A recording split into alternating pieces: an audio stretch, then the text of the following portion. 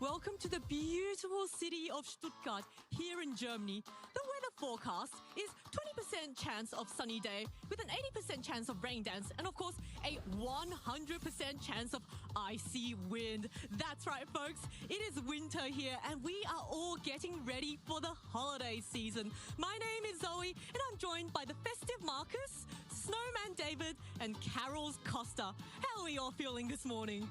Ja, guten Morgen an alle da draußen. Wir freuen uns natürlich hier in Stuttgart zu sein. It's a extra pleasure for me to be here in Germany, finally covering one of the German tournaments. So thank you for the kind introductive words. I'm really excited for this weekend. I'm sure it must be just so exciting for you back here in your home country. You know, I'm sure also a lot of German players will be wanting to win this regional and defend their home title. Now, of course, November has been a month packed full of Pokemon action. So why don't we now take a look at all of the events that we have had so far? And of course, there's Stuttgart that we are broadcasting right this moment. Yeah, of course, we're still early in the season, but today here in Stuttgart, it's going to be the last tournament in Regulation H, but there's just so much more action coming up, of course. Regulation F just right around the corner. And of course, trainers will be looking to accumulate those championship points at EUIC in London and then also the tournaments all the way down the road to NAIC in New Orleans and then Pokemon XP and San Francisco. Oh, Worlds is always the most exciting and the most exclusive event of the year. And I know it's a really difficult tournament to get into because you have to earn a certain amount of championship points. Now, for this season, it is not a set number of championship points. You will need to earn above a certain threshold. Exactly. So on the table on your right, you can see that, for instance, if you're in the EU region, there are 80 players in the Masters division who can qualify for the World Championship. So it's the 80 people who have the most championship points throughout that entire region, and it's 80 for NA as well, 60 for LA, and so on. So for this weekend, if you get that first place, not only do you get an automatic Worlds invite, but you also get that 350 CP. Yeah. And of course, through the rest of those rankings, as you can see, 325 for second, 300 for third to fourth. So it gives you a really good chance of getting up on that leaderboard to try and get that Worlds invite, even if you haven't quite won the weekend. And if you get that automatic invite, you will not be counted as part of the top 80 players of the region. So it is very likely that we'll have more than 80 players in Europe that are qualified for Worlds. But there is more than just the championship points on the line. There is also monetary pricing and booster boxes. So that is going to be so exciting to win.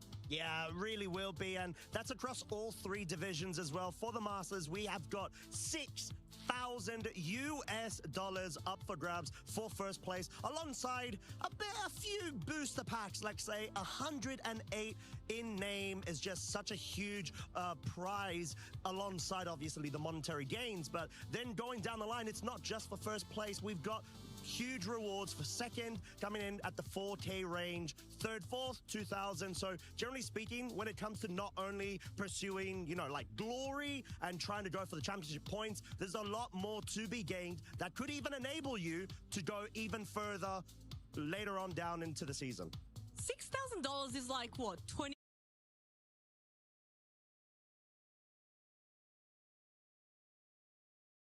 That's what I'm going to do if I want that. But as you also mentioned earlier, there's also the glory of getting on that leaderboard with those championship points. And that is also what leads, into travel awards and further on.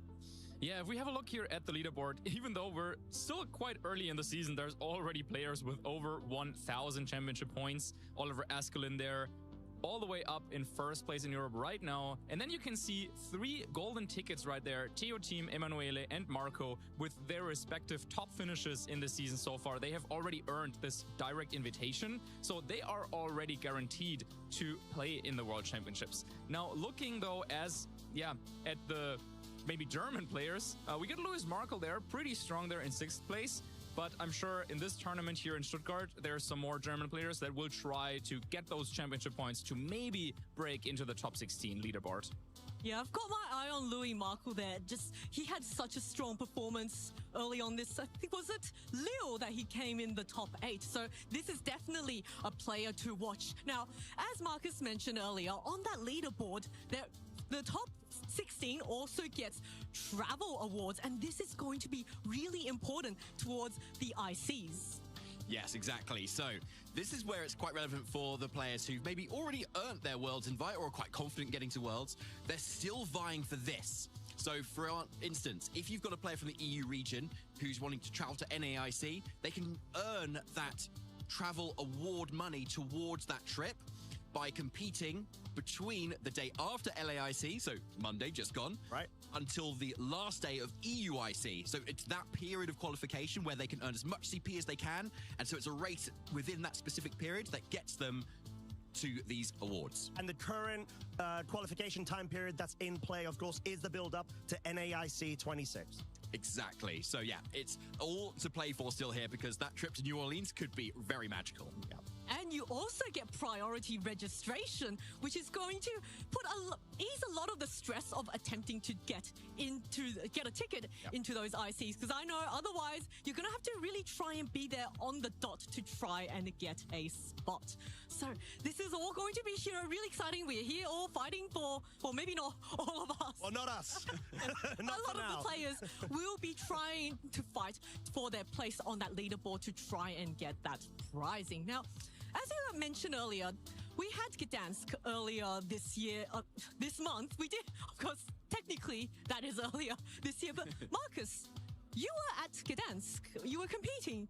Do you want to talk a little bit about your experience there? Yeah, I mean, Gdansk, one of my favorite stops off the circuit every year, because it's just such a beautiful city. Definitely, if you're at the tournament, go check out the old town. Really, really beautiful there. But of course, there was also a lot of Pokemon action going on in the venue. And yeah, I played myself. I think I finished in the top 128. So it was all right. Of course, would have loved to go further, but some of the players that I've prepared for, they have refined the team even further, and I'm excited to seeing if some of them maybe can do well here with the same strategy that we brought there. Yeah, and for those of you who have watched the Gdansk stream and just want a bit of a recap, or if you're just tuning in for the first time and you want to know what it was like at Gdansk, here's a little recap video that we have made for you, so be sure to check it out. It feels like only yesterday the season started, but would you believe it? Gdansk was the 3rd regional championship of the season. Ben Kiriakou here to give you a rundown of what happened this time round. Just like Lille a week prior, Gdansk felt almost like an international. Many prominent names from other regions made the trip to compete. Patrick Donegan, Len Duel, and none other than regional champion Juan Soleno. More on him later. Phase 1 kicked off as we expected. The new wave of Reg H team building in Europe in full swing, and players like Takaki Ando and Jem Kittle showed us some spicy picks. But as ever, in stark contrast, it was tried and tested that made it convincingly through Phase 1, with hometown favourite Michał Kwiatkowski and Juan Soleno going through Phase 2 with a 7-1 and 8-0 record respectively. And Juan wasn't going to stop there. Where most players eventually fold under the pressure to maintain an undefeated record, Juan Soleno kept his cool all the way through Phase 2, staying undefeated until he met his match in Tier Team Masso in top 4. Michał, on the other hand, would go on to better their record from last season in Gdansk with an incredible display of skill, narrowly losing out to none other than Simone Sanvito. Both Tier Team and Simone had gone somewhat under the radar during the event, ending Phase 2 Swiss with a 9-2 record. But they both showed that it's okay to take a couple of losses, as long as you make the call when they matter the most, in Top Cup. And Tier Team put up a strong fight across both games in the finals, not least since it was the first time he'd broken through top 4 after being so close so many times before. Sometimes things just don't go your way, and a combination of a few good turns and the experience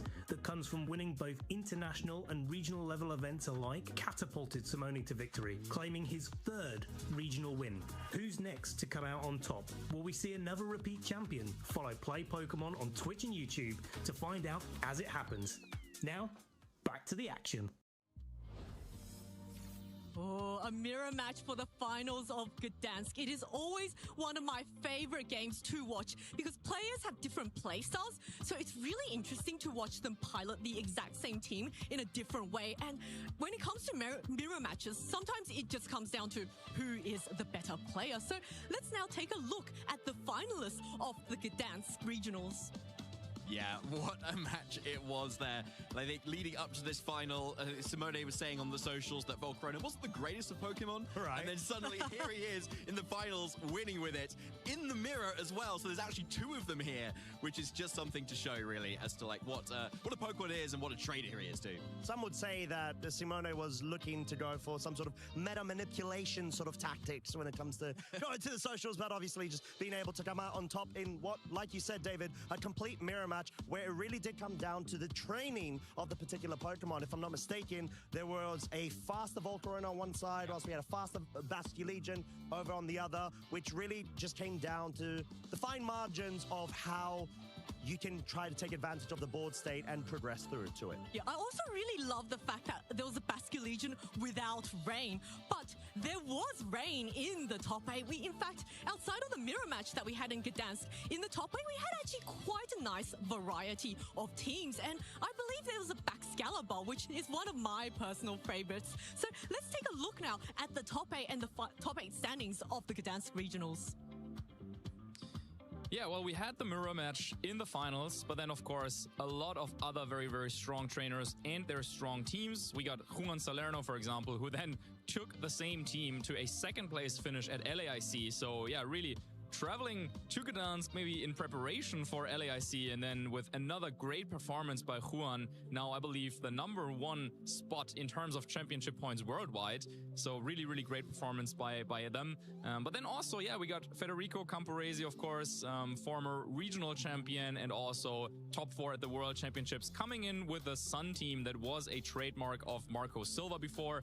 Lewis Markle, we talked about it before. It's yet another kind of Rillaboom Incineroar team, and I think at this point in the metagame, those teams really have proven that they might be the strongest. But also some, yeah, you were mentioning it, some other choices like that Blaziken and Baxcalibur team, they're coming out by Lucas in 7th spot.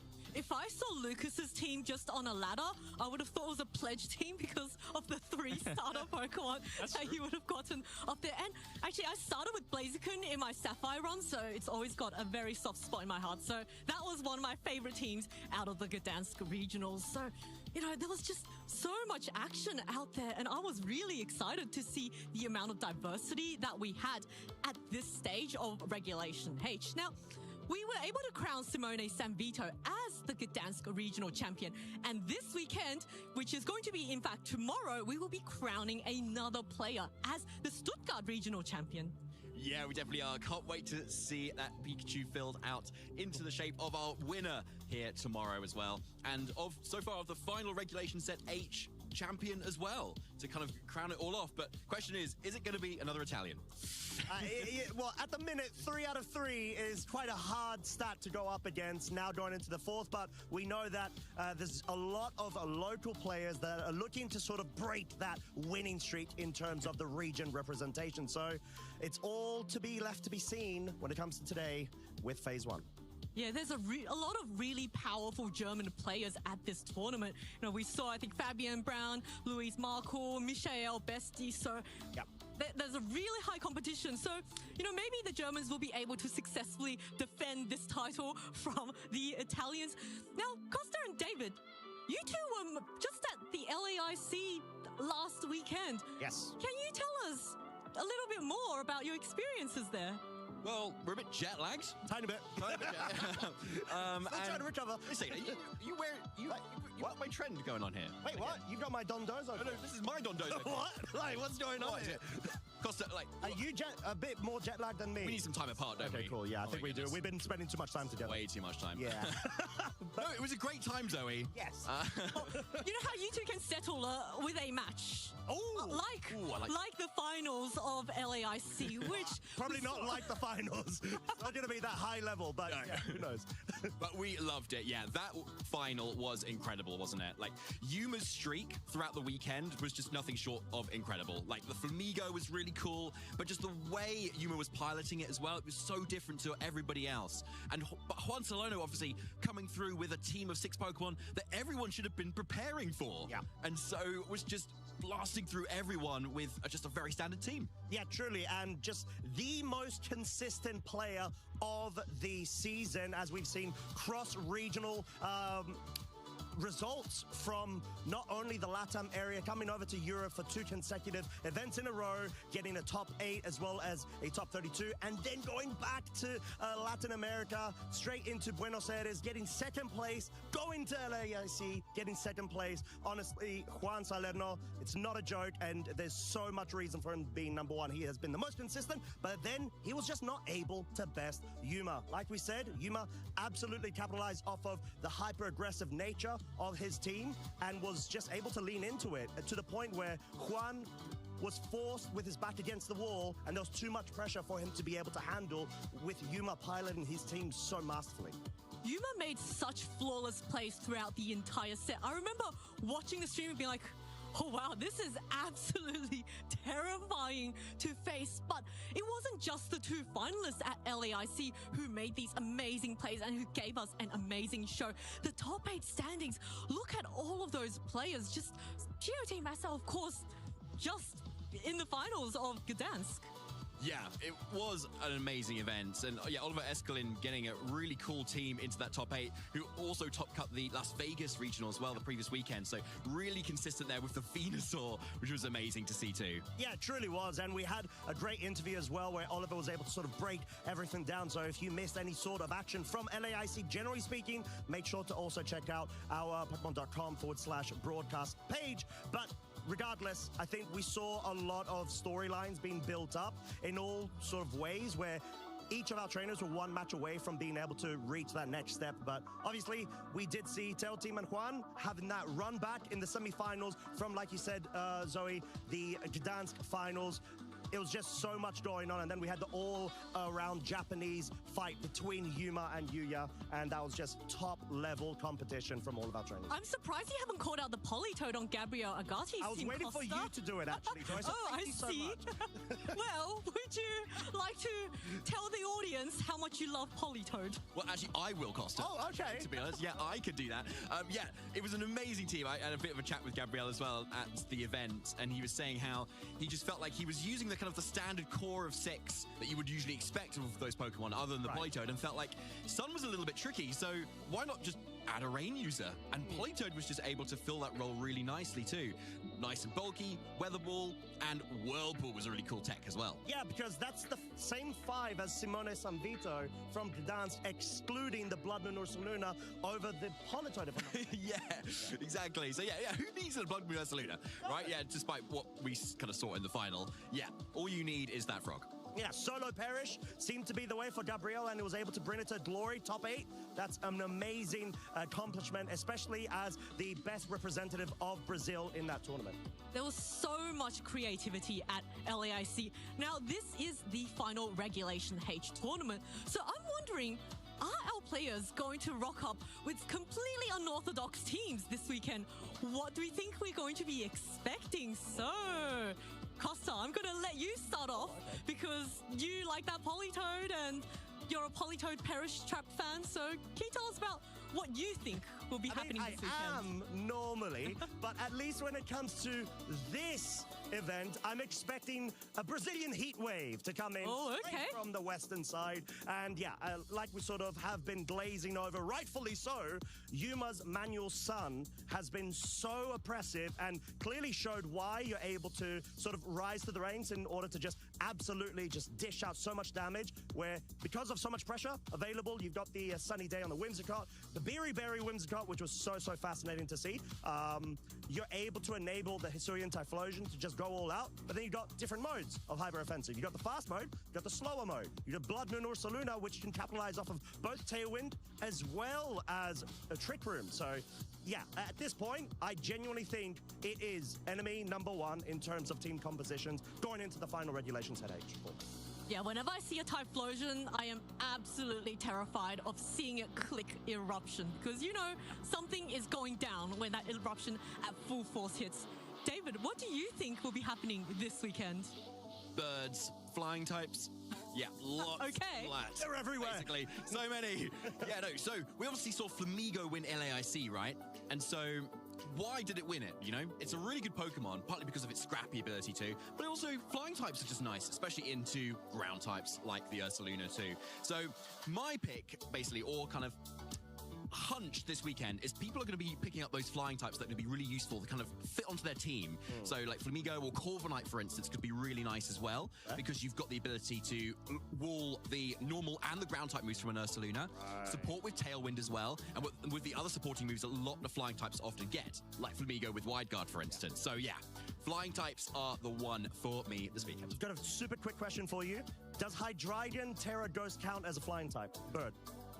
In the way that it kind of walls Ursaluna, I do like that idea, actually. Okay, cool. But it's not a bird. Okay, all right. Well, you heard it here, folks. It probably learns high horsepower, though. Hey, Oh, was someone talking about Ursaluna? Because I think... was it me? I don't know. I did hear Ursaluna.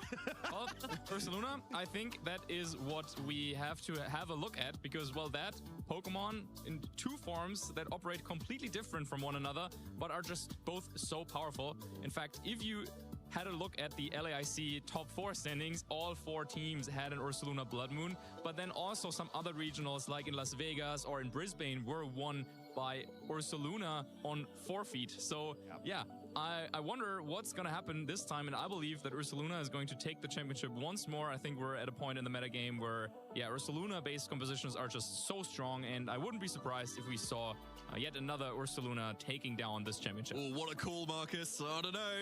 Well, you know what beats Ursaluna? It's going to be Flamigo.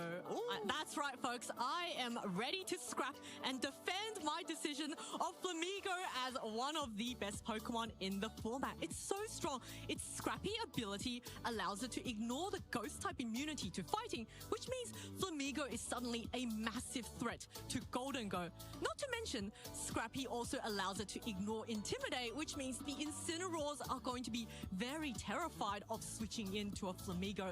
And we saw Flamigo win LAIC, so, you know, my pick is going to be on Flamigo, which brings us to our cast of predictions next.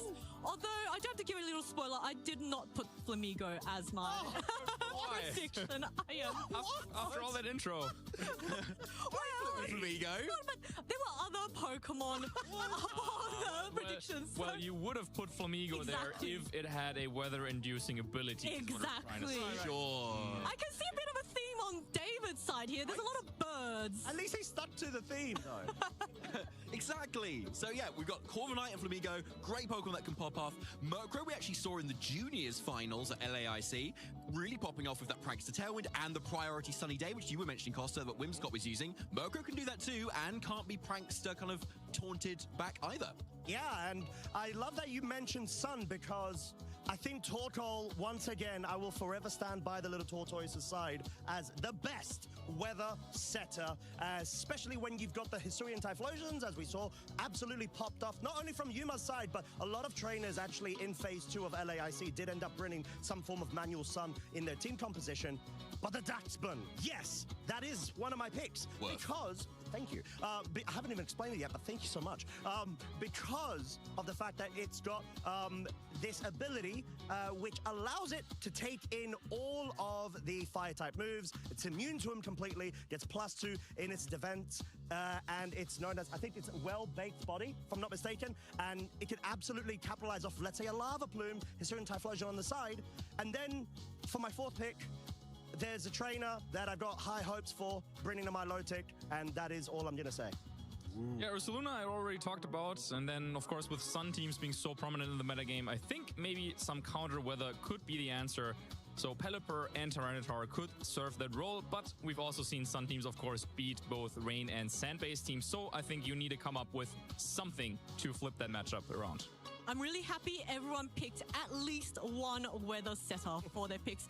For me, one was not enough. The answer to how many weather setters do you want is yes. So I went with all 4 weather setters. There's more, but I couldn't couldn't fit them all on the screen. But that is enough of our predictions for this weekend.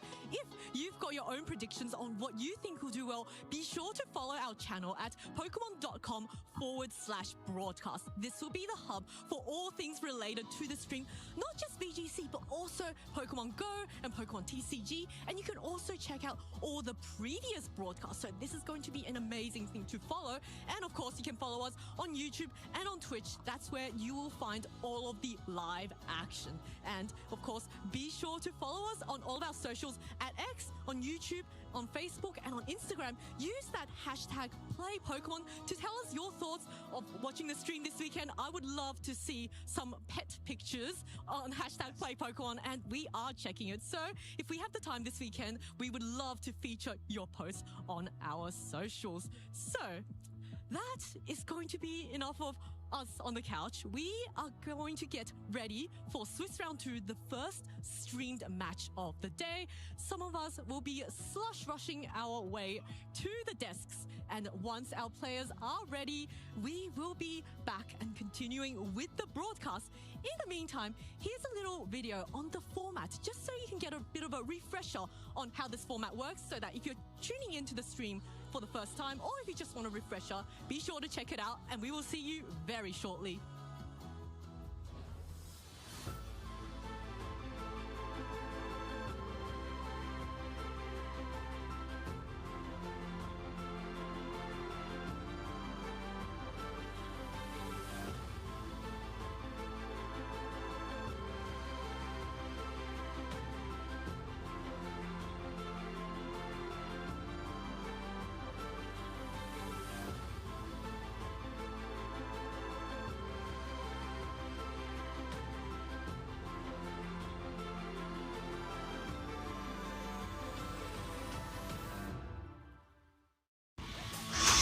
Bom dia, Leone. Desde já um ótimo sábado pra você, cara. Como é que você tá? Aqui no dia 1 de Stuttgart, na Alemanha, aqui esperando só os jogos, beleza? Eu quero estar aqui porque eu tô esperando da hora que daqui a pouco eu tenho que ir na rua pra comprar pão. Foguinho batendo. 5 horas da manhã não é fácil não. Mas é isso. Desde já um ótimo dia aí pra tu, Leone. Cara, eu tô bem, tirando o sono eu tô bem, cara. Tirando o soninho eu tô bem. Eu vou tirar um cochilo depois que acabar. A parte boa é que acabar lá pra meio-dia, né, pelo que parece. É pra acabar pelo menos essa hora, vamos ver, né. Mas daqui a pouco eu tenho que ir na rua. Entendeu?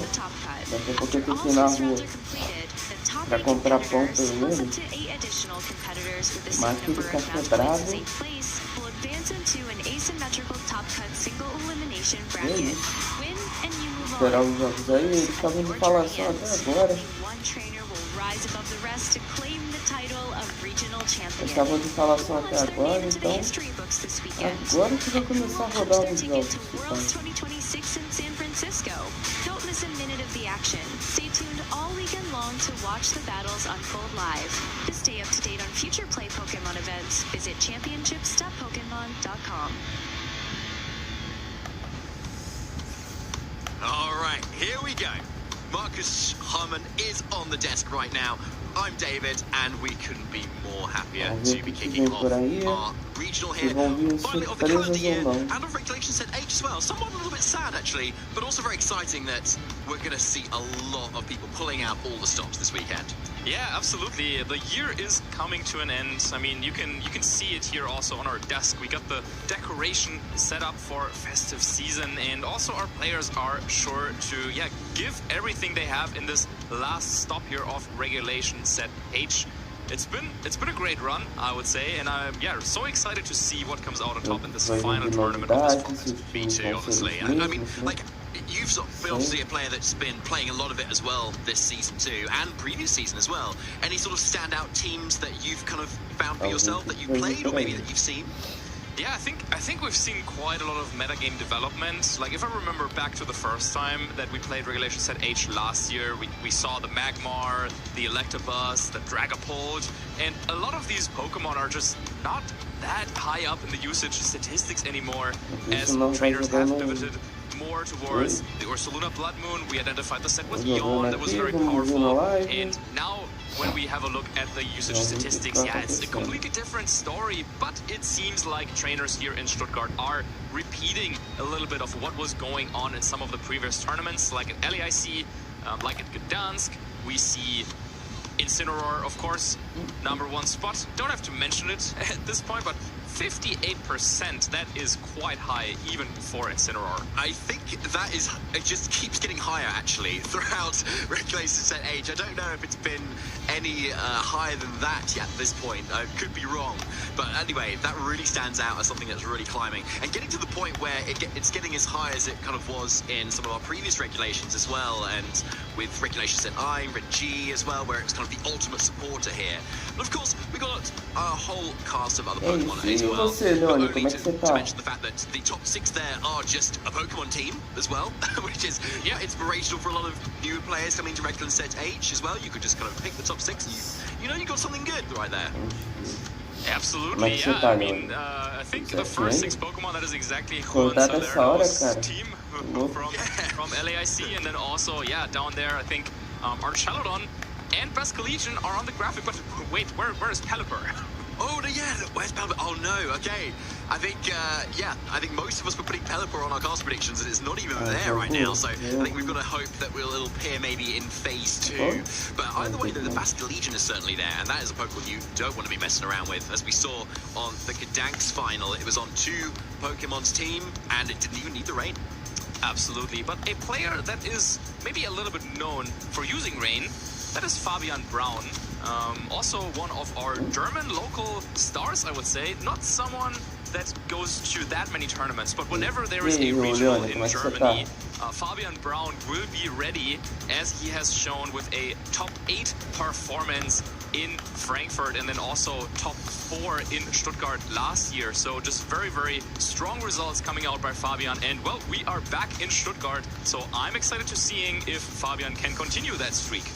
Yeah, I mean, given what you've just said there, Marcus, I think he's got a really good chance of that too. And of course, we've got 2 other players as well who you should really be familiar with. Lewis Markle, another German player who's been really up and coming. Last year, getting to the final, I believe it was the Stockholm Regional Championships, losing out to Utrecht, that was it, losing out to Michael. Yeah, another German player. Exactly, it was all German final. And so he also got top cut at LAIC last week as well. Really consistent and really good at using those more standard teams as well, a little bit like Juan Salerno, just knowing inside and out how to play this game, even when everyone is prepping against you. Absolutely. And then the third and final top player that we wanted to highlight here is Theo Timaso, a player who had their breakout performance in Germany at Dortmund Regionals all the way back last year at the very, very beginning of Regulation Set H with that High Dragon and Porygon 2 team. But since then, we've seen Theo team in many, many tournaments. Top cuts, doing really well in the finals of Gdansk, just waiting for that big win. But maybe now here in Stuttgart is his time to shine. Yeah, we've been seeing him kind of really consistently keep that Volcarona team going for quite a while. Across Gdansk and at LAIC as well. And yes, kind of felling opponents left and right. So yeah, it just needs that one more win to be able to kind of really punch that ticket to the win that I know he's really craving for. Yeah, and the tournament has already started. The first round has been concluded. So now we will start with round 2, and let's have a look at some of the notable matches. And oh my gosh, what is going on with the Vitas team? But before we talk about that, let's have a look at what our players to watch are going up against. We have Lewis Markle bringing a little bit, of a more standard team, the same team that he has also brought to the top cut of LAIC, going up against a Palmot. Ooh, and Tentacruel and Galarian Riesling, that's always a shaky combination to go up against. Certainly is. It's kind of reminiscent of Wolf Glick's regulation set H team, I believe, from last kind of year, basically, when he was kind of starting out the season with this sort of team, which is really cool.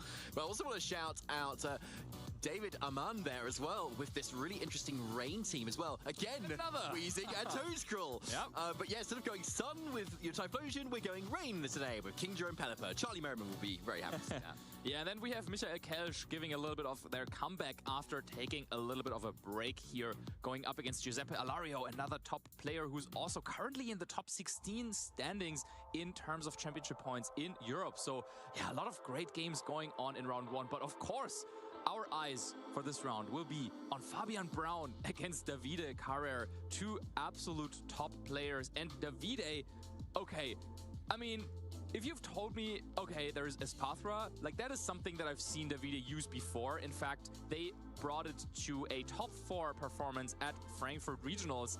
But adding in the Blaziken and then also the Golduck, that is not something I would have expected. Yeah, definitely not me either, to be honest. Like, it seems like he's really trying to build on that team that he kind of already saw a lot of success with and take it that extra step further, just to really throw everything at the wall and be like, right, no one's prepping for Golduck right now, let alone knows its name at this point either. But great to see it back. I mean, if we think back though to what we were just discussing over on the couch, and Zoe, for example, saying, okay, you need like 4 weather setter, all the weather setters that you can get because of how important it is to get the weather control. It seems like Davide, who's sitting here on your right side, was thinking that, well, you know what, I don't want to join into this game of, oh, which weather is going to be up, I need to like switch in and out. Instead, with Golduck and Cloud9 as the ability, that could be the perfect answer to any weather on any given day. Yeah, it's a really good point. Like, literally any given day, as you say. Like, it depends whatever the weather is. So, interestingly, there's a 2 Pokemon swap out from Davide's Frankfurt team. It's the Blaziken over the Hisuian Arcanine that he had last time, and it is indeed that Golduck over the Hydreigon. Oh, not obvious swap, obviously. Golduck is way better than Hydreigon. Yeah, I mean, you really need to understand the ins and outs of a team like this if you want to work on it and take it to the next level. And I think it's one of the archetypes that we didn't see too much of before that performance in Frankfurt. And then after that, it has fallen off just a little bit. So I'm curious to seeing whether Fabian has prepared against this type of psychic spam team with Sneasler and Indeedee. And then also, of course, Espathra with Speed Boost. That is a big, big threat. Yes, certainly is. I mean, you've got 2 Speed Boost Pokemon on the same team, which is really rare. Gotta go fast. Yeah, exactly. Speed is the name of this game, and we're certainly going to see it here. But first, our achievements of our trainers on your screen. Fabian on the left there with a Frankfurt Regional Top 8, Stuttgart Regional Top 4, as you were mentioning already, Marcus. But we've also got a Prague Special Championship Top 4 back in 2018, and an EUIC 2-time Top 32. Really strong showing. Absolutely. And then Davide at EUIC managed to go even further, making it all the way to the finals in 2019. Back then, barely losing to Flavio Del Pidio. And then also was in the finals of the Players' Cup 2. World's Top 8 in 2022. And then we mentioned it, Top 4 at Frankfurt Regionals. So we will have a little bit of a Frankfurt Regional top cut kind of moment here with both players doing so well at the first big tournament in Germany this season, and now they are back for glory here in Stuttgart. 100%. Let's have a look at Fabian's team here. So, a little bit more on the standard side as well, and a little bit reminiscent of some of what we saw at LAIC, and what Victor Medina is used to using too. So we got the Dragonite, Golden Go, Pelipper, Sinistra, Archalon, and the Ursuna. This might be the Elizabeth composition, I believe, given the choice scarf Golden Go. So popularized by a Japanese player as well, with a very strong composition, combining, you've got like the really bulky options in that Ursaluna, Archalon, Sinistra with the Trick Room mode, versus the fast mode in that Dragonite with the Tailwind, setting up for that Pelipper as well, that can also Tailwind itself, and Golden Go getting to those really nice positions to kind of sweep up late game with its already natural fast speed and with that choice scarf. Yeah, it's a very, very flexible team that can operate under Tailwind, set up by the Pelipper. It can operate under Trick Room, set up by Sinistra. With Ursaluna, Archaludon, Dragonite, and Golden Go, you have some of the 4 most consistent Pokemon in the format in terms of their stats. They are offensive, they can be defensive. The type synergy is very, very difficult to really break through. So it's a very, very powerful team, but it is a team that players definitely will have prepared for going into this tournament. And this might be something that will play into Davide's favor because, yeah, Davide's team, once again, here we have it in all of its glory with the core of Indeedee, Sneasler, and Espathra around the Size Spam kind of approach, but then rounding out this core with Blaziken to add a little bit of coverage, notably against Dark types and against Steel types that would usually shrug off those Psychic type attacks. And then also you have Golduck mixed in there, and this might be a matchup where we actually get to see Golduck because, well, Fabian's team, well, it isn't technically considered to be like a rain team in a way. Well, it definitely has the rain option, and turning that off could lock Archaludon in place if it tries to go for an Electro Shot. It could, of course, also limit the damage capabilities of Pelipper. So, yeah, Golduck, just seeing that in the team preview will be very, very threatening for Fabian's game plans. Yeah, I think Archaludon generally is a huge, big threat to this team because it's got that massive Assault Vest, giving it really big special defense versus all the special attacking Psychic spam, as you say, Marcus. And on top of that, Electro Shot looks really strong here, Snarls for spread damage. But yeah, as you said, if you can shut off that rain, Electro Shot suddenly is not going to hit in one turn. And if you can then really catch it off in that turn, you can kind of completely waste a turn. Archaludon is stuck on the field as well for that charging turn, and you can really kind of snipe it off with some of your more powerful attackers. Yeah, so I wouldn't be surprised if Fabian decided not to bring Pelipper though, because going up against Golduck, it's such a wild card in a way that maybe you're not as experienced going up against it, so you don't want to risk being caught in an unfavorable position. But this team composition of Fabian has the luxury of foregoing Pelipper, and sometimes you can just go for some of the bulky powerhouses like Dragonite and Gholdengo, and this is exactly what Fabian is doing to start off this game one. Okay, so we've got a lot of speed interactions going on here that we still don't know the exact answers to. So Dragonite could be trained to be quite speedy, for instance, but so could this Golduck. So we interested to see if the Golduck actually naturally outspeeds Dragonite, because then obviously you're threatening with a lot of damage with that Icy Wind. Yeah, I love this already. Golduck and Espathra here, round 2 in Stuttgart, and then piloted by a top player like Davide. So yeah, I think Psychic Terrain, though, has to go up for this Espathra to do anything, but I think just taking the time to protect an Icy Wind could be crucial to break multi-scale and then maybe play from there. Okay, but it's going to be that protect from the Espathra, scouting out for whatever this Gholdengo is going to lock into. There's those Make It Rain into that Golduck, doing not very much damage because it's a Golduck. It's a great Pokemon, right? Icy Wind, though, does come out indeed, lowering the speed of that Gholdengo, kind of end up cancelling out that Choice Scarf boost it's got. Dragonite with that multi-scale takes that fairly comfortably. Yeah, but obviously, again, that speed drop is going to be crucial here, especially given there's no Tailwind coming out from Fabian's end. It's just that Scale Shot instead, okay. But this could be enough. How many hits? For the KO into this Golduck. This Pokemon we've been hyping up so much could just be going down. No, only 4 hits. So Davide just about gets away with it here. Yeah, just the 4 hits, and while Dragonite now offsets this speed drop from Icy Wind with a speed boost, we've seen Espathra just get the speed boost itself. So now Espathra going to be outspeeding everything on the field. Gholdengo holding the Choice Scarf, but now slowed down by Icy Wind. So now Golduck could just go for another Icy Wind, and whatever switches in will probably have to take a speed drop.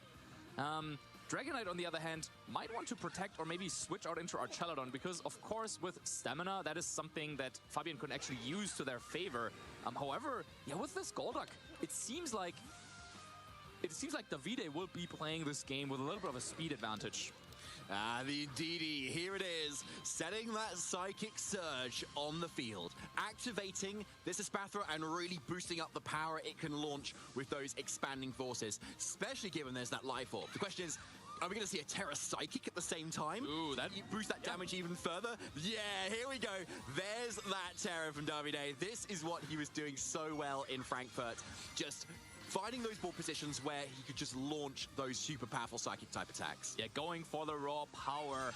Terra Psychic in Psychic Terrain, expanding force coming out from this Life Orb Espathra, and this is not something that players might be too familiar with, but wow, over 50% of damage on Gholdengo, which will be able to go for Make It Rain in return, but let's not forget that the special attack was already reduced on the previous turn. Yeah, so a decent Make It Rain damage, actually. Espathra does not have the best of defenses here, so possibly in range of another one. I think it might be a little bit close, but especially given indeed he doesn't have, like, Wide Guard, it's Follow Me instead. Make It Rain could still hit it. But now, this is a perfect position for Espathra. It is in Psychic Terrain, it's got the speed boost, and it is paired up with Indeedee. So Indeedee can support Espathra with either a Follow Me or Helping Hand. And this next expanding force can be devastating. And looking at what Fabian has in the back, and even on his team composition, like there's not really anything, there's no dark types that he can just switch in. Also, Sinister, notably, not with the Terra Dark, but Terra Fire. So that's not an option either for him over the course of the set. So maybe you're just forced to maybe give up Golden Go in this spot. Yeah, it's a really good point, Marcus. You've got so much threat on the other side at the moment. So indeed, not really needed at the moment. Psychic Surge is already there, not wanting to go for the helping hand just yet, and kind of keep that momentum going, bring in Sneasler, which is then going to still outspeed much of the field, given that Unburden boost. So Spathra going on the defensive here, maybe scouting up for a little bit of defensive play, and so there's another Make It Rain here. So given the following special attack drop this Golden Go is going to have, it could maybe go for another one in the following turn, but most likely not be able to attack the Espathra in this turn. So it's a really nice play from Davide here, and followed it up by a Snarl as well. Really nice play switching in that Sneasler. Yeah, this is an excellent play coming out of Davide, who had a powerful position, but it was between, okay, is Indeed going for Follow Me, or is it going for the helping hand? And if Fabian had read that correctly, then maybe there was a way back for them into this game, seeing as Snarl, for example, could have been used to bypass Follow Me, so then you could have slowed down this Espathra and maybe get your way back into the game. But what Davide did was he gave up his offensive position, but to get into an even better one, to an even stronger one, because what is better than supporting Espathra with a supporting Pokemon is to support it with an offensive Pokemon, thinking like, okay, offense is the best defense in this case. Sneasler now, with close combat, is threatening a KO on Archelodon together with another expanding force potentially, and then you don't have to play this guessing game of whether there's going to be a Follow Me or helping hand, and Espathra can stay around. And yeah, you can see it, Fabian really doesn't seem like he has an answer to this. Not at the moment, given the amount of power coming out from Davide's end. Terra Psychic, expanding force in the Psychic terrain is going to get that KO on the Golden Go and still do a lot of damage to Archelodon. Looking like a 3-hit KO there, but that's not it. Sneasler will be following up this following turn with one of its more powerful moves here. And yeah, there's that close combat. Straight into Archelodon, right through those defense boosters, easily getting that 1-hit KO. Yeah, and just like that, Davide now finally capitalizing on his very, very strong positioning, taking 2 KOs, and Fabian already down to his final 2 Pokemon. Dragonite will be sent in together with Pelipper, but let's not forget there is still Golduck waiting in the back as well to shut down Rain if needed. And then Espathra with all of those boosts can just go for another expanding force as well. There might be a chance for Fabian to maybe just stall out the Psychic terrain now with a couple of protects. But even then, Davide still has Indeedee just waiting in the back to reset that later on. And yeah, it's just looking very, very grim here for Fabian, who has to think about game 2 potentially at this point already. Looking like very dire, you could say, in front of the Die Claw option that Davide has going to the following turn on either of these targets. So yeah, as you say, Marcus, maybe stalling out some of the turns there, trying to catch maybe a double up into the Pelipper here to get around that Focus Sash. But let's see if Dragonite's even able to survive this expanding force. Yeah, no chance there. Yeah, Psychic terrain, Life Orb, Terra Psychic. This is the power of that Ostrich on the other side. Espathra is just so strong. And yeah, even if a Tailwind somehow gets set up there, Sneasler and the Espathra are still going to be able to outspeed it. Yeah, very, very powerful gameplay here by Davide, showing off how this team has helped him to make it all the way to top 4 in Frankfurt, and now coming out here with an even improved version of the team featuring Golduck and Blaziken. Wow, this already feels like an uphill battle for Fabian just after this first game, and considering the fact that the team that Fabian is using is considered to be one of the most consistent teams, I feel like there's got to be something in there somewhere, but it's up to Fabian now to find the perfect play into his opponent's unconventional team.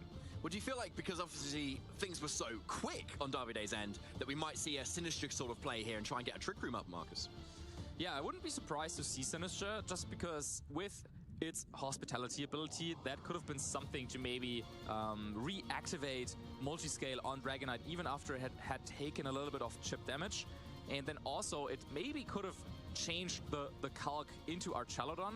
If it had just a little bit more health, maybe it could have survived that combination of expanding force and close combat. So yeah, Sinisters and the extra HP that it provides could be beneficial. And also, yeah, as you were mentioning, the Trick Room option. However, just looking at Davide's team, and the fact that it is a Terra Fire on Sinistcha makes it very, very difficult to position it in a way where it can reliably set up Trick Room. So, yeah, this team does not have Fake Out, for example, to support Sinistcha, so instead it would need to be just Trick Room where Sinistcha can take 2 hits, but we saw how powerful Espathra is, especially with the Terra Psychic.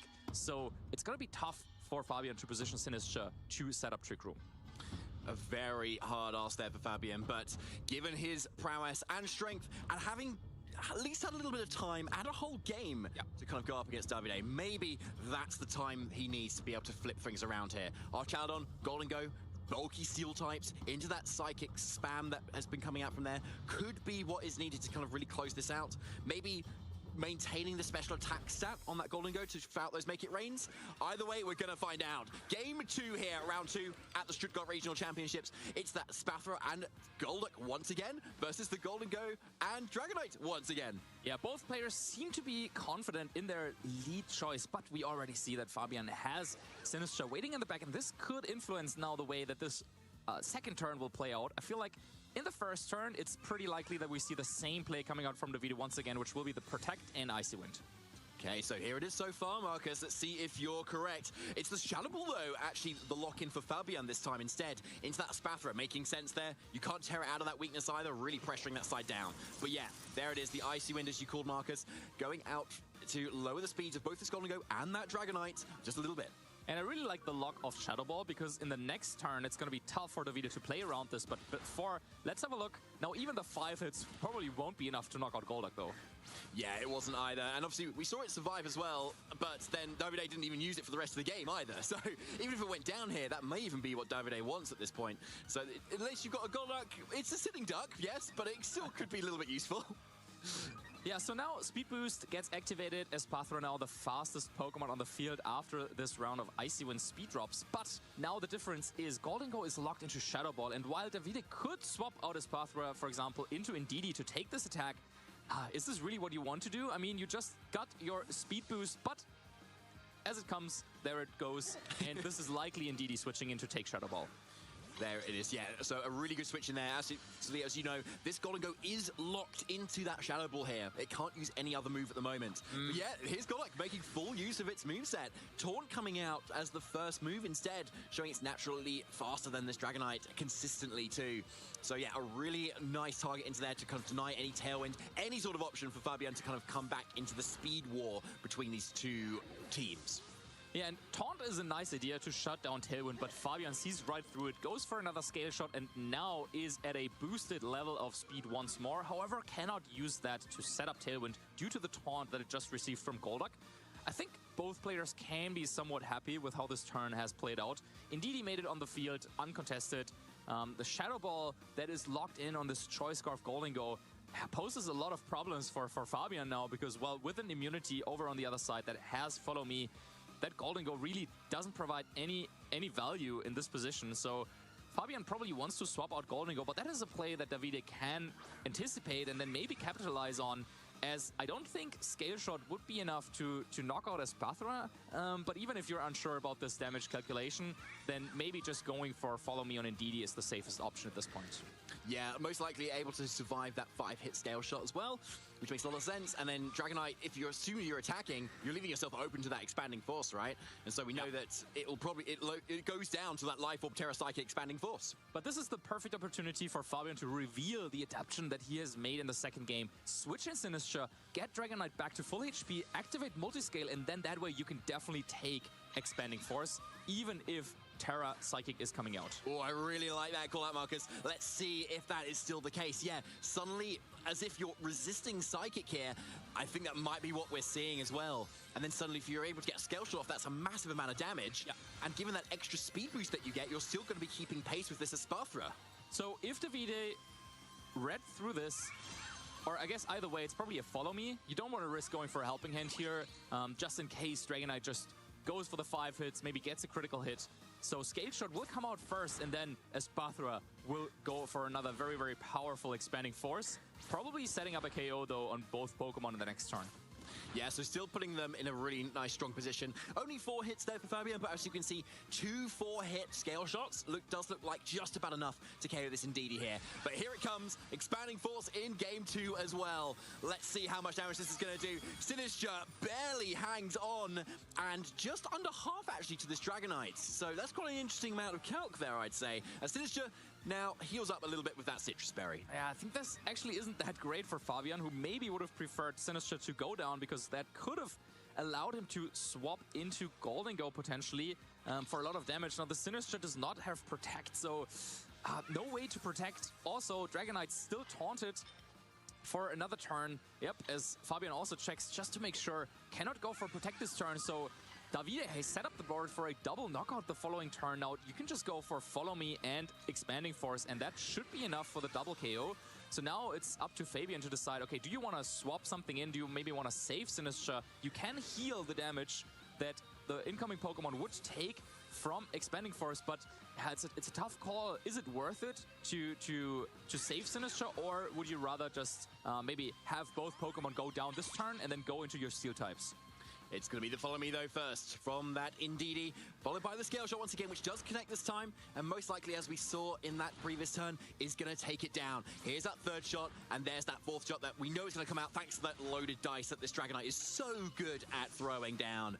But now coming up is the Espathra once again, something I wouldn't expect to be saying here in round 2 already at Stuttgart, but from Davide, it makes perfect sense instead. So yeah, Expanding Force is most likely to get that 2-hit shot, as you said, Marcus, and that is going to put Davide from a 4-2 position down to 2-2 with a really boosted Espathra with, like, so much offense still behind Davide, and most likely a Sneasler in the back. Yeah, very powerful attack coming out once more from this Espathra, but this is exactly what Fabian was calculating with, because now you get a swap in Golden Go and Archelodon. Both are going to be at almost full HP.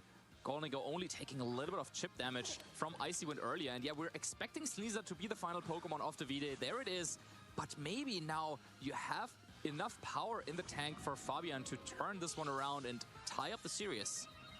And there's that big speed boost as well, Davide, with so much speed and yet still no Tailwind, which is so interesting, versus a lot of the speed options that Fabian has, like that Scale Shot and that Choice Scarf, which still is not enough. Yeah, but even under Tailwind, both Espathra and Sneasler probably would still be faster than Charlodon. So now the question is, though, is there going to be a Protect coming out from Davide's side of the field? Fabian's Pokemon cannot go for Protect, so he has to come up with the most optimal way. Do you want to lock into Shadow Ball, or is it going to be Make It Rain? I think Shadow Ball makes a lot of sense. But then at the same time also, yeah, with Charlodon, what are you locking into? Because you don't have a great option to threaten Sneasler at this point.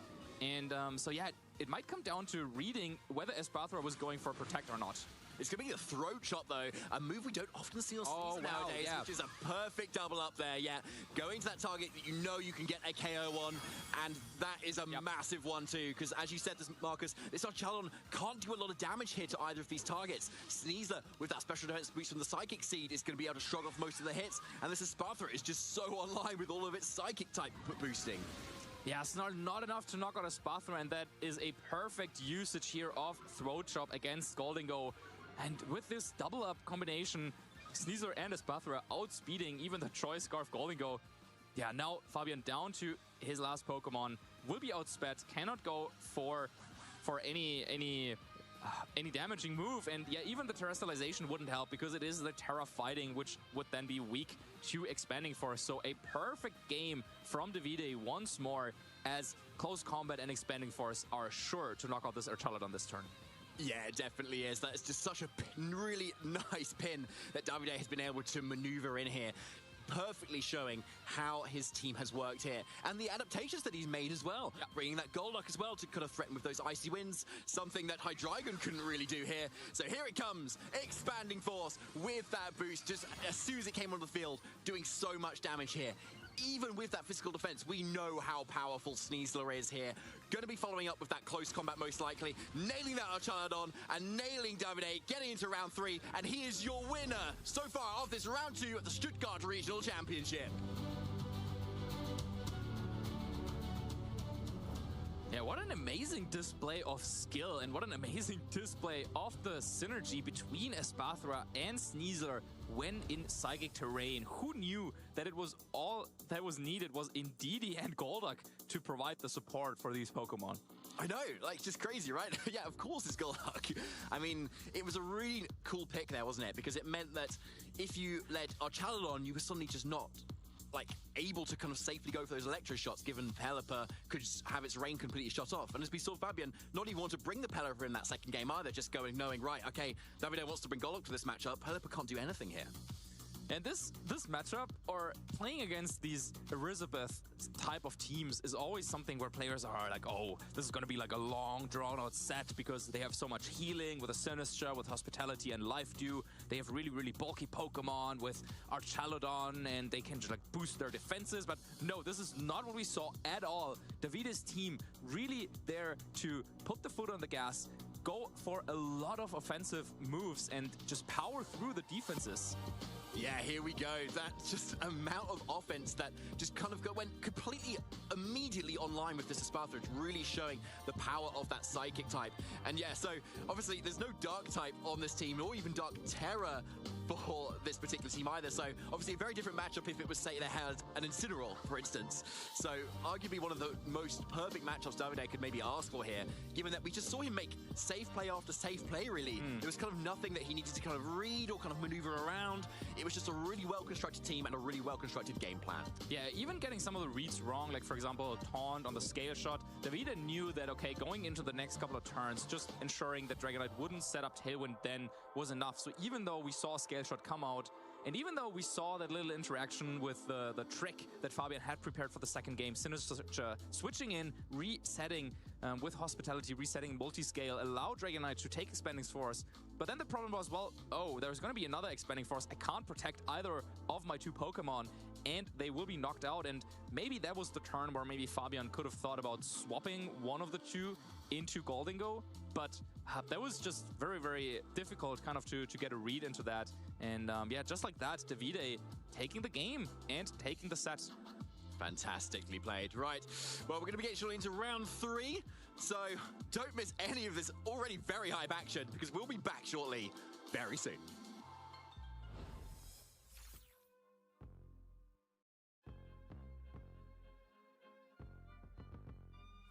And Davide Miraglia is going to be your second finalist here at the Dortmund Regional. And Davide Miraglia is going to be your Dortmund Regional Champion.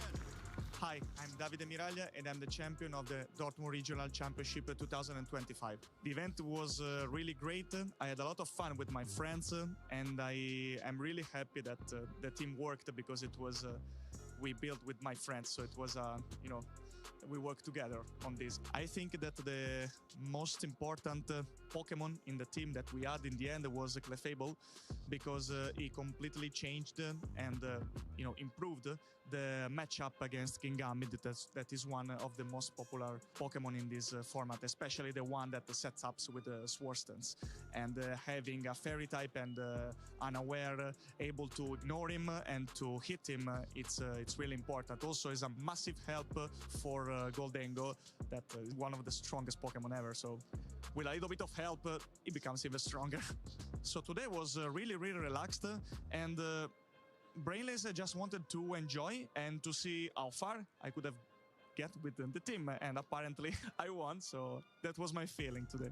In the final, I realized that besides some particular positions, my opponent didn't have much for Annihilate. Between Sefeti Golgos and the fact that to touch him properly, he should have either Shadow Ball with Gholdengo, so position Gholdengo well, but I also had the Terra Water to defend myself.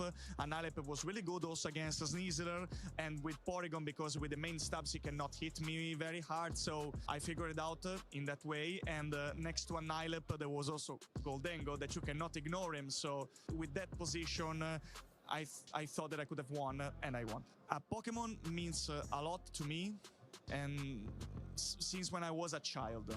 I love Pokemon, and thanks to Pokemon I made a lot of friends also, and the motivation comes you know, from my self-confidence and the friends around me and people that love me.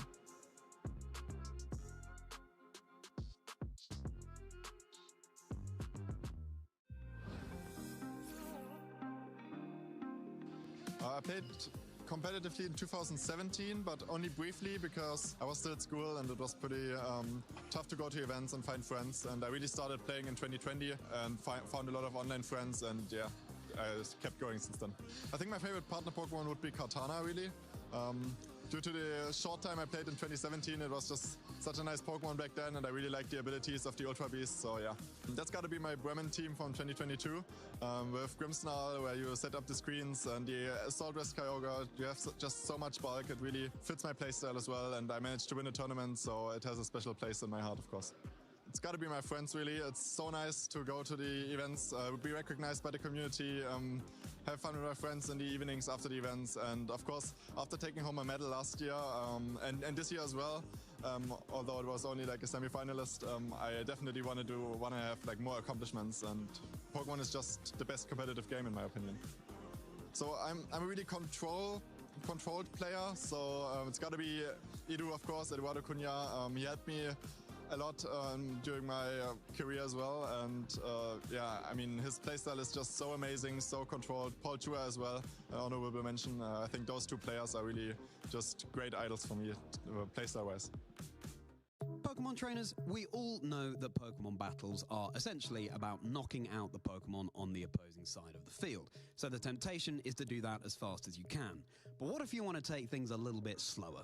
I'm Charlie Merriman, I'm joined by Ben Kiriakou, and today we're going to talk about Trick Room. It's one of those strategies that's been so prevalent in VGC over the years, and with good reason.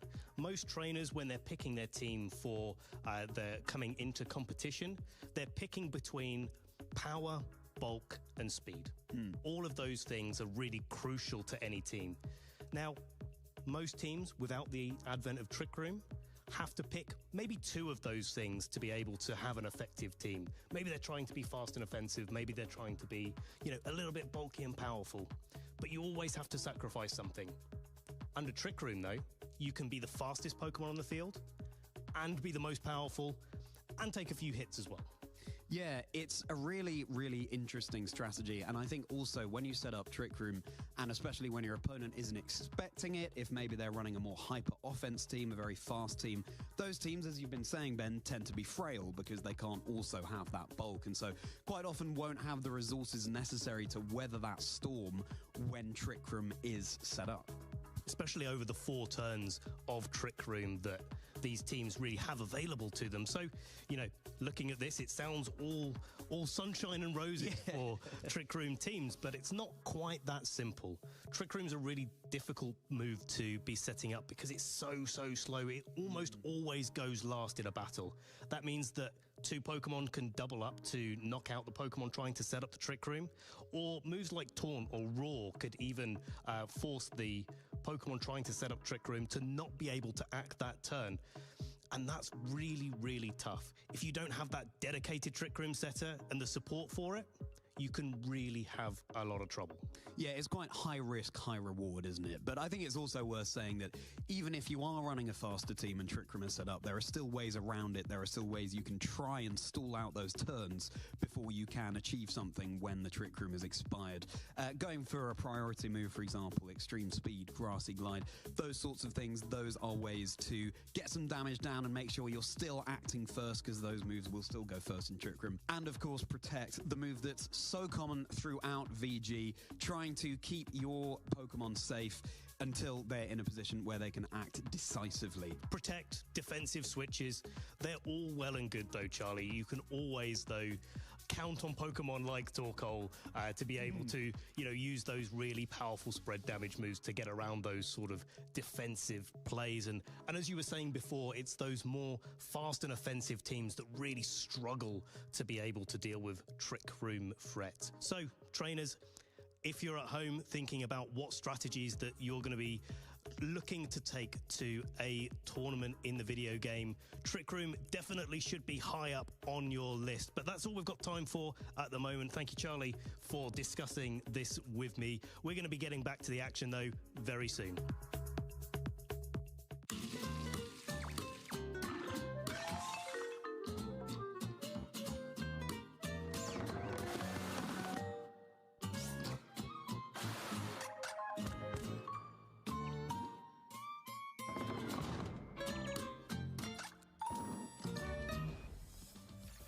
Thanks, Charlie and Ben, for showing us a little bit about that trick room strategy here.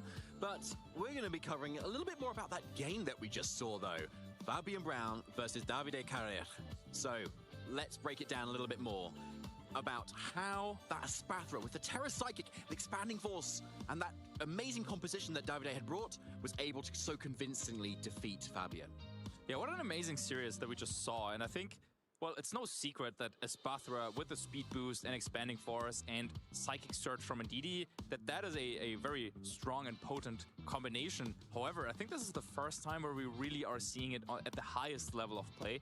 First in Frankfurt, now here in Stuttgart. And I think definitely the playing of Davide is what takes this team to another level. As, yeah, we saw some really, really interesting maneuvers that he was pulling off that I don't think are so obvious with this team from first glance. 100% here. So we're going to really dive into a little bit now and kind of replay a little bit of a section of a few of the highlights that we felt were really worth notifying to you at home and to us here as well, to be honest, to kind of go over a little bit and dive deeper into what makes this such an amazing team, especially into this matchup versus the very established Elizabeth kind of type team, right? Yeah, I've played with that Espathra and Ndidi team around myself a little bit, like brought it to some local tournaments, and because I just thought after Frankfurt it was a lot of fun just like watching Davide and some of the other Italian players use it there.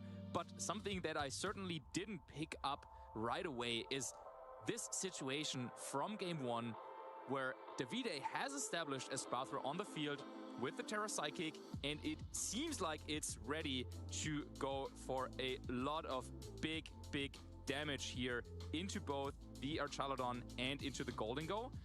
Let's have a quick look at what the HP stats were like in this situation, because Espathra was already damaged a little bit at this point, but also both Archaludon and Golden Go took a little bit of damage. So now in this particular situation, you could think like, okay, maybe it's now time for Espathra to go for a powerful Expanding Force, doing lots of damage to both Golden Go and Archaludon, right? But yeah, surely. And then you have Ndidi next to it, so Ndidi could be the one supporting Espathra here, maybe with a helping hand, or maybe with a little bit of a follow me action. But we didn't see either of those. Instead, what did Davide do?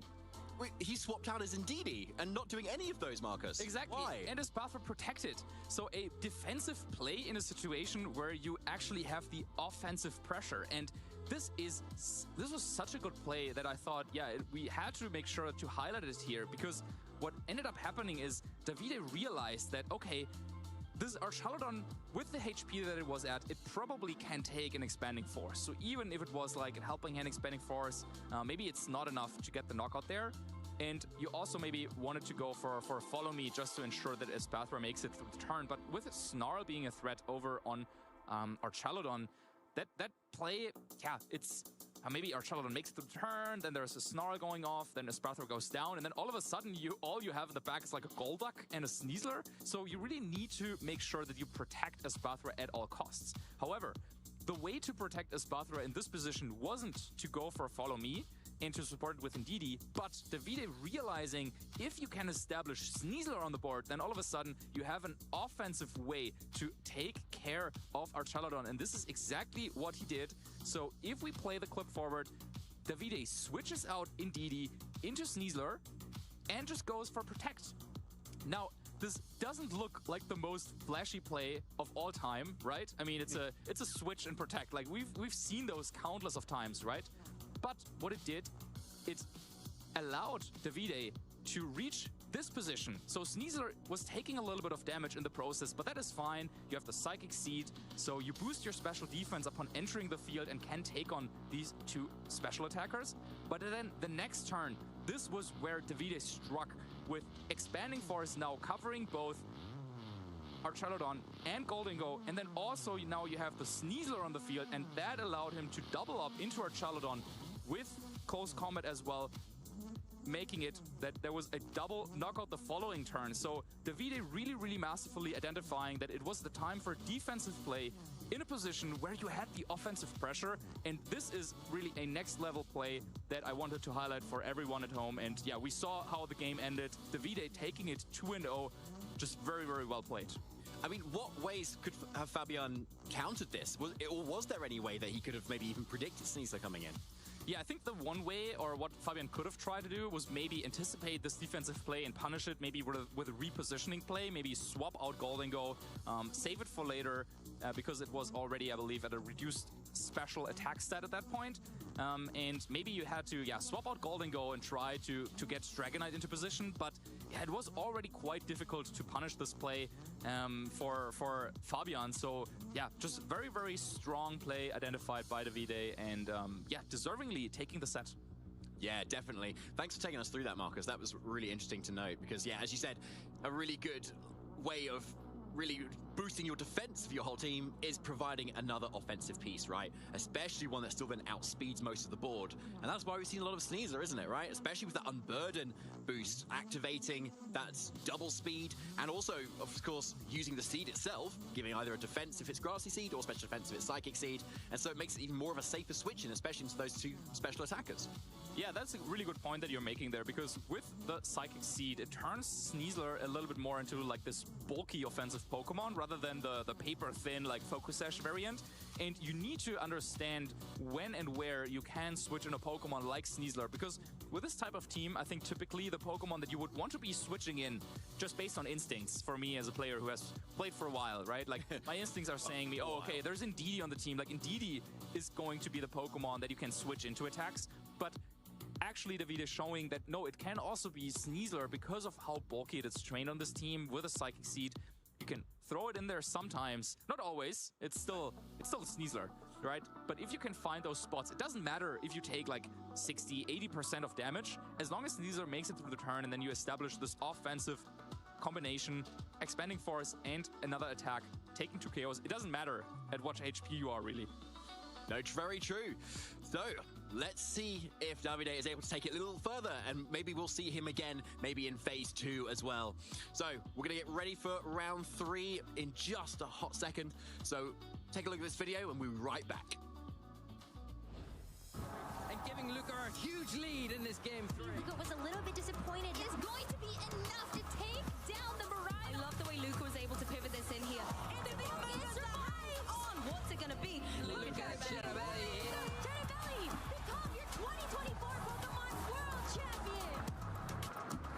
Luca Cherubelli is your 2024 Masters Division Pokemon Video Game World Champion. But just how did he get to that hallowed position? Charlie Merriman here, trainers, to take you through Luca's path to the peak. He attended his very first competitive Pokemon event in 2017, finishing with a respectable 4 wins and 3 losses. But what mattered far more to Luca was the firm friends he made within the passionate Italian VG community. Helping each other and building up experience at local events, just 9 months later, Luca claimed his first title as the 2017 Turin Special Events Champion. However, there followed a run of disappointing results, and Luca was frustrated not to be doing himself justice. In fact, he was even on the verge of quitting Pokemon VG altogether. But having qualified for the 2022 World Championships in London, he decided to give it one last shot. And out of the 300 best trainers in the world, he finished 36th. Luca Cherubelli was back. Worlds 2023 in Yokohama showed Luca how the standards he held himself to had shifted. He was pleased to reach Day 2 again, but was hungry for more. Similarly, at the Europe International Championships the following year, he went all the way to top cut, but still knew he could do better, proved to himself that he could indeed be the very best. At Worlds 2024 in Honolulu, Hawaii, he took the tournament one game at a time, until all of a sudden he found himself in the grand finals against Yuta Ishigaki from Japan. The night before, Luca went out for dinner with his friends to take his mind off it all, paving the way for a good night's sleep and focused preparation on the big day. Identifying that his trusty Miraidon's Draco Meteor hit nearly all of his opponent's team for good damage, Luca won Game 1, but Game 2 went to Yuta. It all came down to one final battle. Caraca, ainda não começou? Deixa eu ter começado. He secured stood his spot in history. The first thing Luca did after winning? Rush into the arms of the friends who made attending events so special, that helped each other improve and grow, that was such a crucial factor in Luca becoming world champion. After all, in the phrase we all know so well, you teach me, and I'll teach you. As for what's next for Luca, well, in his own words, I'm not letting winning worlds be a hindrance to my growth as a player. I'm not just hiding behind, I won the world championships. Trainers, the best is yet to come. Want to walk your own victory road? Head to Pokemon.com/play. Who knows? It could be your first step towards becoming our new world champion.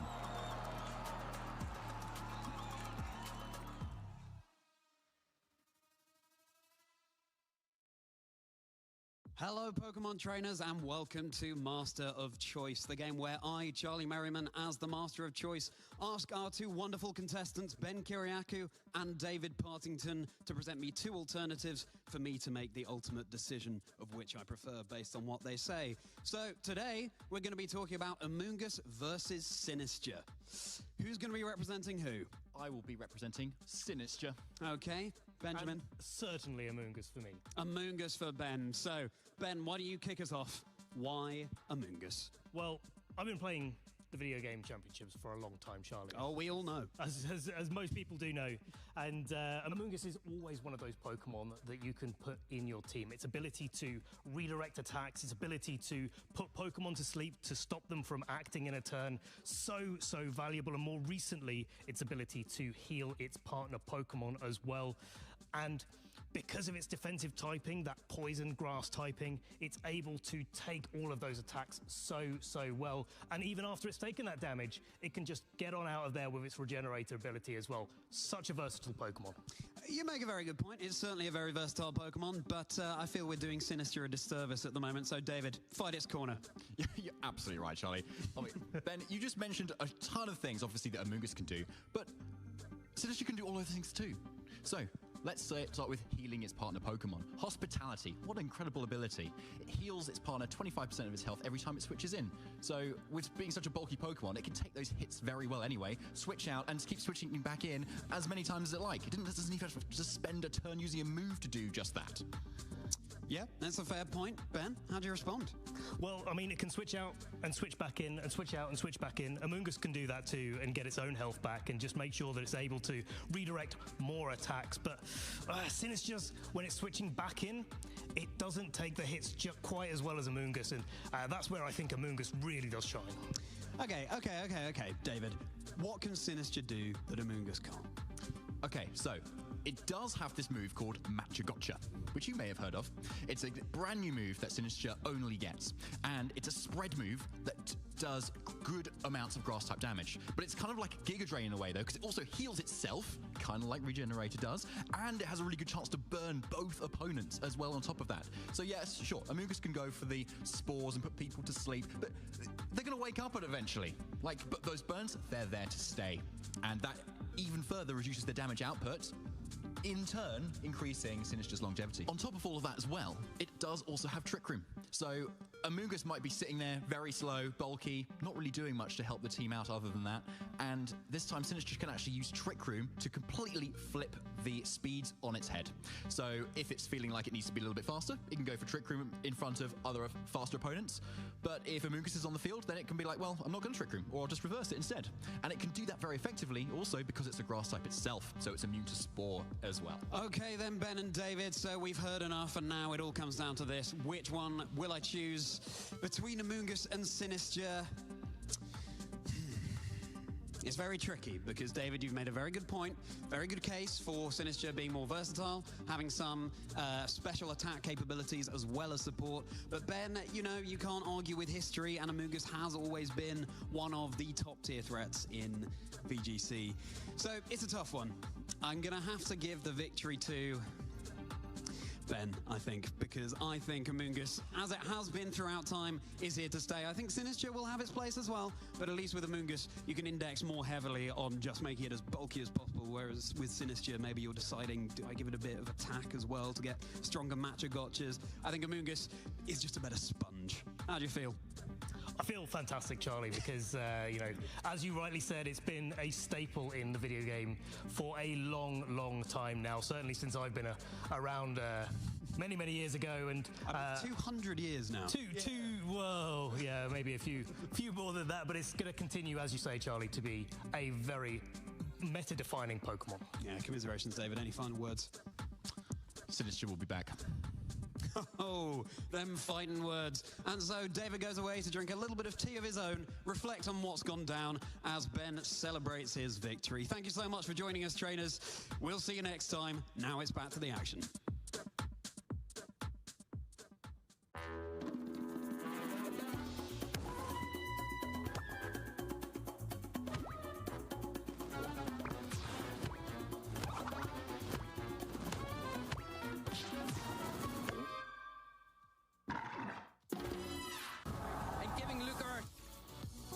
Sorry for Coco at the end of that little scene there, but I'm sure it's just kind of giving a little bit of a nap. Well, he ate a berry, so... That's true, actually. That's all right. But we've got Zoe on the desk. How are you doing today? Oh, I've had such a thrilling time watching that last round with a Golduck on stream of all Pokemon. That is a Pokemon you don't typically expect to see on stream, but here it made perfect sense because it was able to block out weather, and we've seen in a lot of the previous Regulation H formats, weather was a really dominant archetype. Once you have the Pelipper on the field, our Chaladons just have a field day, Basculegions, if you're running Sun, you know, Typhlosions get powered up. So weather is such a flexible team archetype, and all of a sudden it just gets shut down by Golduck's Cloud 9 ability. So it really made sense why it was on Fabian's team, it was on Davide's team. Yeah, right? And it was really interesting that we were just talking about on the couch for our intro, and that you had all 4 weather setters as your caster pick. Yes, I'm not going to like Golduck. The first thing that comes up is the thing that shuts them all down. So are you quaking a little bit scared of what could happen? Well, Golduck is a duck. Pelipper is also a duck. Okay. And I had Pelipper on my prediction, so it kind of works. You're trying to claim Golduck, that you had predicted Golduck. Yeah, exactly. Oh, I predicted a duck, and we've got a duck. I don't know about that, but yeah, here we go. Let's have a look at its summary anyway. So, on Davide's team, it was the Cloud 9 ability, as we've been talking about, can shut off that weather. And, of course, it has a couple of other abilities as well, but I think that niche in that Cloud 9 is where it really shines. It's also got Swift Swim, which is a very useful ability that doubles your speed in rain. We see it more commonly on Basculegions, because now all of a sudden you no longer need to invest as much speed into, or as much training into your speed. But I do also want to call out the damp ability. This is not very useful in a competitive setting, but if you're like me, enjoy shiny hunting on your Switch, sometimes you may come across a shiny Meteor. Was that the Meteor? Meteor, yes. That just likes to go boom turn 1 and explode and knock itself out. And if you have a damp Golduck, you can prevent it from going boom, and then you can catch it. So I actually have a damp Golduck on my in-game team for that specific purpose. It doesn't sound very effective having just a damp Golduck, but no, I understand what you're saying though. That sounds like a very useful thing. And you can see its stats as well. Golduck's stats are quite even across the board, as are quite typical with Gen 1 Pokemon as well. But as we saw, it had like critical speed here, where it was actually able to outspeed the Dragonite on the Fabian side of the field actually in our round 2. So it was able to get off that Icy Wind, lower its speed before it actually was able to attack, and consistently kind of apply that speed control pressure in front of it, even if Dragonite was then going to start setting up with those scale shots. So actually really nice speed tier there too, and obviously decent special attack, allowing it to hit with those water and those ice moves that we know it likes to use as well. It's also got a really nice flexible move pool, a lot of supportive moves, which we saw demonstrated in that last game with the Icy Wind and the Taunt. Now, when Golduck did go for the Taunt in that one turn and it got itself knocked out by the scale shot, it may not have seemed like it was very useful, but it did come in useful later on because it prevented the Dragonite from going for a Protect. So when the Espathra later was brought in, it was suddenly able to spam those super powerful expanding forces under Psychic terrain, and Dragonite was not able to protect itself, so it could either stay in and get knocked out, or if Fabian wanted to switch a Pokemon, that replacement would also just take a massive damage. 100% there. Now, of course, bringing that onto Espathra as a Pokemon now that we need to talk about, because because, yeah, we saw how much damage it was doing, right? And we've seen a lot of expanding force users as well in the past, like Hatterene, for instance, where it usually uses that expanding force when it's inside Trick Room. But Espathra, just the exact opposite. Speed boost, making it as fast as possible instead, and instead using it when it's outspeeding everything else, even when there's kind of no field or speed effect up, like Tailwind or Trick Room. It doesn't need it. It has its own speed to it as well, which makes it such an effective attacker. Espathra has such a useful ability. That speed boost, as you mentioned, makes it go faster and faster. And it's also got some really unique moves. Lumina Crash is one that I find really fascinating. It drops the special defense of the opponent if it successfully manages to land a hit, which means that if you continue using Lumina Bom Crash, dia, your opponent just takes tudo more bom? and more Desde já damage. ótimo Now, in sábado that pra last você, game, of cara. course, we did not Tô see esperando aqui o Lumina Crash, we saw terceiro expanding round. force, but this is how Espathra can Tô use esperando really o terceiro powerfully in round a doubles acontecer format, aí. because you could take Já advantage teve of the primeiro expansion round of the psychic terrain that is com part of the Golduck, D setup, Blaziken. and life form, Terra É um Psychic, round muito and louco expand- agora. boosted by the psychic terrain. We saw how much damage that Golden Go, which was a resistant hit, took. It took over 50%, and even the Archaladon with the Assault Vest still ended up taking nearly 40%. Yeah, it was a really powerful attack, wasn't it? And it suddenly meant that if you're wanting to try and switch something in to maybe resist the hit, but you still get 2KO'd, like that Golden Go, it's suddenly going to go down the following turn, particularly because then you still outspeed it anyway, because of your speed boost on top of that. So that combination was just really powerful. It's really interesting also on Davide's team. He had the speed boost Espathra, but he also had another speed boost Pokemon in Blaziken. So Fabian, not Fabian, keep calling him Davide, having so much speed control on his team that Blaziken, of course, also boosting itself out. And Blaziken is quite an offensive Pokemon, really great distribution in both its attack and special attack. So it's quite flexible in how you wish to run that Blaziken. It certainly is, and often we're seeing Blaziken at the moment in Regulation Set H going on more on the special side, even though its actual physical attack, as you can see, is actually a little bit stronger. And that's because there's so much Intimidate going around, obviously, like Incineroar. So as soon as your Incineroar comes in, you want to be kind of hitting it on the side where it's going to take more damage. And that's then always going to be that special side, assuming you've taken that Intimidate as well. And so we see moves like Aura Sphere and Heat Wave, so you've still got a kind of a spread attack to go around as well. Often then combined with that coaching move as well, so that also could provide support. And often you want coaching to go first, so that your Pokemon you're using it on can make the most of that attack and defense boost instantly. And so on a speed boost Pokemon, that makes perfect sense here. So a really, really nice pick there. And I think you were mentioning on the couch as well, Zoe, it's just one of your favorite starters as well. It is. In fact, I remember in my first playthrough, I think I was, 12 or 13 at the time. I had a Blaziken on my team. Its moveset was Fire Punch, Fire Blast, Blaze Kick, and Sky Uppercut. So as you can see, I was very much going for the fire vibe with the Blaziken there. But Blaziken also just really is able to roar Incineroar, which is, of course, public enemy number 1 in this Regulation Age format. It's so useful with those fake outs, with those intimidates, and it's just a really tricky cat to try and pivot around. Definitely is. I mean, there's so many Pokemon out there, so many trainers as well, obviously, that we all want to see. And so it makes it really hard for us to decide sometimes, like, who we want to actually feature for our next match. So we thought we'd take a little bit of a break from that and actually let you people decide who we're going to be featuring instead. So yes, it's community choice time. And here are your options.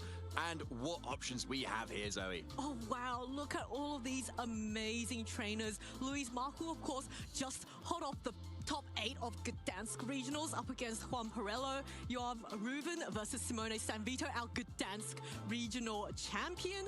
And Sebastian Liu versus Lasse Furman. I believe there's some German representation there. And Nemanja versus Lucas. So a lot of really cool trainers and really cool teams. Look at that Glamora, Dondozo, Tatsugiri team.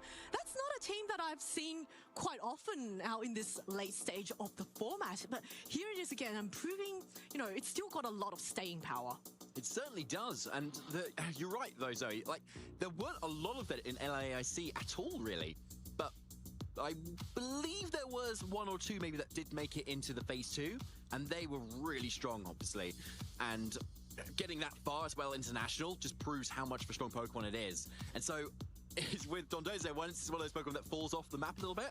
people maybe disrespect it a little bit. Don't prepare as much for it. Stop dropping haze on their Dragonites. And then suddenly it's back again, and to punish people who have dared to think it is not a threat instead. But plenty of other great matches too. We can see that Sebastian's running Yuma Kinugawa's LAIC winning team there. We can see Nemanja Sandic below running what Justin Tang used as well, LAIC. And then we've got that Sun team on Lasse's end on the right there, which was quite popular in LASC as well. That Lilligant Talk also spread, meaning had quite a good matchup generally into the Emanuele Brigante sort of team as well. So a lot of really interesting decisions, and it's up to you, Twitch chat, to see who we will be featuring. That's right, folks. The power is in your hands. Vote for which trainers you want to see on stream, and we will be featuring those players. And I'm just looking at Simone running the exact same team as his Gdansk winning team. And do we think he's going to win a second time this weekend? He's already got his Worlds invite, so at this point, he's just here for the practice, here for the glory, maybe here to stay on the leaderboard and get that travel award to NAIC. That would be incredible if he wins a second time. With the same team. With the same team, yeah. Back-to-back regionals would be incredible. But surely people have prepared for this team, right? It's not just Simone who's been using it, it's obviously Teotihu Masu who's been using it as well, getting to the semi-finals of LAIC with the same team as well. So surely someone's going to put a stop to this team. But, you know, it's Simone, so we know he's a very strong player, and plenty of people might be kind of pivoting to, you know, what Yuma used, for instance. Like, oh, I need a Flamigo once, I need a Typhlosion answer. And suddenly, Volcarona sweeps in there under the radar and yet again takes some more wins. And a really interesting fact about Simone is that the last time he won a regional, he had back-to-back appearances in finals. So he's proven he's done it before, he could do it again, and my eye is on Simone, but there's also a lot of other really awesome trainers. And I do have to call out the little Amoonguss on Luca's team. Amoonguss is one of the top Pokemon in BGC, but we haven't really seen that much of it in this or today so far. But maybe we might be seeing Amoonguss doing what Amoonguss does best, which is putting all of its opponents to sleep. It's a really good point, yeah. We just don't see a lot of Amoonguss around at the moment, and it makes a lot of sense when you kind of think about the really popular Pokemon around at the moment, right? You got Rillaboom, you got Goldingo with as good as Gold ability, you've got Incineroar, which often carries safety goggles. Often you're wanting to run some sort of taunt at the same time as well. Pelipper with that Hurricane, for instance, as well, doesn't want to face down. And we've just seen Davide with a Psychic Spam team, which maybe wasn't the most common, but really wants to face Amoonguss. Oh, that yeah. big high kick type weakness. Yeah, it's one of the things with those Psy-Spam teams. It has quite a lot of offensive pressure and just forces your opponent to adapt to you. But it looks like the results of our community choice is ready. So, drum roll, please. Who are we going to be featuring? It is going to be Luis Marco versus Juan Perello. That Dondozo Tatsugiri team versus the winning team of Gdansk Regionals with that really popular Ninetales Ursaluna. So, more of a kind of old school team versus a new archetype. I would say like old team style versus new is, you know, what I would say. Yeah, I really like that actually. And actually that was the decided by one vote difference. Oh, so I don't know okay. who's the second, but very close margins here. Obviously it's very tough to decide. So thank you, Twitch chat, for taking us through that instead. But I'm very excited with the result here. Luis Marco, one of our players to watch as well. German player who did very well at LAIC and at the previous regionals already this season too, with very standard teams as well, showing that maybe they're another Juan Salerno, you know, doing consistently well even when people are trying to prep against them. And Juan's team, that Typhlosion, that deals so much damage. It's quite... Juan's team, I would say, it's got basically the two modes. One is the kind of more stally Dondozo Tatsugiri mode. I believe from the fact that there's a Glimora, it's probably one of those toxic debris sets. Might want to look at trying to set up those toxic spikes. And then once you've whittled down the opponent enough, send in the Dondozo and just allow the poison to deal the rest of the damage. But if your opponent tries to counter that, then all of a sudden you've got these hyper-offensive Hisuian Typhlosion with those eruptions. And then there's this Archaludon and Dragonite, all really powerful Pokemon that can deal out so much damage. So I think Luis, you know, has a lot of work cut out and just has to really predict correctly what to lead with. Yeah, I think that's a really good point. Like, the lead is so important in Pokemon just generally, but particularly here, right? So yeah, it's quite an interesting team when you've got like Glamora. When I see Glamora, I just think back to kind of the earlier regulations that we had, especially when combined with that Dondozo, because you still had Dondozo plus Glamora very early on in the season. And so I think it maybe fell by the wayside when Amoonguss and Sneasler were super common, right? Because with that poison typing, you can kind of just switch it in, Toxic Spikes get soaked up. It's not going to do a whole lot there. Diaclaw can put things to sleep as well. But what's dropped off? Amoonguss, as we were talking about. Also, Diaclaw specifically on Sneasler has also dropped off a bit too. So that can be a little bit of a thorn in Dondozo's side if it kind of gets to sleep for something. So yeah, maybe it's really well positioned. Let's see. Well, if any player can take on this Dondozo Tatsugiri team, it will be Luis. He's one of the top players in the region, and I think quite a heavy favorite to, defend the home title. So we can see now, Luis, his achievements up on the screen. Gdansk Regionals top 8, just a very fresh one 3 weeks ago. World's top 32, Utrecht Special Champion finalist, and Stockholm Regional top 8. So a lot of really solid accomplishments. And, this is a player who's very familiar with the game, has a lot of experience, and knows his way around. And we've got that Sneasler on the team who can swap in and soak up all those toxic spikes if there is that Glamora on the field. Now, doesn't look like he's got Haze, so maybe that's something that his opponent might want to try and lean into the Dondozo Tatsugiri mode. But Luis also has quite a few very strong attackers, like that Blood Moon Ursaluna, like that Alolan Ninetales, which can all deal quite heavy damage to that Dondozo. Not to mention Rillaboom, which can heavily threaten it and force it to terror. Yeah, great point there, Zoe. And what isn't mentioned there is that top 32 at LAIC last week with what is probably the same 6 Pokemon as well. And last week he was using Encore Ninetales, which can often help versus Dondozo. The Yawn set on Ursaluna, which can also help with Dondozo, because obviously it can't switch out, so it has to go to sleep, giving you room for that repositioning as well. And as you said, Zoe, that Rillaboom can be a really key piece as well to kind of really flatten that Dondozo. Obviously, it depends what the Terra type on the Dondozo is, and we'll be able to find that very soon.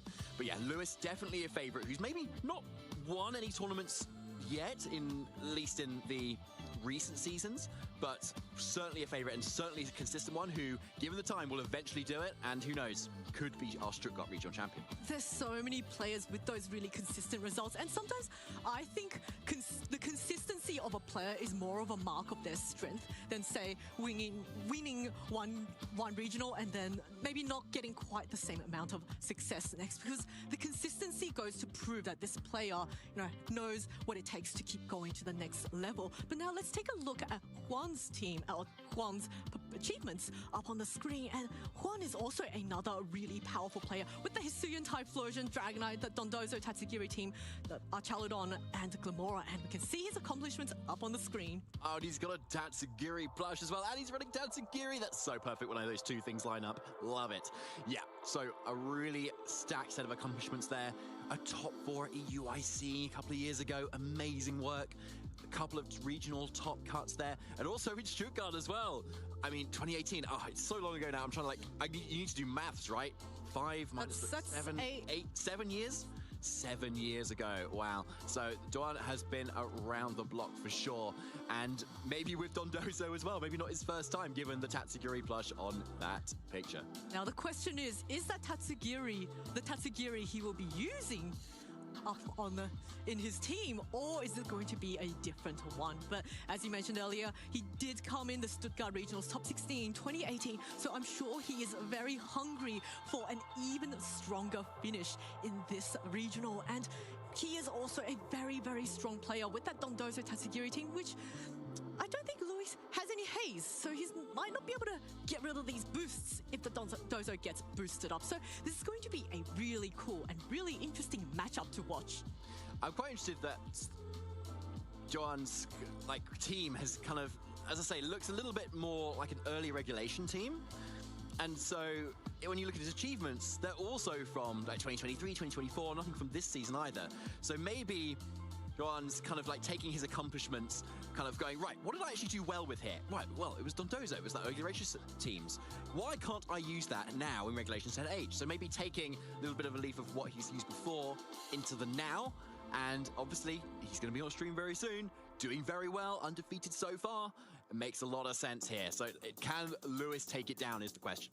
It's almost like a debate between old school and new school, right? Like the old players who have been around a little bit longer versus a younger player who's relatively more new to the circuit than before. And it's a question of, is that experience from previous formats going to translate into success, or is a younger player with maybe a different way of approaching the format and the metagame going to find success? All good questions, Zoe, honestly. Yeah, like, does that value from those all-air formats give you that advantage? Who's to know?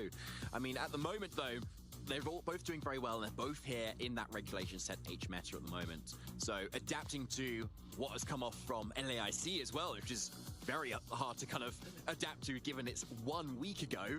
I mean, like, how do you adapt to whimsical Ursaluna Flamigo stuff just so quickly off the bat? Do you predict loads of people to start picking it up because it's just won the tournament?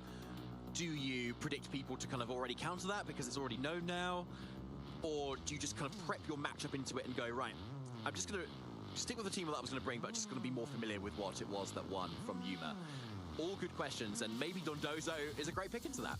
Yeah, well, I think a lot of the players at this stage, because LAIC was just a week ago, and we are here now 7 days later after LAIC, I think a lot of the players who have been to both of the tournaments might just want to stick to the familiar team, because sometimes it's better just to use what you're familiar with. If the matchup is not as ideal, the experience that you have with the team that you've already got can actually shine through, and you can maybe make some very small adjustments in, say, maybe the Terra types, the move sets, or maybe the training of your Pokemon. But at this stage, I wouldn't expect that many players to bring a significantly different team from their LAIC team if they did go to that tournament. So Zoe, you won an international tournament. I did, yes. So did you find that after you won, people were picking up your team or trying to counter it quite a lot? I did actually find, so there was OCIC, and the next one was LAIC. And I found a few people using the team that I use. Now, of course, the team that I used wasn't mine originally. It was, I believe it was Shoma's team. Yeah, it was Drifblim and Chapulete. Yeah, so it wasn't actually my team, but that became more popular. But then there were also answers to that team with the Tapu Fini archetype. So there is, I would say it is a bit more cyclical, but LAIC that year was also, I believe, 3 months after. So people had the time, and I think if it was, say, a week later, I don't think many players would want to switch up their teams, because it's a bit difficult, I think, to pick up a team so quickly within 1 week. Interesting. Okay, yeah, so we'll have to see if that is definitely the case here too. Obviously, we see in our community choice earlier that, like, there were a few players who were certainly wanting to use it a little bit more as well, or like trying to pick it up. Maybe they were completely undecided just like a week before as well. So be really interested to see if someone is able to pick it up and actually take it through. Like we kind of saw when William Basilino won Birmingham Regionals last year as well. He kind of just picked up the world's winning team that Luca Ceribelli used, that everyone should have been preparing for, and first team in, he just wins it anyway. So maybe we'll see that here again today. I mean, sometimes we see players who are like, oh, I don't know what team to bring. I'm just going to, I found this cool team, I haven't practiced with it, and then they come in and we've seen stories of that happening over and over again. So, you know, that could happen on stream. But our players now are getting ready. We are so close to seeing this match play out, and I am so excited to see this Dondozo hopefully appearing on stream. It might not. Who knows? That's up to the players to decide. Yeah, exactly. Well, there are our players on the screen. Johan Peleo and versus Lewis Markle on the right as well. No strangers to success either. Both players who have gotten into the top cuts. Both no strangers to the international level either. Both getting very close to that win. But of course, it's now going to be just this one game between the two of them.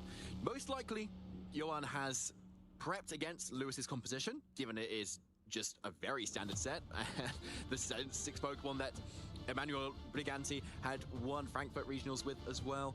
Very convincingly too. But obviously, how has the meta changed? How have the spreads or the individual training of the Pokemon have changed, if at all? And that's something that the players can only find out as they battle.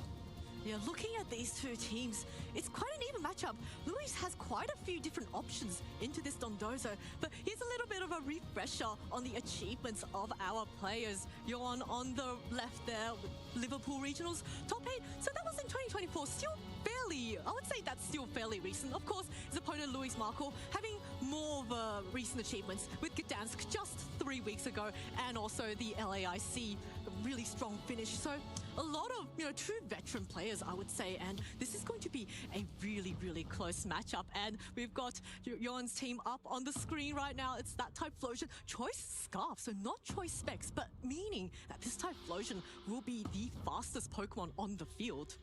There it is, yeah, the classic Typhlosion that won LAIC as well. So makes sense to run it back as well when you've just got a Pokemon that you can just put on the field and you can just click that eruption button and not really have to think too much because it's just that powerful.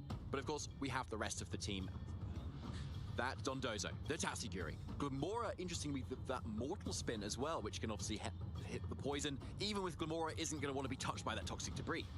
Yeah, with the Mortal Spin, it poisons the opposing Pokemon. So even if your opponent, if you led with the Glamora and Toxic Spice gets set up, the lead Pokemon of your opponents are unable to get poisoned. But with the Mortal Spin, you can suddenly get that poison. And there's a lot of really strong offensive options. Sludge Wave and Earth Power. Sludge Wave hits all Pokemon on the field. That's very useful when your teammate is Archaladon and that Steel type is going to be immune to the Poison type. Now we see our players exchanging their team sheets. So Luis will shortly see what he's going to be up against, and Luis's team is going to be that Incineroar, Goldengo, Sneasler, Ninetales, Ursaluna, and Rillaboom. And Ursaluna with that Yawn leftover set, so a bit more of a defensive set, but so annoying in forcing your opponents to pivot out after a Yawn. Yeah, it definitely is. And of course, Dondozo cannot pivot out of it either. So Ursaluna is able to take an attack from this Dondozo, which it most likely will be able to, especially if it goes for that Terra Electric, given its good physical bulk. It should be able to get off that Yawn and the subsequent Blood Moons that will hit on Dondozo's a little bit more squishy special defensive side. Not to mention that Rillaboom can deal quite a bit of damage and will be forcing a Dondozo into its Terra. And there's also that Incineroar, just a really strong all-around, really nice defensive pivot. With the Intimidates, you can swap out with the Parting Shot, get another round of attack drops onto the opponent, and then later on, come back in with another Fake Out, with another Intimidate. So this Incineroar is just really, really useful. And of course, we've got that Life Orb Goldengo with the Nasty Plot. Now, Goldengo, even if a Nasty Plot, probably won't be affecting the Dondozo with its Unaware ability, but it also means you can continuously spam Make It Rain against Dondozo and not be quite as worried about the special attack drop, because Unaware works in both ways. It ignores the attack boosts and the attack drops. And this is with round 3. Our players are going to be trying to continue remaining undefeated to maximize their chances of advancing into phase 2. Yeah, and these players can certainly do just that. But when it's two players who are really good, they obviously will eventually face each other. And Yuan's end has so much offense, and Lewis has so much defense as well. It's going to be the battle of attack versus defense as we get into Swiss round 3 at Stuttgart Regional Championships. It's Archaladon and Glamora on the left, and that Ursaluna and Incineroar on the right for Lewis. Ooh, Glamora immediately on the screen. Maybe a bit of an indication that perhaps there's a Dondozo Tatsugiri lurking in the back. Glamora on the field, meaning he might want to just start setting up those toxic, or want to get hit by maybe an Incineroar. Or if the Incineroar goes for the Fake Out, then Toxic Spikes will be set up, and that might not be particularly useful for the Glamora. But it looks like a Terrestrialization coming off immediately turn 1. Okay, so it's actually going to be into that Archaladon here, because Joanne might have been able to just kind of go for a double protect this turn to kind of scan out for any fake outs, but actually it's straight away going to be that Terra Ghost. So actually Fake Out going to the Glamora, so good targeting by Lewis there, hoping at least that the poison won't be affecting his team too much. But first of all, the Glamora is going to flinch, indicating it's actually faster than the Archaladon, which now follows up with the Electro Shot. It's going to be able to fire off immediately, thanks to that Power Herb, not needing that rain at least for that first turn. But it's going to be surely hit this Incineroar, do a lot of damage around this ground type here. Electro Shot coming out, doing a lot of damage to Incineroar, a really significant amount there. Earth Power is the Glamora with the double up as well, so calling no protect into that slot. Johan's Glamora just goes down completely, and Lewis is already up 4-3. This is not necessarily quite right, because now that Galora's off the field, it gives Joan a free switch into this Hisuian Typhlosion, and that Pokemon is the fastest Pokemon on the field. It is able to fire off those really powerful eruptions, and Luis doesn't really have much of an option against it. The Incineroar is quite heavily damaged at this point, and it might even just get knocked out in this range from this eruption. I always said explosion there. And you've also got to contend with this +1 Archaludon, which is able to fire off a really powerful flash cannon, or maybe even a Draco Meteor. And Archaludon also can protect, so it can actually keep itself safe if Joan is predicting a strong move coming off into Archaludon. But it looks like the eruption is going to come off. Is not enough to take out Idol True, but with a critical hit on this Ursaluna. Wow, that's a lot of damage here. And yeah, Flash Cannon to pick up the rest of the damage there for Johan. Really well played there to get around it. But of course, Ursaluna gets away with the turn, which also could have gone down to a double up. And instead, a second Earth Power for basically a second one-hit KO for Lewis here. This Ursaluna is certainly a threat. It's back from LAIC with a vengeance. Oh, Ursaluna is here and looking to set a Blood Moon Rising. And now Johan is forced to bring out his final Pokemon, which is a Dragonite. It's still a very powerful offensive presence, but of course Johan is down to his final 2 Pokemon. There is that Sneasler on the field. This Sneasler does not have Fake Out, so the Dragonite is quite safe to attack. But of course, Sneasler is likely going to be the fastest Pokemon on the field, and you know, it does have close combat and acrobatics, neither of which can knock out either the Dragonite or this Archaludon in one hit. So Sneasler maybe might want to try and set up a Swords Dance in this position. I wonder if the Rillaboom might be in the back as well for Lewis to be able to set up that Unburden boost, get that defense boost as well, which is obviously going to be very helpful versus this Dragonite as well. So we might potentially see that switch in there, because then you get Fake Out online for the following turn as well, and you can help the Sneasler set up a little bit more, especially if you then maybe protect on this turn. I mean, there isn't much threat from the other side from Tailwind, for instance, or that Scale Shot, because the Dragonite has to lock into something with that Choice Band. And there's the Ursaluna. What's coming in? Oh, is it going to be this Rillaboom? It is going to be the Rillaboom coming in, setting up the defense boost for this Sneasler. And there it comes. So, Grassy Terrain online, Unburden boost online, defense boost online as well. And so this Sneeboss is going to be able to take a lot of damage. Sword Stance, though, is the first play here. Instead, no Protect whatsoever here. But as Yuan called it, though, we'll have to see where this Flash Cannon is targeting. It is into what was that Ursaluna, but Assault Vest Rillaboom taking that very nicely. But there's a Stomping Tantrum with that Choice Band.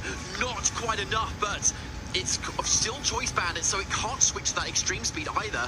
And so Sneasler's looking really offensive right now. Yeah, and with the Rillaboom providing Fake Out support, it means it can break the multi-scale. Oh, actually, no, this is an Inner Focus Dragonite, so it cannot be flinched. And it also means that the Dragonite is not as bulky as those multi-scale variants. And Sneasler, at +2 attack, I wouldn't be surprised if he was able to just immediately knock out the Dragonite if it goes for, say, a Terra Flying and just goes for the acrobatics. And there we go. There is the terrestrialization. I would not be surprised to see it from the Sneasler. And yes, it is going to be that Sneasler into the Terra Flying type.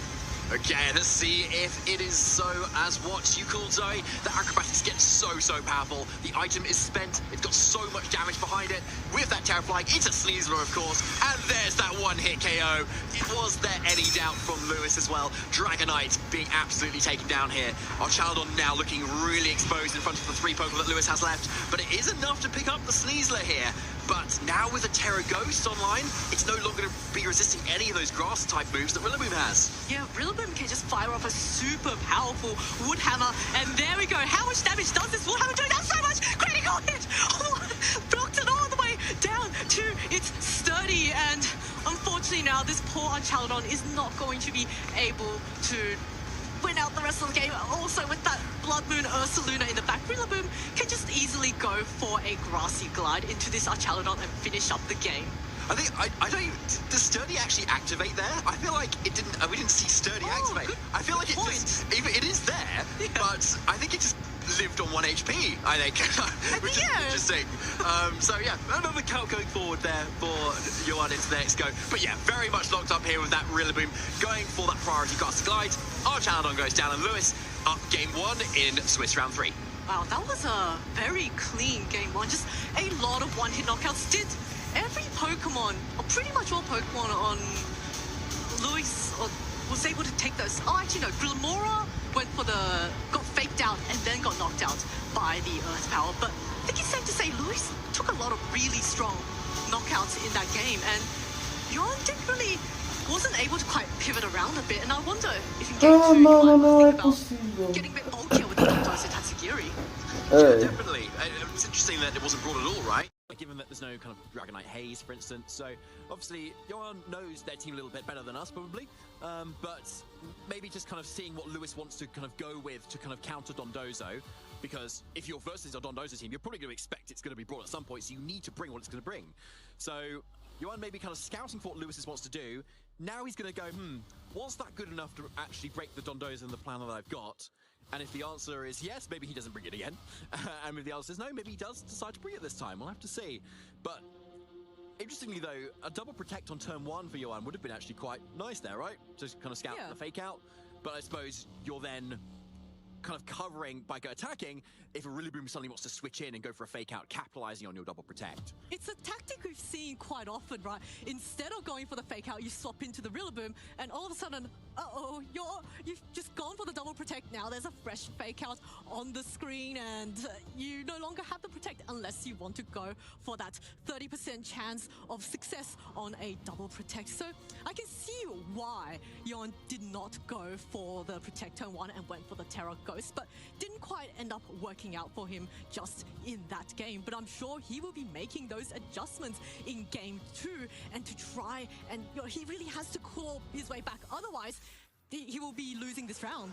Well, let's get into game 2 now, and it's the Ninetales swap up this time for Lewis, alongside, of course, that Ursaluna. It was so good, that game. Here it comes again, and Johan really turning up the heat wave with Typhlosion in the lead and Dragonite. This is a really nice lead against the Incineroar previously, because neither of these Pokemon are affected by Fake Out, but here still, the Typhlosion with that Choice Scarf is going to be faster than the Ninetales, and Ninetales does have the Focus Sash, so it can survive one turn, but that means the Dragonite could also just lock itself into extreme speed, although the Ninetales is Terra Ghost. So if Louis reads that, he could go for the Terra Ghost to try and survive this turn and allow his Ninetales to get off one attack. We're going to start our game 2 with a Terra, of course, and it's into that Dragonite, that Terra normal as well. So, as you were saying, Zoe, maybe Extreme Speed is potentially the lock here to get that really big damage boost there, and also defensively we get around the Ice-type moves that Lewis is threatening as well. But it looks like it just protect as well on both sides. Makes a lot of sense as well in the threat of 2 choice-locked Pokemon. You get so much information going into the next turn about what they're going to use, and there's no punish to this either, given that Johan has no fake out in the back either that he could have swapped in. So a really nice defensive play from Lewis. Question is, how does Johan respond now? Yeah, this is such a nice and safe play from Lewis. Now that he knows this Choice Band Dragonite is locked into Extreme Speed and this Choice Scarf Typhlosion is locked into Eruption, he saw in the previous game, even with a critical hit, the Ursaluna survived the hit. So, with the Focus Sash on the Ninetales, if it goes for the Terra Ghost, is guaranteed to survive this turn. And Johan, he's forced to click Extreme Speed. He might want to maybe think about going for the Extreme Speed onto the Ursaluna this turn, because Ursaluna cannot cannot be immune to the Extreme Speed. And Johan might want to just think about, let the Ninetales live on that 1 HP and deal with it later on. There's not really any safe switch-in for this Ursaluna either on either side. I'm looking at, there's the Goldengo, which can take the Extreme Speed, but then you just go down to the Eruption, which is obviously not great. And then Incineroar can take the Extreme Speed fairly well, given it's, just not weak to it, but then it still doesn't want to keep an Eruption necessarily, so that's maybe the only thing that can actually take this. And there's Fuego. There we go. Incineroar to take it. Incineroar switching in, drops that attack drop on the Typhlosion, which is not going to be quite useful, and Dragonite's Inner Focus is going to allow her to ignore the attack drop, but it looks like the Extreme Speed comes off into the Incineroar, does so much damage, allows the Typhlosion to get the Eruption off. There's a huge Eruption there, and yet it doesn't even take that double up either. That's so much damage from Dragonite, and Ninetales now down to Focus Sash as well. So Lewis has not attacked with Ninetales though, so we are still yet to see an attack there. So it's got to be something defensive to try and break through Johan's incredibly offensive lead. And there's that Blizzard, shipping down Typhlosion, weakening the Eruption damage. Critical hit as well, which is definitely welcome for Lewis as well. And then breaking a little bit more health onto that Dragonite too. Yes, now that this Blizzard has chipped the Typhlosion a little, so these Eruptions won't be doing quite as much damage, but there is still this Choice Band Dragonite on the field, and it can dish out so much damage. I would not be surprised to see the Ursaluna get knocked out by a double up from the Extreme Speed and the Eruption. And of course, because the Ninetales did not go for the Icy Wind that turn, it went for the Blizzard, opting for more damage, it's still going to be slower than this Typhlosion, which is locked into Eruption. But at 1 HP, the Ninetales will be knocked out by the eruption, and then it's going to be this Ursaluna left. So a Protector's coming out from his Ninetales instead, which makes a lot of sense, especially if you're about to go down here. So maybe Lewis is banking on surviving this double up here. Let's find out. Extreme Speed doing 50%. I think it's going to be close, Zoe. Eruption coming out here. This Typhlosion's already damaged. Blaze is not activated. Let's see. Does Ursaluna survive?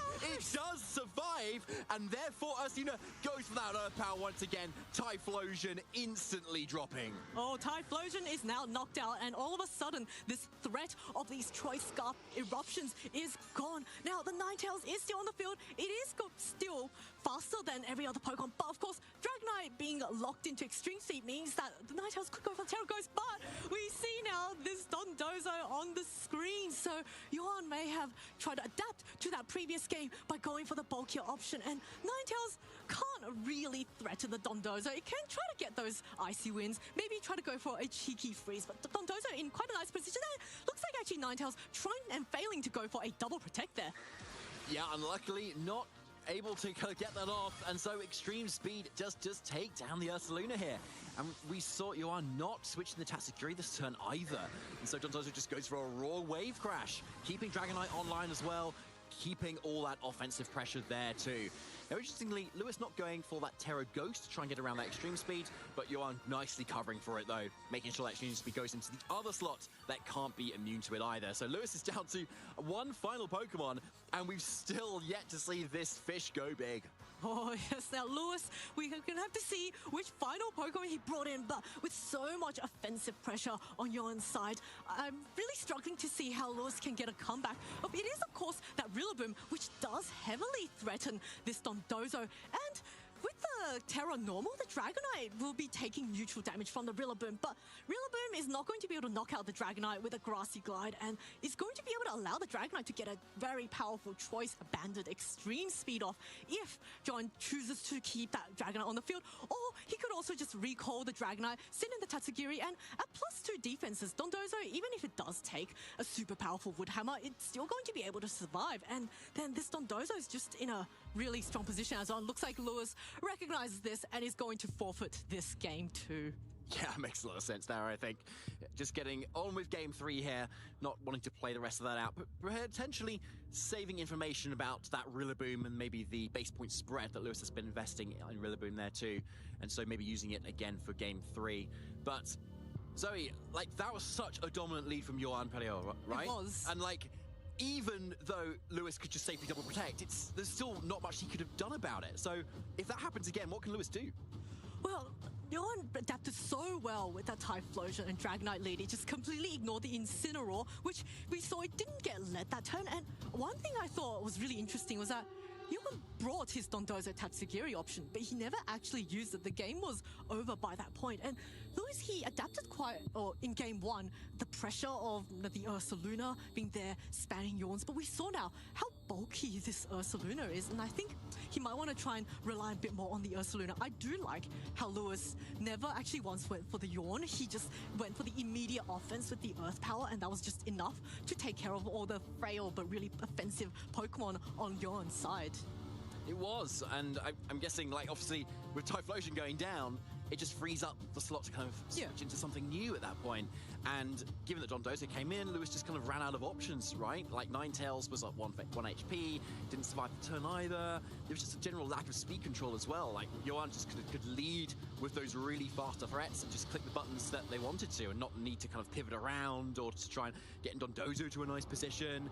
There wasn't much Lewis could do. But obviously, Lewis dropped the Sneasel that game. And do you think he needs to bring it again this game to take a win? Well, the Sneasel, it doesn't really, even if it goes for the Swords Dance, isn't able to answer the Dondozo. I think what I may have wanted to see is perhaps an icy wind from that Ninetales drop the speed of this Typhlosion, and all of a sudden it's no longer going to outspeed, and then you just weaken it more and more once it no longer had this speed advantage. And you can, after a while, if the Typhlosion is knocked down to a low enough HP range, you can start ignoring those eruptions. But of course, I can see why he wanted to preserve his Terra type, because it kind of feels bad to go for Terra Ghost and be knocked down to your Focus Sash anyway, just to get one icy wind off. So I do see how Lewis was in quite a difficult position, but he may want to try and utilize that Ninetales Icy Wind a little bit more as a support option. Sure. Maybe we might even see the Terra Ghost option kind of locked into there, because it allows you to always take one hit from a Typhlosion, for instance, and then the only thing that Dragonite can do to outspeed Ninetales to KO it is Extreme Speed, which you're now immune to. So at least then you kind of guarantee that you can get off some sort of move. Like you say, the Icy Wind, for instance, to lower the speed a bit more, maybe a Blizzard as well to just kind of dish out some more damage, and hopefully Ursaluna can start picking up things from there. But you can see Lewis really thinking about it right now. Oh, yeah. He's really kind of using those finite amount of seconds that they have to formulate this game plan, given that Yuan really just like brought the Dondozo to game 2, and like, as you say, just it wasn't really the Dondozo that helped him win that, really. He didn't even reveal the Tatsugiri, so for all Lewis knows, he may not even have brought the Tatsugiri in the back. A lot of times we've seen top players just bring one or the other, and both of these, like both Dondozo and Tatsugiri on their own, are still fairly powerful Pokemon. You can use them separately, and that's actually, I would say, a mark of a really great player sometimes, when you can just use one without the other. Like we saw that Dondozo going for a raw wave crash without even its partner. And, you know, we saw, because Ninetales couldn't actually threaten the Dondozo outside of a cheeky freeze, so it was really difficult. Okay, so let's go into our final game here of Swiss Round 3, and it's going back to game 1 that Lewis won with the Incineroar and Ursaluna. But Johan's still sticking with the game that he won in the Game 2 lead, Typhlosion and Dragonite. Oh, this is actually a really interesting lead, because the Ursaluna, we've seen how bulky it is, and Johan, he can choose to double up into this Incineroar and knock it out, but if he goes for that, then the Ursaluna is free to just go for an attack, and now we see a turn 1 Terrestrialization once again. It is going to be into that Incineroar, so it is going to be the Terra Ghost, making itself immune to those Choice Band extreme speeds if the Dragonite goes for it. Oh, a really nice call there, and also makes it not as susceptible to the stomping tantrums as well that Dragonite had access to and was using in game 1 too. So yeah, here's the Dragonite going for that Terra Normal, most likely looking to do that extreme speed again, given the Terra that we've just seen as well. But yeah, that's the question. Does Lewis know his Pokemon? Can Incineroar survive this turn, particularly given the Ursaluna Protect, all the eggs in the cat basket now? And extreme speed actually not even... It was very nice, very Terra, nice. yeah. But Typhlosion obviously unresisted now, but it's not Choice Spect, it's Choice Scarf. So still not doing as much damage as it otherwise could be. There's that 50%, and Incineroar now gets that knockoff into the Typhlosion for a one-hit KO. Oh, super effective, a one-hit knockout, and now Typhlosion's down. The threat of those really powerful, full-powered eruptions are gone from the field. I do want to call out something really interesting we saw. Incineroar's Terrestrialization went off before the Dragonite, and this normally goes in the order of speed, which means this is either a very slow Dragonite or a very speedy Incineroar, or just both. So this could be a really interesting dynamic if Johan recalls his Dragonite and sends out later on. But now we see the Tatsugiri on the field, and I wonder, is this an indication now of a Dondozo being brought out? Or is Tatsugiri just going to be left on field to try and do some really strong damage with the Muddy Waters? Because that's now going to be super effective onto this Ursaluna. Yeah, what this allows you to do is still extreme speed into the Ursaluna and then still pick it up with the Muddy Water as well. Whereas before, if it's just Dondozo, you can only target like one slot, or you have to Earthquake, in which case you're not KOing the Ursaluna instead. So Ninetales is the switch in instead, and it looks like it's going to be taking this extreme speed down to that Focus Sash most likely. Wow. Oh no, with that Snow Boost, maybe not so much here, but Parting Shot first.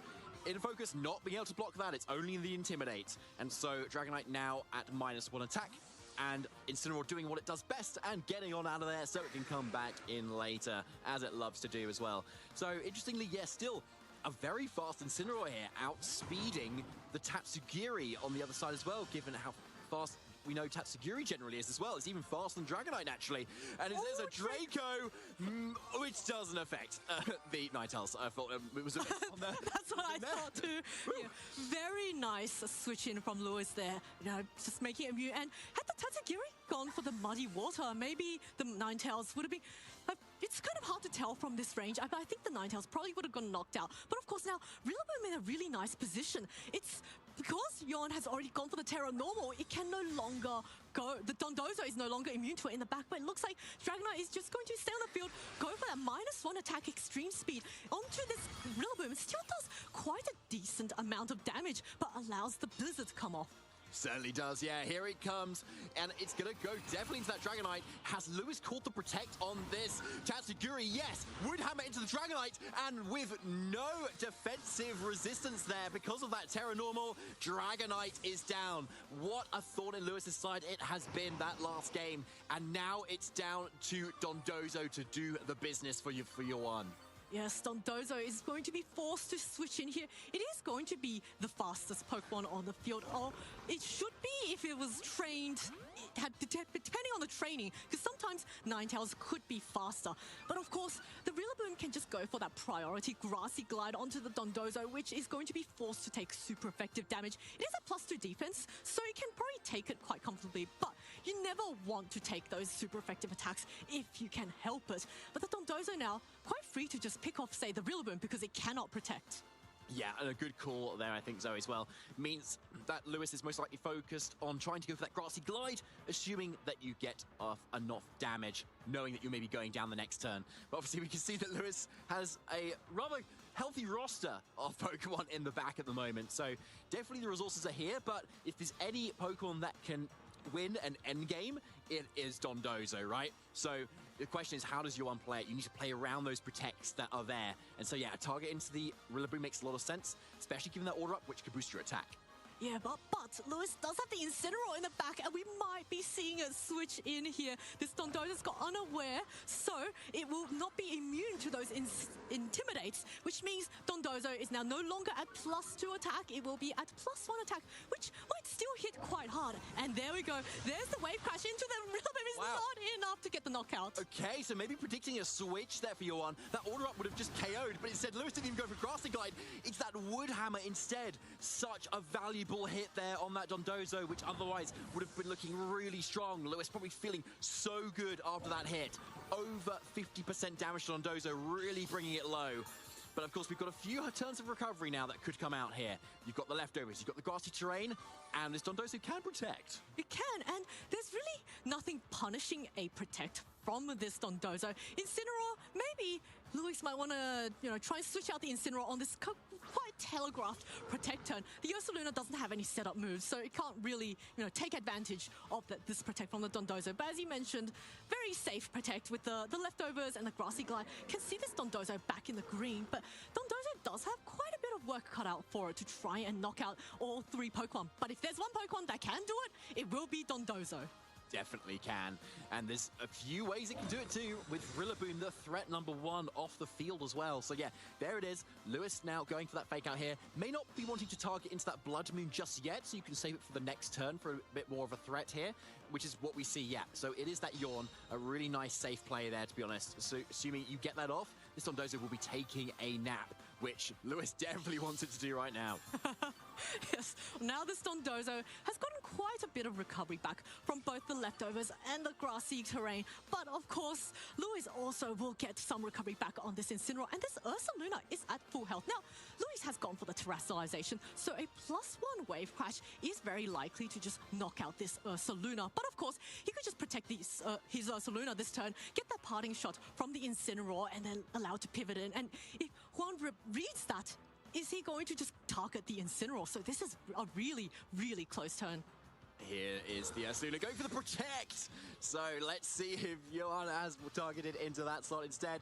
And yeah, there's that Wave Crash. Great call from Lewis there, because that Ursaluna is such a threat for Johan. Had to respect it there instead. And the parting shot as well. Now Dondozo at +0 attack as well. So it could be that now the Ursaluna on Lewis's end might even survive the Wave Crash, or maybe get into that stage, especially given the leftovers and grassy terrain recovery that the Ursaluna has, as well as this Dondozo.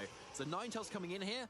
Lewis is really doing this justice. And there's nothing stopping this Ninetales from just immediately switching out into this Incineroar and drop this Dondozo down to -1 attack. And I think this Ursaluna at -1 attack can probably take it quite comfortably, because the Ursaluna is still at full health. Then at -1 attack, provided there was no critical hit, survive the Wave Crash, get that Yawn off, and then next turn, a very safe protect. And then the Dondozo goes to sleep, and you can just slowly whittle it down from there. So, Lewis played it quite well in a really comfortable position. So yeah, as you said, Zoe, Incineroar is coming back in for another Intimidate here as well. Incineroar is just so consistently scary, it just can do that. And of course now, with the speed interaction still in the favor of flanks like Commander Boost, Dondozo definitely goes next. There's that wave crash here, and it looks like, yeah, this Ursaluna is bulky enough that it would have taken on like a +1 at least of this wave crash. But there's the critical yawn from Lewis, locking that in. Dondozo can't do anything about this right now. Next turn, it will be falling asleep. It will be indeed, and this Incineroar, this turn can just maybe go for the fake out and force the Dondozo to not move. So even if the Dondozo protects, it means the Ursaluna is very safe from damage. Or it can also just pivot out with the parting shot. Looks like Dondozo is choosing to go for the protect, not wanting to take any additional chip damage. Makes a lot of sense here. The fake out is just so telegraphed. Every little bit of HP is going to count in this end game. Going to go for the Earth Power, nice and safe, predicting the protect there as well by not going for that Blood Moon. But of course, Dondozo now takes the nap at the end of this turn. And the question is, how does Lewis now make the most of these turns? Because this Dondozo can be asleep for one turn, but it's no guarantee it will be any more than that.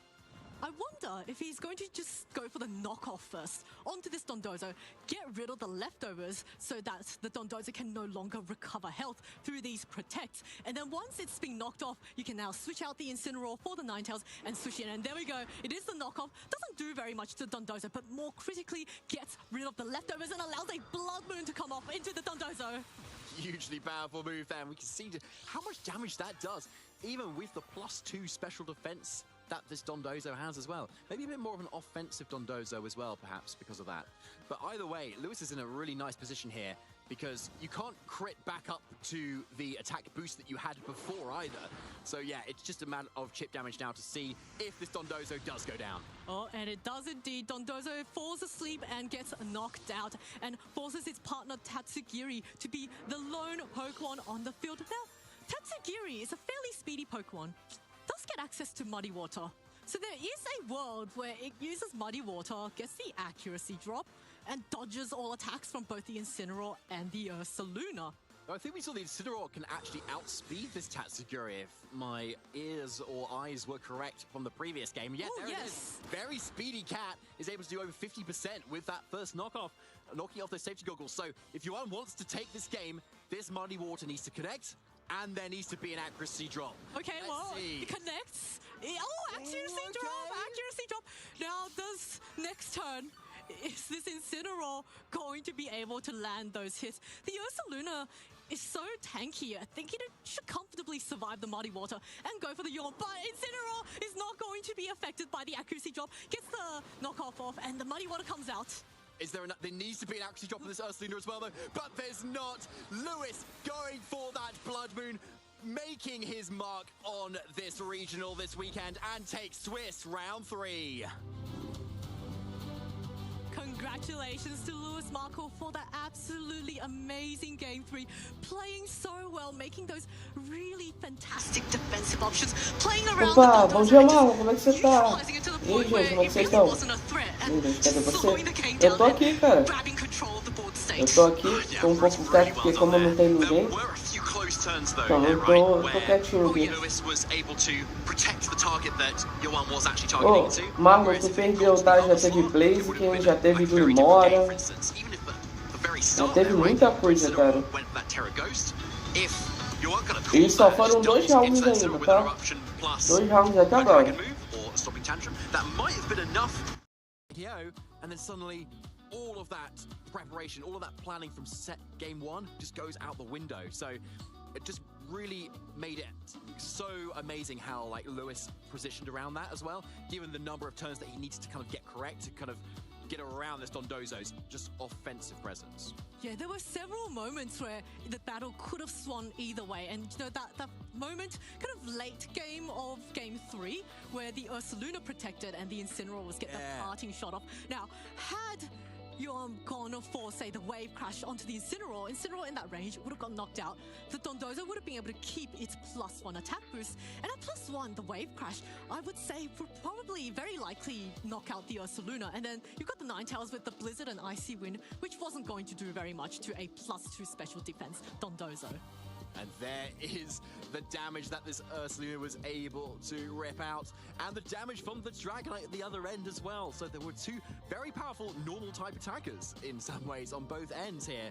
And Yoan kind of using Dondozo as a bit of a cleaner up in the end, really. Kind of the star of the show was really that Dragonite, right, when it was able to count. But of course, Lewis made some really critical plays as well, where, yeah, as you say, like, it kind of went for extreme speed into the protect, and we got around it as well, and the wood hammer goes into that Dragonite early on as well. Oh, look at that cheeky smile to the camera. Lewis knows exactly what's up, feeling really good there. I mean, yeah, there was that play.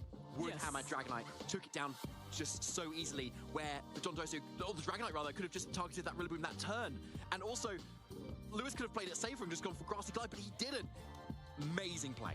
Yeah, I agree. And forcing out the Terra Normal on the Dragonite ended up really hurting Yoan later on, because his Dondozo was no longer able to resist those wood hammers from the Rillaboom, and it took quite a bit of damage. And as you called out earlier, the Dragonite also no longer resisted it. And I'm sure it would have just loved to be times for resistance to those grass-type moves. Oh, so it would have done, wouldn't it? Like, Dragon is just known for its just really good plethora of resistances, right? And Normal is quite well known for having no resistances. Also, almost. it's only weak to fighting, which there's that. It's manageable. Like, it's manageable. It's why Ursaluna's so good, and why Terra Normal Ursaluna's so good, right? Ghost types, yeah, you can deal with, obviously, because you've got the Mind's Eye ability, and you're only weak to fighting, and obviously Sneasel is around, to be fair, but Ursaluna is often bulky enough that it can actually survive those close combats a lot of the time. Dragonite, on the other hand, still a bulky Pokemon, but not as bulky on the physical side as Ursaluna, so maybe not be able to take those hits quite as well. But either way, still a very good typing, and overall, just a really good showing of the force that is this Emanuele Briganti team, right? And why Lewis has chosen it as the team that he wants to consistently use throughout Regulations at H. I do also want to call out just how bulky that Ursaluna was. It was able to take a critical hit eruption from a full health Typhlosion. Now, there wasn't any Sun Up, but that's still a really strong move, and most Pokemon can't even survive a regular eruption from a Typhlosion, let alone a critical hit. But the Ursaluna was able to hang on, and then in that second game, it survived a double up of a choice band extreme speed from this Terra Normal Dragonite and an eruption from Typhlosion. Back at that point, I think it was at 75%ish, but that's still a very powerful attack. And Ursaluna shrugged it off and went for the Earth Power and just knocked out the Typhlosion in response. It was a great piece, wasn't it? And the knockoff as well that we saw the Incineroar go for as well, also knocking out the Typhlosion too, was really amazing as well.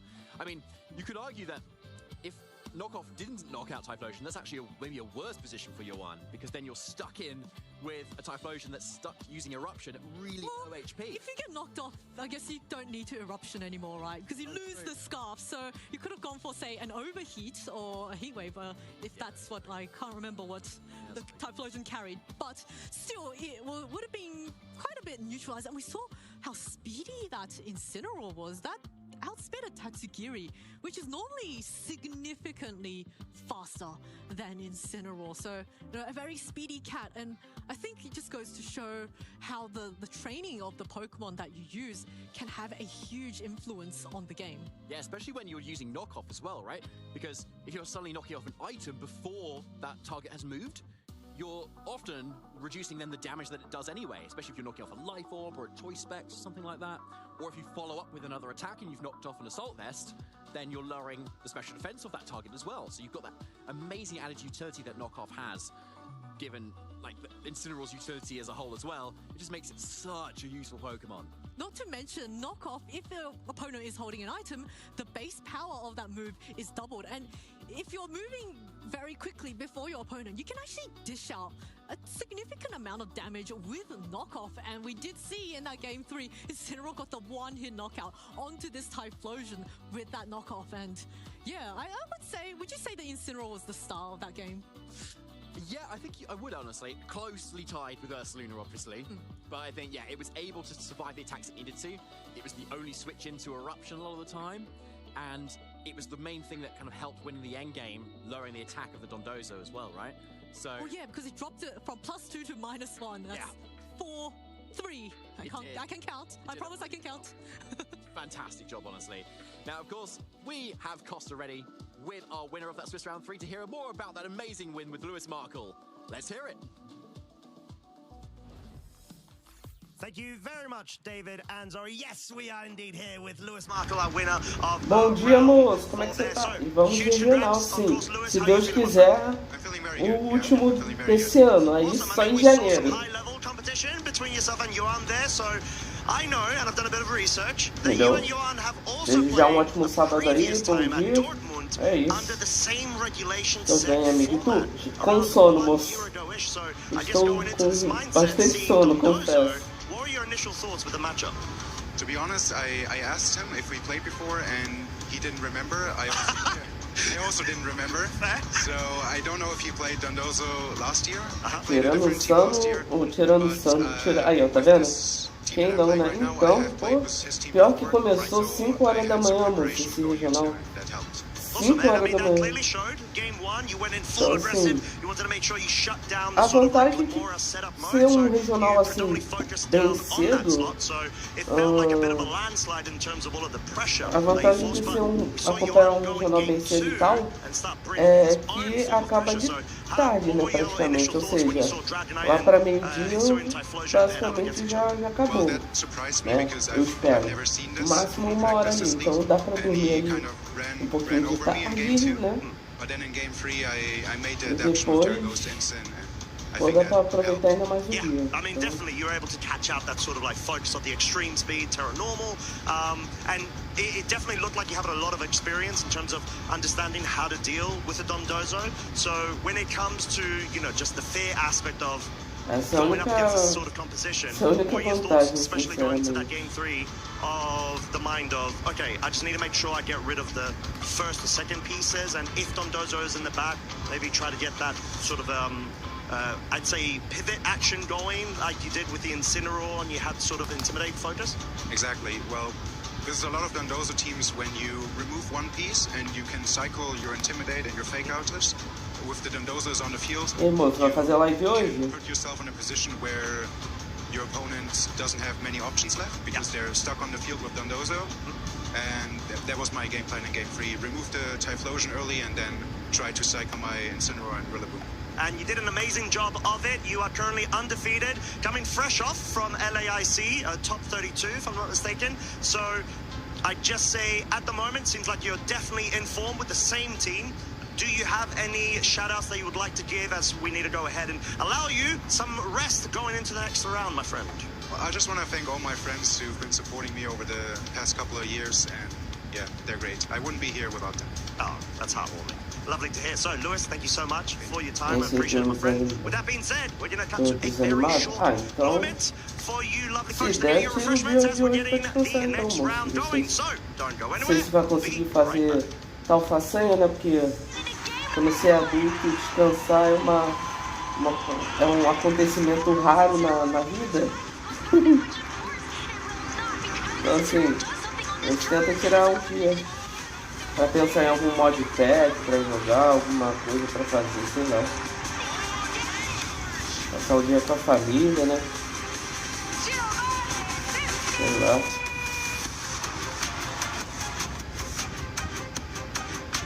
Vai. Entendeu? Então, assim,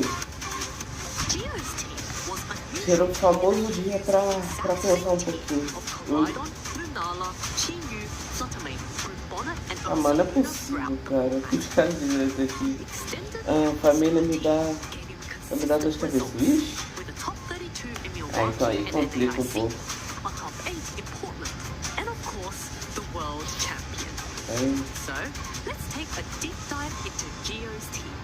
Bom, tem algumas opções que der pra fazer, né? Dormir, pensar num modpack. Dormir e pensar em algum modpack pra jogar. Se eu pudesse, eu estaria tirando um cochilo nesse exato momento.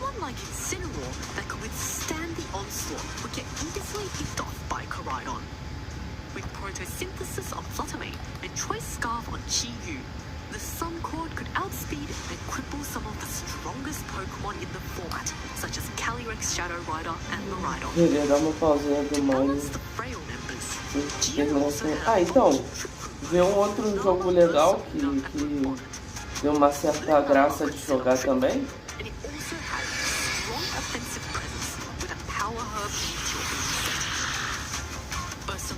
E aí dá uma pausa, é porque o Mine, ele satura muito, né? Ainda mais dependendo do que estiver fazendo. Se estiver sob estresse com ele, é complicado.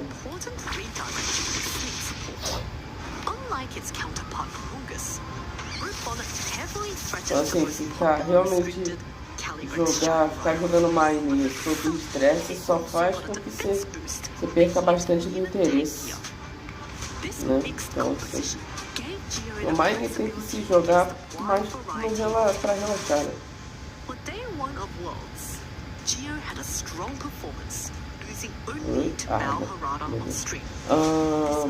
Uma casinha chata por cima, agora eu tô sozinho. Quando lá desistiu, cansou.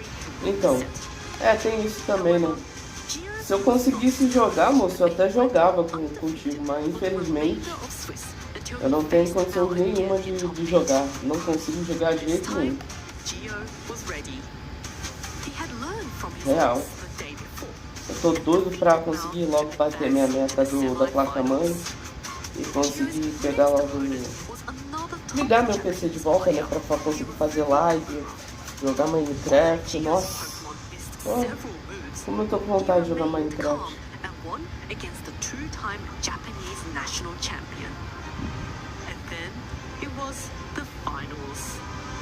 Gio's team will be facing off against the Corridon Shadow Rider team, piloted by James Evans. Benção, lindo. Benção, Alexandre. Como é que você tá? Desde já um ótimo sábado e um bom dia, cara. Como é que você tá? Dormiu bem? Temos mais 4 rounds e tudo der certo. Se correr conforme a carruagem sempre corre, né? É pra ter É pra ter 8 rounds só. Tô bem, e tu? Cheio de sono, Alexandre, sinceramente. Tô cheio de sono. Como o próprio moço disse ali, só tá o meu corpo aqui, gente. A alma nem tá aqui ainda. A alma não acordou ainda, tá só o corpo aqui.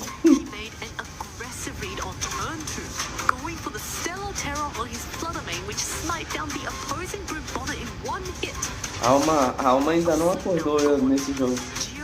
Ou nessa live aí, tá vendo? Chat, bebam água, não esqueçam de se hidratar.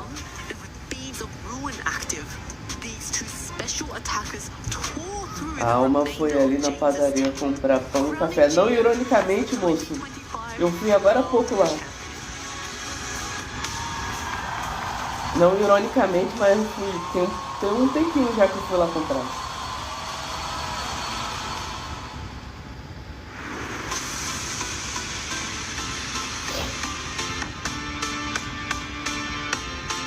Foi e deixou a alma. Não, a alma tá deitada ali na cama ainda. Tentando acordar aqui.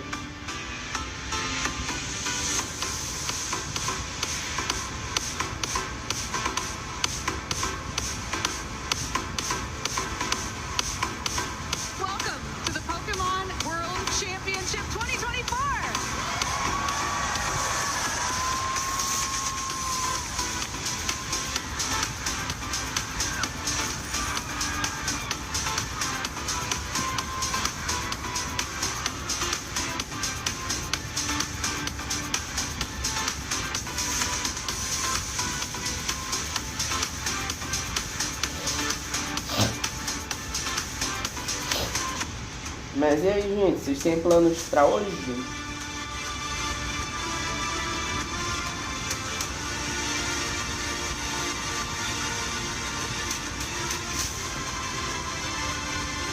Eu já tô acontecendo no regional em Portugal. É porque eu tenho que ver o cronograma aqui, moço, mas se pá, deve ter. Só não sei se tiver, não sei se vai ter transmissão, porque tem aquilo que normalmente acontece 2 regionais, né? Assim, acontece sempre um, mas às vezes tem dias que acontecem 2. apenas um é televisionado, né? Televisionado entre muitas aspas, né? Televisionado que eu digo transmitido, né? E tal.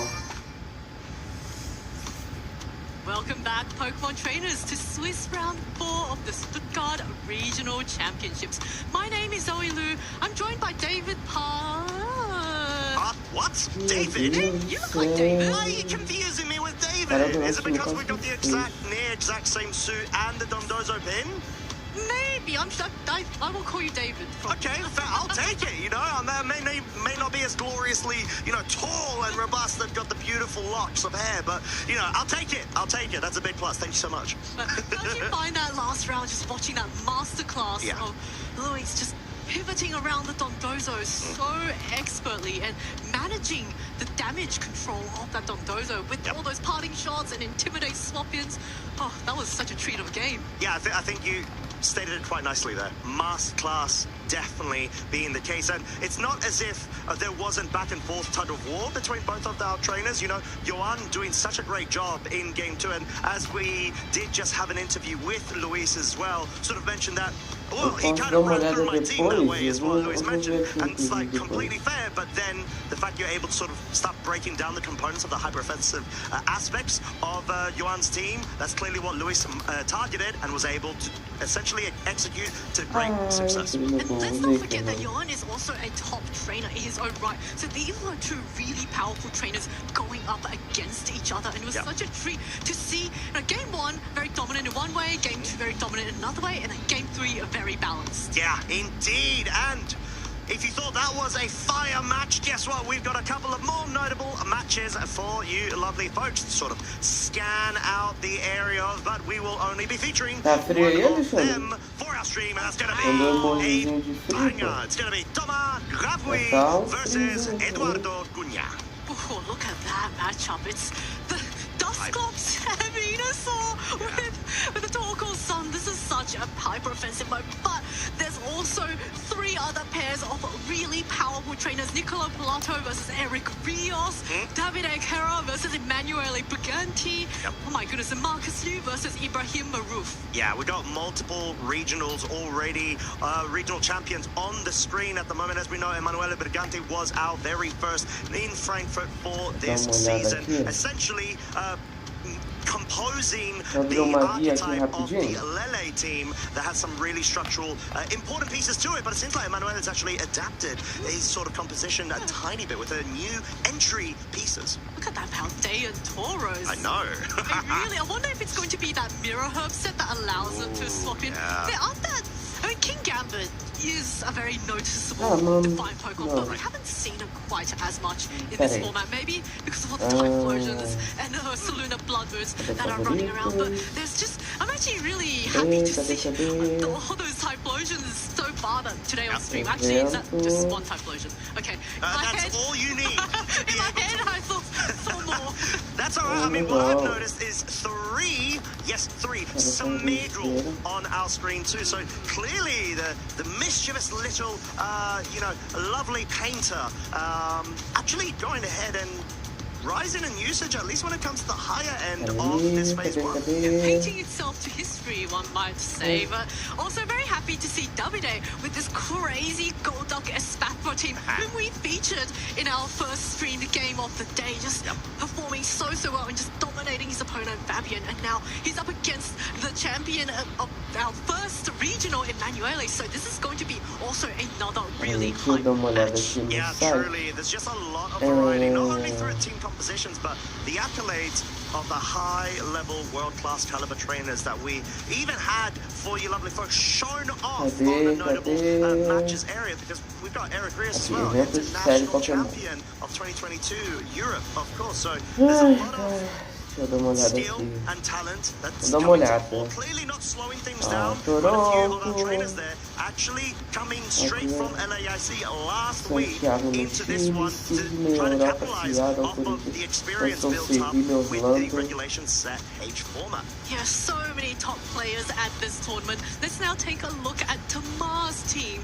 And just a player with really strong finishes, really great accomplishments. You can see top 8 London Australian Open top 4 Lille regional champion, Liverpool regional finalist with that crazy Dusclops Venusaur team and the Torkoal Incineroar and Dragonite. Yeah, and Lille regional champ 2022 bringing that trusty Shedinja, which currently isn't available in our latest. Dusclops and an Annihilate. There is, Não but vou. he did notably bring that Shedinja to Peraí, win eu não that Lille sou. regional championship.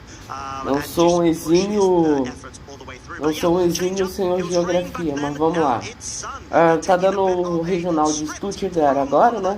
Stuttgart, Alemanha. Toronto é no Canadá, certo? Né? Que é Canadá. Ok. Birmingham é na Alemanha também? Não, Reino Unido. Ok, Reino Unido. Aí tem Mérida no México. Tem Auckland na Nova Zelândia. Santiago no Chile. Até onde eu sei Santiago no Chile. Sydney é o quê? Austrália também. Caraca, que loucura. Tá, Sydney. Aí tem o da Europa que vai ser no Reino Unido. Last game with the Yawn Ursa Luna, and now we might be getting a, not quite as accurate sleep out from the Venusaur, but this is a one-turn move, and it puts a lot of pressure on the board, and sometimes the opponents, even though there is that 25% chance to miss, Estados you might not Unidos. want to leave your Pokemon that open to the risk of a Seattle, sleep. Estados Unidos. Vamos lá. Estados Unidos. Curitiba, Brasil. Houston. É Houston que fala? Houston. Estados Unidos também. Sevilha, Espanha, acredito eu, né? Sevilha, Espanha. Orlando, Estados Unidos.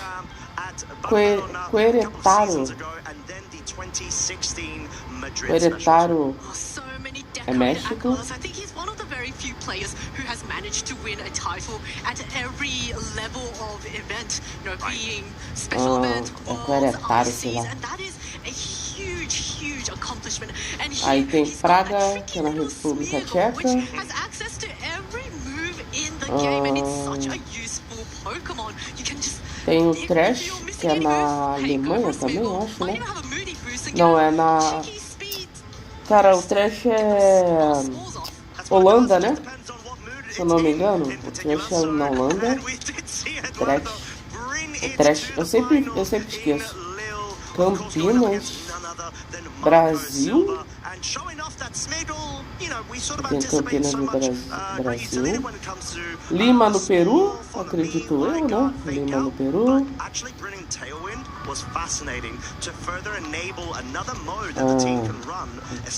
Londres, na verdade, cavalo dorme em pé. Não, acho que não. Ele dobra, pô. I would say Smeagol is actually one of the best support Pokemon in the format, and now Eduardo has combined it with all these really powerful offensive Pokemon. Tá, vamos lá, eu parei em Lima. Turim. Turim, na Itália. Aí vem o do... O América é o Nike, né? Se eu não me engano, que vai ser em New Orleans, nos Estados Unidos. Vai ser o Nike. Campinas. Pera, eu pulei algum? Eu pulei. Melbourne. Melbourne é onde? Austrália. Ok. With this next round, number 4. I would say in terms of the plushie matchup, the two players are very even. Turim, América do Norte. Não tem, moço. Aparentemente não tem. I don't know, we'll see. But then again, Smeagol has near any sort of move capable. But regardless, we've got the trainers. Thomas. Moço, aparentemente não vai ter nenhum regional aí. Campinas. Nasceste em Campinas? Que massa! these teams that you think each trainer needs to identify. Caraca, que legal. Aí, não vai ter em Portugal, mas vai ter um na cidade onde nasceste aí, ó. Pronto.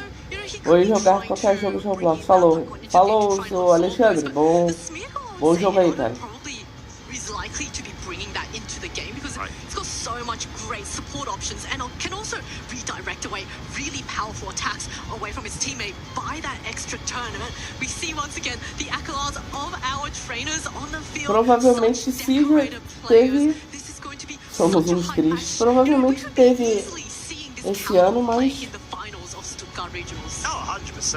And, you know, I've had the pleasure of actually playing against both of these trainers and sort of being on the receiving end of all of their ferocious pressure that they're able to dish out. So I personally know that, you know, they're more than capable of being able to get into your head, and all it takes is the smallest of margins to be able to do so. Yeah, look at Tamar's team now. It's going to be the Incineroar with the Assault Vest. So a very tanky Pokemon combined with the Intimidate allows it to take hits from both the defensive and special defensive side. Paired up with that Terra Fire Torkoal with Charcoal and Dragonite, Annihilate, and that Dusclops and Venusaur. So these two Pokemon are o time do cara. O cara veio de Dusclops e Venusaur, que massa. No pretense, but so much offensive pressure coming off of Venusaur. And if it reduces its special attack with the Leaf Storm, it can just start going for Sleep Powders. Yeah, exactly. That's sort of like the multi-role compression that this slot does offer in terms to the team. But then the Dusclops, it's sort of like an unsung hero in terms of the capabilities of this Pokemon. You've got Trick Room, you've got self-recovery, but also damage infliction via the Pain Split available. But then Haze, it's one of those Trick Room users. Not only are you immune to fake outs, you sort of force a lot of scenarios of respect going to that slot because of how bulky it is. Yeah, Haze is such a great answer to Dondozo as well, which we are not going to be seeing just this round, but it's going to be Eduardo's team, that really offensive core of Incineroar, Golden Go, Smeargle, Sneasler, Ursaluna, and Rillaboom. And this Ursaluna, it's a calm mindset, so no yawn, but it can capitalize on the fake out or the follow me support from the Smeargle, set up those calm minds, and then all of a sudden, when Smeargle gets knocked out, bring in the Incineroar, and you got more fake out and more pressure and disruption. Yeah, exactly, and that's sort of the beauty of having three Pokemon that essentially can be set-up sweepers, but also dish out some really respectable damage from the get-go. But Ursaluna, Blood Moon, we've seen it tend to go on the angle of merging with the Incineroar, Rillaboom, Smeargle, sort of composition of four Pokemon, the quartet, per se, in order to be able to capitalize off of getting that disruption going every other subsequent turn, always having fake-out available. Three fake-out users, that's very tough to deal with if you don't have, like, a Farigiraf, for example. I find it really interesting that there's three fake-out users on Eduardo's team, and the other three Pokemon all have set-up moves. Exactly. The Nasty Plot on the Golden Go, Swords Dance on the Sneasler, and Carmine on Ursaluna. So I would say Eduardo's strategy going to this is probably going to try lead with a fake-out user, get some disruption, force the partner tries to set up. Whereas Tamar's side, he doesn't quite have any setup besides the coaching from the Annihilate, but he does also have his own fake-out. He's also got two Ghost types, which are immune to fake out, and also Divine, so that might be able to scare off the Apesar de já ter tomado café, tem que tomar café pra mandar energia, né? O meu café da manhã, mas o café não. Fake out is quicker from this Smeargle, and there's also the chance of a Spore focus as well. Yeah, there's not much that Tamar can do against a Spore. The Annihilate can't actually protect because it's got all four attacking, or it's got four moves that are not protect, but it does heavily threaten this Golden Go. Golden Go isn't really in the best position. Now, Smeargle could maybe also think about going for a follow me, try to redirect some attacks away, let the Golden Go set up, but Golden Go then next turn, you might even want to think about going for that terrestrialization to get out of that Ghost type weakness, but it looks like the fake out is just going to come off first. Yeah, just wanting to make sure that it does not get any sort of move off, and the taunt respecting that Smeargle immensely in order to make sure that that slot is essentially useless in the subsequent turn. The freest of eu vi que ele já chegou a trazer pique. Pique é legal, né? É legal pra jogar com bastante gente, é muito divertido. Eu tenho vontade de jogar esse jogo. Much useless on the field, so Eduardo is going to be forced to switch out that Smeargle. But The Golden Go is now set up at +2 with a nasty plot boost. It is slower than the Annihilate, so it will be forced to take a hit first. And this Annihilate, actually, with the Rage Fist having not taken any hits, is not going to be threatening the Golden Go too much, but can be followed up by the Incineroar, and Incineroar can no longer redirect it away. So I wouldn't be surprised to see maybe the Golden Go try and either go for a Protect onto Rationalization. Pra conseguir jogar, pra ter mais entretenimento na live, pra conseguir fazer bastante coisa, né? Not see any sort of terrestrialization commits so far from Eduardo. Does bring that Sneasler in. We know it doesn't have fake up to itself, but you see Tomar trying to catch a bit of a cheeky read in that scenario, targeting that Golden Go with the close combat to try to ensure as much damage as possible, whilst just a very safe U-turn here will allow Tomar to get that pivot action going and get a bit of a sneak preview here. We see the Venusaur and the Torkoal in the back, so Venusaur already putting on a lot of pressure. Oh, it is indeed. And if the Torkoal does switch in, if this turn Tomar chooses to swap in his Torkoal, he's suddenly got the fastest Pokemon on the field. But the Sneasler also gets unburdened, but I wouldn't be surprised to see the Golden Go stay in. And it's actually quite difficult, right? Because the Golden Go is Terra Water. If it stays in its Ghost and Steel form, it will be taking super effective damage. So Golden Go in a bit of a tricky position, but it does exert a lot of offensive pressure. And this turn is so já tem algum jogo em mente, então? and allow the Sneasler to still maintain its speed with the Unburden boost with the Grassy Seed. 3 seconds remaining from Tomar there, coming down to the wire, trying to really get an idea of what sort of things to anticipate from Eduardo's side here, because he got a +2 Golden Go, which is boosted and primed for so much damage as the Incineroar's back on the field saying, you know what, I definitely need to preserve the Venusaur, and Eduardo going for a second setup move right now. Now, being on the Sneasler with that Swords Dance, +1 of its attack in order to anticipate that Incineroar coming in with the Intimidate, but the Golden Go, of course, going to be able to take so much damage comfortably to an extent, since Annihilate has not been attacked, and trying to focus the shadow on the Fortnite goes to show how much respect Eduardo has for the Annihilate. Yeah, you don't want to boost up that Rage Fist if you can help it, and if the Annihilate went for, say, the Terra Fire, suddenly that Shadow Ball will no longer be in fact, the Annihilate has the Focus Sash, so it is guaranteed to survive at least one hit, and you don't want to power up that Rage Fist any more than necessary. But now, the Golden Go has taken quite a bit of damage. It will no longer be able to survive another Rage Fist. It can survive a hit if it goes to the Terra Water, but then you leave yourself open to the Venusaur in the back. But at the same time, there is the Sneasler on the field at +1 attack from the Intimidate and Swords Dance, and maybe the Incineroar might want to try and go for the fake out onto the Sneasler. But the Golden Go being preserved here. Eduardo saying he doesn't want to risk actually getting rid of it, just in case, you don't want to fall short of sort of sleep powders. Ia ser legal de trazer live. No caso, Fortnite seria. É porque tem um modo sem construção, então assim, meio que dá pra levar um pouquinho. Ali é mais na bala, sinceramente, né? Se ele consegue se garantir na bala, dá pra jogar tranquilo. It will still be able to outspeed the Venusaur, so going for a second Swords Dance here, now up to +3, ensures that you don't mind much of the Intimidate sort of. Eu gosto bastante de jogar o Rocket League, não sei se alguma vez já jogou. É um jogo de carro, basicamente. Annihilate means just very minimal damage. Yeah, we saw just how useful that Grassy Seed is. Sneasler was mainly just tickled by that Rage Fist. Yeah. But now there's this Torkoal on the field. Now, Torkoal is the slowest Pokemon on the field, and if it does choose to go for Eruption and takes damage, it won't be doing as much. So Torkoal's main purpose, I would say, is now they've set up the sun, it can probably just get out here, but it looks like the Annihilate is actually Rocket League é um jogo de carro, é um futebol de carro, basicamente. É muito legal. Mas assim, é melhor jogar com amigos, porque sozinho é complicado. So it's actually a good way to be able to take the damage output from Eduardo's double Pokemon side, whilst being able to exert a lot of damage outwards, most likely locking into a heat wave, but clearly being the Pokemon that is fully respected by Eduardo as the double up into that slot. But this allows Tamar so much more room because now you have Fake Out available on the field and -1 Rillaboom too.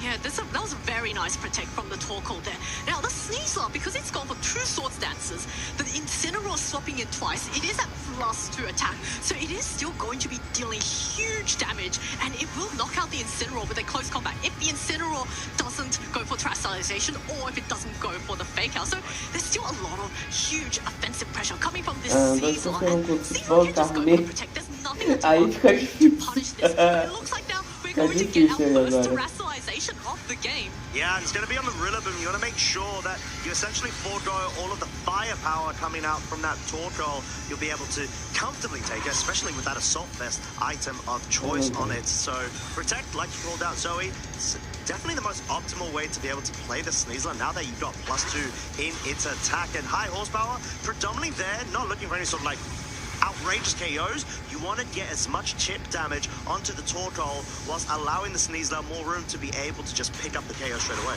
And it's a really nice pivot out from the Incineroar. You turning into the Rillaboom, which absolutely cannot protect because it's holding that Assault Vest. And now you get that free switch into the Venusaur. And also, in the next turn, I think Torkoal's really done his job of setting up the Sun. That's a very sad eruption onto the Terrafire Assault Vest Rillaboom there. But now, Tamar can bring in his Incineroar, drop the attack of the Sneasler by another stage. Now, Sneasler has got the inverted boost, so it will still be faster than the Venusaur.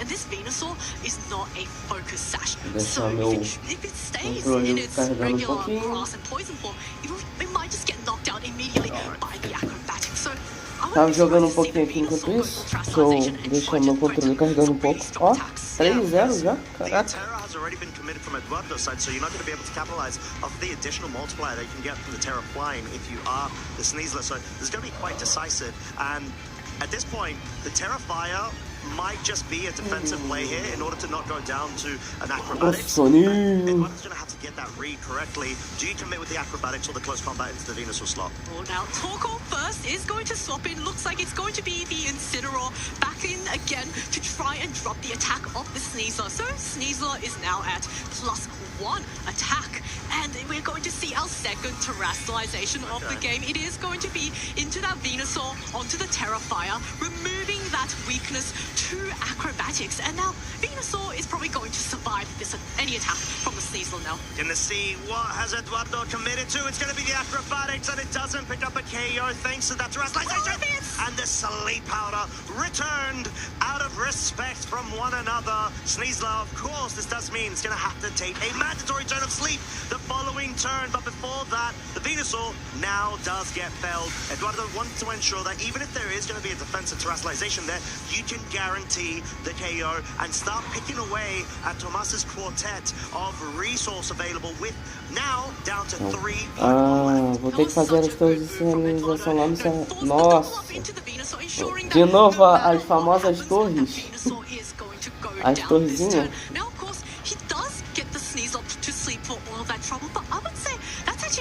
Por que? Tá pensando em fazer a Meta Switch já? And is also Venusaur was one of the strongest offensive presence on Tamar's team. And now é verdade, precisa da bateria. É pra fazer a bateria do Mecha, né? Esqueci. Quite strong, but he hasn't taken any damage, and the Rage Fist just doesn't hit quite that hard. And I guess the issue is as well that the Sneasler still has a +1 defense due to the grassy seed, so there's no real offensive pressure coming out unless you commit with the Flare Blitz as well as a double up from the Annihilate. Well, the Flare Blitz Sun could deal quite a bit of damage, but you know, at this point, I think maybe Tamar might want to try and attack his own Incineroar. Annihilate to try and power up that Rage Fist. Bom que vai conseguir guardar bastante energia, né, moço? Doesn't want to take a sub-boosted Flare Blitz or a knockoff, but it could take a U-turn. So there's that. But it's a little bit tricky for Tamar here, but if any player can come back, it is Tamar. Yeah, it's sort of the question of which Pokemon do you want to rely on in terms of committing either damage onto the Sneasler, which you definitely need to do, and not allow it to sort of run away with it and get a wake up in the subsequent turn potentially. We'll have to find out as it does take its mandatory turn of sleep. Oh, coaching! Ooh, but there it is. The coaching will now allow this Incineroar to get to +1, and this is going to be a very scary Flare Blitz that I don't even know if the Sneasler is going to be able to survive, but it doesn't, and it's able to offset that boost in its defense. +1 with that +1 and attack from the Incineroar slot. That Sun really paying dividends right now, even if the Venusaur necessarily isn't on the field anymore. It's not even in this game anymore. It's been KO'd as the Sun perfectly does time itself out there, which means Torkoal, the next time it's going to come in, is going to be able to bring it back online. Yeah, Torkoal can just swap in, set up the Sun again, and because this Annihilate is a Terra Ghost type, it's immune to Fake Out, and we saw the Annihilate is faster than the Smeargle, so it can just go for the taunt onto this Smeargle. There's nothing that Eduardo can do to stop the taunt coming off, and although the Golden Go is on the field now, but we saw previously how much damage it took from that unboosted Rage Fist, and in this range, Deixa eu só pegar café e eu já volto. pretty close. Maybe he might survive on the 1 HP, but Annihilate is a very bulky Pokemon, and without a boost, it will be able to survive a super effective Shadow Ball. Yeah, and it does have the Focus Sash as well, right? So this may not necessarily be trained in a very bulky manner, but there could be the case of, since it does have the utility sort of aspect of it, it doesn't have the final Gambit, but given that it has the coaching instead. So gonna have to see how it's gonna pay out. Is there gonna be an offensive move coming out here from the Annihilate? No, it's just gonna be the safe taunt in order to not allow this Smeargle to run away with any sort of additional support that it can provide. As Shadow Ball, like you mentioned, Zoe, goes into the Annihilate, so it doesn't even need the Focus Sash to survive on 8 hit points there, as a Smeargle is up to its usual business with the Moody increases and drops, but at this point, not able to move, given all of its moves, excluding Fake Out, are support ones. Yeah, Smeargle is really forced to switch out this turn, and because this Annihilate is faster than the Golden Go, it can, now that it's got that Rage Fist boost, it can actually deal quite a bit of damage, and Smeargle forced to switch out means that the Torkoal can go for some chip damage with the Eruption, or I wonder if the Smeargle just want to stay and go for the Struggle and knock off that remaining 8 HP on the Annihilate. Well, but no, it's going to swap out. Yeah, that probably would have been a good play if the Smeargle was able to get a speed increase rather than the neutral sort of speed tiering, given that the Annihilate being utility set most likely would have been able to outspeed with the Focus Sash, and close combat dealing so much damage onto the Rillaboom. The Golden Go hasn't even gone for Protect, disrespecting the Rage Fist, going for the Make It Rain, picking up a KO onto the Annihilate, and Eduardo sort of like seeing Thomas eye to eye in that scenario, saying, I'm not going to flinch. I know you're going to respect my Protect. You have to, so I'm going to disrespect your play. But Eruption is enough to pick up the KO. It is onto the Golden Go. Rillaboom brought down to red. But Eduardo has a free switch in for a faster Fake Out user versus Thomas, who's going to be bringing in his Incineroar.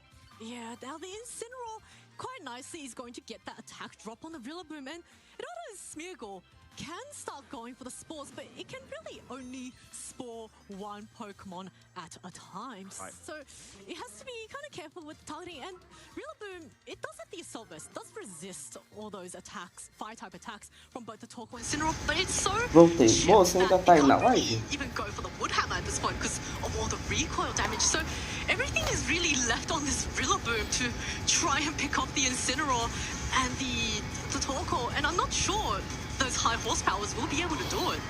Não, ferrou, então não vou ter como falar. Double Fake Out here in order to be able to sort of utilize yourself, but no. Eduardo wants to Deixa eu beber meu café enquanto isso, esperar o moço chegar aí na live. naturally going to be faster with that Smeargle, goes for the spore into the Torkoal slot, will force it to take a mandatory turn of sleep, but every little counts, especially when it comes to the sleep counter forced onto Tamar, and you want to be able to allow this Rhythm to essentially get off those crucial damage points to get the KOs, because like you said, at -1 it's not going to be dishing out as much damage. Yeah, although now the Smeargle can just spore the Incineroar by a turn for the Rillaboom, and Rillaboom can slowly regain its health Moço, from the grassy terrain. So let's see now. falou que tá desanimado com o Mine, né? Será que não é porque tem jogado mod pack fakes já criados? The Torkoal has yet to move, and it's going to remain as so. De repente, se tu fizer um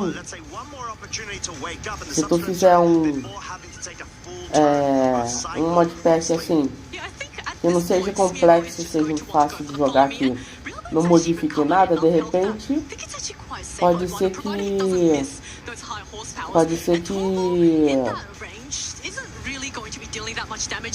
fique melhor, né, pra jogar.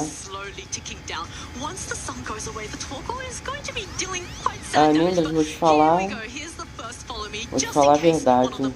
Esse garchão aqui do Dragapulso foto da Cintia no chinelo, a gente nunca vai saber, né? Porque a Cintia é um personagem fictício. Não, moço, eu digo assim, fazer um agora assim, do zero. Gosta desse mod? Pega esse mod. Gosta desse mod? Pega esse mod. Gosta desse mod? Criar um modpack agora. Pra fazer pra live, entendeu? Que aí eu acho que não joga tão rápido, né, mano? Essentially, I would say wrap up this game, although the high horsepower at -1 will not directly be able to pick up a KO. You'll be able to have the redirection and the additional turns of recovery via the grassy terrain in the next Dá trabalho? Mas assim, pelo menos eu acho que não enjoaria tão fácil do modpack, né?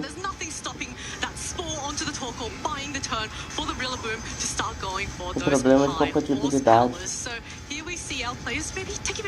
Pior que dependendo de onde fizer, é facinho de fazer. Eu não tô enjoado, eu tô sem paciência. Tá.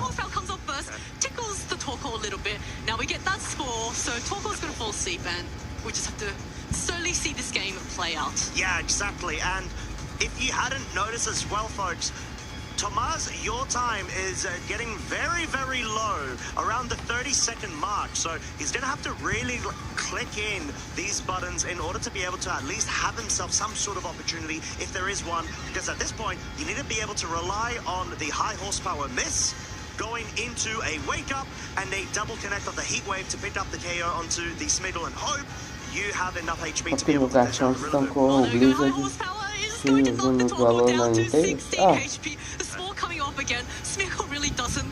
até que esse Garchomp ganhe, seja jogado aí no regional, faça estrago do jeito que vocês sempre falam, dificilmente dá pra se acreditar, né?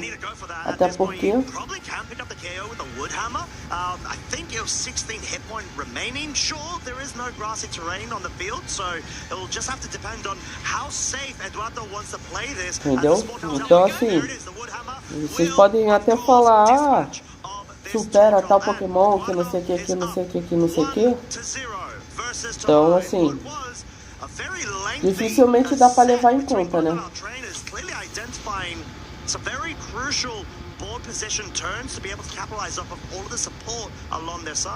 Peraí que eu já volto, gente. Boost up the Golden Go, but instead of attacking, he suddenly recalled her. In some ways, some might say it was a bit of a waste of a boost, but it just made sure that Eduardo was able to keep that Golden Go in the end game and bring it back in. And it's, I would say, the mark of a great player, knowing when to swap out, even if you have to sacrifice those boosts. Because had he kept the Golden Go in, it would have gone knocked out, and then he would have been in a very bad position. Yeah, exactly that. So, if you're Tomar, Zoe, what's running through your mind right now? Do you think you might even change up the mode and not lead with the Incineroar as well as the Annihilate? Well, it's hard to say. I think Venusaur put on quite a bit of pressure, but it just got knocked out because the Sneasler was so strong offensively, and the Venusaur doesn't have Protect. So it was in a bit of an awkward position. So I would say maybe he might want to lean on the Trick Room mode a little bit and get that Dusclops in. And then once your Torkoal is the fastest Pokemon on the field, this Smeargle doesn't have Wide Guard. You can just say, protect the Torkoal, go for the Trick Room. Although it is a bit difficult, I can see, with the Smeargle having Spore and being able to shut down at least one turn before the Trick Room went up. And it does have Terra Ghost as well, right? So if you're thinking that an Incineroar and Dusclops lead is safe, you have to think again, because you have to respect that commit earlier on from Eduardo, which he doesn't usually commit to an early terrestrialization, but depending on the sort of like flowchart and the leads, that may very well be a case that Eduardo has to go for.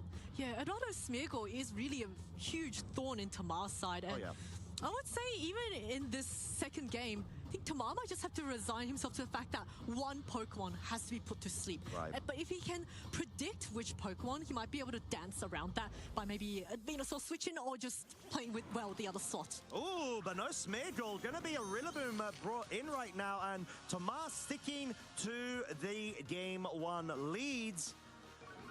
Incineroar and the Annihilate. So we've got Intimidate drop onto the Rillaboom now at -1 of its attack, and already quite a bit of a difference in terms of dynamics. Yeah, once again, this Golden Go is heavily threatened by both the Incineroar and the Annihilate, and it is paired up with another Fake Out user. And Nardo can go for, say, a Fake Out onto this Incineroar by that turn for the Golden Go. We saw that it was able to quite comfortably survive an unboosted Rage Fist. Then the question is, if you do that, what are you going to do the next turn? Because we saw in that game 1, the Golden Go then ended up switching out. And the Rillaboom, I think it's kind of done its job of setting up the grassy terrain, so I wouldn't be surprised to see maybe the Rillaboom try and pivot out, or, you know, maybe go for a strong, say, high horsepower just to get some chip damage onto this Incineroar. Oh, just going to be a rapid Fake Out from the Rillaboom into the Incineroar. Rage Fist now just prioritizing dealing any sort of damage, and actually that is a very respectable amount, similar to what we saw in that game 1, being retaliated immediately after with a Ghost type move of its own. Shadow Ball now bringing the Annihilate down to its Focus Sash, contrary to what we saw in the last game where it was only brought down to 8 hit points. So all of a sudden, both trainers going full aggressive right now in order to be able to start whittling down the resource availability of their very crucial pieces. This is a really good turn for Eduardo. Now the Annihilate is in range of a Grassy Glide, and the Annihilate cannot protect. So if it stays on the field, it's just going to get knocked out immediately, which kind of almost forces Tamar to try and recall that Annihilate for something that he has in the back, which means then that the Golden Go is quite free to get those really powerful +2 attacks. Now, can't really do that much to the Incineroar, but whatever target the slot of the Annihilate is in is going to be taking huge damage. Yeah, and this is sort of where you need to be able to put your foot down on the gas and not slow down, because any little moment where you're able to reposition, especially this Dusclops, onto the field to capitalize off the fact that Eduardo doesn't have Pokemon that can directly threaten it is crucial. And you see Tomar's reaction there, really not wanting to see the Golden Go being swapped out there, now in favor of the Incineroar. And this Incineroar in particular does not have Taunt, but it does have great ways to be able to not only deal damage, but actually get rid of the Eviolite on the Dusclops. Yeah, Incineroar can just easily go for a knockoff onto this Dusclops, remove the Eviolite, and it drops a very nice Intimidate onto the Rillaboom. Of course, that Rillaboom did pivot itself out of the... Oh, wait, Incineroar pivot itself out of the field with that U-turn and brings in the Annihilate quite freely, which means it does get that round of extra recovery from the grassy terrain. Now, I do wonder at this point, is Tamar maybe going to want to swap in his Incineroar again to get another round of Intimidate off onto Eduardo's team? We've seen that last game was quite balanced with a lot of switching.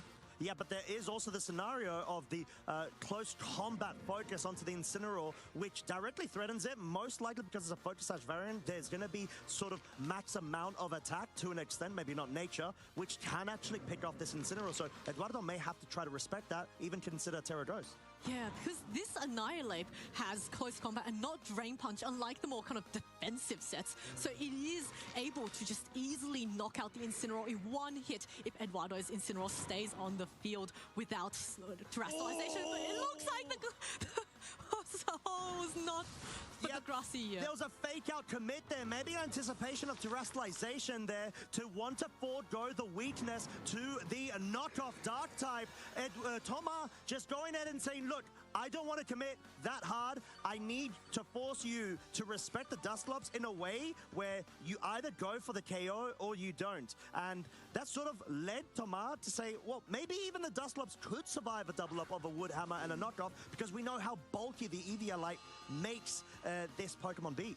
Yeah, and now Trick Room has been set up. This Torkoal is the fastest Pokemon on the field. There's a Sun boost, there's a Charcoal boost. If it goes for the Terra Fire, that's another damage boost multiplier it's got. And those eruptions, it's going to be hitting very, very hard. Now, I wouldn't be surprised to see the Incineroar survive the hit. And if the Rillaboom goes for the Terra Fire, that's probably also going to survive. But that's a lot of chip damage that you will be taking. And eruptions, I wouldn't be surprised to see it deal more than half damage. But it looks like now Tomar's going to pivot out the Dusclops. It's done its job of setting up the Trick Room, and the Incineroar's going to come in. Yeah, it's a great way to be able to capitalize off of the maximum amount of disruption or enablement of the Torkoal to essentially do the thing.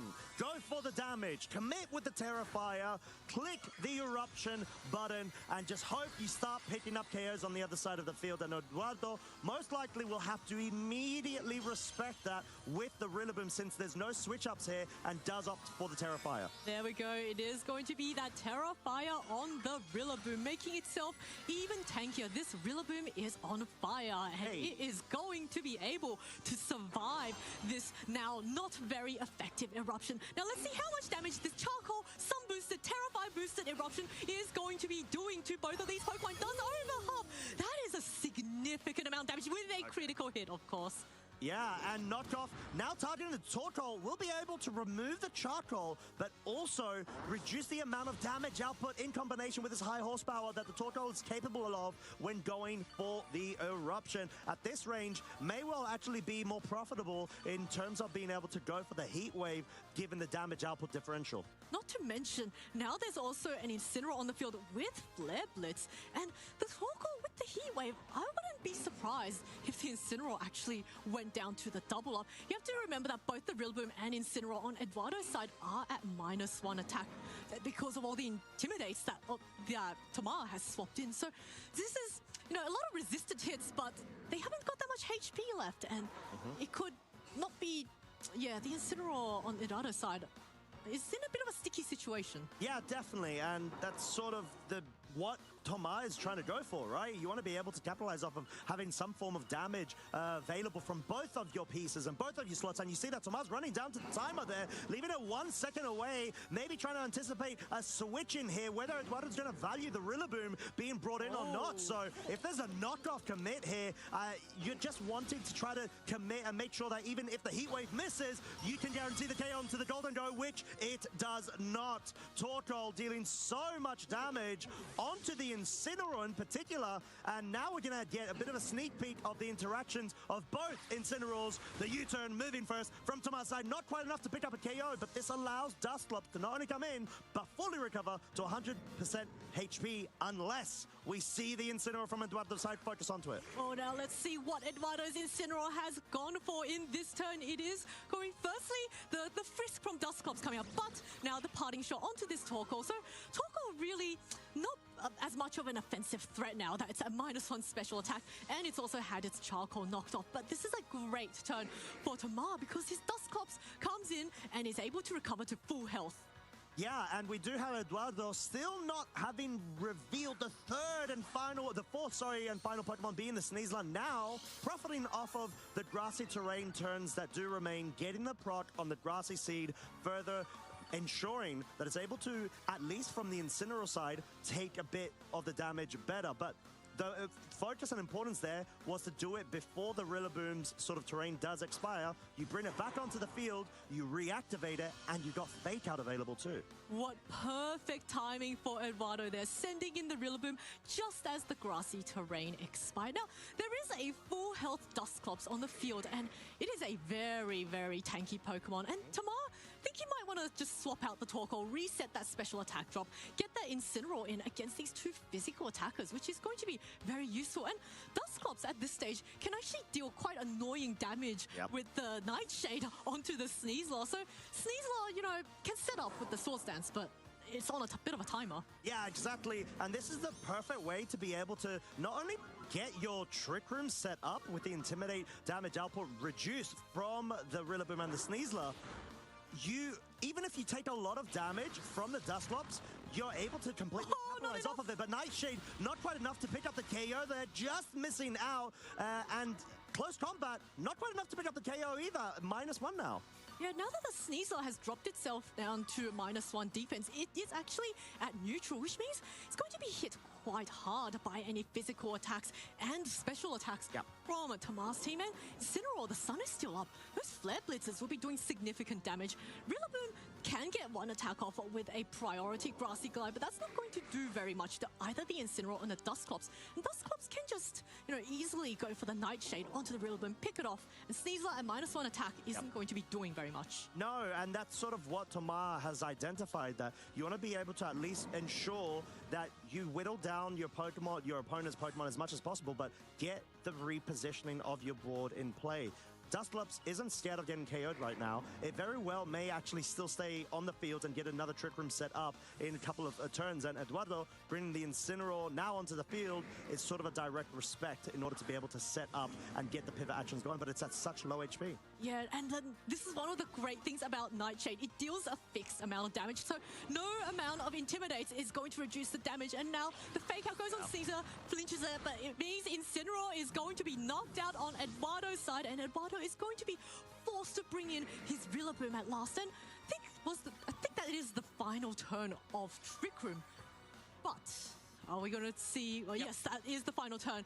But Tamar can just set it up again. There's no taunt coming off the Dusclops, and Sneasler really isn't a big threat right now. He has to go for the Swords Dance. And it goes to show why Tomar didn't want to commit with the Terra Dark on the Dusclops so early on, because you're not only able to be immune to future fake-outs, but you don't become susceptible to the close combat from the Sneasler. So even if we do see the Incineroar go down here, which it does not, as the Sneasler opts to go for the Swords Dance here, the Trick Room will be set up. The Torkoal will come back onto the field at some point, most likely bring the reactivated Drought. And Tamar just has all of the momentum in his favor. And let's say, Zoe, even if the Incineroar and Torkoal do somehow go down, what's stopping this Dusclops? I don't think anything is at this point. At this point, the Dusclops can actually close out the game with Nightshade. But Incineroar also, Flare Blitz will do huge damage to the Sneasler, even when the sun comes back on. And I think actually at this point, Tamar might actually want the Incineroar to get knocked out so that he gets the free swap into Torkoal. But now the Dusclops can just Nightshade the Rillaboom, get rid of it, and there we go. There's the Nightshade. Oh, but it's onto the Sneasler, so just trying to whittle it down. Yeah, just trying to focus to make sure you get a guaranteed 50 damage off due to the interaction or the mechanic of Nightshade. Whatever amount of level you are at, that is as much damage you will deal, as Acrobatics will be able to do just that, a lot of damage onto the Incineroar. But Tamar now just brings in that Torkoal, like we mentioned, and we'll probably be able to pick up the KO. And even if it doesn't, the Dusclops in combination should be able to.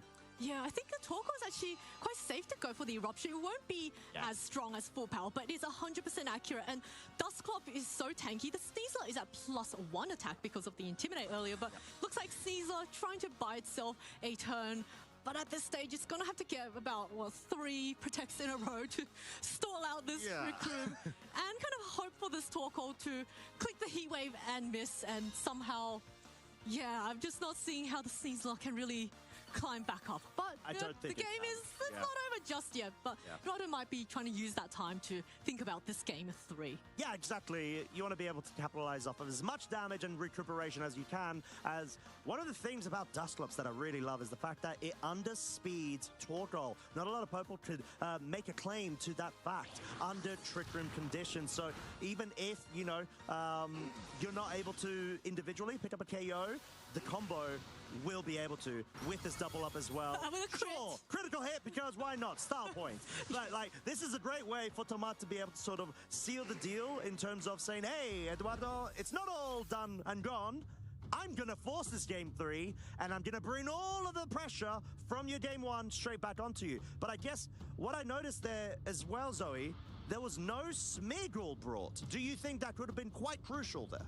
Yeah, the Smeargle would be able to pressure with Spores and stop the Trick Room going up, because in that game too, Tamar was able to really expertly pilot his Dustclops, setting up Trick Room twice in one game, and that's a very difficult feat to achieve. And Eduardo was able to survive one round of Trick Room, but he didn't quite have enough resources in the end as Tamar just slowly whittled away. And there was one moment when we saw Incineroar on the field and Terra Fire Assault Vest Rillaboom. And yes, sure, they could tank an eruption from the Torkoal, but they were knocked down to such low HP that they weren't really able to, deal much back in the following turns. And I think in the game 3, I wouldn't be surprised if Eduardo brought out his Smeargle again and went back to those Spore ways and just try and buy as many turns for the Pokemon.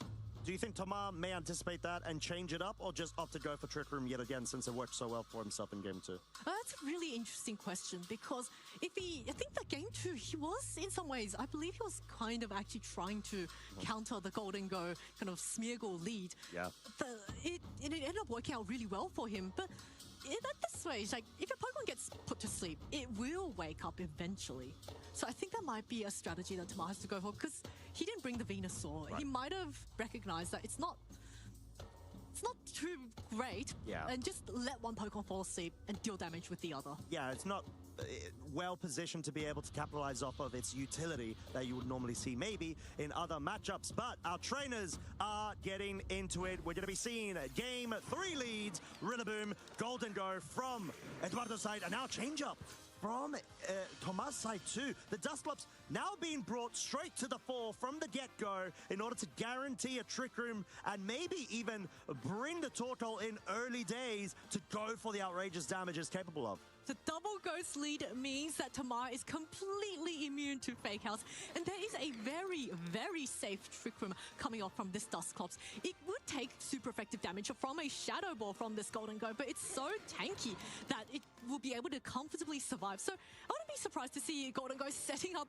once again in the face of these two Ghost types, and it's really going to enjoy going up against both of them because it deals super effective damage. And then next turn, if Torkoal does come in after Trick Room gets set up, it can go for the Terra Water. All right, and there's no Terra commit. A close confidence, the Rillaboom will deal half of the damage to its HP, but both of these Pokemon, let's see where they're going to target. It's going to be the Annihilate, disrespecting the Dustclops, or should I say over-respecting the Dustclops, just wanting to ensure that it can start picking away, or at least get the sash broken on this Annihilate, as the Rillaboom will focus into it, most likely anticipating a switch in here, maybe an aggressive Torkoal switch, anticipating the double into the Dustclops, which is so easy to do. But this is sort of like a multi-layered mind game between both of our trainers. The fact that Tamar on the surface was like, okay, I've got Dustclops, I'm going to click Trick Room, I'm just going to get it set up. It was threatened most likely from a Shadow Ball and Woodhammer KO, and absolutely said, I'm going to stand here strong and well, and was able to profit off of that as a clean Torkoal switch comes in. This is a perfect turn for this Torkoal. Trick Room has been set up, Torkoal switches in for free. It's up against a Ghost type and a Grass type. Only one of these two Pokemon can Terrastalize out of that Fire type weakness, and if Golden Go Terrastalizes, it loses the immunity to, Nightshade is still going to hit super effectively. But it looks like Rillaboom is just want to get out of there and swap in for the Incineroar, which is going to be able to sponge up that super effective eruption. Yeah, this is damage control that Eduardo's on right now, and opting to go for the Terra Water just ensures at least he's not going to be taking so much damage from this Terra Fire Charcoal Eruption, especially accompanied by that Nightshade to be able to deal a tiny bit more damage, which is so overwhelming. And it's not going to be Terra committed just yet. You want to go on the safe angle of, I don't need to, I want to just go for the Protect. And Tamar reads the slot, anticipating the defensive play from that slot, at least in particular with the Protect. But Nightshade, 50 damage dealt onto the Incineroar. Now, Terra Fire, Charcoal, Eruption. It is enough! It's so much damage because of a critical hit picking up the KO. This gives so much momentum on Tomas' side, absolutely capitalizing off of that defensive switch up that Eduardo was pinned into making. Oh, that was a devastating turn for Eduardo, losing that Incineroar on the switch, and now Rillaboom can come in, can drop that Fake Out, but Torkoal can just go for the Protect, earn that turn on Fake Out, and you've got two Fire weak Pokemon Mars Agora side. Not to pegaram mention as the receitas super e seguiram bulky toma dust expressão clops can boa. be such a pest, Com crítico dealing that até eu, fixed ué. 50 HP damage each turn, and Yep. Mars just in such a Que comfortable isso, position here. Dragapult? There's still plenty of trick room E turns por left, uma and coisa, Eduardo has ô to think louco, about pô, aí which Pokemon he wants to Aí terrestrialize to try desculpa. and save it from this incoming super Aí effective eu vou ter eruption que as boosted by te dar the um sun. TOzinho Yeah, and aí it's que very tough spot to be não foi in legal o que você because falou. we're sort of speculating whether there's going to be a Smiggle or not, but it's immediately threatened with a taunt from that Annihilate from the leads. But at least for now, Torkoal respecting the fake out from the Rillaboom, opts to go for the Protect. Woodhammer absolutely ignoring the Torkoal, going for the Dusclops with the Shadow Ball. Double up is most likely going to be enough. Let's see if it can survive on 77 hit points. It does not. So finally, the Dusclops has been felled, but the Torkoal still has a couple more turns of sun remaining as well. Que não as mudam Trick Room. absolutamente nada. We saw a change up from Tomás' side, a bit of a Mas não sneak temos preview there. escolha, Venusaur's in the back, a não ser que rather passamos than mais the um mês Incineroar, tentando which pegá-los. would have been the perfect switch to allow the Dusclops to survive. Yeah, although Sim, Venusaur Dragas, now, esses because the Golden Goat is bichos terrible coloridos water, if it mesmo. terrestrializes out of that weakness, it will be super effective, or take super effective damage from the Venusaur. But Sun is up. E aí, Dragas, conseguiu as 1000 batalhas? Because of the trick Finalmente room, conseguiu so as the 1000 Golden Goat can batalhas? actually get one attack off.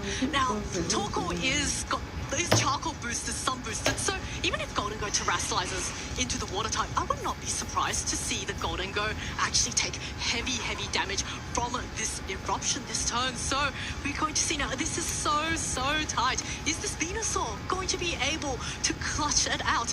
Once the Golden Goat terrestrializes into this water type? Ooh, but we do Eu have a mandei ele switch out. descer, eu não cheguei a ver. The final unrevealed Pokemon, Não which is cheguei a the ver. Ursa Luna from Eduardo's side, hoping it's going to be able to mitigate a bit of that damage because of the bulk invested in this sort of set that we know it is capable of. However, is it enough to be able to survive a Charcoal, Terra, Fire, Sun, boosted eruption into that slot, even if it is double target damage? It does not. Eduardo now down to his final two Pokemon, but this could really play out in favor of Edu being able to bring that fake out once again onto the field, fresh as dandy, especially as we see the Venusaur still going to be outspeeding outside of Trick Room whilst the Sun does remain. Yeah, there's a really interesting thing here now. Trick Room is ticking down, but so are the turns of Sun.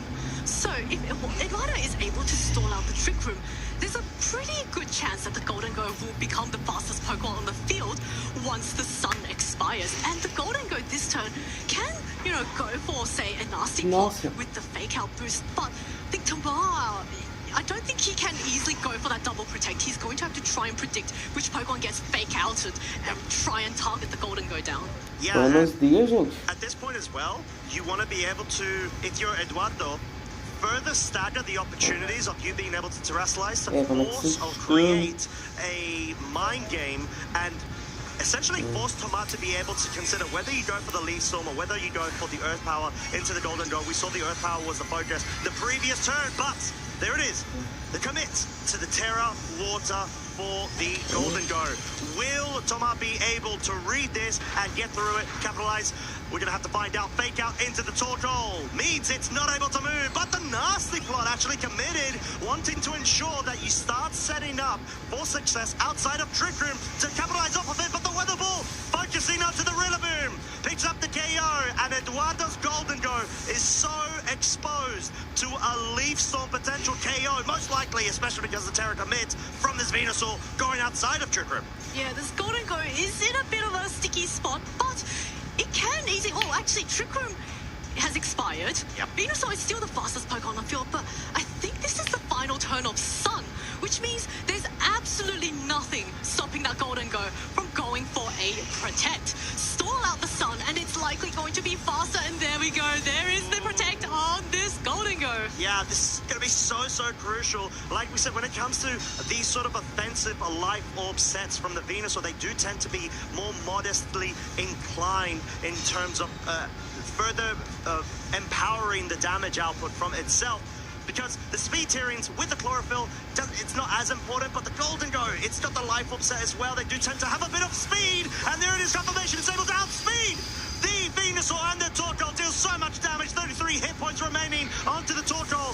What can it do at this point? You got a full HP Terra Water Golden Go. I'd say very nearly full HP. Heatwave, you need to be able to not only deal enough damage, you need to get a crit from this range. And it's not even a crit would even survive. Oh, it gets a burn. But it does get a burn. However, the Golden Go being able to outspeed first will always ensure the Torkoal can get felled unless there's sort of like a quintuple protect. Yeah, there is a world, a very unlikely chance that the Torkoal gets, you know, Eduardo 5 tá protects in a ganhando? row. Acho que ele ganha agora, At this mano. point, yeah, all the Golden Go needs to do is just land one Shadow Ball onto this Eu tô Torkoal caçando. Não faço a before he menor gets ideia. knocked down by the burn damage. And I think, yeah, Não Golden Go sei, por acaso mostly sim, ele has levou this porque game in ele the bag. ele fez um comentário ofensivo no chat, mano. And there's the confirmation. Eduardo Cunha is able to go ahead and finish off this Swiss round number 4 as a victor. Congratulations, Eduardo Cunha. What a well-played set of 3 games, showing us exactly why he is a world champion. This caliber of play we could easily be seeing on the world stage against Tamar as well. Just played so well. It was so even along turns. I think Eduardo, I was really impressed by the fact that he did not bring Smeargle, which I thought was the key to him winning that game 1, but he was able to pivot around it and just slowly stall out the trick room turns. And then once he expertly stored out the sun and the trick room, his Golden Go had the advantage. It's sort of the point where you saw both our trainers adapt to their opponent's game sort of like strategies and win conditions. Não foi isso. So game 1, Não foi isso que ele falou. Eduardo just run away with the game. Tomar was sort of back against the wall because he didn't have the Dustclops immediately available. And then game 2 brought the Dustclops, had the Trick Room mode set up, was able to get so much utility from the firepower of the Torkoal. Só voltar aí os comentários que você vai ver o que ele falou. And it just, like you said, Zoe, Eduardo was able to position the Rillaboom, Incineroar, and the Golden Go so precisely and sort of forego the fourth slot in order to be able to expire the remaining turns of Trick Room, of Sun, and even of his own grassy terrain. Yeah, shout outs to Tá fazendo uma hora dessa acordada aqui. These are fairly unusual Pokemon. I do think had the Incineroar being the final Pokemon in that game 3, he probably had a fairly good chance of clutching through because the Golden Go couldn't quite hit Incineroar, but he may have been trying to adapt to, say, something else that Eduardo had in the back. And it just goes to show the high level of play between our 2 players trying to read each other, read each other. Read the read to the read of the read. Just such a treat of a game, and I'm so happy that we got to see 3 games play out. It's not very often that you get to see this caliber of play. Só não sei se eu vou conseguir jogar direito, né? Porque eu tô completamente virado aqui. And that's sort of what we're saying. This could have easily, and I know we said this for a couple of previous sets, but this could have easily have been a finals match between both of these trainers. No doubt about Acordei, era it. 5 da manhã, literalmente. Acordei faltando 3 minutos para a live. When it comes to the awards and placements. So what we are going to be doing is, unfortunately, it's not going to be an interview. However, we're going to cut to a very short refreshment period where we'll allow you lovely folks to get up, stocked, and get ready as we're going to be going straight into Swiss round number 5.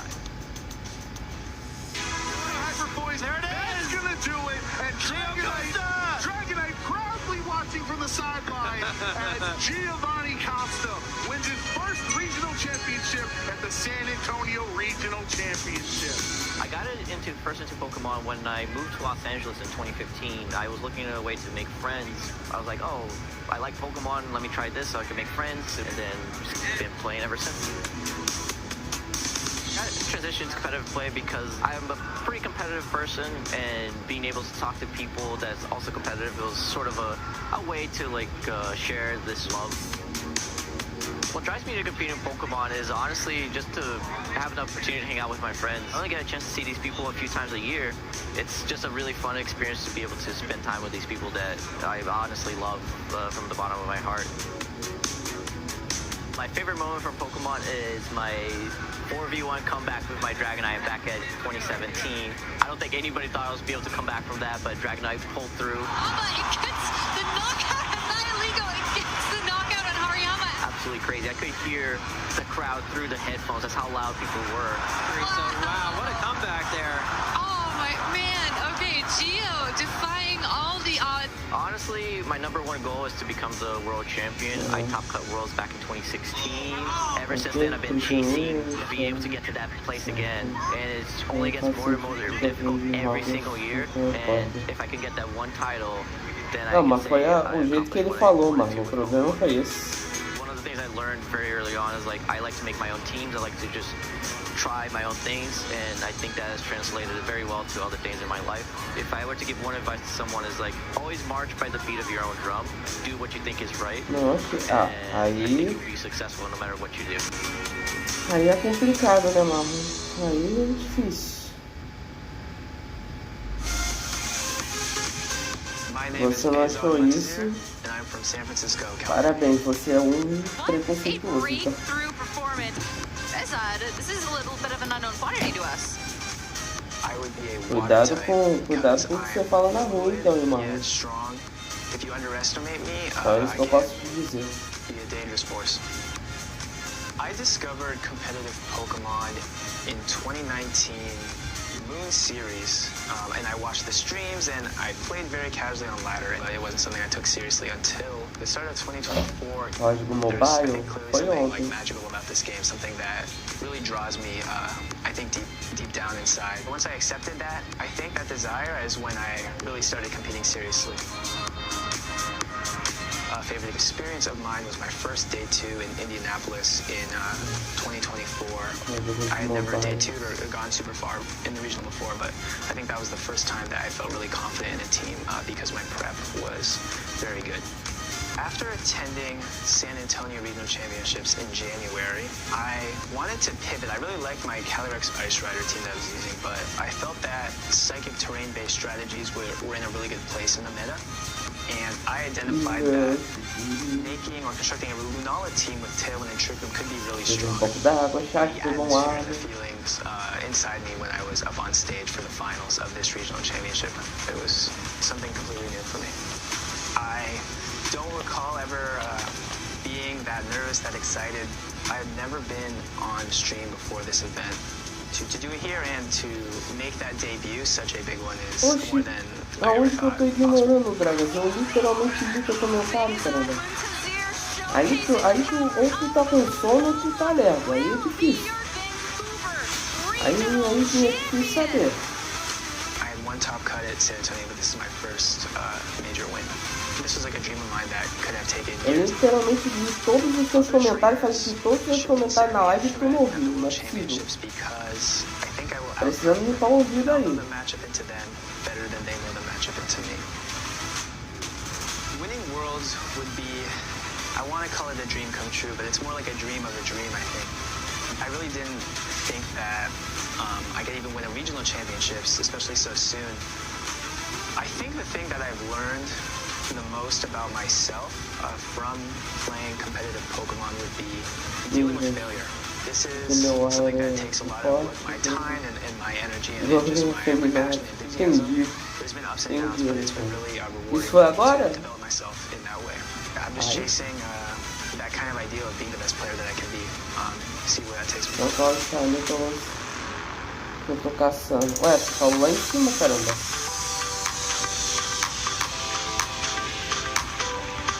You know, no matter the situation, it's high competition. Everyone's trying to have a good time as well. So if you could be nice to your opponent and just, you know, be courteous of their state of mind and, you know, things in the game, that's going to lead to a lot of maybe friendships and success in the games. So an unwritten rule with Pokemon Go is that you always have to say good luck, have fun to your opponent before your battles. An unwritten rule in Pokemon for me is if someone's having trouble setting up for a round, just help them out in any way you can. Don't be rude. You can play card games, video games, anything. You know what it's like to play against somebody who is not very gracious when playing the game. It definitely makes the match worse. A good unwritten rule is like saying good luck to a player and giving him a good fist pump. I think the biggest unwritten rule in Pokemon is if your opponent is on low health, you have to throw the nuke charge move and not the small charge move. So if you like return like a Carbink as a Sableye, that's goated.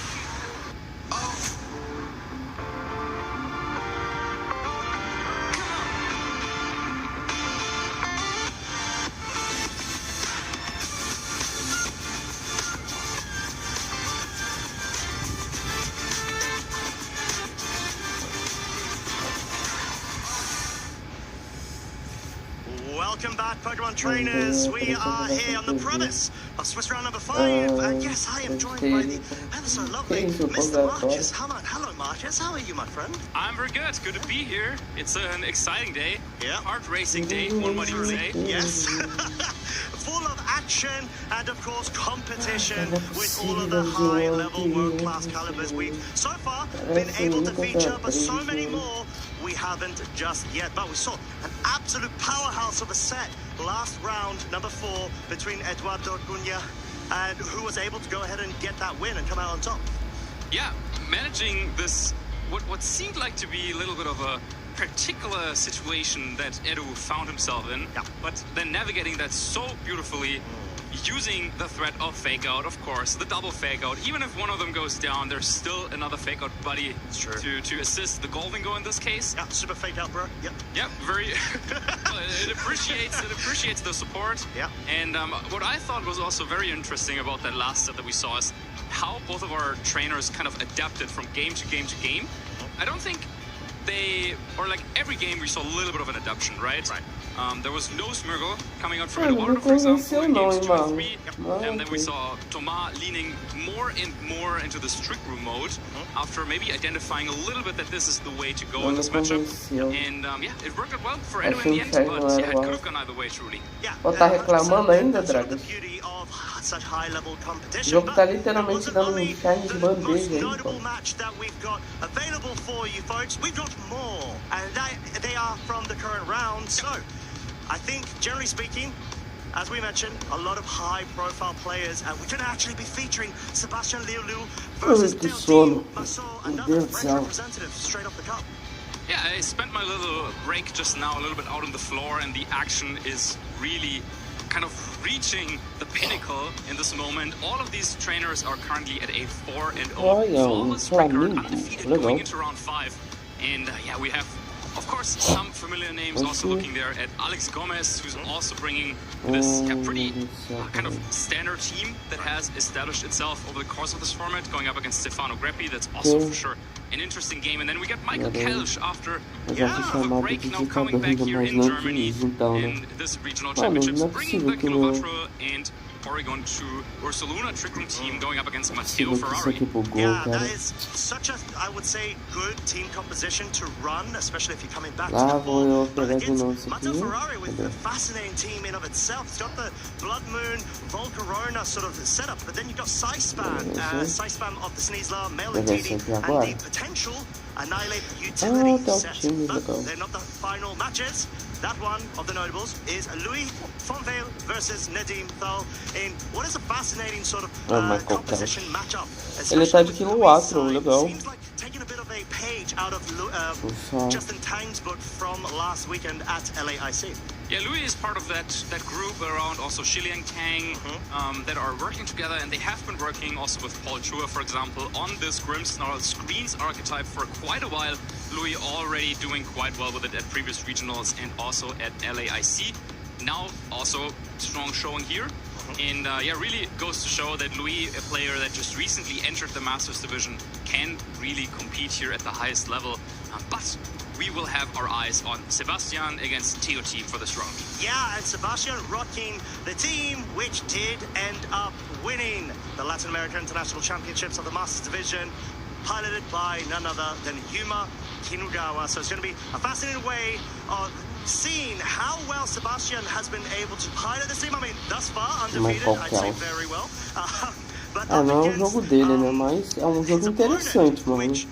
There's still been only roughly 1 week's worth of time to be able to sort of analyze the flow charts between how everything works, especially when it comes to such a hyper-aggressive team such as Sebastian. So what would be your initial thoughts going up against a sort of more balanced composition from the other side? It's always a very interesting question if you see something like what happened at LAIC just 1 weekend prior, where with Kinugawa, a player won with a new and unique team. And of course, now every trainer had to kind of revise their lines and think about what they would do had they faced that particular team, or maybe they were at LAIC and lost against it. Because, yeah, that team has a good matchup into those balanced teams. And I'm sure Teo Team, who made the decision to say, okay, I got second place in Gdansk with this team, I got top 4 at LAIC with this team, well, why should I change anything, right? So he decided to bring the same thing, and then Sebastian on the other side was saying, oh wow, like there's a new team coming up. I will be inspired by what won LAIC, and I think that I'm confident to learn this team in just this short time span. So I'm sure TO Team has looked at this, but of course, Kinugawa, we knew going into this tournament he wouldn't be in attendance, so I don't know how much time he has spent on this particular matchup. Yeah, and I think it's one that you definitely have to respect. And we saw TO Team's sort of journey at LAIC going up to the semifinals against Juan Salerno, where we saw that Juan was able to get that upper hand in terms of the reposition in the board states, and that's something that TO Team has proven time and time again such a master of. But like you're sort of talking about now, Marcus, you're up against a hyper-aggressive, offensive sort of team where you've got the dual modes and then a potential for Migo in the back to be able to absolutely wreak havoc if you've got, I'd say, any sort of Ursalunas as an end-game prospect from TO Team side. You know, I'm really like wondering, did TO Team maybe play against Yuma Kinugawa in that tournament? So I'm just like booting up my little database around here. But it seems like, no, they did not ace. So yeah, maybe TO Team though on the flight back, thinking about how this matchup could have played out had he made it all the way into the finals. And yeah, I think on paper and the way that Kinugawa was playing this team, it became pretty clear that it has a positive, or it can have a positive matchup into those more balanced teams, just because of how powerful Ursaluna Blood Moon and the Hisuian Typhlosion with all the boosts that they can get on this team are. So I'm pretty sure that Sebastian has a plan of how to use it. Kinugawa also showed that in a matchup like this, he was open to kind of changing up. Like there wasn't like one plan that you can now expect from TO Team's side, but there were multiple different options. Like you can go with for example, with this Incineroar Typhlosion lead that we saw a couple of times, but then it could also be Incineroar and Ursaluna. There can be the Whimsicott waiting in the back. It could be for Rigoroth, it could be Flamigo. A lot of options that this team has, and I'm sure Sebastian, who's also a very, very capable trainer, has gone through them all and he probably knows what he wants to do in this game one, but TO Team won't know the exact approach until they see it. Yeah, there's a lot of interchangeable pieces dependent on how this team plays that you're able to mix and match dependent, like you said, Marcus, on the matchups. But of course, we've got our trainers' fantastic accomplishments. Sebastian very recently getting top 16 at Lille earlier on this season, but the previous one, top 64, EUIC 2023, EUIC top 32, and of course another top 16 to round it up for the 2023 Bochum Regional Championships. Yeah, definitely a very consistent player, but still looking to make this deep run into a top cut one day, maybe this weekend is the time. And then TO Team, one of the rising stars of the scene in Europe, starting strong, EUIC top 8, only losing to Wolf Glick in a very classic matchup there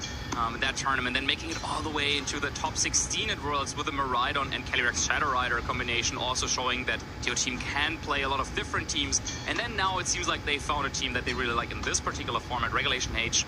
Gdansk Regional, second place, LAIC top 4, all with the same team, and now back with that particular team again. 4-0 in this tournament, but Sebastian is going to be a threat. Yeah, exactly.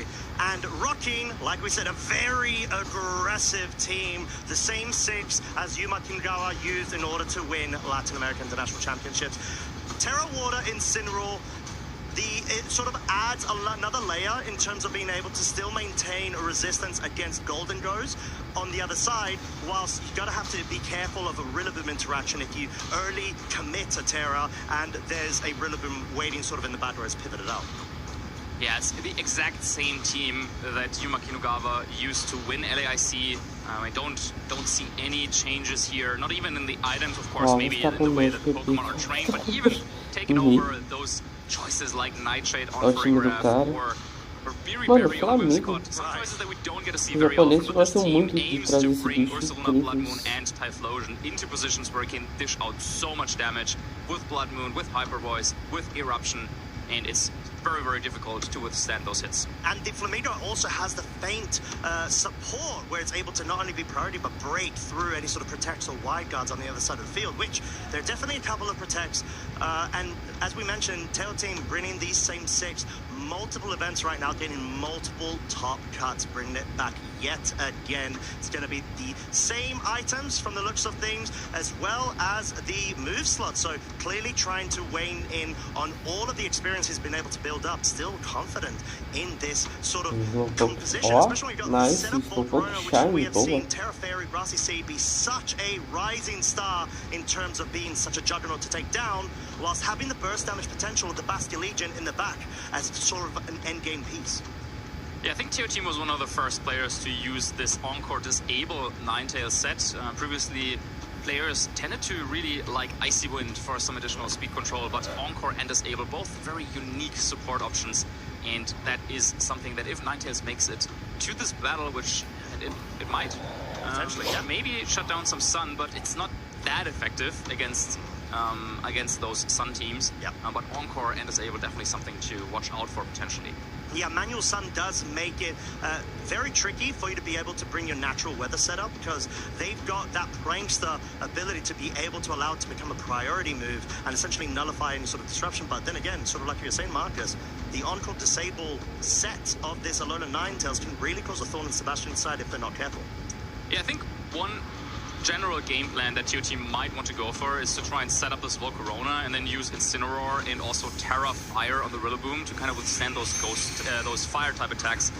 But that can be very hard to do, and it's going to be a lot about positioning, bringing the pieces in the right spots. Fake Out is going to play a big role in this matchup as well. And here we go, starting in game one. Yeah, and like you said, the Volcarona already making an appearance alongside its good trusty buddy Incineroar, and sort of identifying that Quiver Dance could be a real good way to go through this. But I guess Tail Team has to also respect the Farigiraf Brinin in order to sort of disrupt the Fake Out from going through. Yeah, no, it's already kind of a mind game. Is Farigiraf going to switch in? I think this Volcarona probably would want to go for a Quiver Dance, because that would allow it to shrug off hits from Ursaluna a little bit better. But if it goes for the Terra normal Life Orb boosted Blood Moon, like that's gonna hurt even after a Quiver Dance. So already a lot of pressure going down. Yeah, and no Quiver Dance being set up, just a raw Heat Wave which double connects in the taunt from Tail Team's Incineroar to Sebastian's will ensure that no parting shots will be used as a way to be able to nullify the Quiver Dance setup, as we have a one-hit KO from turn one. Earth Power boosted by Life Orb. Ursaluna Blood Moon is such a powerful hit into any sort of weakness, and there it is. Sebastian now seeing that their Incineroar is definitely the slower one and sort of stuck from utilizing parting shot. Yeah, showing great foresight there from TO Team, calling that there wasn't going to be a fake out from Incineroar. This could have been devastating, but instead now with the taunt preventing parting shot from happening, and now as Basque Legion joins the field, there's a free kind of wave crash into that slot, and together with Volcarona's damage, there could be a double KO that is threatened here, because if Incineroar goes down, Basque Legion moves first, Wave Crash, KO Incineroar, then Heatwave would be a single target, and that would knock out Ursaluna. So Sebastian has to do something about this threat. Yeah, and wanting to make sure that preserves the Incineroar for a later turn. Not only do you have a good resist to Heat Waves, but you also have Intimidate as an option to lower the damage output of the Basque Legion. As Whimsicott is on the field, Ursaluna Blood Moon opts to go on the defensive, and Tail Team absolutely ignores it, goes for the flip turn, guaranteeing any sort of damage and maybe even a KO onto the Incineroar, whilst getting most crucially that pivot going. It's gonna be Gorithmith, which we know is the Rillaboom, procs the Grassy Seed on the Volcarona, which hasn't yet moved and may well go for a setup. Yeah, this has worked out really nicely for TO Team. Now Fake Out active, Grassy Seed intact, and let's see if Volcarona decided to set up with Quiver Dance. Wow, and because this Whimsicott does not have the covered cloak, you can go for a Fake Out there to stop any sort of Encore from happening. But there is Terra Ghost, which is also an option that Sebastian now has to potentially stop this Volcarona from attacking this turn. And that is also what Sebastian is hovering right away. So another mind game. Is there going to be the Terra Ghost? Is there going to be maybe a Farigiraf switch? We don't have confirmation yet of Sebastian's fourth Pokemon. So very, very crucial turn once more. And Ursaluna, yeah, it is under threat as well from this Rillaboom. So it's really, really tough to make these calls, and our trainers have to go through this turn after turn after turn, and I don't think there's like one clear play that either of them should go for this turn. And I think that's why it was so important that Sebastian didn't commit to the Terra Normal in the previous turn in order to be able to have the option of foregoing fake outs and enabling this Whimsicott to go for the encores, which we do see try to target down that Volcarona, which their team did actually sacrifice for the switch up. Woodhammer, no Terra commit from the Ursaluna means it goes down. Absolute damage on-brought from this Rillaboom, and at the same time bringing the Bastion Legion in for the subsequent turn. Not only are you immune to, let's say, a fake out if the Incineroar does come into the field, but you're able to better position yourself if there's a Typhlosion in the back. Yeah, that was really, really big for TO Team, who kind of set up this Quiver Dance as a little bit of a bait, kind of telling to Sebastian, oh, look, my Volcarona is getting out of hand. You want to stop that from happening, right? So surely you're going to go for the Encore instead of the speed control with Tailwind, because depending on how the speed plays out between these Pokemon, Volcarona likely still would have outsped Ursaluna Blood Moon even under Tailwind. So it made sense for Sebastian to go for Encore, but TO Team reading through that perfectly, going for the Woodhammer, now knocking out the biggest threat on Sebastian's team. And yeah, you gotta hope for Sebastian that there is a Typhlosion waiting in the back that could maybe try and do the damage that now Ursaluna Blood Moon can't do anymore. Yeah, and even potentially set up the board for that Typhlosion in the back, whilst being able to limit the amount of damage that this Bastion Legion is capable of if the Sun does get set up. I'm talking about Sun, we've got a Terrafire Rillaboom over on Tail Team's side in order to be able to forego any sort of offensive damage from this Incineroar if it does opt to go for the double up of the Sunny Day, which in one part has been set up. The question is what will follow straight after the flip turn allows the Bastion Legion, like we said, to get that pivot action going. Volcarona's now back onto the field. Sure, doesn't have any Grassy Seed procced +1 defense boost like the prior turns. However, the Flare Blitz, we're gonna have to see where it's gonna try to focus down on Woodhammer, dealing good damage onto the Incin. And this is crucial now. If Incineroar goes for Parting Shot, you can set up this devastating combination of Typhlosion in the Sun, in Tailwind, and Sebastian is liking what he's seeing. Even though the Terra was now committed on Rillaboom, the Terrafire I think is absolutely needed for TO Team. Now Typhlosion finally hits the field, the shining star, potentially the shining star of this game, but there it is.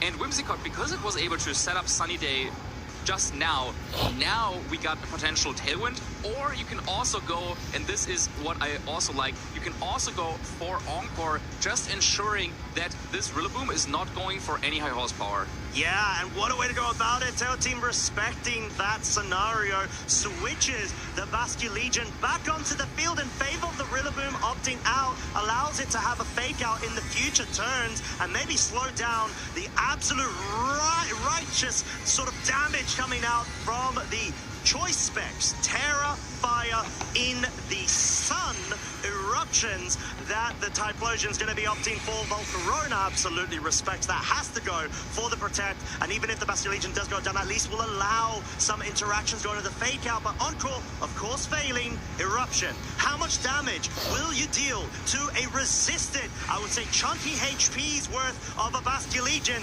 Is it enough to pick up the KO? It isn't, and Bastion Legion actually might have wanted to go down for Tail Team in that scenario.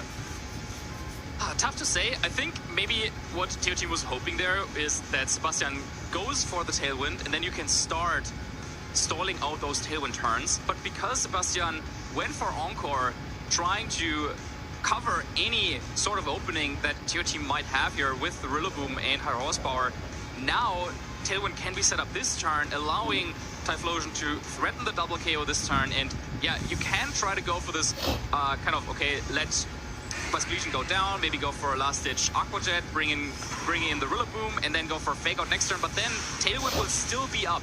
Oh, and what a great way to be able to get some utility from the Bastion Legion. Opting to go for the Aqua Jet will lower the damage output of the Eruption, which, of course, for a consecutive turn due to the choice lock, will come out, deal good amount of damage onto that Rillaboom, just about 25-ish%, allowing Tail Team to bring the Volcarona back in at the same time in parallel to having Fake Out available on the Rillaboom.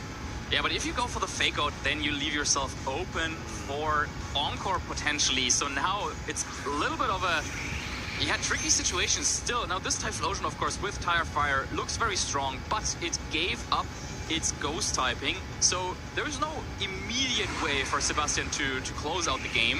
I think you gotta try and figure out, okay, should I just go for Encore, predicting fake out, or is there maybe high horsepower coming from Rillaboom and I should go for Moonblast instead? But I like the idea that Sebastian has, maybe just swapping out Typhlosion. It's locked into Eruption, and that power has gone down since it took so much damage from Aqua Jet. So bringing in Incineroar shouldn't be threatened too much, but you really have to be careful, because if Volcarona manages to knock out Whimsicott and then stall out Tailwind, then there might still be a chance for Teo Team.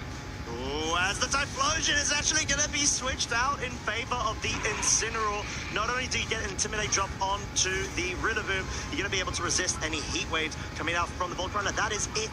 Tail Team has opted to go on the offensive, respecting the Encore, which is not to be seen from this turn. Moonblast focus onto the Rillaboom, followed by a Heat Wave, and this is what Tail Team definitely wanted to see, a KO being brought onto that Whimsicott, which now may even open up the door to getting Quiver Dance to set up a... Do you even have the move and space to go for it, as high horsepower guarantees a KO onto the Incineroar since it has connected? There was a chance for it to miss. This is what Tail Team wants to see, but Typhlosion now will be able to most likely lock into a Heat Wave here, and if you put it within a Blaze range, that could really start picking up a KO with so many multipliers at hand.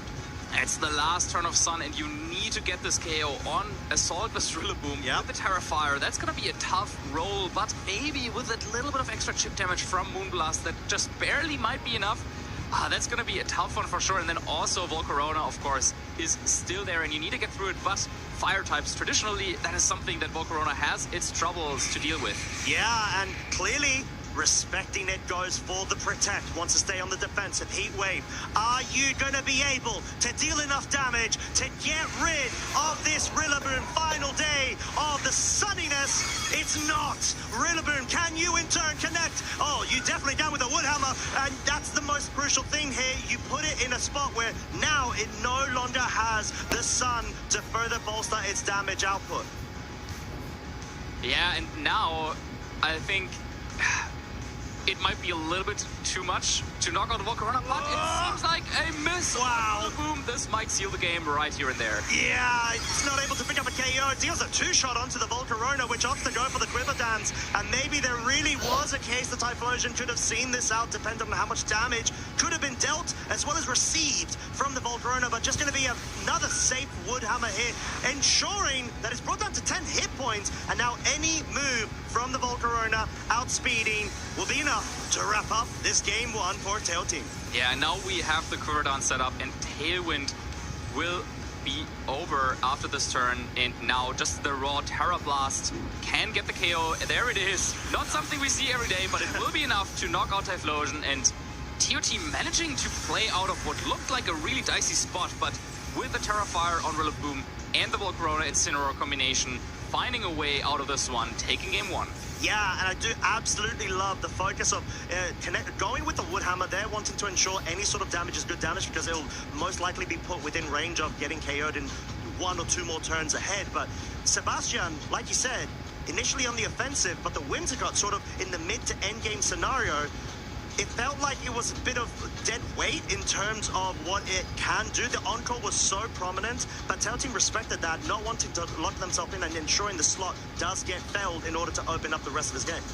I think your observation there is actually quite instructive for this format as a whole, because maybe some of you at home might be wondering, okay, why are we seeing Incineroar and Rillaboom so often? There are other support Pokemon as well, and that is true, and Whimsicott is one of them, but the thing that Incineroar and Rillaboom both have going for them that Whimsicott kind of lacks is the damage output. We saw there, Whimsicott was on the field for a couple of turns, but what did it do? I mean, it set up Sunny Day, that was great, and it really powered up the Typhlosion. That is the game plan of this team. It set up Tailwind, it failed Encore, and then it went for like one Moonblast, but in that time, if that was, I don't know, like Incineroar or Rillaboom, like they are on the field clicking Woodhammer on a grassy terrain, Flare Blitz maybe under the sun, doing a lot of damage, and that is just the little bit of the difference of how these teams are constructed. So of course Whimsicott can help its partners a little bit more because it provides more supporting options. Not only the fake out, but it has the Tailwind and the Sunny Day, for example, so can really boost up and elevate Typhlosion to another level. But if you're in those positions where you have the free turns under Tailwind, and then you have Whimsicott there and you cannot really make use of them, then that doesn't feel that great. And Teo Team was able to really capitalize on those turns, brought in Basque Legion for the Aqua Jet, and really played a very good end game. So I don't really think there is too much that Sebastian should change about the approach, but this team is flexible enough that he can.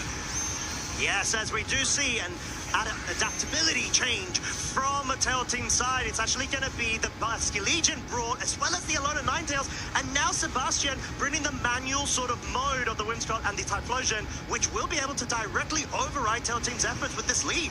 Yeah, I feel like the Ninetales is probably a direct response to Ursaluna Blood Moon coming out in the first game, but that is nowhere to be seen, and Whimsicott could decide to go for Sunny Day to shut down damage output from the Basque Legion and also from Ninetales potentially. So that is certainly an option, but at the same time, you can't do both. You can't set up Sunny Day and Tailwind at the same time, so switching out Typhlosion makes a lot of sense, and then I think just throwing in Incineroar so it can kind of sponge the damage. Yeah, and it's a great way to be able to bait out a Terra commit, which is definitely what we see from Tail Team, wanting to ensure and capitalize off of as much damage as possible with no Intimidate originally on the field. But the Sunny Day is now in effect. The snow has long gone in a inverse scenario of the weather between Brazil and Stuttgart, and the commit there into the Incineroar will deal respectable chip damage, but most crucially, you've got the pivot action going. Yeah, with a Terra Water, quite the commit there on Basque Legion, but Teo Team probably has a plan here, knows where the damage needs to go, and yeah, dealing damage to Incineroar or Typhlosion, both very helpful. This Ninetales in the sun, hitting both Blizzards. Wow, that is very respectable damage on Whimsicott, and yeah, of course, that definitely also could have missed, but well, didn't want to, I guess. Yeah, doubly known as blind Blizzards, not so blind in this scenario, turn 1 of game 2. And Whimsicott already put at a point where it really needs to respect the Ninetales, because its support feels like it's not over just yet, and Sebastian may want to utilize it a bit more. Yeah, and there's one option that Teo Team might have, which could be to Encore Whimsicott into a supporting move, to just kind of stall out the effects of Sunny Day and potentially Tailwind, should it be set up this turn. So I think that's why Sebastian is eyeing a fake out onto Ninetales, because, well, Sunny Day is already set up, so you're only missing Tailwind, but you also need to find the time to bring in Typhlosion under those circumstances. And Teo Team, understanding that maybe Ninetales can come in later on to reset the weather, switching out. Yeah, and the Basque Legion now brought in a spot where it's going to be able to maybe get off good damage in the subsequent turn with a Ninetales bring in, but the knockoff not enough onto the Whimsicott that does have its Babiri Berry knocked off, but because it's Fairy Time, it's going to be able to survive and set up the Tailwind. Yeah, just getting a little bit more damage down on Whimsicott certainly doesn't hurt. Maybe now it's in range for a flip turn KO, and it's kind of crucial that Whimsicott actually made it through this turn, because you don't want to give your opponent this free switch in.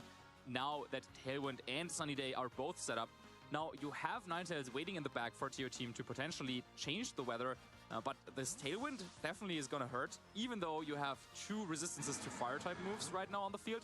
There's not only the Typhlosion that can do damage, but also this Ursaluna Blood Moon. Oh, and Sebastian respecting, wanting to preserve the Whimsicott for a future turn to enable the Typhlosion, like we said. And the flip turn, of course, trying to at least guarantee that KO, like you mentioned, Marcus, whilst getting the pivot action going. Now, it's actually going to go ahead and have to be a consideration from Tail Team's side. Do you bring the Ninetales or maybe even a Rillaboom in the back, which seems to be the case? You've got Fake Out now available in the subsequent turn, and it seems like the Pokemon left in the back was the Volcarona from the Game 1 comparison to now the Game 2, and yet another cycling of the pivot action going. Now on Sebastian's side, parting shot into the opposing Incineroar will lower the damage threshold it's capable of, whilst maybe bringing the Typhlosion in, which is definitely seems to be the play. You've got so much offensive pressure now available again. Yeah, and there's no terrestrialization to be used on Teo Team's side, so this Rillaboom will be susceptible to powerful eruption. But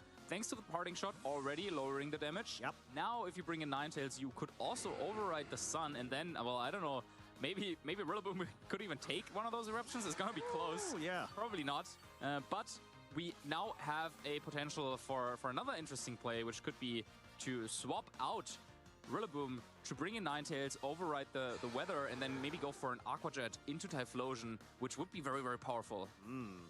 And we do still know Tailwind is available on Sebastian's side, so may well have to come down to the speed tiering and interactions of Tailwind promoted Blood Moon Ursaluna versus a choice-staffed Basculegion, which most of the time the Blood Moons will be able to outspeed just barely. However, it might be quite crucial here because clearly Sebastian doesn't want to slow down the momentum that he's exerting on Teo Team's side. And I feel like every turn Teo Team is kind of laying a trap for his opponent, and always there's some mechanic that you need to keep in mind and that you need to respect. In this case, this swap into Ninetales and Aqua Jet play. So Sebastian does not go for this opportunity. Tailwind and Sunny Day, we talked about this for a while. It was set up, but he didn't use it to attack, to kind of respect a play that maybe we're seeing here as Rillaboom switches out.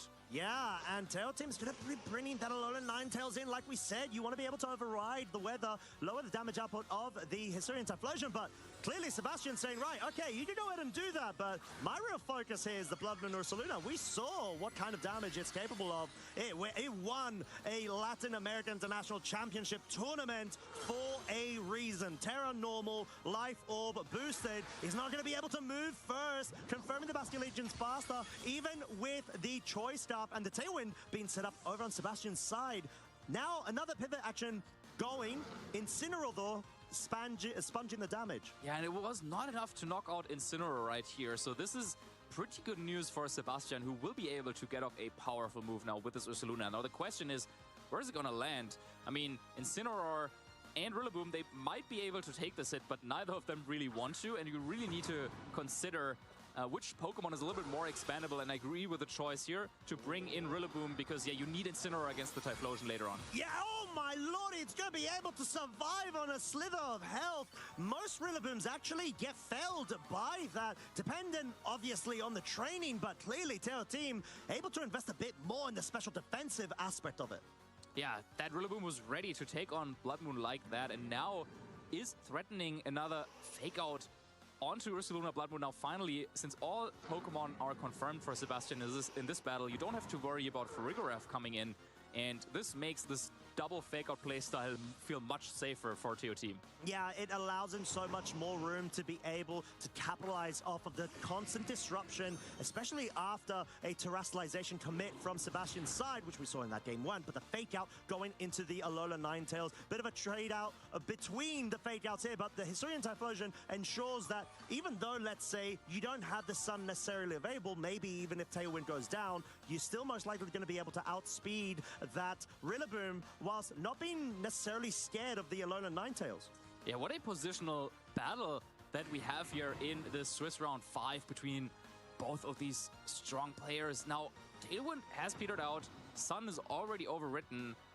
Typhlosion, though, finding itself in a position where it can go for an attack. There's nothing really threatening it. Yeah. Neither Incineroar nor Basculegion, so this is a great opportunity for Sebastian. And maybe you can also try to use Parting Shot here to swap out Incineroar, bring in Whimsicott so that you can then support Typhlosion for the upcoming turns, because, yeah, the two threats for Typhlosion are still waiting in the back for Teo Team with Incineroar and Basculegion. Yeah, and at this point, you just want to be able to capitalize off of as much damage as you can deal in order to limit the resource availability from Teo Team's side, which is definitely what he has been sort of identifying as such a major key part of his playstyle and his comfortability when it comes to, you know, his absolute experience around it. A lot of Ninetales opting to go on the defensive, definitely doesn't want to break a Focus Sash right now or even commit to any sort of terrestrialization to get outside of the weakness of the Fire-type Eruption, which, like we have said, there's no Sunny Day available, or should I say Sun on the field. There's no commit of the Terra Fire since it's gone for the Blood Moon Ursaluna, but every little chip matters in this point, especially when you're once again relying on a pivot action to bring in maybe even the Whimsicott if you want to start setting things up, or go on the damage side with the Ursaluna. Yeah, great play by Sebastian, identifying that, yeah, you can go for Parting Shot into this Rillaboom slot because it cannot go for Protect, so whatever comes in, you will be able to swap out Incineroar, and now bringing in Ursaluna Blood Moon. I think Sebastian definitely would have loved to bring in Ninetales if it was a little bit more healthy. Maybe if it had Covered Cloak, that would be the perfect Pokemon to bring in. But now as it's already low and Fake Out is online for Teo Team this turn. Bringing in Ursaluna makes it a little bit ambiguous because now, okay, what is Ursaluna going to do? Does it really just go for an attack? Is it going to protect? It would need to attack to help this Typhlosion because if you protect Ursaluna and Incineroar decides to go for a knockoff into Typhlosion, that would be devastating for Sebastian, who cannot afford to lose Typhlosion like that. But a Eruption and Hyper Voice combination, especially if Ursaluna over on Sebastian's side is faster than Incineroar over on Teo Team's side, that could just be a double knockout. So a very, very crucial turn here. As the Typhlosion does not want to play around and risk being targeted by the knockoff, brings its own partner Incineroar onto the field, lowering the damage output of Teo Team's side, whilst crucially having the subsequent turn. Fake Out available. Blizzard, though, may have something to say against this. Not this time. No freeze. Knockoff onto the Incineroar. Sebastian able to absolutely sponge that, whilst the Ursaluna, by the way, hasn't gone for Protect. It's gone for Hyper Voice, and it's not been able to pick up a KO, but my lord, that is so much resource of the HP absolutely depleted from Teo Team's side. Still no KO taken in this game as Incineroar barely makes it through the turn, but the same can be said about Ninetales and Incineroar over on the other side. Now grassy terrain is over, so no more recovery, at least for this turn. And we got some information here. Incineroar on Teo Team's side outspeeding Ursaluna Blood Moon, so that is going to be very, very good knowledge for Sebastian. But Sebastian still needs to find a way to kind of bring this Whimsicott in to set up Tailwind, because you absolutely have to have Tailwind up, or else this Beskar Legion is going to wreak havoc. So how do you set that up, though? You have Fake Out for this turn. So maybe you can find a way to I don't know, Fake Out the Ninetales and then swap Ursaluna into Whimsicott. It's really, really tough to navigate a very unique board state like that. Yeah, it's really tricky because it's really dependent on whether you think there's going to be a targeting of that slot or not, as the Ninetales goes for the Protect. Incineroar trying to target it down means it will become susceptible to an Encore in the subsequent turn if that does come out. As the taunt, Incineroar from Teo Team's side, ignoring the Blood Moon yet again. It's now going to get sort of punished for that, or at least maybe this is part of Teo Team's plan. You want to be able to stop any parting shots from the Incineroar, allow your own Incineroar to get knocked out, to bring that free switch in from the turn, and all of a sudden, the board states change. It seems like Teo Team's got the advantage, speed tiering-wise, no doubt. Yeah, maybe Teo Team was predicting something like a Protect and Parting Shot play to get Whimsicott in that way, but now instead, Sebastian going on the offensive, taking the first KO in this game, finally, I must say. But now, I guess the obvious play would be to protect Ursaluna and then maybe let Incineroar go down.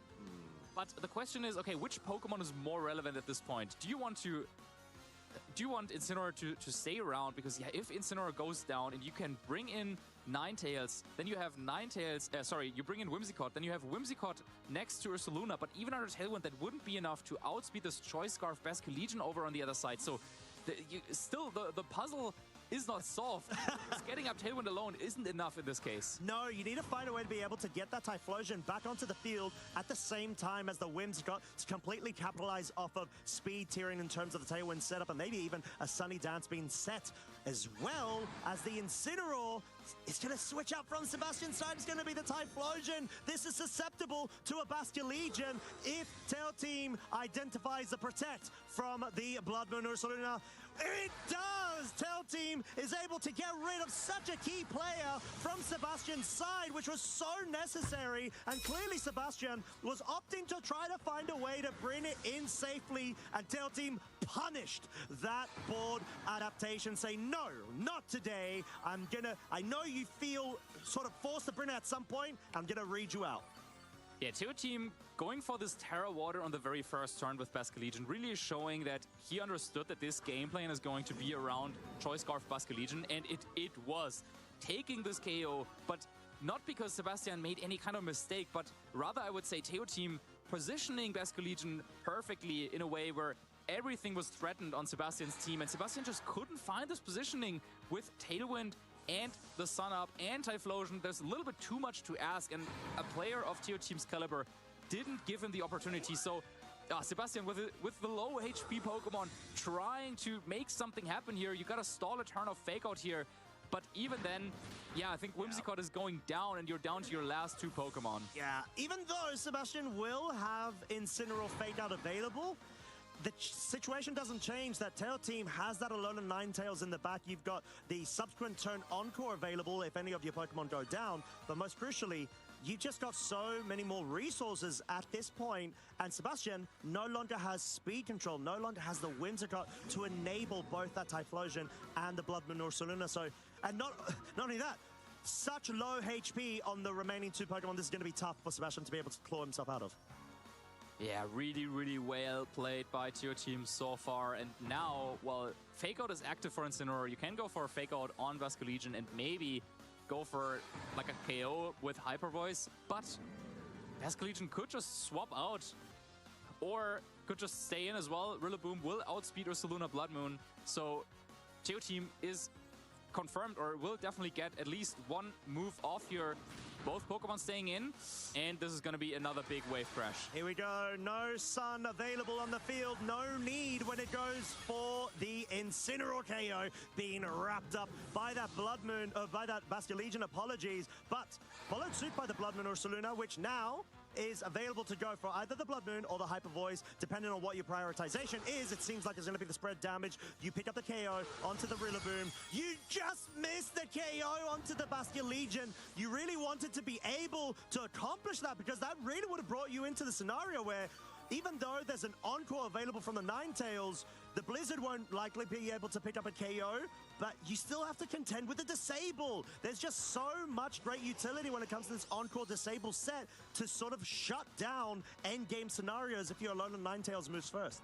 Yeah, that would have been quite interesting to see had that Hyper Voice knocked out Basculegion, but now that wasn't the case. Wave Crash comes out, will be followed up by Blizzard, and Teo Team will take Game 2 and the set. Yeah, what a way to go about it. Showing he is such a master when it comes to the board positioning. So well versed with his team he's been rocking at multiple events. Tail Team Maso has been able to go ahead and get that 5-0 record.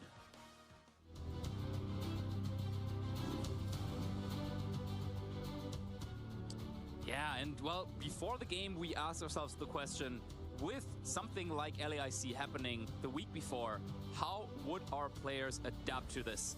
Will they kind of go with the trusted old strategy that Teo Team was so confident in, doing so well at some of the previous tournaments? Or would the new strategy come out on top here, piloted by Sebastian, the team of Yuma Kinugawa that won LAIC? And well, it turns out, if you have a team that has the fundamentals, I think you can figure out most matchups. Yep. If you just like try really hard, and if you are as strong as a player as Teo Team is, he understood that he didn't have to change anything with regards to his team, but instead changing their approach maybe a little bit, understanding that, okay, game 1, going for this Volcarona, really, really strong pressure being put on Sebastian throughout the set. And even though it looked like finally Sebastian had found this strong positioning for Typhlosion, in the end the Terra Fire Rillaboom just taking it down, and then this final Terra Blast clinching the game for Teo Team. Yeah, what a way to go about it, at least ensuring that you've got that endgame scenario sketched out. And we saw the Volcarona wasn't even brought in that game too. The Alolan Ninetales was identified not only for its potential of disrupting, the sun if there's a sort of subsequent turn interaction, but you've got the Encore Disable interaction. And that early Terra Water Basculegion, like we're just talking about, Marcus, allowed Tail Team so much more room to bring immediate pressure onto the field whilst capitalizing off of all of those pivot moves. Flip turn, Terra Water, guess what? With adaptability, it deals a lot of damage, and you still get the pivot, the fast pivot going to allow your Incineroar and your own Rillaboom to get the slower forms of pivot and even have disruption, like we saw on Tail Team's Incineroar having the taunt, stopping the opposing Incineroar from going and getting its own pivot, a crucial one to mitigate the damage output of Tail Team's Pokemon with the Pardon Shot. Yeah, those repositioning moves really so crucial in a matchup like this where, yeah, we said it a couple of times, but in the end, it very often came down to, okay, is Sebastian able to bring in Whimsicott at the right time? Can he use the time to set up Tailwind and then position Typhlosion under the Tailwind? But Teo Team was always kind of aware of the positioning that he had to avoid, and instead trying to always have at least like one fake out available, have like a switch in available with Incineroar, for example, as we saw there in the second game. And so with flip turn, you whittle it down, reposition, and then eventually once you find the spot that you need, then you can switch, kind of shift gears, go for wave crash, and go for the KOs that way. What I really loved from both of the trainers were their use of Encore, but more importantly, their awareness of Encore. You felt it with every move they made. They always had to make sure they covered the Encore disruption angle from their opponent's side. So that sort of influenced a couple of the switch-ins that you would do in order to make sure that you don't get sort of checkmated into that Encore lock, per se, in the subsequent turn. Yeah, and I think it's quite interesting as well with a move like Encore and with the open team sheet format that we're playing in.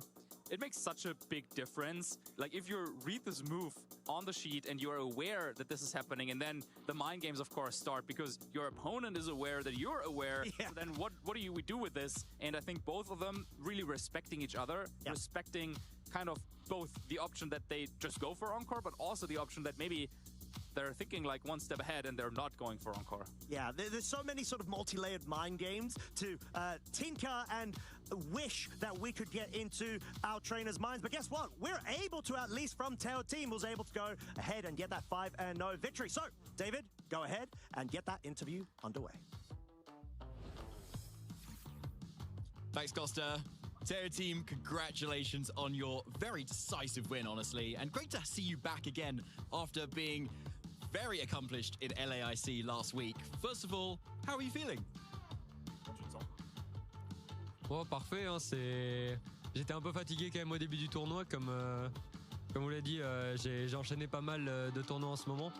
Et surtout avec des longues runs. Donc ouais, beaucoup de fatigue, mais ouais, là très bien. Feeling very good. I was a bit tired at the beginning because I did a lot of events in a row. So a bit of fatigue, but now very good. Excellent, of course you are. Now, of course, you went up against Yuma Kinugawa's team that won the whole event. Now, I can see from your schedule at LAIC, you didn't actually face Yuma in the tournament, but did you have any sort of preparations, maybe expecting it to be at this event? Tu as joué contre la team de Yuma Kinugawa, que tu n'as pas affronté au LAIC, mais est-ce que tu t'es quand même préparé pour affronter cette équipe aujourd'hui? Oui, évidemment, une team qui gagne un tournoi une semaine avant, on s'y prépare toujours un peu. Surtout que c'est une équipe quand même qui est assez nouvelle. Il y a des idées qui sont similaires à d'autres équipes qui existaient déjà, mais oui, je m'étais pas mal préparé. Juste en théorie, j'avais jamais vu en pratique ce que ça donnait, mais ça allait. Yes, of course I prepared because the team that wins an event 1 week before will see some usage. So I didn't practice against it, but I studied the theory, and here we are. Excellent, yeah, and you seem to masterfully just kind of position around it really well with the Rillaboom and your Basket Legion as well being that kind of king piece that you just positioned and then were really good at using at the end. So was there any moment where Sebastian was maybe getting the upper hand at one point, or did you feel like you had it all under control? Tu as très bien joué le jeu de position avec ton algorithmique et ton Basque Légion. Est-ce qu'à un moment, tu as senti que l'adversaire avait pris l'ascendant ou est-ce que tu te sentais toujours en contrôle toute la game? C'était une game très très tendue quand même. C'était très équilibré. Il y a des moments où j'étais devant, des moments où je perdais pas mal l'avantage sur peut-être une perte de read. Donc ouais, non, c'est une game très intense. It was a very balanced game. Sometimes I had the lead, sometimes I could lose a bit of momentum due to some reads, but yeah, a very intense game. It was, yeah, and a privilege to watch as well. So thinking about this event, Teo Team, what is your goal this weekend? À propos de cet event, quel est ton objectif ce week-end? Voilà, évidemment, c'est de gagner. Après ces deux derniers tournois où j'étais vraiment pas loin, là c'est de gagner. Bon, c'est un espoir, c'est pas... Je sais pas jusqu'où j'irai, mais ouais, là l'objectif c'est de gagner. The objective is to win after 2 big runs where I was close. And so the objective is to win. I don't know if I will make it, but it's the goal. I'm sure you've got it in you, Teo Team, to take this because you've been so consistent, so good with this team. And in terms of your overall aspirations for the entire season, like leading up to Worlds, do you see yourself competing at Worlds or any other events going up until that point? sur la saison globalement, c'est quoi tes objectifs? Est-ce que tu veux aller aux Worlds? Ton objectif aux Worlds, qu'est-ce que ce serait? Voilà, je vais continuer à jouer la saison à fond. Le fait que je sois qualifié maintenant, ça va pas changer grand-chose à mes projets. L'objectif c'est de gagner un tournoi majeur. Et ouais, je vais continuer à jouer intensément. I still plan on playing the whole season, even though I'm qualified already. Doesn't mean I will stop. My goal is still to win a major tournament, so I will just keep playing. Amazing to hear. And finally, Terry Team, any shout-outs that you'd like to give? Enfin, est-ce que tu as des shout-outs? Évidemment, encore une fois, ma team, ma team que shout-out à chaque tournoi, toujours pour le soutien, pour tout. Et à Audrey David qui a bien commencé aussi le tournoi. C'est cool. Et Adam Sharfaoui qui joue pas la même équipe que nous, mais shout out à tous les deux. Of course, to my team for the support, and to Audric, who also has a really good start of the tournament, and to Adam, who doesn't play the same team but is a good practice partner. Great to hear. Dear team, bon chance in the next few rounds, and we'll be getting into round 6 real soon for some more Regulation Set H Pokemon action.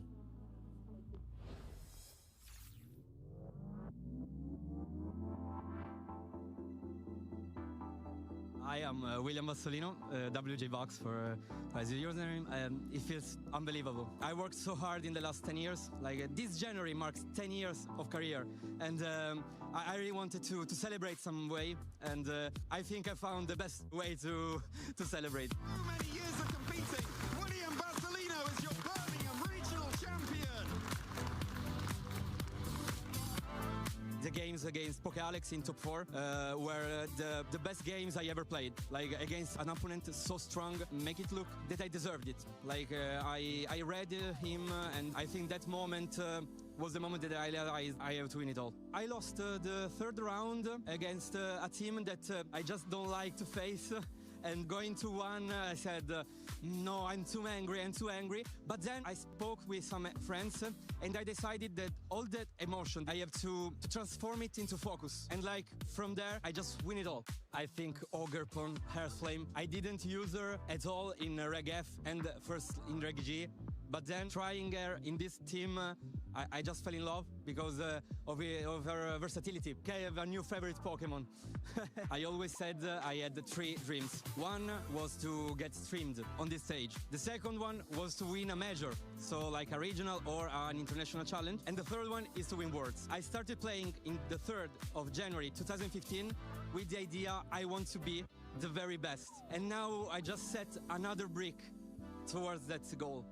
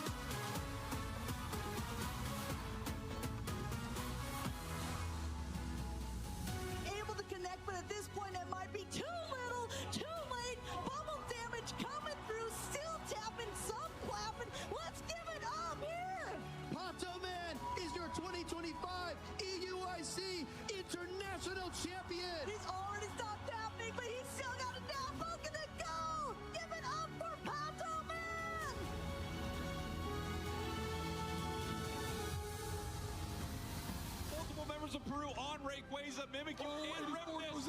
84 is in, Rayquaza's at half right now, only 10 seconds left on the clock. Tempo is here, but there's just no time. Overlord moves to the middle, and Luminosity Gaming is going to stop them, and they are going to win the AL's Cup.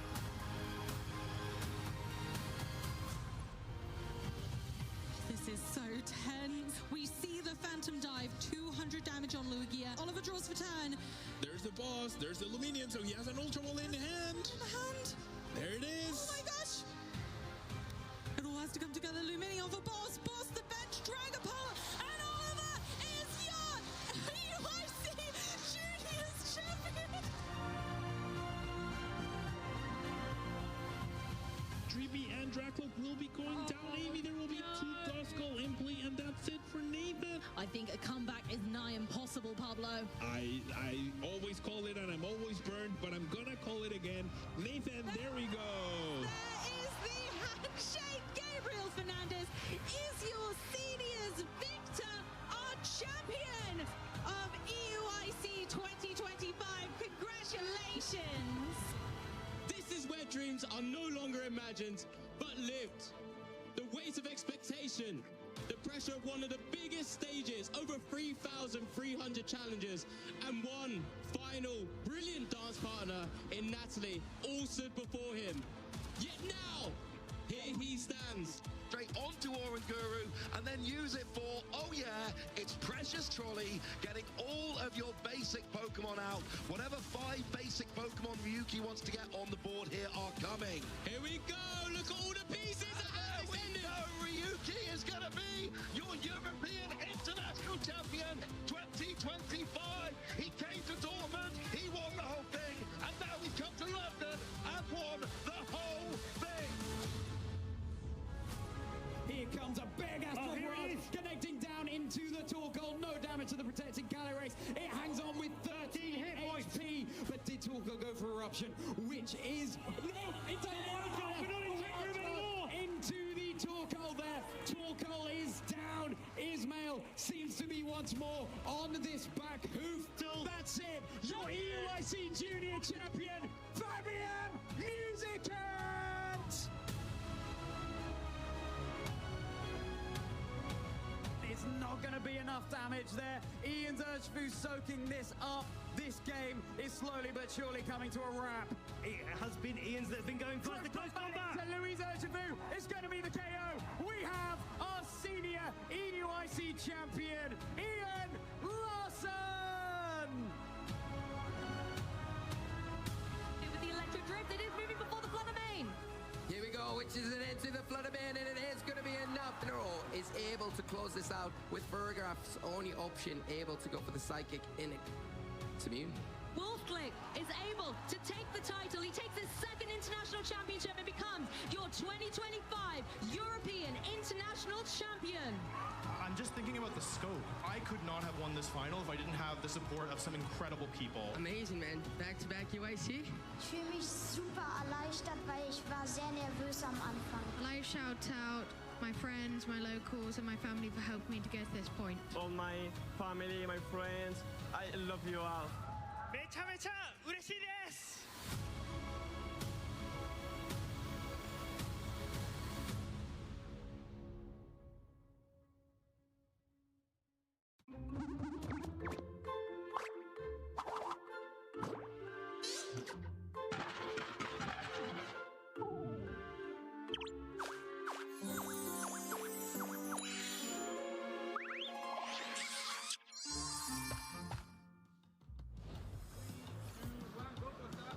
Hello, Pokemon fans. I am Costa, and we are here at the 2026 Pokemon Stuttgart Regional Championships.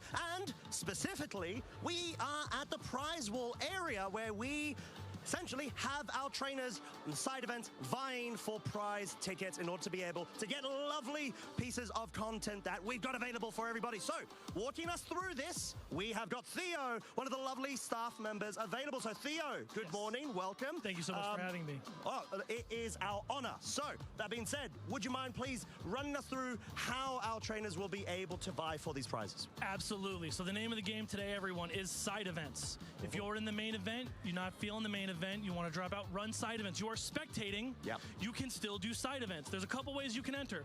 We're selling goodie bags that have side event vouchers inside of them, or you can just go to the side events hives and sign up. With every event, you will win prize tickets. Prize tickets is how you get everything on the wall. We got a little bit of everything for everyone. Big things I'd like to point out: backpacks, all the really fun cosmetic stuff that everybody likes to wear, different merch that you're not really going to see everywhere else. Boxes that I've only seen here. Yeah. ETBs that I've never seen anywhere else. We have a lot of smaller stuff that we'd like to give out for family stuff that I recommend. Dice, tokens, stuff to help the kids learn. Oh, that's But we have a great. little bit of everything. If you're grinding, you want more stuff, more tickets, we have just about everything here. We got double deck boxes, sleeves, clothes. Oh, get in. I might get me one of those if I can find some time. People want to win booster boxes. Who thought you could win clothes at a Pokemon event? Well, not me. But thank you so much for letting us know. Absolutely. I'm going to be here all weekend. It's what we're here for. I got wonderful people and staff here. We're ready to help you out. Oh, thank you so much, Theo. And generally speaking, what would be your favorite piece if you were able to go ahead and vie to get? I can pick anything on this wall. Anything at all, Theo. I'm taking the Charmander purse for my daughter. Hey! And then I'm going to make both of them very sad because they're going to have to fight over it. I got to win 2. I got to win 2. So would you get 2 Charmanders or would you just get 1? Get Like 2 of the versus same another thing one. because that 2 way of the same. kids can't try and take it from each other. Very, very valid and great strategy and thinking there, my friend. So, with that being said, Theo, thank you so much for your time as we've got so many more prizes at all of our major events that we're able to feature. So, with that being said, this has been Costa, this has been Theo. Thank you so much for your time. And now we're going to be coming back to more of the main action.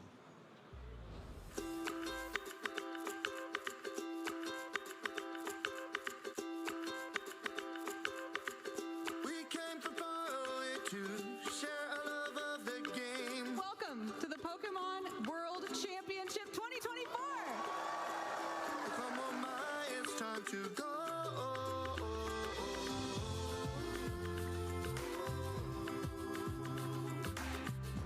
Come on, my, it's time to go.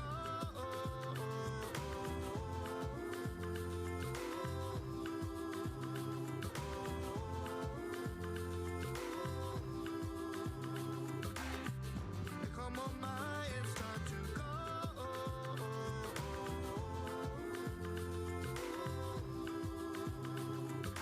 Come on, my, and let the games begin.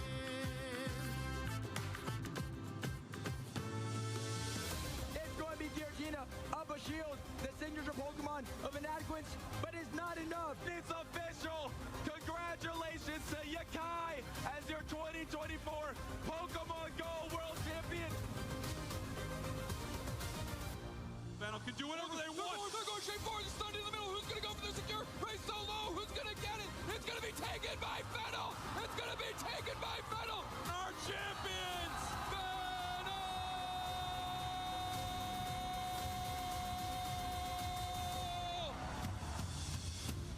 One final count as careful as possible in this highest of stakes moment.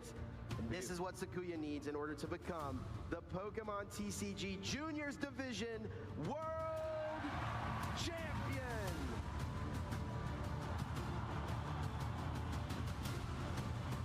Giratina V-Star, a pivotal card here in the Regidrago deck. Lost Impact, we're going to see 2 energy go to the Lost Zone here, but that's going to take the knockout on that Gardevoir EX here, and that's the game. Evan Pavelski is your senior champion here in 2024 at our World Championships.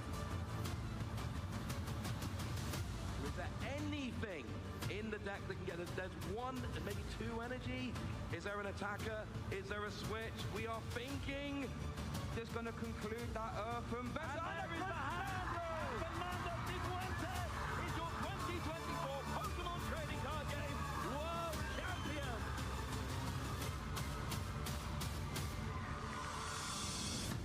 The grass and bug types on the field right now are not threatened by super effective damage. Draco Meteor lands into Iron Treads. It's going to be more than enough for the KO. That's the forfeit. And Kevin Hahn throughout the season has proved he's the best junior in the world. EUIC champion, NAIC champion, and now world champion in the juniors division for the Pokemon video game.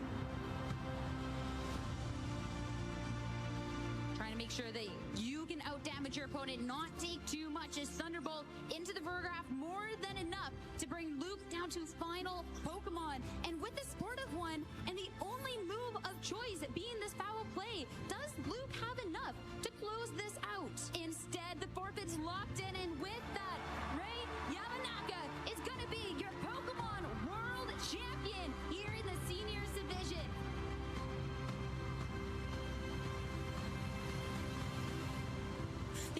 ripped into this Iron Valiant is going to be enough to secure the knockout here. You see the headset come off, and Yuta knows this might just be all she wrote. This Pelipper, the last bastion of hope here for Yuta to try to get through this game, but the rain has stopped. The protection is gone here for this grass type Pelipper, and as we see the forfeit locked in, we got to see Luca Turnavelli become your 2024 Pokemon World Champion. After winning the World Championships, really I haven't still kicked in how much these things mean for me. 世界大会を優勝できないと思っていたので、とても驚いているし嬉しいです。I'm feeling very happy that I won Worlds. I did not believe in myself after day one, but my brother pushed me through it. 世界取ったぞ！最高です。優勝できたからです。我感觉非常的开心、兴奋以及自豪。下位チャンピオンになって、あまり実感はないんですが、すごいことをしたなっていう気持ちがあります。感謝したい人は、ここまで連れてきてくれた家族と練習を付き合ってくれた父です。Right now I'm feeling very good. After this, I'm going to show up to Worlds next year since I got my auto invite and see how that goes. Realmente bien, no sé cómo explicarlo. Se siente increíble.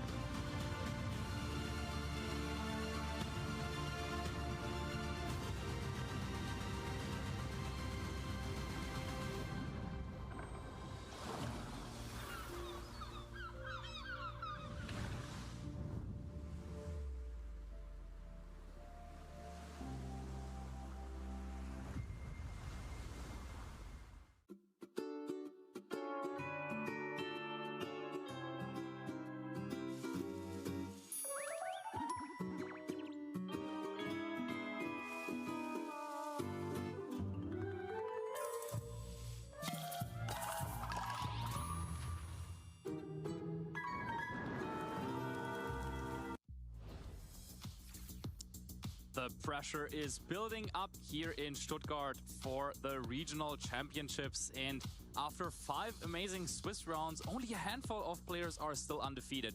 Who is going to make it to phase 2? Who will earn those much-needed championship points? We are here to answer that question. My name is Marcus Hamann, and I'm joined by Zoe. How are you doing? Oh, I'm doing so well, and I just am really happy in that last match, seeing that absolute masterclass of TNT just piloting his team so well. One thing I really, really love is the fact that we are at a stage in the metagame where players are using these Basculegions outside of Rain. In the early format, Basculegions were almost always paired up with Pelipper, but it's a really strong Pokemon with 2 fantastic abilities, Adaptability and Swift Swim, and it's just all around a really useful typing in Water and Ghost types. Yeah, for sure. Of course, being immune to Fake Out is so important in a format like this, but then players like Teo Team opting to go for that Terra Water to boost the damage even higher with adaptability. And so, yeah, that was quite the amazing game that we just witnessed. Without going into too much details, I can already tell you that the upcoming match is one that you don't want to miss. But yeah, we're just adding and adding and adding more incredible action here from Stuttgart.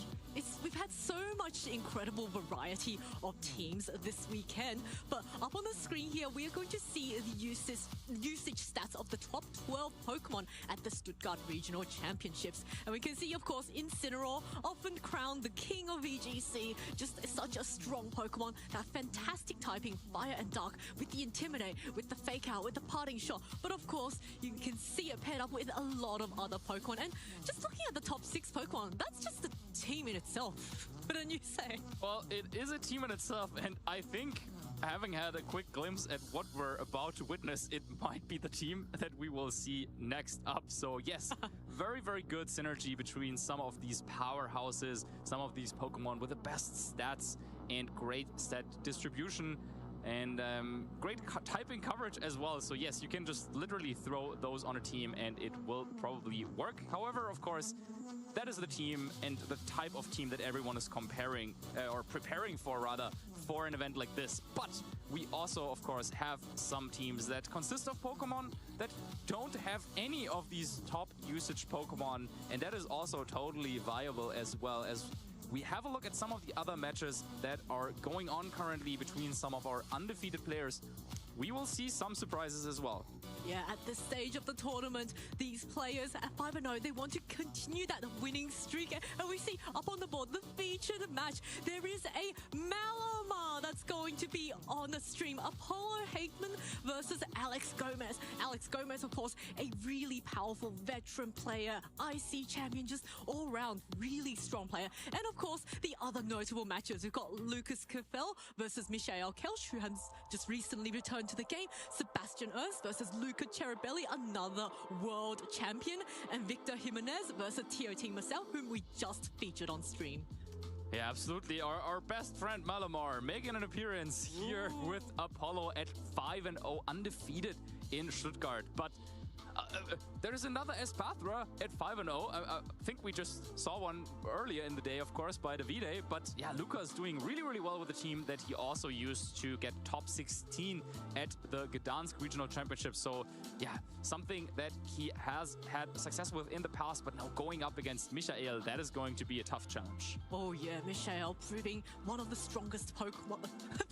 He's a trainer, he's not a Pokemon. One of the strongest trainers in the format. And Lucas this time, the Espathra paired with a different duck to the Golduck. It's going to be the Pelipper. But we also see two Typhlosion matches. Not quite a mirror match, but two Typhlosions going up against each other. And in those kind of scenarios, you really want to hope that your own Typhlosion gets that eruption off first and reduces the damage output of the opposing Typhlosion before they can get their eruption off. Yeah, quite exciting to see those Typhlosion mirror matchups, how they play out. But I think even more exciting might be to see how this Malabar can do in an environment like this. I mean, well, you can get a boost from Intimidate, right? Through Contrary. I mean, I guess that is what we're assuming that is the set that it might want to run. And then on this full Trick Room team, maybe with Superpower, a move that usually would lower your defense and attack stat, but thanks to Contrary on Malamar, you can actually use that and turn it into something good, into a boost of those stats. It's quite useful, and Contrary's ability, not that many Pokemon with the Contrary ability are able to take advantage of it. The other Pokemon being superior, every time it goes for the Leaf Storm, it's able to boost up its special attack. And now in this case, Malamar, if this one does have the superpower, it gets more defensive and more offensive each time it clicks that move. So it just becomes more and more difficult to knock out on the physical side as time goes on. Yeah, and that might be a tough challenge for Alex to overcome, as both players are now getting ready to get into this match. Alex, I think, was maybe not playing as many tournaments. Definitely, of course, a familiar face in the scene. He's an international champion, world's top 8, and we'll see some more of his accomplishments just in a little bit. But maybe taking a little bit of a break, but now in full force here. Undefeated so far, looking to make it into phase 2, because whoever wins this game is guaranteed to make it into the second phase of competition. Precisely. So at this stage, both players are at X and O. So, you know, even if they do drop a match, it's not really the end of the world. But we see now Alex, a player who has graced the screens time and again with his incredible play style and just incredible level of play. And of course, his opponent Apollo, not quite as well known. I don't believe we've ever seen Apollo on stream before, but there is always a first time for every player. Of course, every player, even the veteran ones, has to have started somewhere, and this could be the perfect time for Apollo to shine on the stage and show to us how great of a Pokemon Malamar is and how great of a trainer he is. And how great of a friend Malamar is as well. Absolute. There's no other way going about this. Apollo is the clear underdog in this matchup. He's going up against one of the most accomplished players, not only in Europe, but in the world. He's going up against a player that has been around for 10 years at this point, with great accomplishments in many, many different years, different formats. We see it there, winning national championships back in the day in 2016, then the world's top 8 and winning NAIC. So Alex has done it all, while Apollo, well, I'm sure he's done something, but not something that makes it onto the screen for us right now. There's always a first time for every player, and you know, we've seen time and again the underdog getting some upset win on a very established player. So, you know, this could be Apollo's time to shine, and we see now Apollo's team Torkoal Malamar, the best Pokemon in the world, and for Farigiraf, Indeedee Female, Lilligant, and Ursaluna. All right, hold that. I'm sensing something. I'm feeling like the year is 2023 and I'm in some train in Japan. There's a Zap Zipper Farigiraf on the screen. I think it makes sense on this team because you have Psychic Surge from Indeedee to block priority attacks. So maybe with Zap Zipper, yeah, you get the immunity to Spore, to Woodhammer, to Grassy Glide. But yeah, of course, quite funny as that was one of the very like niche picks that we had on our Worlds team in 2023. It didn't go so well for us back then, but yeah, maybe Apollo has found a way to use Zap Zipper Farigiraf. I definitely believe, and well, with the Malamar, I think he already got me, but with the Zap Zipper Farigiraf, okay, Apollo, you got this, right? Triple Psychic, this is such an awesome team with the Indeedee and Expanding Force, and that was, I think, a very offensive Farigiraf, but we're going to now take a look at Alex's team. So Alex is going to be running something a little bit more standard of the Incineroar, Dragonite, Golden Ghost, Sneasler, Ursaluna, and Rillaboom, and I believe that was the top 6 most used Pokemon this weekend. Well, there are a few things that we can highlight here. So, first of all, Sneasler running Direct Claw. Now, that would not have been any news a couple of months ago, but recently in this format, how the metagame has shifted and developed, players have opted to run Sword Stance over Direct Claw to make use of the fake-out core that you have going on with Incineroar and Rillaboom. So that is the first thing that we should point out. And then the second thing is Ursaluna is not the traditional Leftovers and Yawn set, but instead is carrying the Assault Vest, which makes it a little bit more kind of offensive in a sense that it has access to both Hyper Voice and Blood Moon, where the Yawn Protect set sometimes is a little bit limited in terms of which of the damaging moves it can go for, because of course Blood Moon, you can't use it consecutively, so that can make it quite predictably. But Alex saying, okay, I'm using a little bit of a twist on some of the more common Pokemon on the more common teams, and it doesn't really matter that much, I think, in the grand scheme of things, but this Assault Vest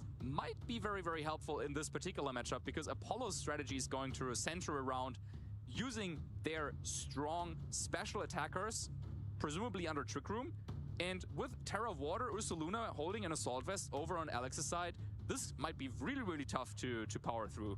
This is such an exciting matchup. I absolutely cannot wait as we get started into our match. There's so much offense coming from both of our players, and Apollo, the underdog, is going to be leading. Firstly, Alex leading with the Golden Go and the Dragonite, and Apollo will be leading with the Indeedee and the Farigiraf. So Psychic Terrain is now immediately set up on the field and is going to enable this Farigiraf to get those really powerful expanding forces. Yeah, Psychic Seed activating, boosting the special defense. And yeah, I was so excited about the Zap Zipper. We didn't really talk too much about the moves that Farigiraf has. It is Nasty Plot and Expanding Force. So this Farigiraf is really used as a Trick Room sweeper rather than the Trick Room setter and the defensive support Pokemon. Instead, this job is taken over by Indeedee, both normal and psychic types. A really, really cool idea coming out from Apollo. Now, over on Alex's side, with Golden Go, you have a perfect answer, though, to that, because, well, you can set up Nasty Plot pretty much uncontestedly, and the only Pokemon that Apollo really has against it, with the 2 Pokemon that he's brought in the back, Hisuian Lilligant is not going to help against Golden Go, so you really need Ursaluna Blood Moon to get the work done against this Golden Go. Oh, it looks like actually Indeedee just wanting to get out of there. And in this place, it is going to be that Ursaluna, as you called out. So Ursaluna now, a fantastic switch in to the Golden Go, but the Golden Go just immediately goes for the Make It Rain and knocks the Ursaluna down to half of its health. And it's also going to take just a little bit of recoil damage from the Life Orb. But now the Scale Shot comes off onto this Ursaluna. Is that going to be enough to get the knockout onto this Ursaluna? It is going to be, that's 3 hits, 4 hits, 4 hits. It is enough, and Ursaluna is felled on turn 1 of the game. And oh, that's a huge offensive presence just gone on Apollo's side. But it does mean the Farigiraf now is now free to get an attack off. All right, let me say it like this. This is not good for Apollo.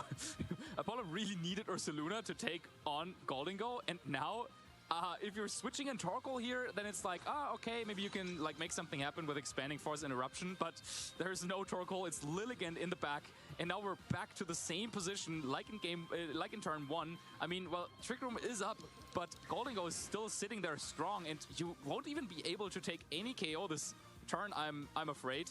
Even like a Psychic and Expanding Force probably doesn't knock out either Pokemon, so Yeah, I think maybe just another Make It Rain and Scale Shot and poke Alex. Alex is in such a great spot here.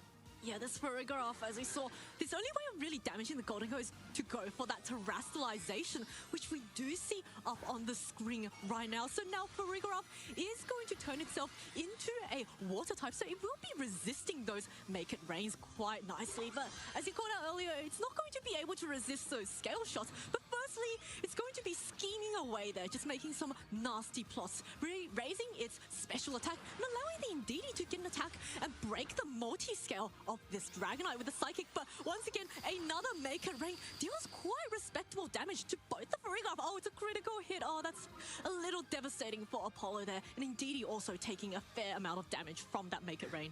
Yeah, and then here's the follow-up Scale Shot. I don't think the critical hit mattered too much because just 2 hits are enough to knock Farigiraf out. And without taking too much damage in these first couple of turns, Alex now taking out another Pokemon of Apollo, who is forced to bring in the Lilligant. And, well, it was an interesting idea to bring a Lilligant without Torkoal, maybe to try and get some positioning against Ursaluna, maybe being so afraid of Ursaluna that we were talking about with Assault Vest, of course, a big threat. But Alex didn't need to bring it out in this game. Just Goldengo and Dragonite were able to get the job done, and Alex, yeah, will take game 1. Yeah, this is such a strong lead from Alex there. The Goldengo recognizing with triple Psychic. Goldengo had a great time. You know, Malamar wasn't brought, and Malamar does have Dark-type moves in knockoff. So that could be quite useful, I think, in this game too. Now, it looks like Apollo may be taking a bit... Oh, no, I think we saw Apollo go for the forfeit, but Alex may be taking his time to think about his strategy for the game too. Well, or he's just still thinking about this game because you want to make sure that you can absolutely lock it up. You don't know that your opponent has forfeited, and now Alex, well, knows, okay, well, well, let's go into game 2. But this seemed to be quite easy. I mean, I think it came down to the Pokemon that Apollo brought and also the targeting of Alex. So Apollo not bringing Torkoal made it really, really tough to deal with Goldengo. And then at the same time, Alex just targeting Scale Shot perfectly every turn made it really, really tough for Apollo to just gain any opening. Knocking out Ursaluna right away in turn 1 of the game 1 just really, really put Apollo really far behind in the game. And yeah, a player of Alex's caliber didn't give their opponent any opening whatsoever. No, he did not. One thing I think Apollo could be able to, could have done a bit differently in game 1 is maybe go for a Follow Me on the Indeedee and the Trick Room. That way you guarantee the survival on the Farigiraf. Indeedee could have gotten itself knocked out, and then you get the free switch into the Ursaluna, and then you threaten the Goldengo out of its into its Terra, and if Goldengo Terras, then you've got a super powerful expanding force. Yeah, it's a little bit of a call you have to make there, because if you go for the Follow Me Trick Room and Goldengo just goes for Nasty Plot, then you're caught in a pretty bad spot. So I think, yeah, Apollo was kind of calling the Nasty Plot to come out from Alex, but Alex reading through that, attacking with Make It Rain, catches Ursaluna on the switch in. Really the deciding turn already in game 1. But this is a new game. This is a new plan for both of our players. Goldengo and Incineroar for Alex, and his Hisuian, Lilligant, and Ursaluna coming out from Apollo. And there is the Malamar, yes! My friend Malamar. Both of our players are having a little bit of a switch up. Goldengo, of course, Alex leading with it. Once again, it's just such a strong offensive Pokemon. And if you ignore it on the field, it can just set up with that Nasty Plot. Yeah, but once again, the question, I guess, is with Good as Gold, Goldengo being immune to Sleep Powder, and also with the Ghost typing being immune against close combat, Goldengo could just go ahead and, well, go for any move, really. You could go for a Fake Out and a Make It Rain, but Indeedee switching in is a real possibility, and that is what Apollo goes for. So a very aggressive turn 1 here. Let's see if Alex tried to play it slowly or if they go for the offensive. The Psychic Terrain is going to be set up. Alex playing it safe with a Protect on the Goldengo, just wanting to scout out what his opponent is going to do. And now this Incineroar outspeeds this Ursaluna, gets that parting shot off, reduces its damage output, and allows Alex to get another Pokemon to swap in. Now the question is, what did this Ursaluna go for? It is now at -1 special attack, so it won't be doing quite as much damage, but it's still holding a Life Orb, and it's still going to be able to dish out significant damage. So now, let's have a look. Alex is really being very careful and playing very, very defensively, just making sure that he does not make any mistakes in this game. Yeah, bringing in Rillaboom would be a great way to override the terrain. You would get fake out pressure, and because there's Seb's the Perforgraph and not the Armor Tail, then you also would know for a fact that, yeah, fake out cannot be blocked in any way with Indeedee already being on the field. But let's see if Alex even brought out Rillaboom. Yes, it was brought to the battle, so a little bit of a switch up here compared to game one potentially. But now with Rillaboom on the field, Earth Power into Protect, great turn for Alex. And yeah, once again, Apollo very, very far behind after the first turn. However, at least no damage was being dealt.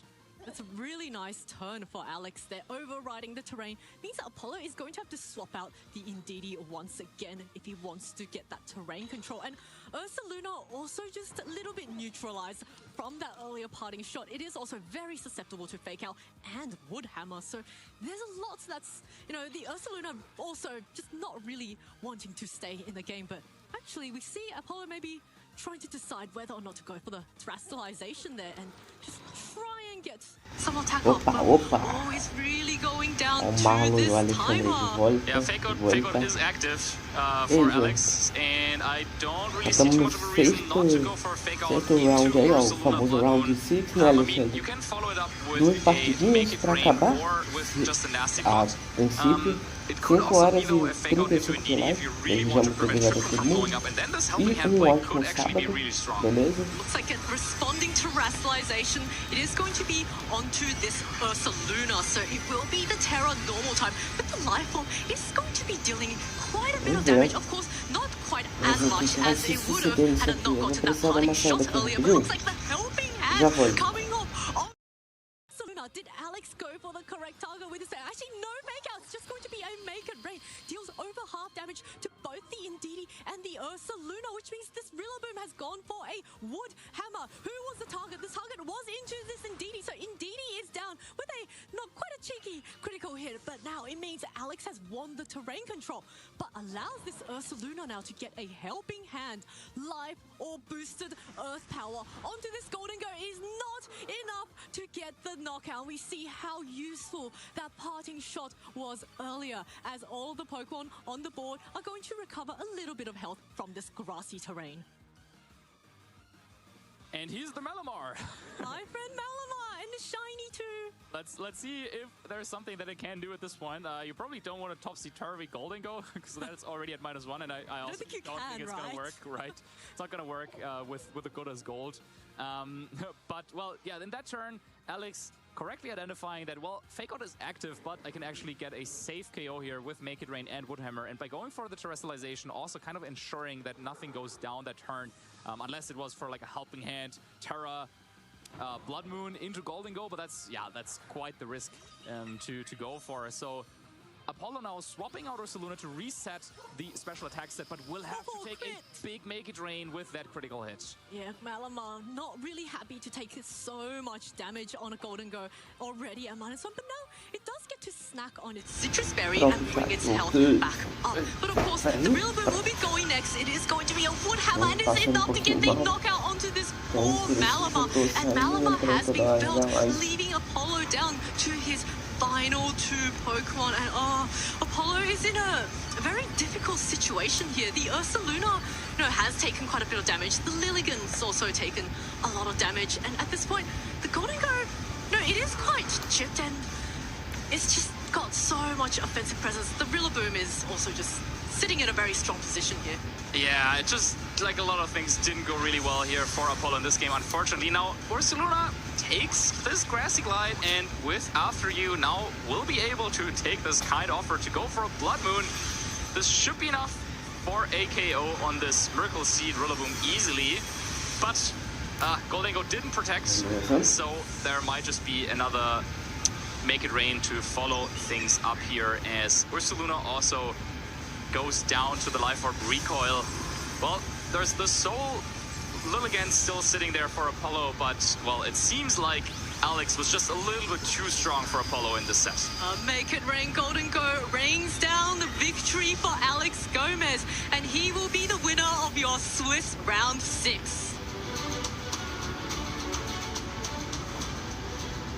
Yeah, really got to see that Alex definitely is someone who is prepared to go up against those strategies. I think in this format, personally, I have like 3 dedicated teams that I always want to make sure that I have some sort of matchup against, but they're not usually seen at the very, very top of the standings. They have so much potential. So there's Dondozo. You need to know how to face Dondozo. You need to know how to play into Psychic Spam, kind of the Espathra and Didi kind of team. And you need to know how to go about Hard Trick Room. And this is what Alex just showed us, how you can play into that. Even though on paper, when looking at the team, well, we talked about Ursaluna, Blood Moon with Terra Water and Assault West. It didn't even need to come to that, but instead using Golden Go very, very effectively, just ensuring that there can never be a situation where Apollo was able to position their strongest attackers under Trick Room, the Farigiraf and Ursaluna Blood Moon going down.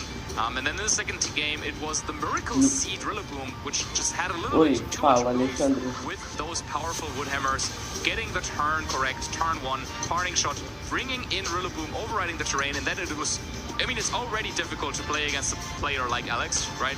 But then playing from a disadvantageous position in a matchup like this, where Alex surely has had a lot of practice, is just very, very tough. So, yeah, I hope Apollo can still kind of appreciate the opportunity to play against a player like Alex here in the spotlight, and there's for sure something that they can take away from this. Yeah, there's a lot to be learned from playing against such a high caliber player, and let's not forget, Apollo was at 5-0 at the start of this round, so it's actually not over for him yet. He just needs to win one more game, and he's also guaranteed to progress to phase 2 of the game. So we've got 2 more rounds left of phase 1. So if I fully believe Malamar can do this, and I would like to see Malamar in phase 2 of the Stuttgart Regional Championships.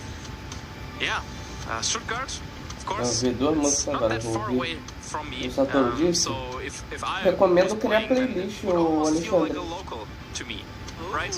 You could play Malamar at your locals and test it out at every event in actual fact. Well, maybe now with Regulation F coming up, your next couple of locals might be in the new format, but yeah, let's have a look what locals are about. Entendeu? Cria uma playlist. Hey, do you want to play? Yeah.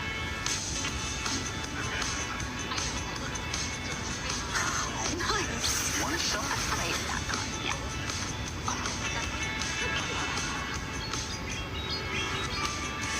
I'll use twin cannons. Great game, guys. Bye. See you next week. Come play at your local Pokemon League. Yeah, of course, local is a great way to meet fellow Pokemon fans and to go up against them, whether it's in the video game or in the trading card game or in Pokemon Go.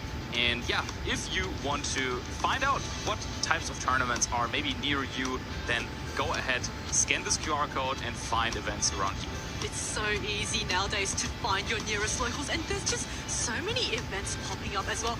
I have a local with just a 10-minute walk away from where I live, so it is absolutely amazing, and these are perfect opportunities for you to test out maybe some more unconventional ideas that you may not want to risk bringing into like a high-level tournament such as a regional, but at locals it's a perfect opportunity. Make new friends, test out those new ideas. So if you want to know how to join your next local, go ahead and scan that QR code up on the screen. Yeah, I'm already looking forward to the kind of holiday celebration, like end of the year local that we'll have towards the end of December. Like usually, I don't know, some players there we would bake some snacks, some festive decoration, and then play a tournament. Yeah, it's pretty wholesome. So looking forward to that. And yeah, maybe if you want to find out if there's any festive kind of action going on at your local tournaments, now it's a good time of the year to check them out. Yeah, as the year is wrapping up and we get into the holiday season, I just can't help but get reminded and of how grateful I am of the community that we've built. And just, it's so amazing just being able to see some players, get back to the playtest group, and you can see a lot of our top level players in their shoutouts. They always acknowledge the fact that it is not really, it can be a solo game, but it's not really a one-person game in a sense, because if you want to advance to that top level, you want to have that team building group, bounce ideas off others, and then test it out. And or sometimes it's just nice to get a fresh new set of eyes on their team. Yeah, and talking about that top level, of course, to elevate from the local experience, maybe you also want to check out some of the regional tournaments, whether it's as a player or as a spectator. You can check out the link below, arcade9.gg/events/Pokemon, and then you can, see what other tournaments we have coming up in our calendar across the year, across the season, and maybe you'll run into some of us there as well. So make sure to check out both locals and our bigger events. And remember to register on time. Sometimes a lot of these competitions are in very, very high demand. So make sure you are there on the dot during the sign-ups to get yourselves a place onto those championships. But that is going to be enough of us. It looks like the interview with Alex Gomez is ready. So let's hear from Alex himself. Thanks, Zoe. Alex, congratulations on that win. Thank you. Great to have you here in Stuttgart. How are you feeling? You're still undefeated and we're going just after round 6 already. Yeah, feeling good. 6-0.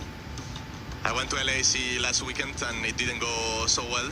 So yeah, it's good to be back at day 2. But there's still 3 more rounds. So yeah, I will try for undefeated today. That'll be an excellent achievement to already get. But yeah, taking it one game at a time, right? That makes a lot of sense. So talking about that game that you just had, obviously, when you saw the team sheet, what were you thinking? Well, it was a weird team. Of course, it's a hard trick room, which we are aware of that. But I didn't expect to face off a Malamar today. And, well, it caught me off guard, I guess. But yesterday I was practicing because last weekend at LAC I lost against a hard trick room and I changed some stuff in order to beat comfortably hard trick room. So I think I could show it off on the stream. Yeah. Perfect. Yeah, you seem to have just control of that game entirely, which was amazing. Using that golden go really effectively too. Now, did you kind of make any adaptations from LAIC with the team? Yeah, I changed a little bit of stuff because last weekend I faced a lot of, some mouse ape with Sinicha, and I thought that matchup was a little bit rough because I was using Volcarona, and Volcarona wasn't great in that matchup. I also faced some Primarina and very fast Volcarona with Struggleback, and my team had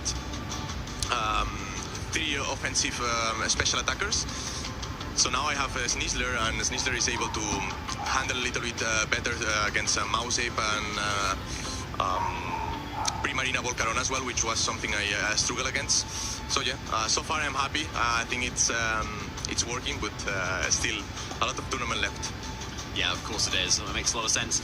Now, your 6 that you are using are very similar to like Juan Solono's 6. Yes. Obviously, but it's not the same team. It's not the same, yes. So the differences are really interesting as well. Like, I think one of the things that I think Marcus was pointing out on stream is that you have Diaclaw and Sneasler. Yes.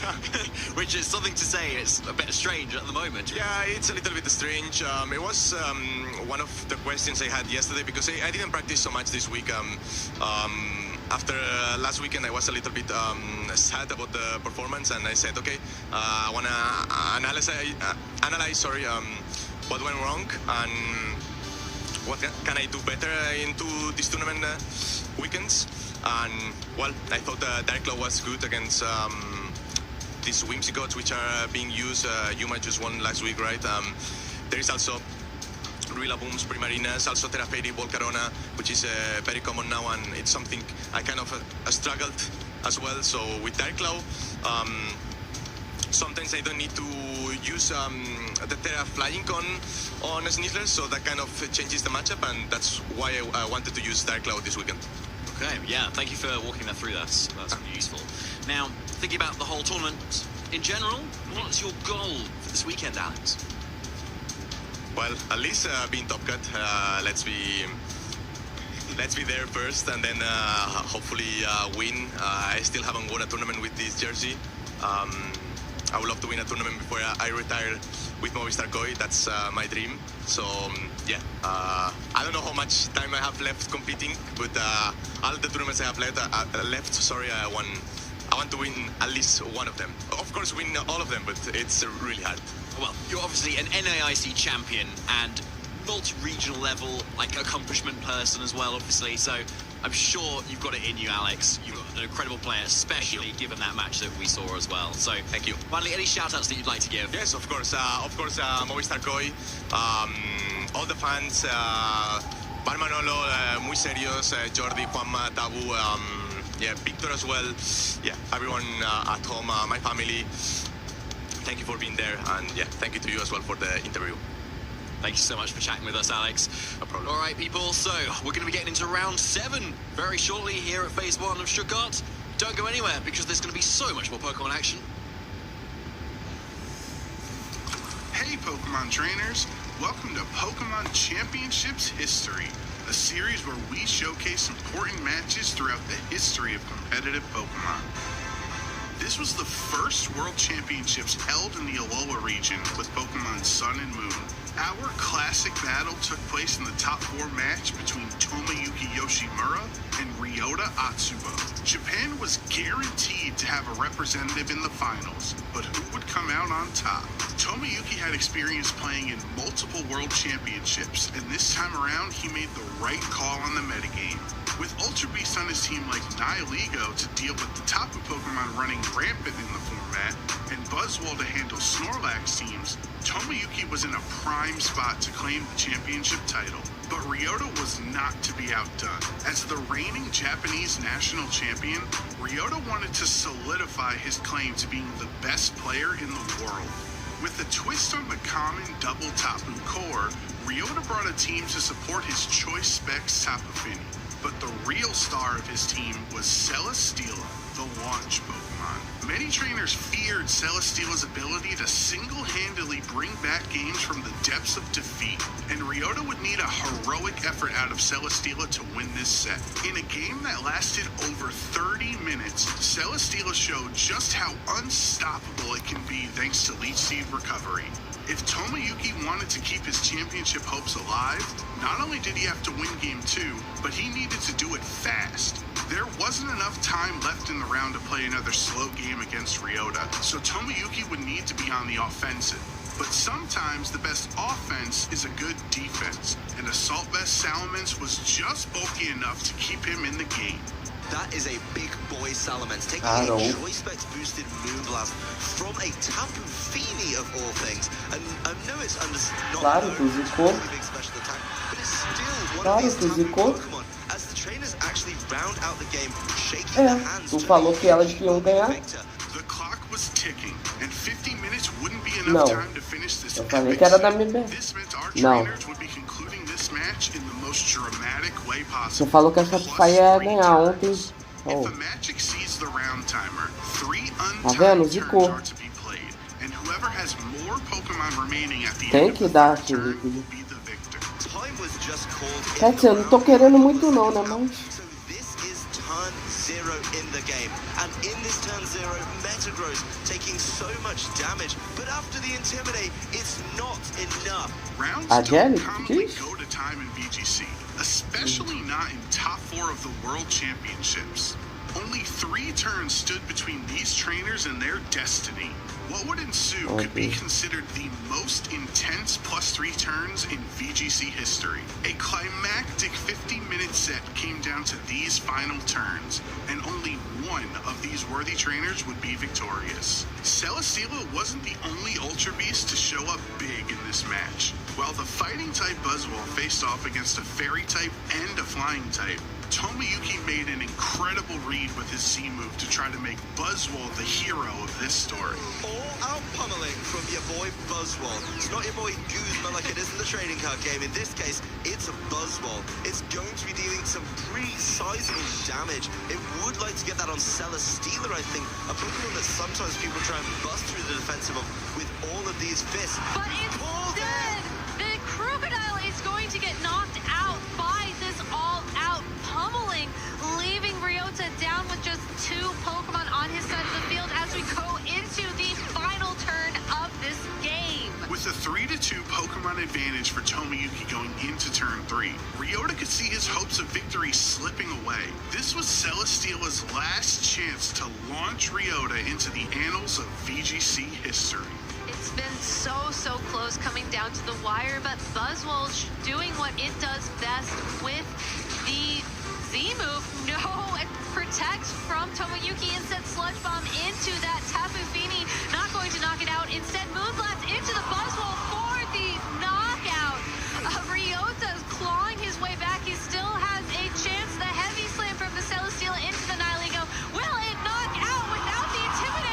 A critical hit! Critical hit! It does it in the last second! Ryota gets into the finals thanks to a critical hit from his Celesteela in the final turn of this game. Tapu Fini hung on with 1 HP, and then crit from his trusty Celesteela. Ryota won an unbelievable set against Tomoyuki and would go on to leave Anaheim as the VGC 2017 Masters Division World Champion. Thank you for watching, and let us know some of your favorite moments in VGC history by using the hashtag #PlayPokemon.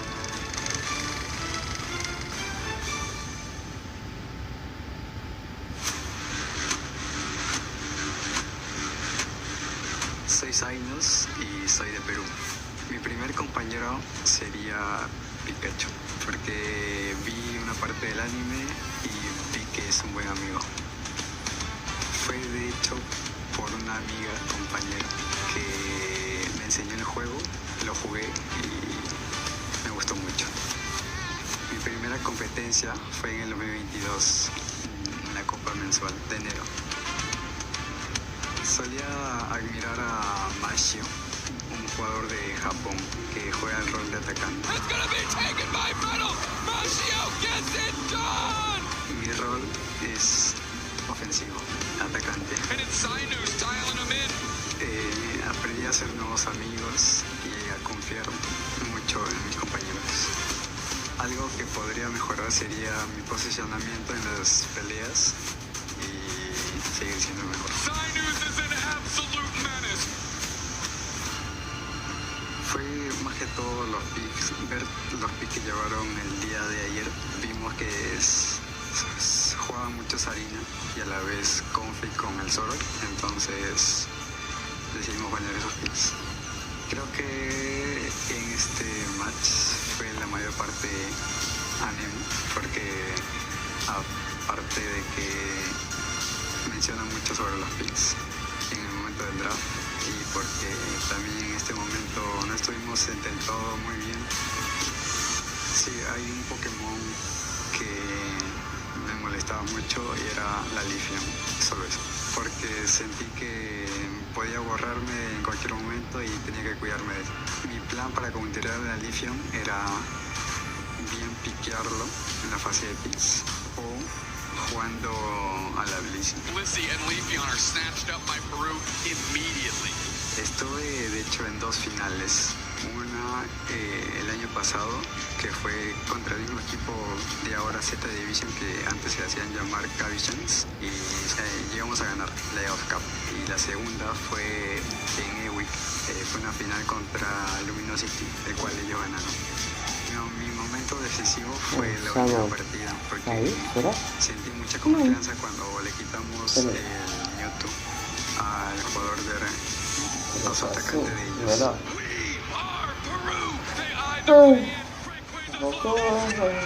Que isso? Ai não, meu Drago. Aí, não, meu filho.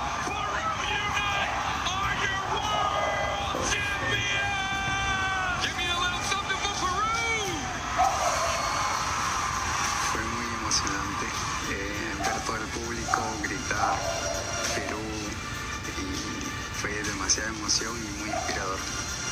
Es algo inexplicable lo que se siente, pero a la vez me siento muy alegre. Que nunca se rindan, que sigan sobresaliendo a pesar de los errores, y todo esfuerzo tiene un buen final. Let us give you an experience. At the Pokemon Center, EYC, London.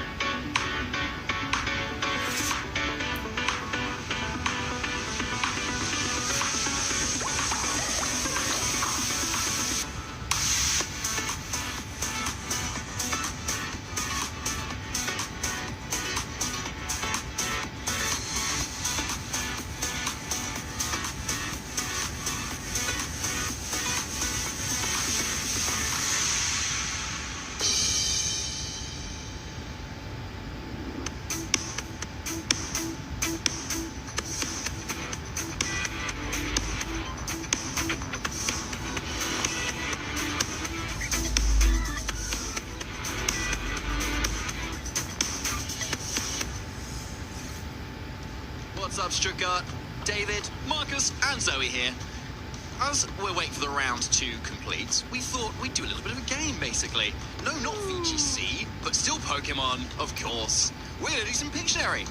So, I'm gonna think of a Pokemon, I'm gonna draw in here, and these two are gonna try and guess it to see who can become Pictionary Stuttgart Regional Champion 2026. From above. I haven't started drawing, Zoe. That's great. Are there medals? Are there trophies? Yeah, loads of trophies, Marcus. I'm in. Yeah, if you've got room in your cabinet. Goodness me. Right, so we're gonna get straight into it. Right, so I'm gonna put this down for a second, and then yeah, I'm gonna start drawing. You let me know what you think this is. So just shout out as soon as you think you've got a guess. Okay. Jigglypuff from above.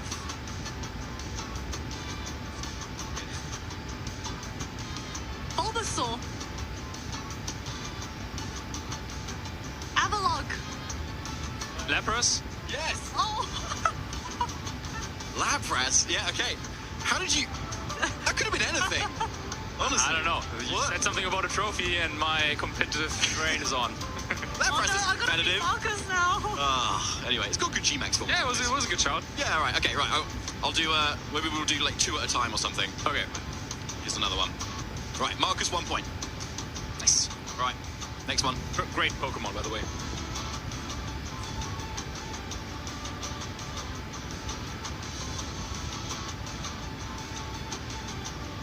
Licky Tongue. Talonflame. Pidgey? Pidgeotto. It's a very Killer Wattrel. Wingull? Skarmory. What's an angry bird? Not Murkrow. It looks a little bit like a frog. What bird is angry? Staraptor? Maybe the face a bit more, maybe.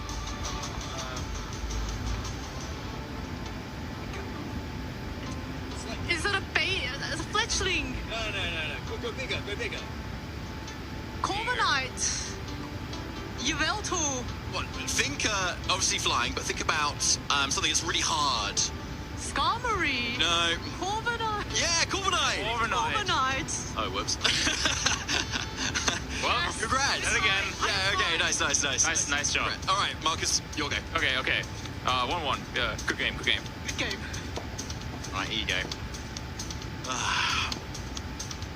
Okay, so Marcus, I feel like, is going to go for something like super competitive. I'm thinking of previous Marcus teams. He's going to go for a Pokemon that's not in Regulation H, just to throw us off. Just to throw us off, I know, yeah. Well, he's thinking very competitively, so you might be thinking as to when we first started playing Pokemon. Can you see this all right? Yeah. Let's go. All right, Marcus, take us through it. Okay, Armarouge. Squirtle. Ceruledge.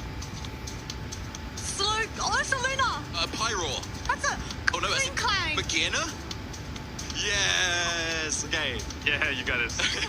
It's a gear. So. They're all 1 point each, sitting on 1 point. Beginner, interesting. Okay, yeah, do another one. So what, you're 1 point? I'm We're 1 point. all 1 point. All 1 point. Okay. We're all tied in first place. Right, let's go. Okay, let me think.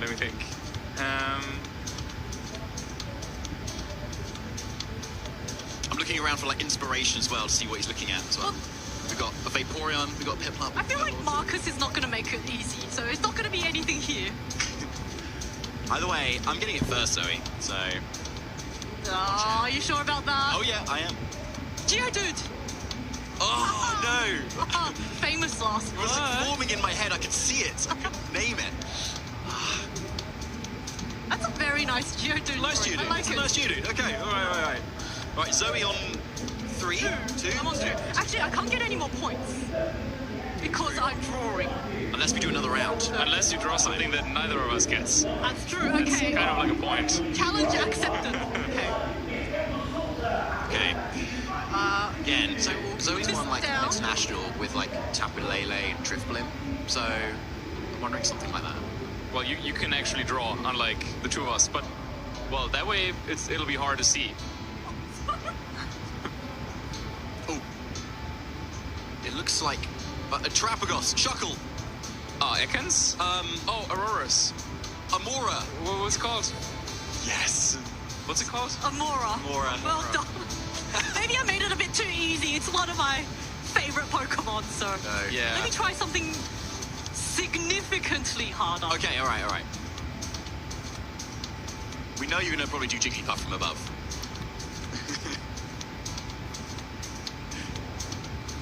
Okay. When we're ready.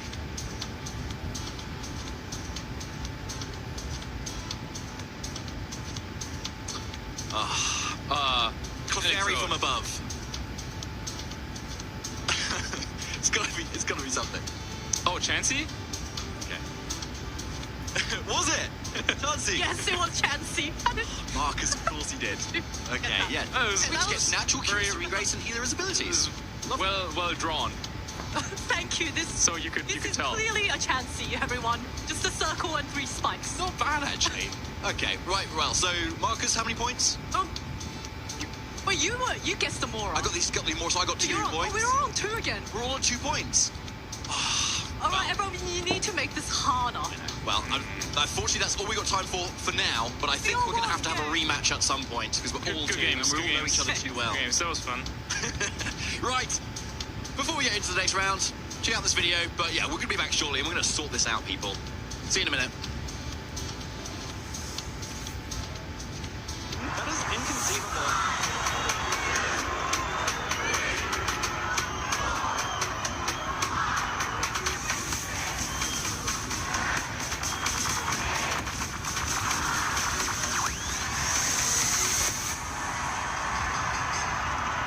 My name is Wolf Glick, and I am from Washington, D.C. I feel incredible, honestly. You know, 10 regional championships is something that I set a goal ages ago. Maybe 6, 7 years ago at this point, but I set the goal, but I didn't really ever think I would get there. Because, I mean, even winning 1 regional championship is really difficult. So to win 10 is not something that I really thought was achievable. And so now to be sitting here and to be able to say, actually, I did it. It feels great. It's a real feeling of accomplishment, and to do it with my favorite strategy of all time, it's a really great feeling, and I feel very proud and just very lucky. The team that I brought to the Toronto Regional Championships is a team with a strategy known as Perish Trap. It involves the move Perish Song and the ability Shadow Tag. It's my favorite strategy of all time. It's extremely difficult to play, but I love it. I've loved it for many years. I've been playing it for over a decade. This is my 3rd regional championship win with the strategy, and I believe at the time of recording, at least, that I'm the only player to have ever won a tournament with a dedicated Perish Trap team. And so it's something of my signature strategy as well. If I had to pick one MVP Pokemon on the team, I would pick Politoed. It's the one Pokemon that I brought to literally every single game, and there was really no way to make the team work without bringing it. Politoed can retaliate. The Weather Ball, again, consistent. A critical hit, bringing it down to 5 HP. During Game 3 of the finals, I was able to pull off a technique that I knew was theoretically possible, but didn't think could actually ever work in practice. And in Game 3 of the finals, there was a moment where I was able to pressure my opponent to not switch out his most important Pokemon without actually technically trapping it on the field. It was something that was really memorable that I didn't think that I'd ever actually pull it off in a tournament, let alone in Game 3 of the finals. And so it felt like a moment where I surpassed my own limits and where I kind of improved in real time over the course of a match. And yeah, it was just like a really exciting and memorable moment for me. So Weather Ball, Politoed, the last little bit of damage, and with that, Wolf Glick, a historic 10th regional win, taking down the Toronto Regional Championship. I began competing back in 2011 when I was a freshman in high school, so quite a while now ago at this point. But yeah, there was a local tournament in Virginia near where I live. I was very lucky. I ended up winning the entire thing, and it kind of kickstarted my whole competitive journey. There's a couple different things that I love about Pokemon, and certainly the game itself is one of those things. I just think it's such a fascinating, interesting, complex, challenging game, and I really like how it pushes me and how it challenges me personally. And I think really the thread that has kept me tied to this game for so long is not the championship victories or the feeling of redemption after a bad tournament. It's the people, and it is the wonderful, wonderful people who I have met who have really changed my life and have shaped me into the person who I am today, a person who I can be proud of. I get asked, a decent bit about what's the big picture here, right? Like, what's the brand motivation? What's your master goal, right? The truth is that there isn't some brand motivation. I don't have this big master plan. I don't have this thing that I'm chasing that this thing that nobody else has ever done that I want to be the one to do. It's nothing like that. It's just the very simple fact that I like it. I like competing. I just think it's fun to play Pokemon, and I really enjoy it. What I really want to do is continue to learn more about myself, more about the game, and to continue to get better. And if that leads to more championships, then I won't complain. But if it doesn't, as long as I feel like I'm getting better and I'm learning more, then I also will be quite satisfied. When I envision myself winning Worlds, I don't think about a specific opponent because there's no one person who sits in that chair who I would be like, oh man, can I do this? Like, I have to believe that I can beat anybody who sits in that chair. Am I going to win Worlds this year? I would be, I think, foolish to sit here and tell you yes. But I will tell you that I will try. And I think that actually, to me, is more meaningful.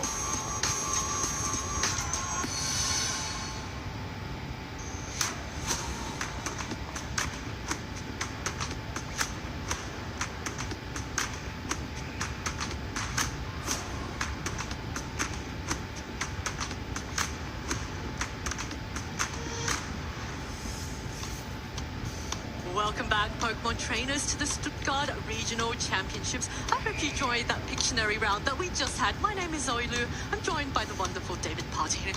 David, we are getting to that stage of the tournament where there's some very high stakes. How are you feeling?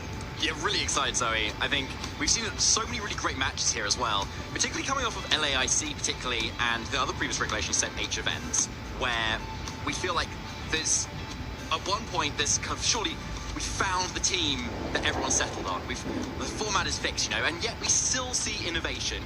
We've just seen Psychic Seed, Expanding Force, Nasty Plot, Terra Blast, Trick Room, Farigiraf. Sapsipper, not to mention. So yeah, and Sapsipper. Wars Rillaboom.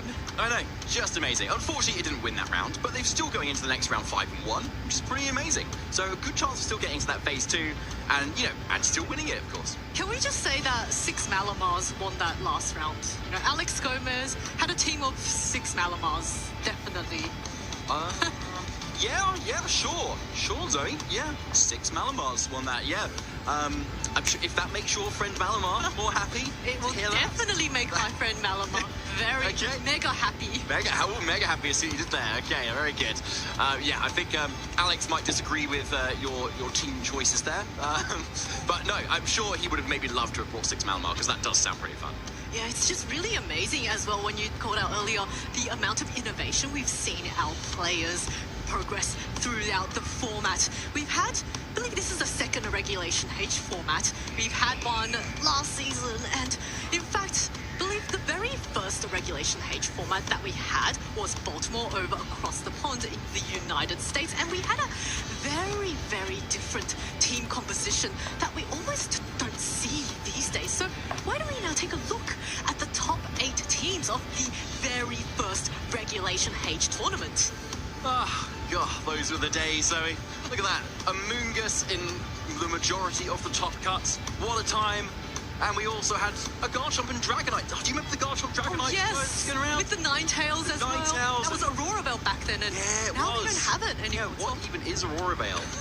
But look, there's 2 Flamigo. Oh, well, that did win last weekend at LAIC. Oh, exactly. So we maybe, in some ways, come full circle in some ways, Oh, Dondozo on the bottom there too. We've got Sand on the way, round 2. But yeah, that interesting kind of combination of the Pichu, Ursa, Golden Go Flying type Instant Amoonguss sort of team has been on the rise in the last couple of weeks as well. So maybe it's, coming back to round. Yeah. And also, an Ursa Luna, but not the dominant type.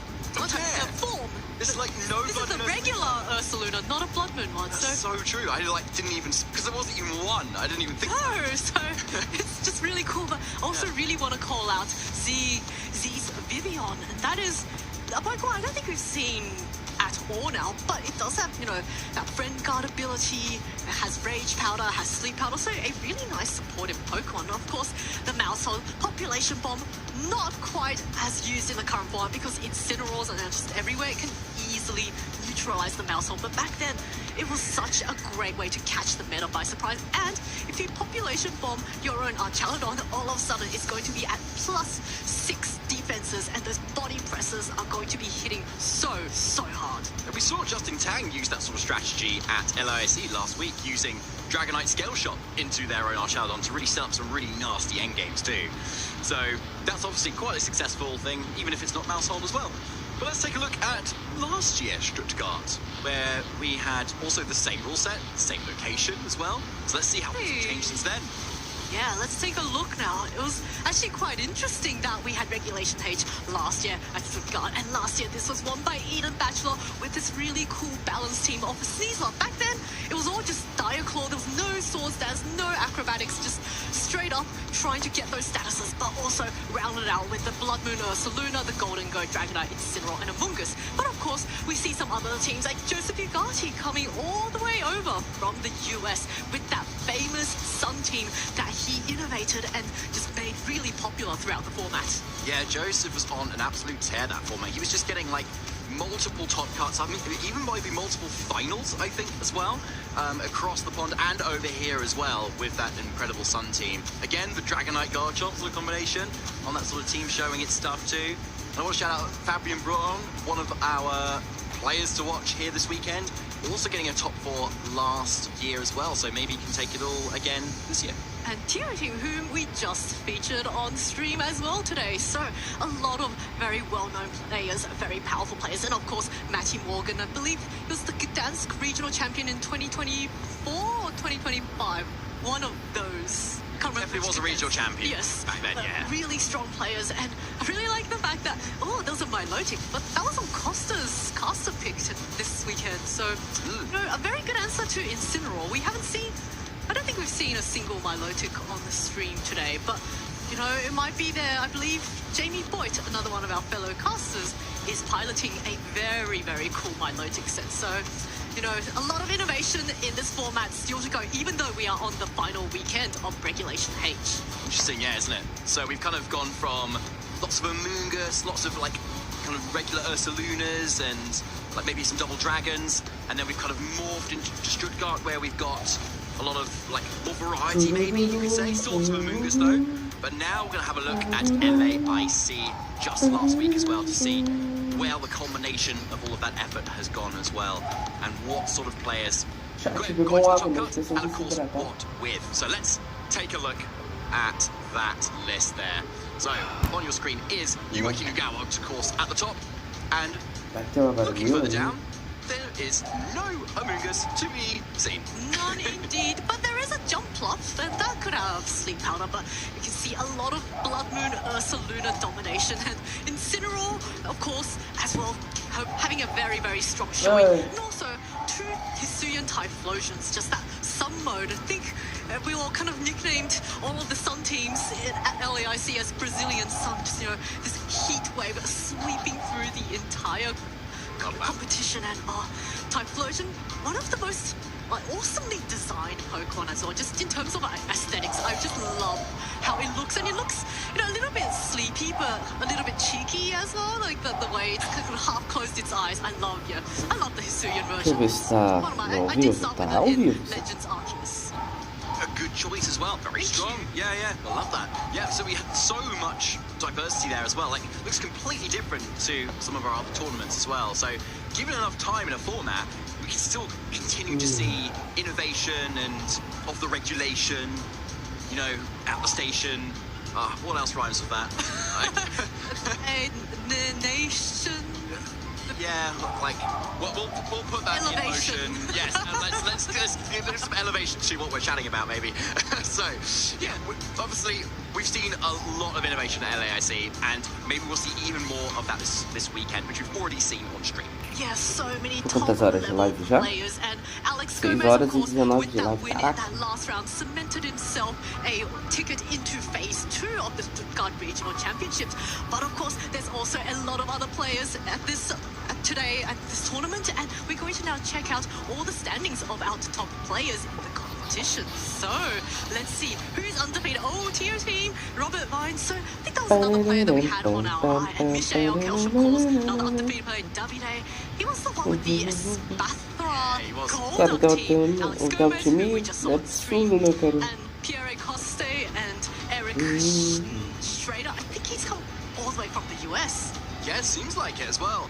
Eric, I think, was at LAIC, I believe, as well. Did rather well too. But look at that team. Moushold! We were just talking about it. We were just talking about Moushold, and we always talk about Caesar. So yeah, there's always a segue when there's a Caesar on the team, which is great. And combined with that sand mode as well, which we haven't seen lots of either, but as an adaptation to that Brazilian heatwave you were talking about with all those sun teams, Tyranitar loves to go into those matchups. Set up that sand, weaken those Torkoals, chip some focus sashes, and just dish out lots of rock slide damages. Yeah, Tyranitar is one of the best answers to sand teams, but also down the list, our other undefeated players. We can see now there's Luca Cherubelli, one of our world champions, with that Incineroar, Annihilate, Whimsicott, Hisuian Typhlosion, Farigiraf, and Blood Moon Ursaluna. Love it. Okay, so that's Yumaki Nagawa's 6, except there's an Annihilate by the Flamigo. I mean, I'm a Flamigo lover myself, so I can't fully agree with Luca's decision here, because Flamigo is Flamigo, and it's great, and it's a really cool Pokemon, and it's pretty well designed, and it's got a lot going for it, and it can hit those Ghost types with its Scrappy ability, and it can hit Golden Go. But I guess Annihilate's a good Pokemon as well, so, and he's kind of a world champion, so he knows what he's talking about. Yeah, I think this is one of the things I really love about seeing players make adaptations. They'll take an established team, make one slight tweak to it to suit their own playstyle, because of course, every player does play the game slightly differently, and by making that small change, maybe Luca deciding Flamigo, you know, that focus sash, maybe a little bit too frail for his liking. It is immune to Intimidate because of Scrappy, but you know what's better than being immune to Intimidate? Getting a +1 from Intimidate thanks to Annihilate being Defiant and a Ghost typing, so can't even go for the fake out onto this Annihilate.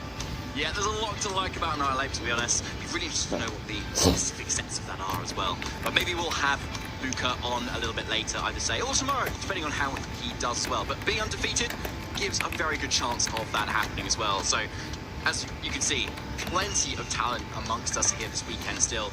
World champions, regional champions, 2 world champions. Yes, 2 world champions, exactly, here in beautiful Stuttgart. And I couldn't be happier, honestly. But to tip it all off at the end of the regulation, Zoe, has this been your favorite regulation, or has it been your favorite regulation? I think I say this is my favorite regulation whenever the regulation changes. So Gastrodon. Gastrodon e Dragapult. I think it's quite nice when you don't have the restricted and you can get a little bit more creative. And we can see now our notable matches. We're going to be featuring William Basilino, a regional champion last year. I believe it was Birmingham regional champion, versus Eric Rios, so another really powerful player. And of course, some other really strong players. Jan Philip Schmitz versus Nemanja Sandic, Davide Carrera, who we featured earlier, versus Eduardo Cunha. Oh my goodness, that is an tem Blastoise ali, agora que eu vi, que da hora. Yeah, amazing matches there. Yeah, people we've already talked about, as you were saying, Zoe. Yeah, Robert Vine with the Mouscarada at the bottom there.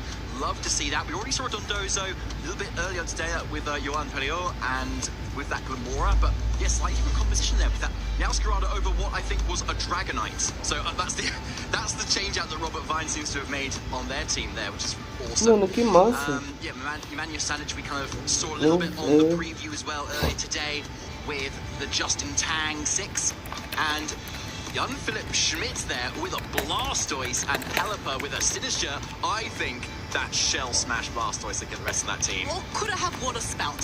Yeah, could have both. Or both, that's true, yeah. You got the Rage Powder for Sinister, you know. Yeah, and Hospitality to give you more health, for more Water Spout damage. Yeah. Very exciting. And a fake out on Rillaboom as well, and the Incineroar. So a lot of really nice options there, and all of these are such amazing teams. I'm particularly interested in Davide's Golduck team. That is the wildest team I've seen so far, and he's doing so well, undefeated at 6-0 Mano, que loucura, né? Tem Blastoise ali, cara. Who had a very dominant showing earlier in stream, and Será que o Gangman também pode? Se forte pode, pô. But of course, the top match is who we will be featuring. William Basilino with a mano, tem Blastoise ali, cara. Tem uma mascarada. No, I need to talk Bozo, because it's Eric Rios on the other side as well. And we featured him at LAIC multiple times on stream as well, using that same 6 as well, with the clang. Ô, Alexandre, quais músicas que tu tava ouvindo aí? Fala pra nós. Fala pra nós aí, cara, as músicas.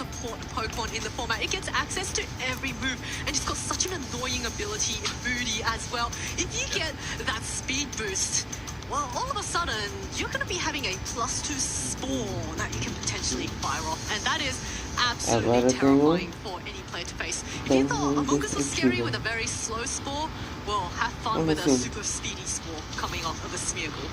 No, thank you. I'm glad to be here instead. Definitely not falling asleep because I'm not in front of it, and we've got a very exciting match coming up as well. Both very talented trainers. We've got a regional champion versus an international champion. And they are level 5 com 6 vezes perfeitos. Eita. Dragas cozinhou aí.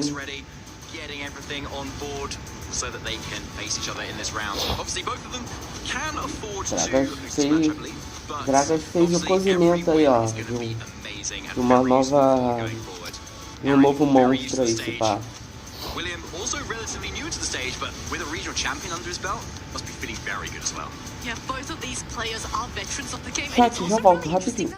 Also, they've been part of the circuit for quite a long time. I believe William started playing, was it back in 2006? Yeah, a while ago actually. So he's very experienced in the game, and I think Eric may have come on a little bit later on. He was more active. I think he started in 2019, 2020. Not sure. I don't quite remember the exact year they started, but both of these players have been part of the circuit for so long. And look at that laser focus off of Eric. They don't need this win, but every win goes a very long way towards allowing them to have an easier time in phase 2 of the matchup. So this is also just a really good opportunity then to also get some practice, get that win in, and then you can have an easier time tomorrow and also towards the end of today. Yeah, definitely. Now, we've already had a sneak peek at the 6 Pokemon that each of these players are running as well. So it'd be interesting to see how each of those match up, though, to be honest. And of course, the movesets and the abilities are going to tell us a little bit more about the specific matchup too. But I'm really excited to see that Gastron there as well, because if there was anything that we saw from Eric from LAIC, it was that how great the Pre-Marina actually was into so many matchups once the Rillaboom was kind of off the field. But with a Gastron, that's going to be a bit harder. Yeah, Gastrodon's a Pokemon that normally isn't quite seen in a format unless there was a Kyogre in it, but here it can be quite annoying. But we can now see the accolades of both of our players, both incredibly seasoned players. William with that Birmingham Regional Champion just last year, a very recent finish, and of course Eric Rios winning the Grand Challenge. This is an online Oh no, wait, 2026, is that the online competition? The best of one, that is your Grand Challenge. I was thinking of the Players' Cup. But yeah, so it's such a difficult format to win because you're doing closed team sheet best of one. But Eric's just proving to us he's able to win in many different modes of play. Best of 3 open team sheet, best of 1 closed team sheet. So this is just such an exciting matchup. And we now see William with his team there. Incineroar, Volcarone, the pink Gastrodon. I don't think Lou will be happy about that one, but I like pink Gastrodon. Sneasler, Tyranitar, and Dragapult.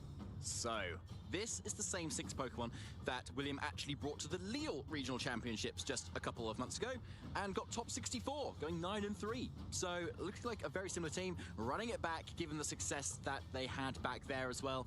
And it's quite interesting too. So, for those of you who spotted Gabriel Agachi at LAIC, they're running a Politoed with Whirlpool. And here we have another water type with Whirlpool in that Gastrodon. And Yawn, yeah. So a really nice combination there where you could actually just lock them in with that Whirlpool as well, which I really love there. But obviously rounded out with even more threats. I really like the Sneasler. This is a bit of a callback to the early format Sneasler of Close Combat, Dire Claw, Fake Out, and Protect.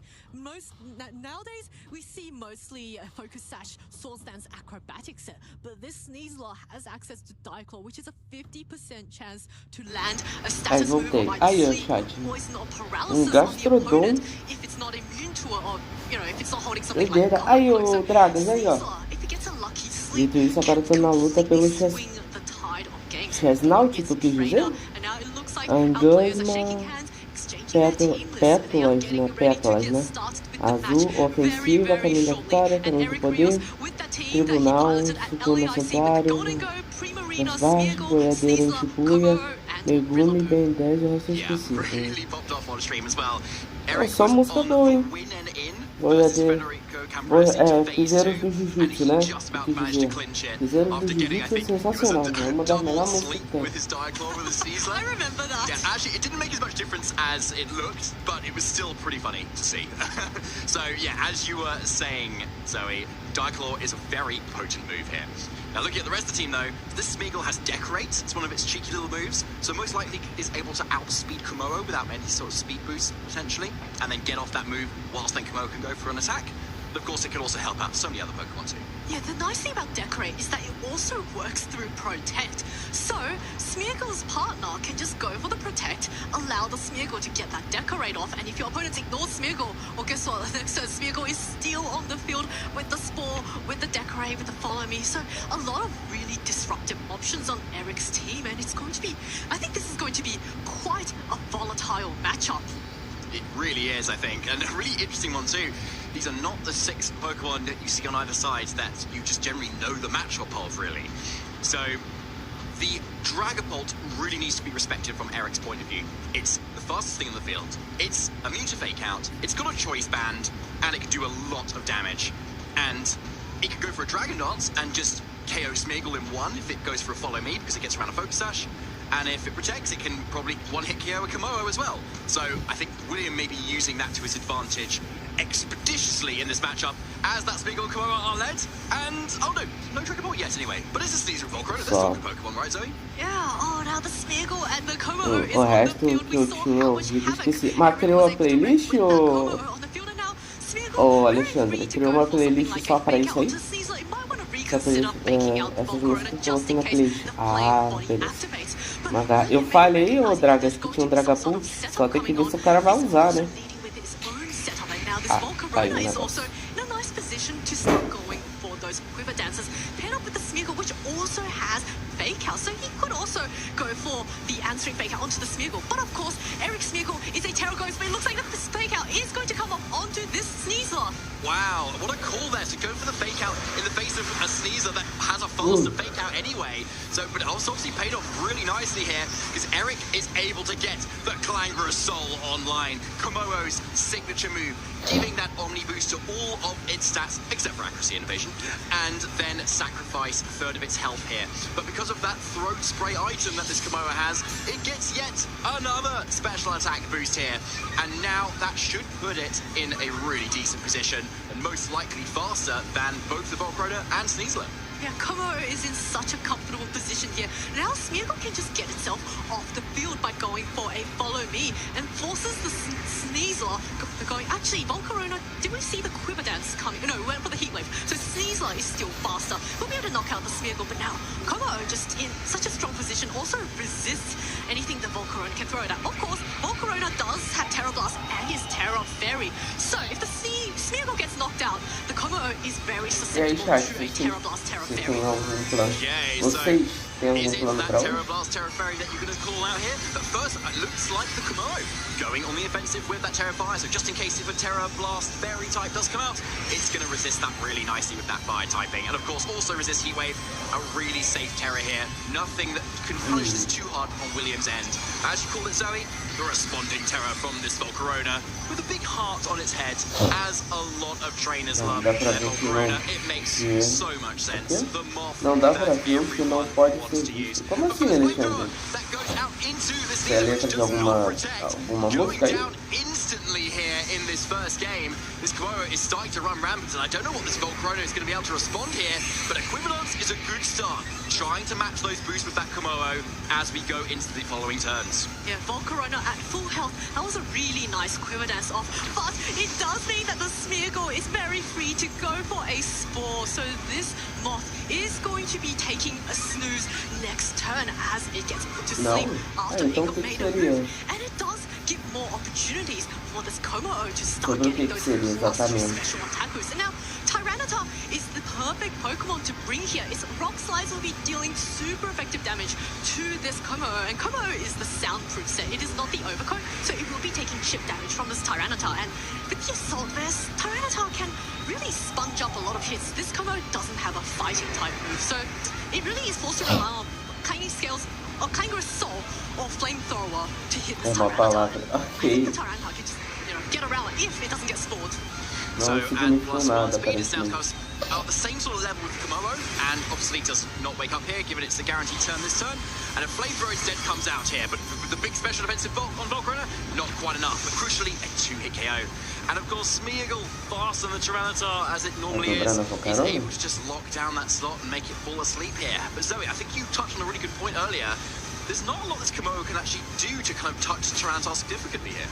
Yeah, this Tyranitar, I think Eric's strategy may be at this point just to whittle down everything around the Tyranitar, and then he's possibly got a Sneasler or maybe a Rillaboom in the back. Now the Tyranitar can no longer terrestrialize. It is very susceptible to any super effective fighting type moves or grass type moves. And Como, it is faster than the Volcarona, as we just saw. So Volcarona can maybe pray for a one-turn sleep and then try and get that protect off, and then allow the Tyranitar to also get a one-turn sleep and get the rock slide off. But the odds are actually mostly in Eric's favor, and we can see, William with his back a little bit against the wall, opting to withdraw that Volcarona and allow the Incineroar to come in and stun jump a hit. Incineroar doing what it does best, switching in, and yeah, no fighting move on this Komodo means it can't fully punish it here, but it looks like this might be a Flamethrower into what was that slot, so great switch from William. Incineroar really eating that up right now, and that my goodness! Does not have a chance to wake up, but yeah, there's the Decorate. This is why Eric chose this move, and now we're at +4 special attack. This Komodo is certainly going to be now dealing a lot of damage to Tyranitar into the following turns, and unfortunately a second turn of sleep for this Tyranitar. Tyranitar taking that second turn of sleep.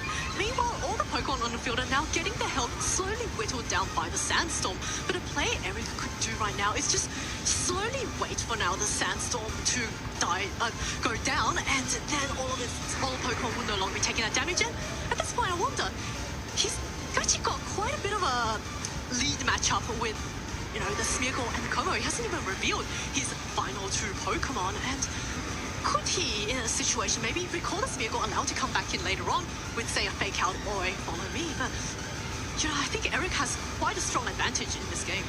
Definitely in the moment, yeah. At this point, William has to go, well, Fake Out is really strong into Komodo right now, because this Smeargle isn't going to do a whole lot back at the moment, unless it's going to try and spore into a safety goggles Incineroar. So most likely a Protect Fake and switch to Rillaboom play from Eric. And it looks like William's maybe going to try and call that and get some momentum back with a parting shot, not into the Komodo slot here. So yeah, I think we're going to see that exactly happen. Oh no! Yeah, a third turn of sleep for Tyranitar is not what you want to see there.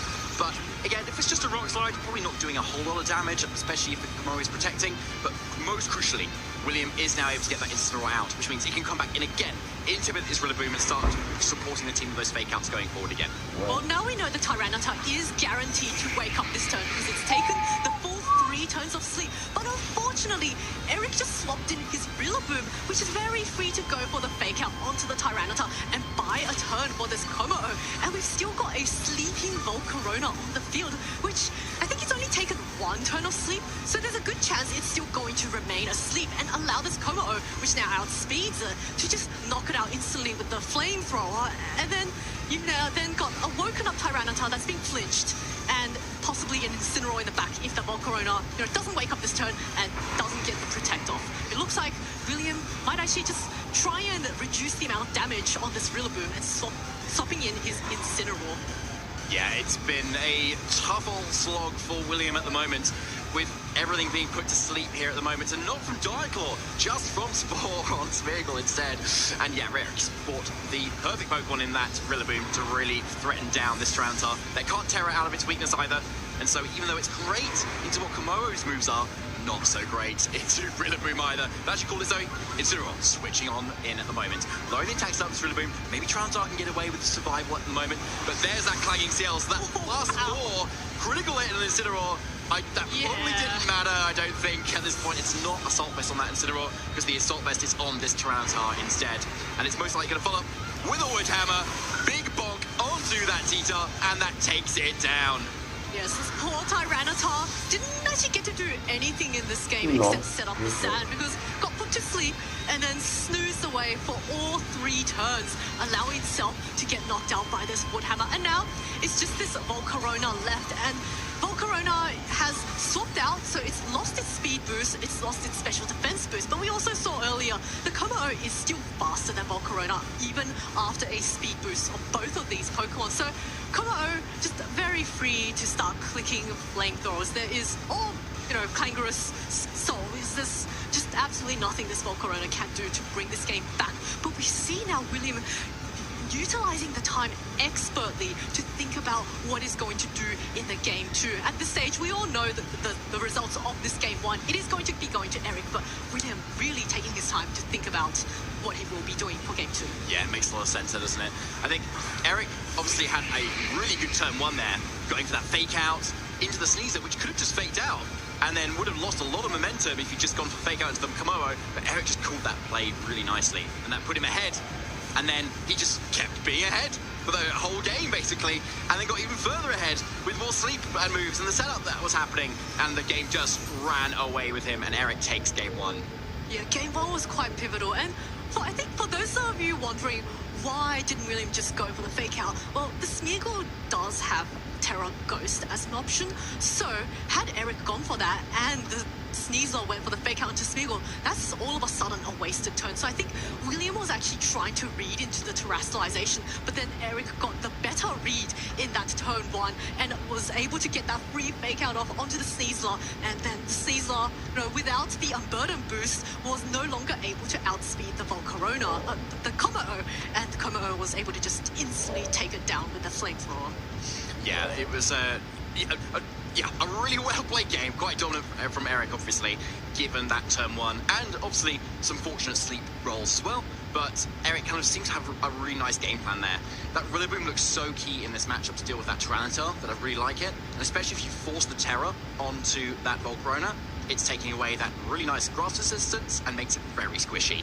Because this Volcarona is not the grassy seed set that we've often seen on a lot of other teams. It's Covert Cloak instead. And well, that obviously gives you a lot of benefit when you're immune to fake out. It means that you can obviously not take on those physical hits quite as well, and so Rillaboom becomes even better of a support. Nossa, 200 horas pra treinar nossa equipe. Eric in that turn 2 went for that Terra Fire on the Kommo-o, just making sure that whatever moves the Volcarona threw at it, which was Heat Wave and Terra Blast, Fairy, just the fire typing became very, very useful in resisting all of the hits from the Volcarona. And because it got that Omni boost with the +1 special defense, it was able to tank it very, very well. So a really well-played game one there, and I'm really wondering how William is going to adapt to this, because we saw just how pivotal this Kommo-o was to Eric and just how disruptive that Smeargle was. I want to see Dragon Ball, Zoe. That's what I want to see. I agree. Yeah, I think Dragon Dance looks Vou great tentar here. esse cebulosinho de mocado, então. If Kommo-o protects, then Smeargle just will Cara, go meu down. disco é muito bugado, cara. Which we don't see enough of at the moment, and we used to see a lot of it, so I'm disappointed, really. And so, yeah, I'm hoping more from this game, honestly. But obviously, we're not there, Não corre, and você joga, I may not know what I'm talking about. você joga But anyway, treinando. and whatever's hiding behind Volcarona versus Sneasler and that Volcarona. It looks like that Lápis is a seed 72 activation, so that is going to be Sneasler on the other side. Yes, Sneasler on Eric's Ela side, tá jogando um activating the tigrinho aí, Unburden sabe? boost História with é the essa? Grassy Seed, means that it will be faster than Williams Sneasler. And Williams Sneasler is the white herb set. Vamos trocar pra pneu de chuva, não? Its own Unburden, it's going to have to either go for a close combat, because there is no Intimidate on Eric's side, so it's not going to be getting any stat drops that way. But, that's not the worst thing. You can get that close combat off, get a really strong attack off, and then you can then match the Unburden scheme with fun. Eric's Sneasler does have acrobatics, so this Sneasler on Williams' side is quite susceptible to just getting knocked out in one hit. And now, this acrobatic Sneasler is putting on quite a lot of pressure on both these Pokemon weak to flying. Yeah, it's a really good point, actually. The Cara differences vai, in those cara vai Pokemon com... Na chuva você really pneu come de to a head chuva, here. meu Deus do And céu. yeah, and you've got the speed advantage because you've already got your Unburden boost activated instantly. So yeah, a really nice call out there, Zoe. So into the next turn though, Incineroar is suddenly the perfect switch in at the moment. And Volcarona going to protect here, scouting out for any sort of moves that want to come out here. It would have been immune to the fake out either way, but there's your acrobatic onslaught. That, I was gonna say, did a lot of damage. Critical hit plus high horsepower into that slot. What a call from Eric again in turn one. Absolutely calling Williams' play there, and a critical hit to boot is really stinging here for William going into the second turn. Oh yeah, that Incineroar just barely barely made it through the turn. Without the critical hit, I think the Incineroar would have been far healthier. Now, of course, the Incineroar does exert a fair bit of fake-out pressure, and it's managed to get a -1 attack drop on both the Rillaboom and the Sneasler, which means the Volcarona will have a much easier time against the Sneasler. But, you know, Volcarona doesn't have the greatest defense. I don't think he's going to enjoy taking a -1 acrobatics even from the Sneasler. So there's quite a lot of pressure here. Não usa o pneu de chuva, que é o quê? Também. And in comes Primarina, so a little bit of a switch up here for Eric, certainly in this game too. I like this switch up as well, because at the moment, Primarina is looking really strong into most of what William has brought, but Sneasler comes back in at the right time to threaten those poison moves going forward. But first a Diaclaw, let's see if this lands anything. Oh no! It's another sleep here! Eric is so good! That is gonna be really shutting down Williams' options, and Heatwave coming out. A return critical hit there, but no burn. So yeah, Eric really coming out on top in this game, because Primarina is looking so free right now. Oh, that is such an unfortunate turn for William. Sneasler having swapped in without having done any damage and getting put to sleep immediately means that it is forced to take at least 1 turn of sleep. Now, Volcarona also just can't do anything to this Sneasler, and we saw that was a critical hit on the Sneasler, so I don't even think Heatwave is enough to get the knockout. And of course, Sneasler, we see why Diaclaw is such a strong move in this game, but it's going to be actually the acrobatics and comes barely close to knocking out the Sneasler. But of course, William Sneasler is going to be taking that first turn sleep. Yeah, guaranteed sleep, and as you said, oh, there's the Heatwave getting that KO on the Sneasler this time and doing a little bit of chip damage to the Primarina. But if this is a Hyper Voice coming out, yes, getting at that Sneasler just in case, and of course a lot of damage onto that Volcarona.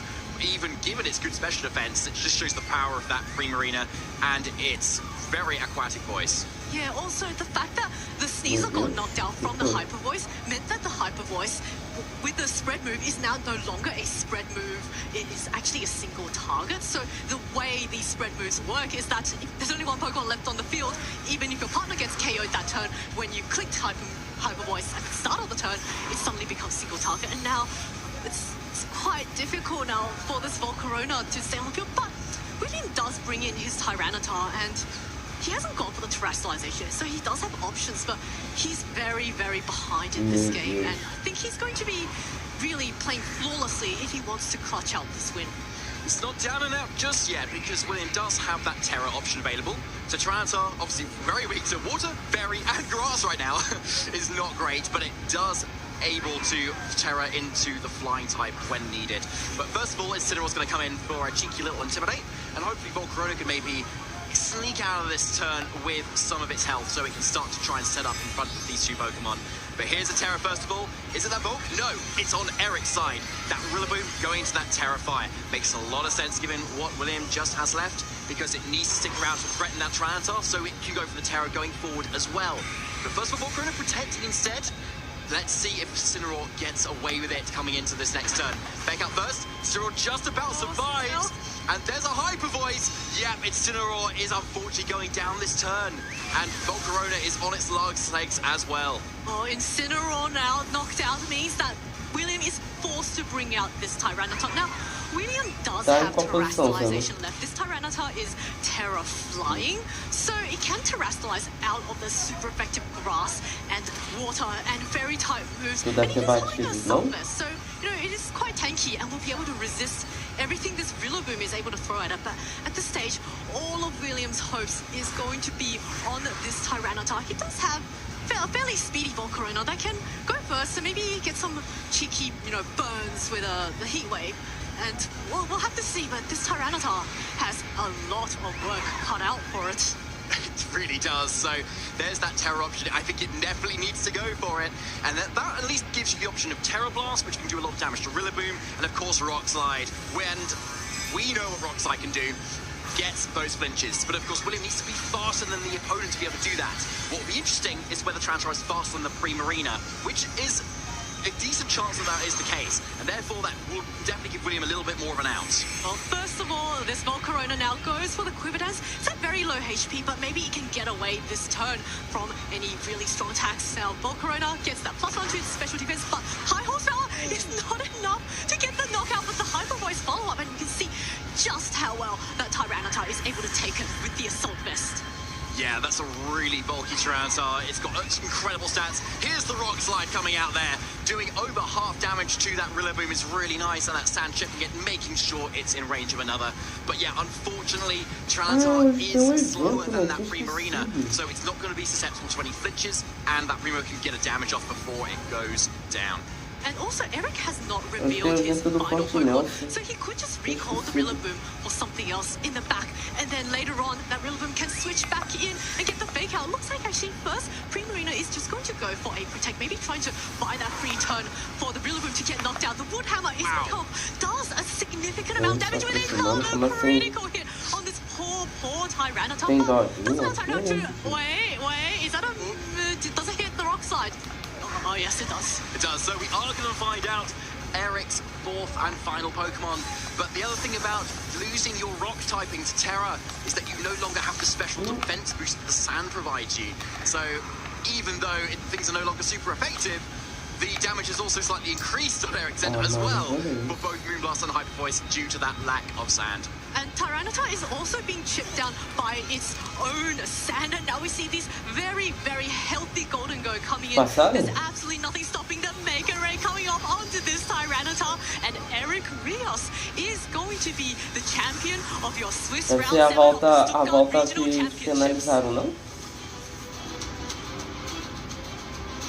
Wow, that was really, really cool to see. Like, just seeing such a refreshing Komodo-based o pior que eu faço, tá? Quando eu fui jogar isso aí, eu literalmente freava pra fazer a curva. Into the semi-finals, and now Eric doing it justice here in Stuttgart, just as he did in LAIC, getting into phase 2 as well, and in full fashion as well. Like, just amazing to see the amount of offense that was provided, the sleep that was provided as well. It just really shut down Williams' options, unfortunately. I really like how in game 1, his Smeargle and Como put on so much offensive pressure. You know, that Como having boosted with the throat spray and the Omni boost, and then the Smeargle went for the Decorate. We see that cheeky little critical hit that, of course, didn't matter onto this Brutal. Because of the amount of pressure that Eric was able to put out with the Como and the Smeargle, he completely switched it up. Did not even bring the Smeargle and the Como, but William was so scared of that threat that he swapped up his tactics and really got punished for it. And he did get a bit unlucky there with the Diaclaw sleep. You see a lot of sleep being, you know, dished out from Eric's side, and even in game 2, that wasn't a Smeargle that went missing, it was the Diaclaw Sneasler, and Sneasler proving why it's such a great Pokemon in this format. That's the Eric I know from LAIC last week. Yeah, that is what it does, and that's why Diaclaw is good. You know, we've seen a few trainers today already kind of opting for it, where the standard set might be to run Sword Stance instead, or a little other cheeky sort of move as well. And yeah, it's back. Diaclaw is great for that sort of thing, right? Especially in a format where we feel like people have consistent answers for certain sets, like a Manuel Briganti sort of team, where, you know, you've got to sneeze it with Sword Stance, close combat acrobatics, setups with the Grassy Seed. But if you've thrown a bit of variance there that you can't really prepare for, like with Diaclaw and status, that can really shut down people's game plans. That's something that will just put you in such a phenomenal position in 50% of games. You know, you click it. So, yeah, why not run it? I really like the Sneasler sets that we've seen throughout the format. At the beginning of the format, we saw a lot of Diaclaw sets with the close combat fake out protect, and then it morphed into the sword stance acrobatics close combat set. And now it seems like we've kind of come a bit of a full circle back. But Eric, you know, maybe adapting both of the early format Sneasler and the late format Sneasler and ran both. So he had acrobatics and Diaclaw and close combat. So a lot of really fantastic coverage moves. And even though that Sneasler got intimidated, because he had such strong moves in its moveset, it was able to still dish out tremendous damage. Yeah, it really was. It was just an incredible set. And I'd really like to see William obviously go further as well, because William also has a really cool team too, and he obviously played it very well, got a little bit unlucky. And I'm sure like Dragapult as well would have been really nice in other games too. It's just sort of like, again, really like refreshing team to kind of see. Gastrodon would have been really cool to see as well with the Earth Power and the Whirlpool and Yawn. Obviously it could have been the East Sea instead of the West Sea, but you know, you can't ask for everything. Maybe let's not forget that William was 6-0 at the start of this round, so it just means this round isn't really going to impact his progression into phase 2 of the regionals. And by, maybe progress his rankings into phase 2, but not quite just yet. So, it's not over for William, and I'm sure he is the Birmingham regional champion, and he has a long way to go. Yeah, they certainly do. Yeah, Eric and William both were at 5-1, and now at 5-2. So still got a lot of shots to go. Yeah, this is just such an exciting matchup. But I think that's going to be enough of us on the desk. We do have the interview with Eric Rios ready. So why don't we go over to the couch and hear from Eric Rios himself? Imagina eu.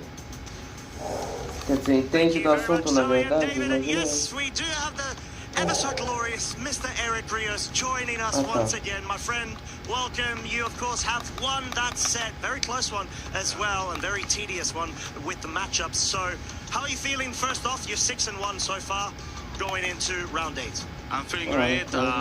I'm playing the same team as like. I made a little change. Yeah, we were just talking about it. Yeah. I'm using a Smeargle instead of Mousehold, and I changed some Terras, but the team is pretty good. I'm feeling super good playing again.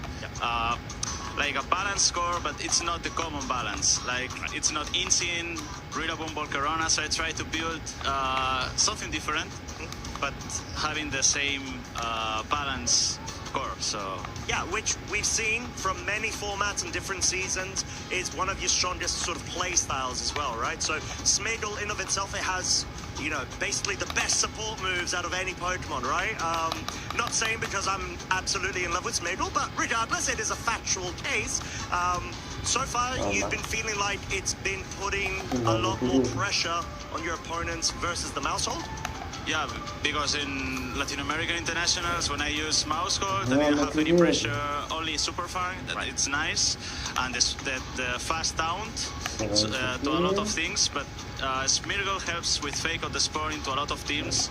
You have the Maya of the Terra Ghost. You can protect Decorates into himself, into Como, whatever. Yeah. Like, it's good. I have a lot of pressure. Mousehold did nothing, only follow me, and that's it. So I made that change, and it works. So yeah, so far we saw that in that game 1. So let's sort of dive a bit into it. The fake out into the Sneasler. Like, talk to me. That's like second or third level play, isn't it? I was thinking about, he has to respect Terra Ghost Smeargle. Like, he had fake out on Sneasler, and I can use Terra Ghost and Spore the Volcarona. Volcarona is cover code, so I can't fake out Volcarona. So I was thinking about it, and I think William is a good player. I think he will respect the Terra Ghost Smeargle. So I'm going to fake out Sneasler. Yeah.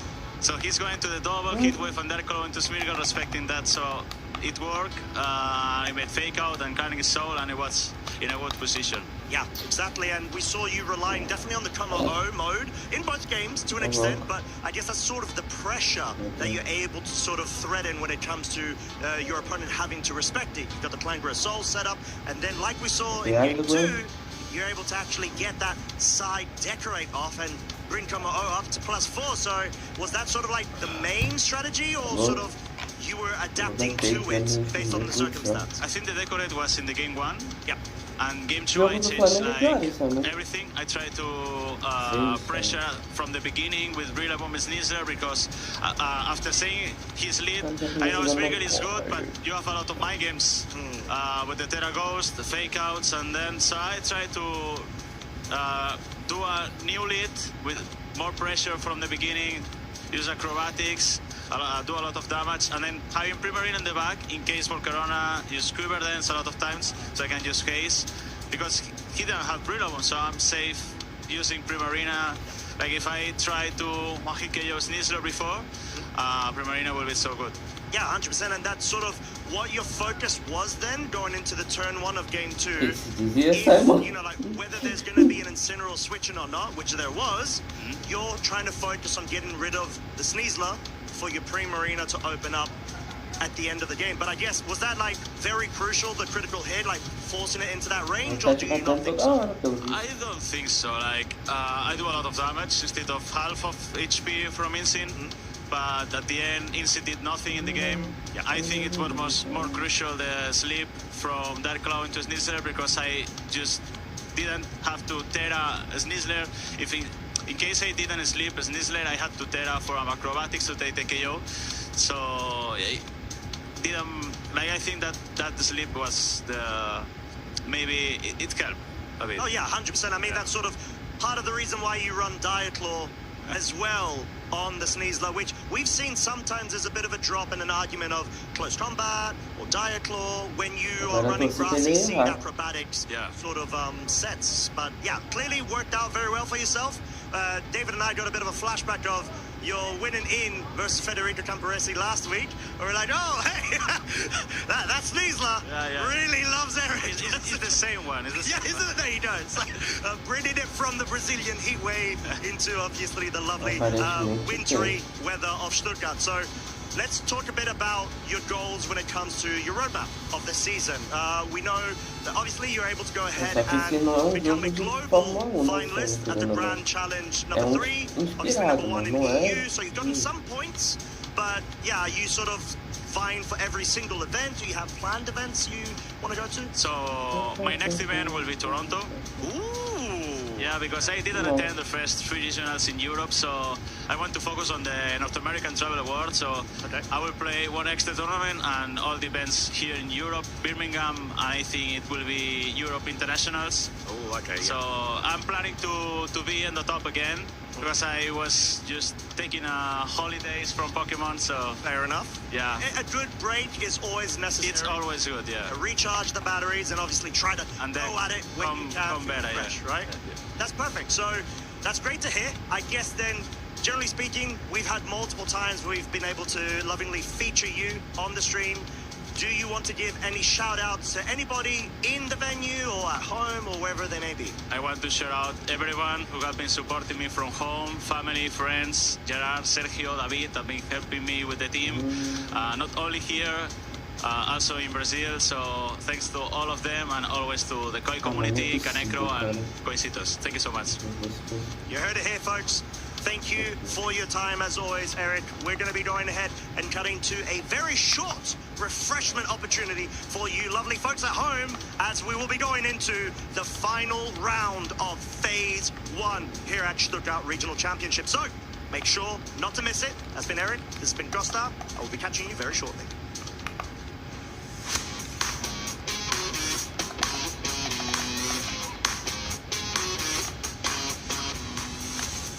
I first got into Pokemon when my parents got me the Pokemon Blue version for the Game Boy, and I've been hooked ever since. I love it. My first starter Pokemon was Squirtle back in Pokemon Blue. This was around 1999. My earliest memory was when I was a little kid, and it was Christmas time. We had school off, and I could not wait to play my Game Boy. And I just remember drinking hot cocoa and catching a Haunter. If I were a Pokemon, my type would be Ghost, Poison, like Gengar. I go by Gengar Boy and I possivelmente o último jogo da rodada. Vamos ver se a Pokémon não inventar que fazer mais jogos. Isso é um porrão. É pra ser o último. Três voltas. Três voltas? Como assim? O negócio é escrito. 3 voltas, 4 voltas. Just preference. I love competition. I just love winning. I love the feeling of it. And it's a game that I'm good at. Well, I try to be good at. So, you know, if I have more wins and losses, then it's just a fun activity. Both Wolf and Riley winning regionals in the 2015 season. Oh yeah, I looked up to Wolf. Yeah.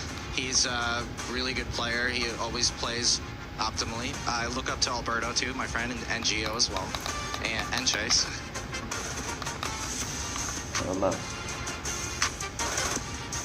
Number one goal is definitely to just play optimally at every event that I go to.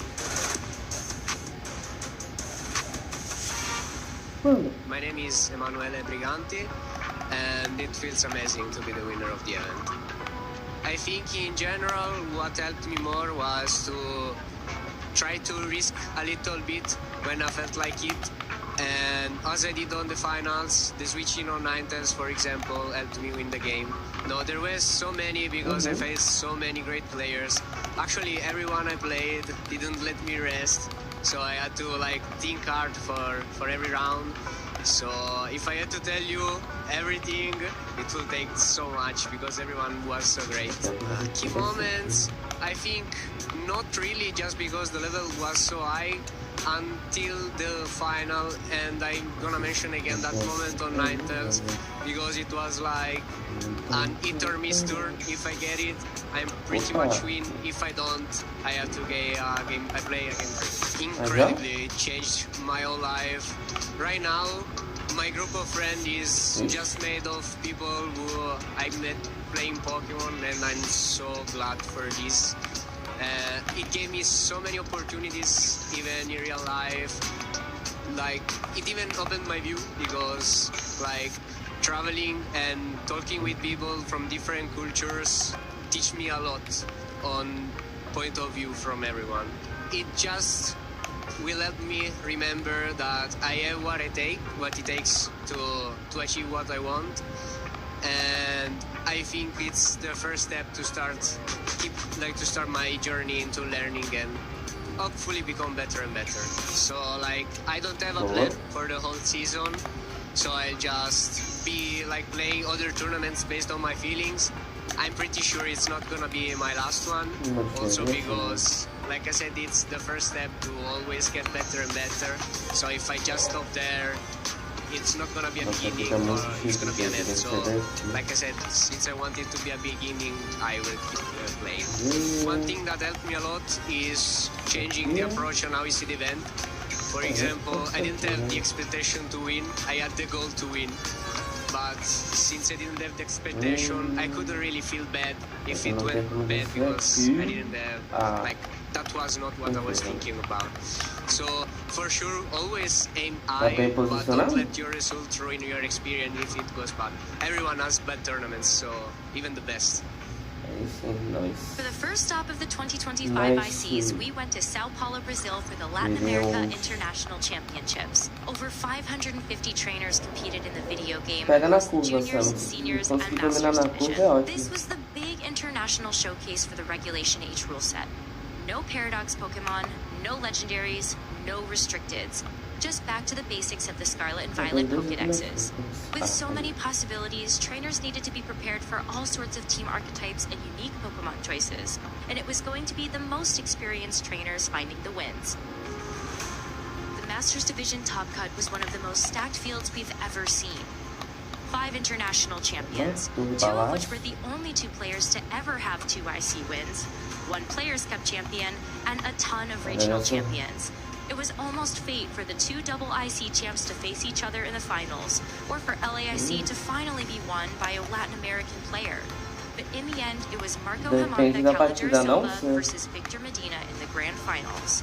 A classic sun versus rain, with either Marco making history as the first 3 times IC champ in Masters, or Victor finally getting a win after coming so close so many times before. Championship Sunday was Marco's day. In a decisive 2-0, Marco Silva made history as not just the first 3 times IC champ, but becoming the first to defend an IC title. Heavy is the crown as Marco Silva makes history as the first 3-time international champion in the Masters Division. In the Seniors Division, Marco's little brother Pietro Silva also won LAIC, Será que não adding another depende IC da... champion trophy to his cabinet. negócio, da batida? In the Juniors Division, Ismail Hoki finally won his first IC. De repente a penalidade é baseada na batida. Now we look forward to the Europe International Championships in February. Mas So também make sure muita to coisa follow teve along and catch que all the fazer, né? action at Pokemon.com/broadcast. Infelizmente, pessoas tiveram que ir de baixo. Opa!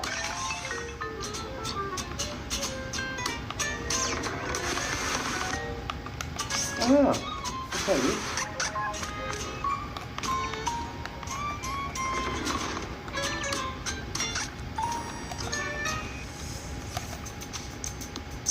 amazing rounds are over, but the action is not over yet here from Stuttgart for the 2026 Regional Championships. My name is Marcus Hamann, and I am joined behind the desk by Costa. Oh, hello. How are you doing? I am doing fantastic, sir. Thank you very much for asking. I mean, we just had non-stop, back-to-back champion, major level competitors fighting it out, as well as interesting teams. And we had the privilege, of course, of getting an interview there and an insight to Eric Rios, none other than himself, EUIC 2022 champ, and multi-regional special champ, I think 4-time at this point, and just clearly on the rise for this current season after a finalist placing on the Grand Challenge. Ô, Zurri, se eu te falar que tinha um Blastoise aí no regional agora, cara, se tu voltar um pouco a live, tu vai ver que tem literalmente um cara com um Blastoise no time. They are still here, they're still strong, maybe saying that, okay, well, we had a lot of champions from Italy this season, but today is also still on the map. Oh yeah, there's no doubt about it. You know, it's always going to be a battle between which is the strongest EU region, and at the moment, Italy's definitely winning, like you mentioned, Marcus, 3 out of 3. This is the 4th though, and Spain, of course, is not the only region in vie of getting the title, but we're going to have to see how that sort of sorts itself out. I personally was a huge fan of the Smeagol mention, I'm not gonna lie. Now, the info about it, obviously we know how notorious it is in terms of being able to learn all sorts of moves, as well as just being the best support Pokemon in my opinion, but I'm curious to see what other Pokemon come to your mind in terms of, you know, viability or maybe just interesting facts. Que mentira. Huh, putting me on the spot there. I am. I wanted to test you out, my friend. I think one sport Pokemon that maybe we didn't get to see so much, but that I know is out there and that I know is doing well in the tournament as well, but just how the matches have worked out, we didn't get to see it so much as Porygon 2. Ooh, that's a good shout. Yeah, it's like of course very, very bulky with Eviolite, and then also has the ability to set up Trick Room, which is quite significant. And yeah, I think that is a Pokemon in itself that, yeah, maybe has what it takes, or yeah, has what it takes to really go really far in this tournament, but is one that we didn't get to see that much of. Yeah, so far, because obviously the action is not all over, whilst we're going ahead and making sure we get everything prepared for Swiss round number 8, the final one of phase 1 of this tournament. We've got a fun little segment for you. Want to play a game? Oh, I thought you would never ask, my friend. Because obviously I missed out from the Pictionary before, which was I was massively upset about, because I'm notorious of being exquisitely bad at the game. We've got another one then that we want to spin into your lovely faces on the stream, and it's going to be the Pokédex entries, believe it or not. Yeah, let's have a look at some Pokédex entries and then see if we can figure out which Pokemon it is. Of course, you can play along for yourself in the chat, and over on Twitch we will have a poll as well, which will give us a little bit of a chance to test our Pokemon knowledge. Here we go. I'm gonna take the first one. Oh, what? No, I thought we were a team. Why you just throw me under the bus now? I'll read the first one. Oh, okay, sure. I'll help you. Let's go for it. So, this Pokemon is aggressive and has a volatile disposition.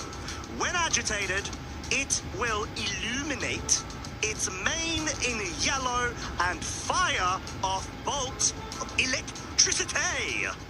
Okay, so it's gotta be an electric type.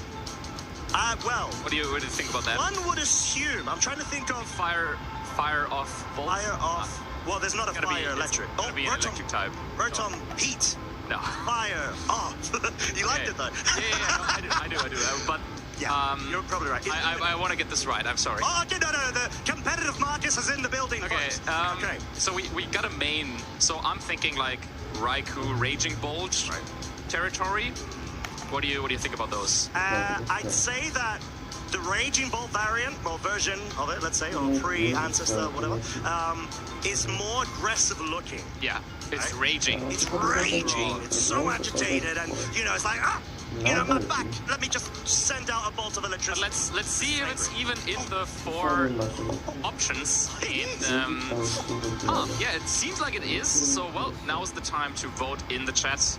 Well, I think we already have our winner, or the one that we will select, just because at this point, I mean, Luxray, it makes a lot of sense as well, right? It's got a main. Jolteon as well. Step Striker, maybe not that much of a main, but definitely also some electric bolts to be expected from that Pokemon. Yeah, I mean, is there, though, another entry that will persuade us off of Raging Bolt? Because I think... Is it Luxray? Oh, no, don't do this. Is it Luxray? Don't do this, man. No. Like, Raging Bolt makes sense. You made Raging Bolt make sense. Okay, I'm pivoting. I'm going for Luxray. I think I'll go for Luxray. You wanna stick to Raging Bolt? Yeah, of course I'm gonna stick to Raging Bolt. It's clearly maybe the correct answer. I'm probably gonna be wrong, but you know. So why? Like, give me your reasoning. I don't know. I just the lion feeling. Yeah. The main. It might just be Raging Bolt, but like I feel like okay, well, maybe it's Luxray. So you reckon production has absolutely stitched us up by putting Raging Bolt there, like on the fly? Oh, it's Step Striker. What? We were wrong, I guess. Well, oh wow, okay. It seems like we convinced 20% of everybody to go for the wrong decision.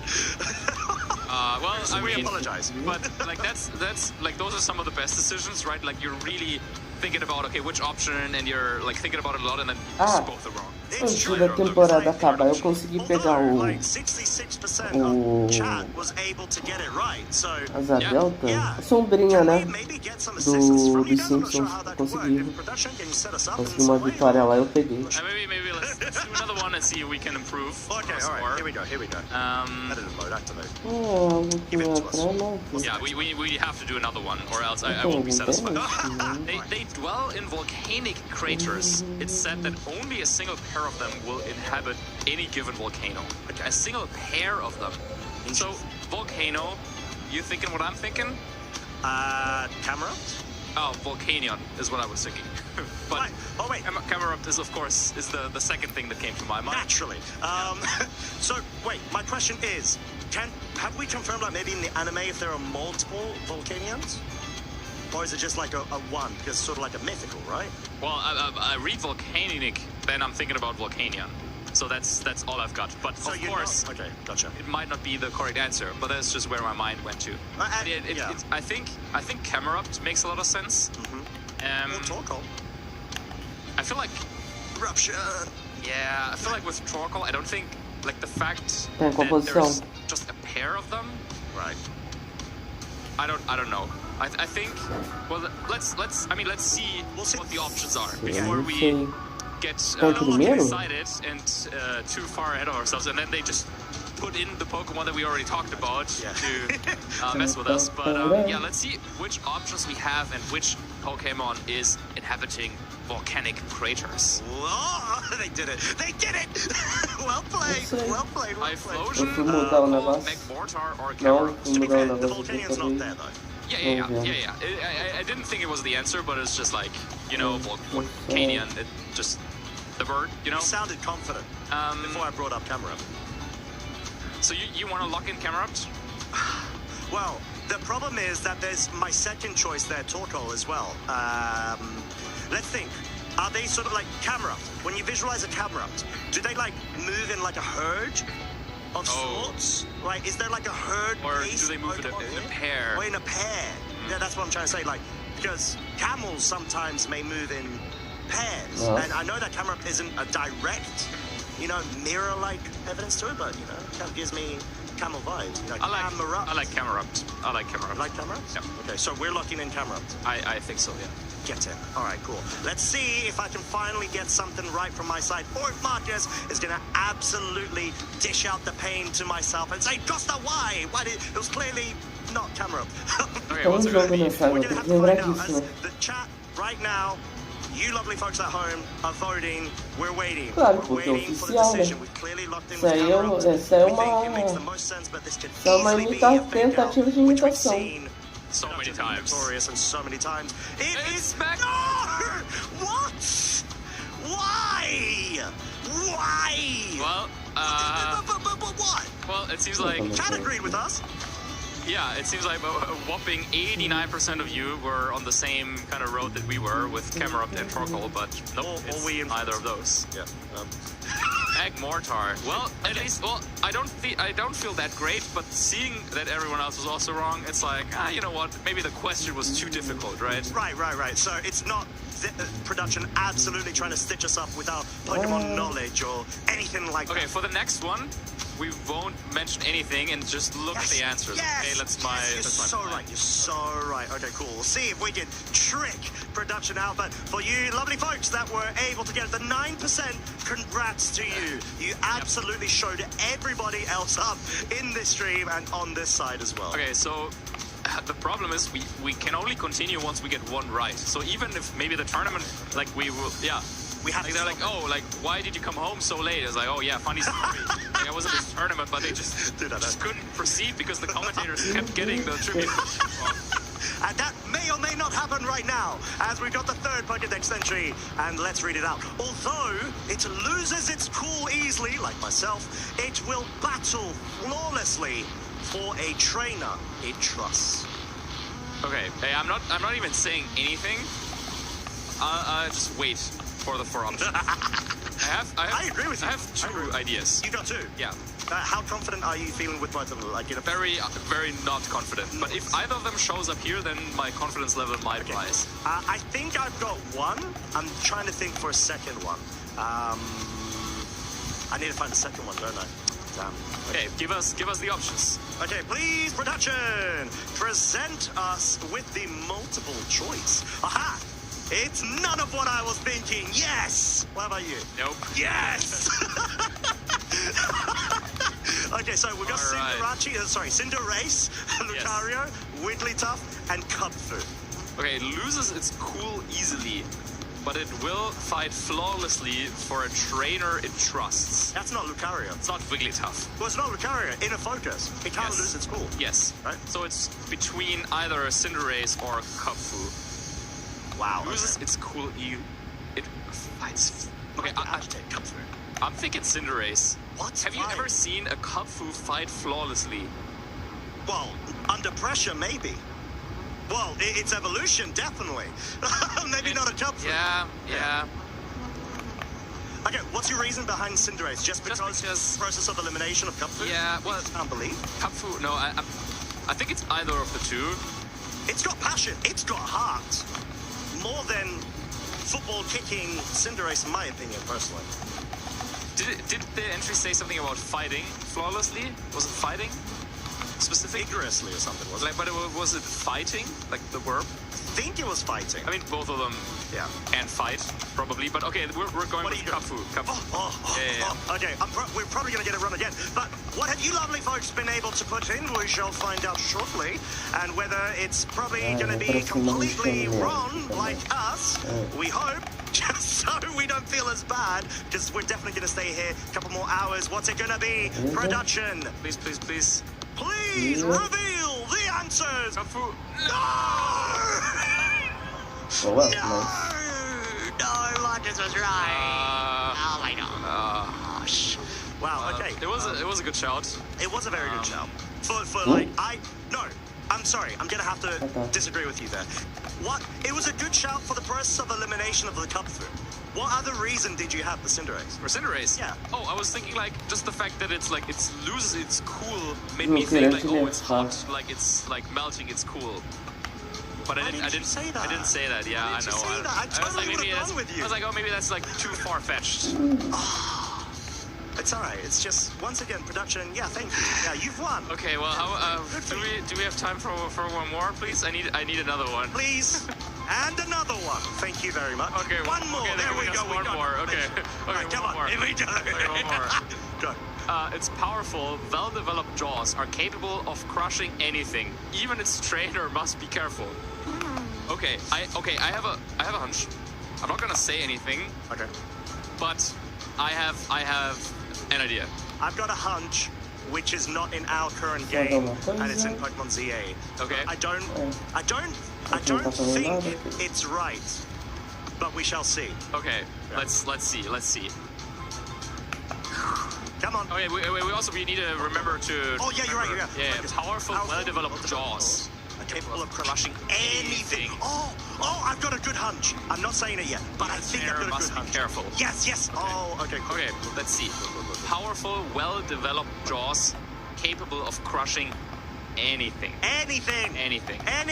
Oh, it's none of them. It's none of It's none of them. What were you thinking? Although Pokemon ZA, I was thinking Mega for alligators. Oh, I was thinking about Tyrant.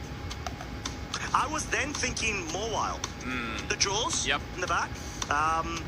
Yeah, I'm not gonna lie. This is a tough one. Jaws well developed. They don't have well developed. They're basic stuff. Okay, does any of them? I was like, oh, my competitive brain went to strong jaws ability, right? But I don't think any of them has it, right? No, it doesn't. There's like potential. No, there's not. It can crush anything. Anything. We're talking anything like steel. What? Any metal, of these babies? anything. Okay. Right, so let's be real, okay? Physically, I feel like the one out of the four that can do it is Gibble. It has to be. I was gonna say the one that it's not a Sandile. Okay, but we're not disagreeing. The other, no, we're not. But like, I think Totodile and Fuecoco, they could both. I mean, we have seen Fuecoco hide a lot of stuff. Powerful jaws, well developed. That's not well developed. Just looking at this though, Fuecoco has the biggest jaws out of them. Yeah, it's sort of like merged into its body though. It's not like separated as jaw. I think it's gonna be 0-4 drop for us. Yeah, I don't think we're getting this one. Who would have thought when we signed up to this tournament we're gonna go 0-4 drop? We definitely did not. Okay, final answer. Go quick before the vote comes out. Okay, Gibble. No, don't get influenced by me. No, Go with you. No, Go with you. Because Fuecoco, it might not like bite stuff, right? Like it also can use fire, flames, and all that stuff. I'm gonna go with my Pokemon Zia prediction. I'm gonna go with Totodile. I'm gonna go Totodile. I'm just gonna believe. I'm gonna trust in the heart of my Pokemon. Because Totodile does have a lot of like bite, maybe like crunch. Oh, we have to lock in. Oh. We did. Totodile. Okay, Totodile. Locked in. What are the results? You lovely folks at home. Let's see if you got it right. Where we were probably wrong. I'm gonna pop off and I have low hopes for us. I'm getting ready. Yes! Marcus! We did it! We showed you! The tournament can continue. Yes! We got one correct. Happy dream. Activated. There we go. So we know something. Okay, that was more exciting than some of the I don't know, finals I've played in order. Wow, now that's saying something. Imagine all of the thrill that we felt. We hope you lovely folks did too at home as we're getting the final round prepared of Phase 1. Congrats to everybody that was able to go ahead and do magnificently there, especially to the potential 4-4s that we got in chat. Can you believe like where we went 1-4? Like there's people out there who just like knew this and they were like, oh, like what are they talking about? Why are they announcing Pokemon battles? Like, should hire me instead. Fair play. Sorry about that. Apologies. But going back to the tournament, round 8 is up, and there's only a couple of trainers left in the tournament undefeated. Unlike us, I feel very defeated. 1-4, we brought it back, Marcus. 1-3, right? No, don't. Yeah, well. Yeah, no, you're right. No, you're right. No. Anyway, 33.3. Only 5 players are still undefeated in the tournament, and we got to see 2 of them on stream so far. Eduardo Cunha, former world champion, Alex Gomez, NAIC champion, so both of them still undefeated. And then we also got some German players in there. Robert Wein, the 2010 German national champion from back in the day, as well as Michael Kelch, a 3-time regional champion, world's runner-up, world's top 4, world's top 8, you name it. And then also some international competition with Eric Schrader coming in from the US. From the US, yes. And also at a 7-0 flawless record so far. Yeah, and was at LAIC, if I'm not mistaken, as well. So clearly trying to ride that wave of form that has been working out for them exceptionally well. Especially in Regulation H, and as it's the last tournament of this format, you gotta take all the opportunities that you get to play with your Mouse Ape team, I think, in that case.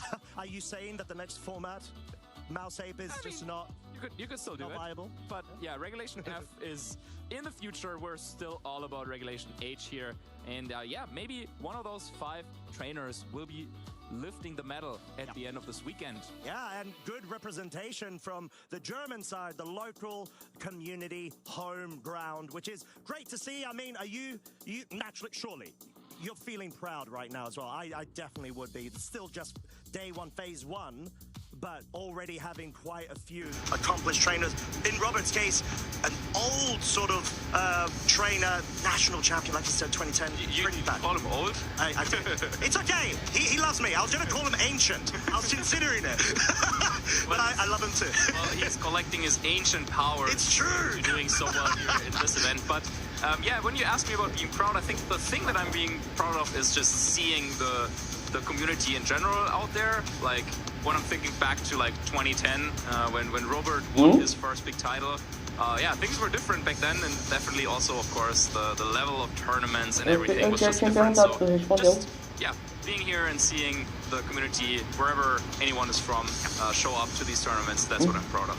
I think that is the best answer I could have ever. Tu viu a trollagem que o... And what a good way to go about it, because it's a celebration in the end of the day, like we said, not only of, obviously, the local crowd, but of the general sport itself, you know, having all of these high caliber players not giving up, still going all for grabs. Like we sort of mentioned in the couch segment earlier on in the morning. Yeah.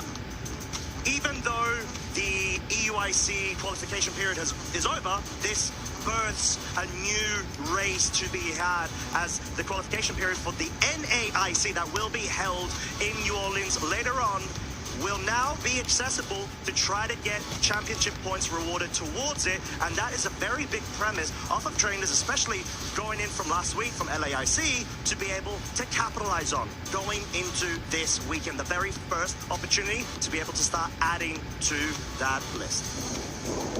Yeah, and naturally at this stage of the tournament, it's going to be really, really tough to make a choice as to which game we will want to feature, just because there's so many great games out there, right? There's the storylines of the undefeated players trying to extend their run, trying to go for the 8-0, of course, which would give them a fantastic position going into phase 2 of the tournament. But then there's also some other players that are maybe still trying to get to even qualify for phase 2, getting that 6th win in this last round of phase 1. And yeah, so it's a tough choice to make, right, Costa? It is. I don't think we're capable of being able to make the choice. So we're going to give that opportunity to you lovely folks at home. Yes, it is a community choice matchup. And like Marcus was breaking down, we've got such an amazing example of different storylines to follow. Tu tem noção que o Atlético é exemplo vivo que não dá pra se fazer pacto? Going up against Lennart Jung, another player from Germany who is currently at a 6-1 record.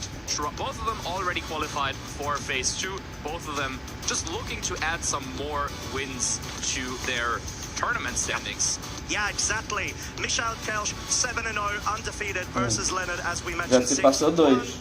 Then, of course, we've also got Florian Temme versus Niels Dumlot that you already just referenced. Yeah, both of them are at a 6-1. Florian, of course, regional champion. Niels Dumlot, regional champion, and se classificar para Libertadores e ganhar. Then we have Selahattin Sturm against Jan-Philipp Schmitz, both of them at 5-2. Only one of them will be able to make it into phase 2. Jan-Philipp with the Sinister and Blastoise combination. That is quite a treat for us potentially. And then we also have Maurice Utek against Jay Ballester, who did so well at one of the previous regional championships. Yes, with the same team exactly, with the Dondozo and the Annihilate, against Maurice, who's also won a regional championship before. Both of them at 5-2, and only one of them will be able to qualify to tomorrow. Yeah, exactly. And I believe Jay had gotten top 8, if I'm not mistaken, back at Lille. So being able to sort of show the rise of Dondozo, which actually we've seen a couple of times already today. And we know that a couple more trainers are also running it in the back. So a lot of fascinating sets that we have with all of these 4 matches. And honestly, what a treat for us to be able to see multi-regional champions. We've got international champions in the form of that Niels Dunlop, as well as finalists. It's going to be an amazing array of sets that you folks at home have the opportunity to vote for. So make sure you do not miss the opportunity. And let's be real, I think we need to call this out as well. Jan Philipp is running a Blastoise. Not one of the starters that we would anticipate going into this meta. Oh yeah, absolutely. Blastoise and the Sinistcha. Yeah, that's not something that I was expecting, but maybe that is the batch that we want to see, and maybe that is the choice that our community has made over on Twitch as the votes are flying in, and well, only a couple more seconds if you want to place your vote. Here we go.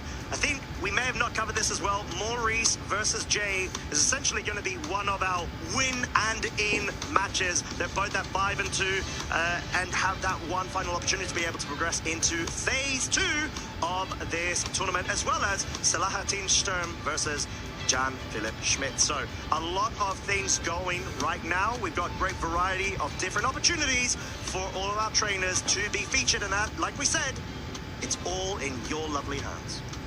Yeah, we saw a couple of Kilovatro on there. Yep. I'm a big fan. David.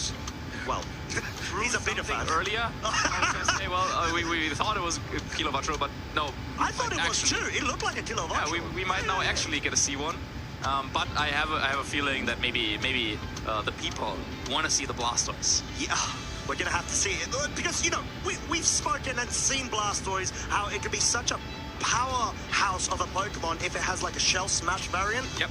Opening up, getting +2 attack, special attack, as well as speed, most likely utilizing the special attack in the form of the water spells. Sort of something that we've seen in previous formats being so powerful, being the user of Kyogre itself, or even Primal Kyogre. However, we're going to see if that is the Pokemon of choice, at least when it comes to the match of choice, which we will reveal right now. What have you lovely folks at home? Fortunately, we cannot do anything wrong with having so many different. Aí escolheram o jogo do Blastoise. Pô. Yeah, you're right. There's nothing. Escolheram um jogo que tem um Blastoise. Real cost because there's so many fantastic matches to be featuring, but we will be displaying the winning in between Selahattin Sturm and Jan Philipp Schmidt. The Blastoise versus a rain composition, which will be a Ironicamente, ninguém, tirando o Neymar, ninguém que apareceu aí tá no Santos ainda? You know, that's a really good question. We did have it on some of the teams, but it didn't really make a big impact on any of the games. Yeah. Big splash. Maybe the Blastoise is here to make that big splash, but well, we don't know yet what exactly Blastoise is up for here. The team that Selahattin is running reminds me a little bit of what we saw from LAIC from YT in top 4 there, but I believe there was also Sinistcha in that team composition, but it was also a little bit of this Trick Room and Rain kind of core. Right. This could even very well be a fake out, or should I say fake Rain variant too, because we started seeing, I'm not sure if you have as well, Marcus, a couple of these starting to pop up where you've got Pokemon such as the Archaludon and the Basculegion not actually running what you would expect on them. So like, for example, it would be a sturdy Archaludon rather than a stamina Assault Vest. And then for the Basculegion, it wouldn't be Swift Swim, it would be Adaptability Focus Sash. So it's a great way to be able to sort of not directly enable those Pokemon by bringing the Pelipper, but you still have the benefit of having the Rain available to further promote an additional multiplier with those very powerful moves. And Electroshock obviously being able to be enabled, aside from a Power Herb variant, for future turns. Yeah, one way or another, I think we're about to find out. Oh yeah! As our lovely staff is going to bring those players to our stage. I mean, it's one of those moments where you're already probably a little bit nervous because you know if you win, you will progress into phase 2 of the tournament, but if you lose, you are out. So if the Blastoise made it to phase 2, I mean, that would be quite incredible, right? Yeah, it really would be. And what a last stand sort of effort in a regulation set format that it was available earlier on, ever since the beginning, but we just haven't seen that much coming out from it. It's got Rain Dish as an ability very, very uncommonly brought, as Torrent tends to be the case, sort of in a similar fashion to a open team sheet format for Hisui and Typhlosion, where you don't go, let's say, for example, Frisk, because you already have the open team sheet, unless you're trying to scout out for Zera Aura. Apologies, not Zera, Zora. Zora, yep.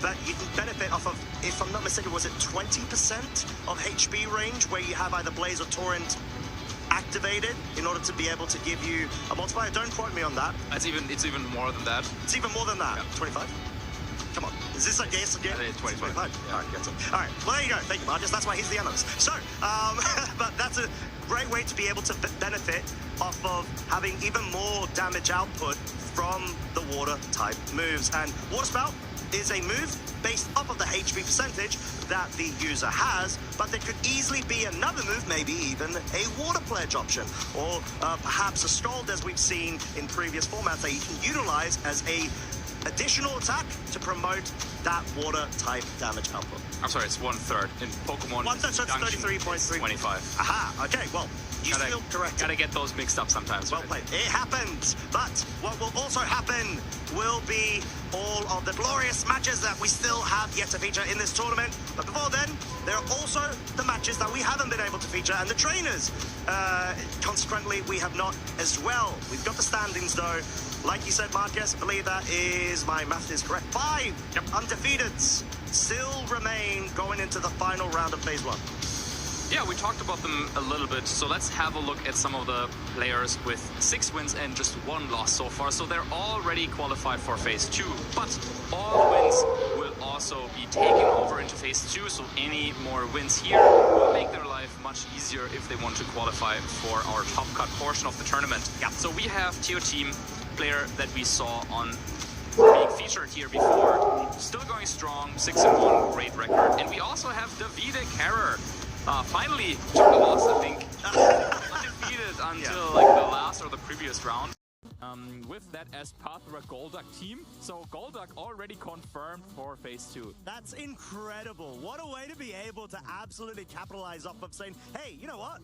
I may not even want to run weather. I want to bring anti-weather. And what a great way to be able to enable that Blaze again. But obviously, we've seen Davide Carrer bring the Espathra and that female Indeedee, as well as that Sneasler. So those trio of Pokemon in previous events as well. I think, if I'm not mistaken, even Frankfurt, he was able to get a really good accomplishment. Was it top 8 or 4? Top 4, I believe. Top 4, that's right. And just keeping those 3 and trying to mix and match with the remainder of the team composition to be able to benefit with the additional sort of meta developments as we've seen with those roles.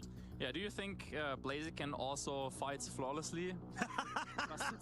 As long as it doesn't lose its cool. I think it will do a stellar job.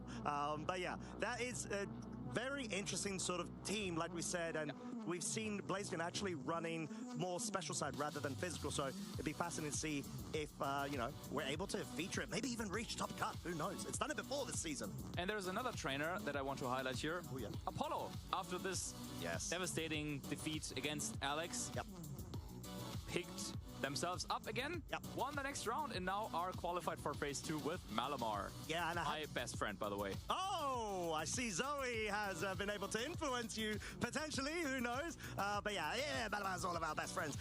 Definitely Apollo's, and I did have the pleasure of meeting Apollo. I went out onto the floor earlier on, and they did talk a bit about the dynamics of the games, the critical hits as well, and sort of unfortunate moments, but also the positioning of Alex being able to force a pin so early on from turn 1, which was detrimental to the remainder of the flow of the match. So props to Apollo, like you said, keeping it going, getting that additional win, and guaranteeing Phase 2, which is incredible. Yeah, and Alex, of course, still undefeated with 7-0, so, well, it's no shame losing to a player of that caliber, right? No, not at all. And yeah, I think especially when it's up against previous NAIC champion. But then we do also have Amin Lena from the Italian region.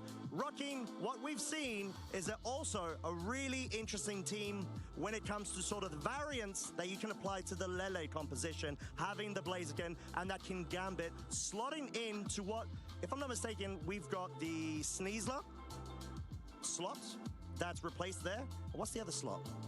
Oh, there's a bunch of them. There's no Incineroar. Of course. There you go. Oh, is that it? Is it Incineroar? Is it Incineroar that's been swapped here? I think it is. There's no Incineroar, there's no Sneasler, and well, it depends on the variant. There's also no Golden Go. Yeah, well, yeah. Let's just forget about that.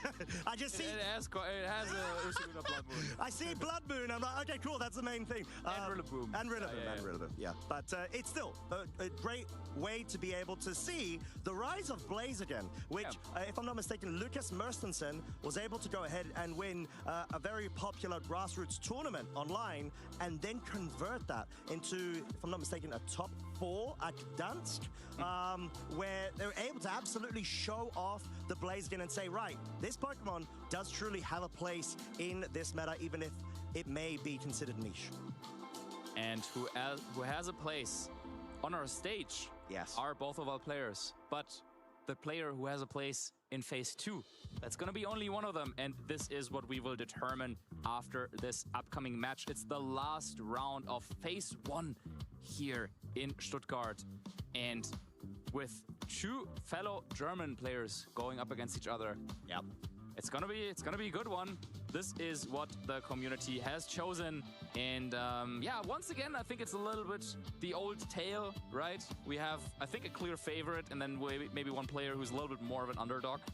But more about that when we dive into the accomplishments of our trainers. Yeah, exactly. And like we're sort of talking about, really representing the local community and, you know, showing off the best of the best when it comes to those trainers that have been able to reach the final stage. This is it. They are 1 set away from clinching that Phase 2 progression. Selahattin and Jan, of course, going ahead and, you know, sharing niceties between them, having a couple of laughs, but we know that they're ready to get locked in. They're ready to get locked in, preparing everything. They're on the stage. Selahattin, a player who has been here before a couple of times, with multiple great finishes at international championships, EYC top 16, and then also a top 16 in Birmingham. And, you know, like we said, has been able to get so many consistent results. Not a stranger to the stream stage, but still, every set is its own unique one. You need to be able to give it your all, keep your cool, and make sure you can try to nab up that win. And Jan Philipp, even though they don't have any notable accomplishments just yet, this in of itself already is. They are 1 step away from getting that Phase 2 locked in position and getting that down in the history books. And this is the team that Selahattin will use. Sela is bringing Incineroar, Basco Legion, well, with Pelipper, so far so good. Archelodon, okay, sounds like a rain team, but then also incorporating a Trick Room mode with Farigiraf, with Nightshade that we saw pop off at LAIC, winning that tournament, but on a completely different team. And then Ursaluna Blood Moon with a Life Orb set, just looking for maximum power. Yeah, and it's such a great mesh of those different modes, and then you sort of sprinkle a glue that can attach them both together, being the Incineroar Safety Goggles, which is one of the most common sets, but one of the most reliable ones. At least it gives you a bit of an option going into any sort of Rage Powders or even the Amoonguss with the Spore, which we haven't seen as much of, but it's always lurking in the meta background regardless. Yeah, absolutely. You need that immunity against Spore on that team because you don't have any other natural immunities. There's no Zap Zipper on the Farigiraf this time around, unfortunately. And then over on the other side, a team that I think, is probably taking Sela by surprise because this is not something that we've seen too often. It is Blastoise with Rain Dish. Woo! Okay, that's gonna be for a little bit of recovery. Wow, okay. No turn this time, but Shell Smash Water Spout with Covered Cloak. A very, very unique set. But if Blastoise is boosted by Shell Smash, if you can manage to set up the rain with Pelipper for some extra damage boost, and then also maybe use Sinistcha to heal Blastoise back up, it's gonna be really difficult to shrug off the damage from Blastoise. And then you also have the defensive backbone, you have Incineroar, Rillaboom, and also Ursaluna with that leftovers you onset. So you can also play a little bit of a slower game for sure. Yeah, and having the eject button is such a great way to further enhance the pivot potential when it comes to this team. You've already got the Incineroar, you've got the Rillaboom, and now, even though you've got like a redirector, life juice support, strength stat in particular being amazing, you've got a great way to be able to instantly bring those back as well, and all of a sudden shift your board state into your advantage. Yeah, and I guess the big question would be, how do you enable Blastoise in a matchup like this? Because, well, with Pelipper, Basculegion, and Archelodon, there's already 3 resistances to water-type attacks over on Sellah's team, and then Farigiraf also potentially could go for the Terra Water to add another one. So potentially you could face a team that has 4 Pokemon that resist your Water Spout. Yeah, I guess that's sort of the risk when it comes to bringing the Blastoids in a meta that is always so heavy in terms of the rain usage, especially the individual pieces that are usually brought. So what do we think is sort of the play right here if you're from viewing it from Salahatin's side? Yeah, I think you definitely want to bring Archelodon, just because with Electroshot, you can definitely deal with Blastoise, and even if Blastoise decides to Terrestrialize, you could go for some Snarls. But it seems like Salahatin will try to play this game from a little bit of a different angle, trying to maybe set up Trick Room right away, as with Incineroar and Farigiraf, that is what he's hinting at. Yeah, it's just such a guaranteed setup in terms of being able to get Trick Room going, have the Fake Out available for the opposing side whilst having the Armor Tail protecting you from opposing Fake Outs. But something that Salahatin's going to have to really confirm and sort of settle with is a potential Terra Ghost on the Incineroar over on Jan Philip's side, which does have Taunt. Okay, I must say something that might be controversial, but I'm not sure if Incineroar is the right pick here for Salahatin. Now, I hope that he can prove me wrong, but this Blastoise has a covered cloak, so you can't just go for the Fake Out into it. Yeah. And if Blastoise just goes for a Water Spout this turn, I mean, Blastoise might outspeed Incineroar and then just knock it out in one hit. Oh, but there's no Terra commit from the Farigiraf, which could have gone for it in order to be able to resist and get rid of a super effective knockoff, as we've got the interaction of Salahatin's Incineroar following suit immediately after Jan Phillips. Is quite a speedy one to be able to get that quick parting shot onto the Blastoise. All right. A player of Salahatin's kind of level wouldn't just let their Incineroar be caught in such a bad spot. So I'm pretty sure that Salahatin was very confident that Incineroar would be outspeeding Blastoise, and okay. So then maybe Incineroar is the right bring, but now you kind of have to expect, okay, is Blastoise going for a straight-up Water Spout, or is it going to be a Shell Smash? Because the way you react to those is very, very different, but it seems like Salah got it right. Yeah, and now, even though not a +2, it's going to be a +1 of its special attack output, and coincidentally, attack, of course, but that doesn't matter as much. But the most crucial thing here is it's very, very speedy right now in a scenario where Trick Room has been set up, and most importantly, that Blood Moon Ursaluna Life Orb Terra Normal is on the field. This is exactly where it wants to be. Yeah, in the perfect position under Trick Room. Blastoise, which, yeah, was probably relatively slow, now with a boosted speed, definitely the slowest on the field under the Trick Room conditions. Now, I think it's quite obvious that Jan Philipp might want to maybe protect Blastoise this turn and reposition with the Incineroar slot.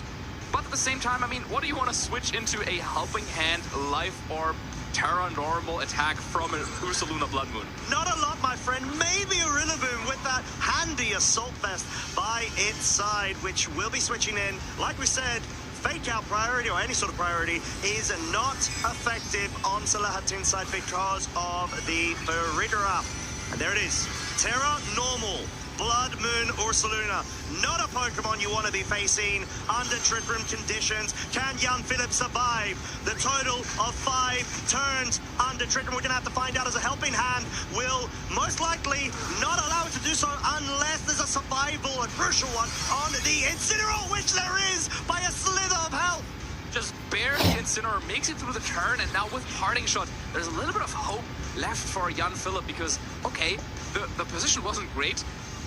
It's still not great, but at least you get something out of this turn. Incineroar makes it through the turn, and now you can bring in your 4th and final Pokemon, but it has to be something that can do something about this Ursaluna under Trick Room. Yeah, and Sinistra is actually a great way to be able to have as a sort of part recovery to any sort of HP resources that have already been taken away because of all of this high offensive pressure. And all of a sudden, we know that the Sinistra doesn't have Trick Room, but it has the potential of starting to get things going, especially with a grassy terrain powered Machigotcha. Yeah, maybe you get a burn, maybe you're lucky that way.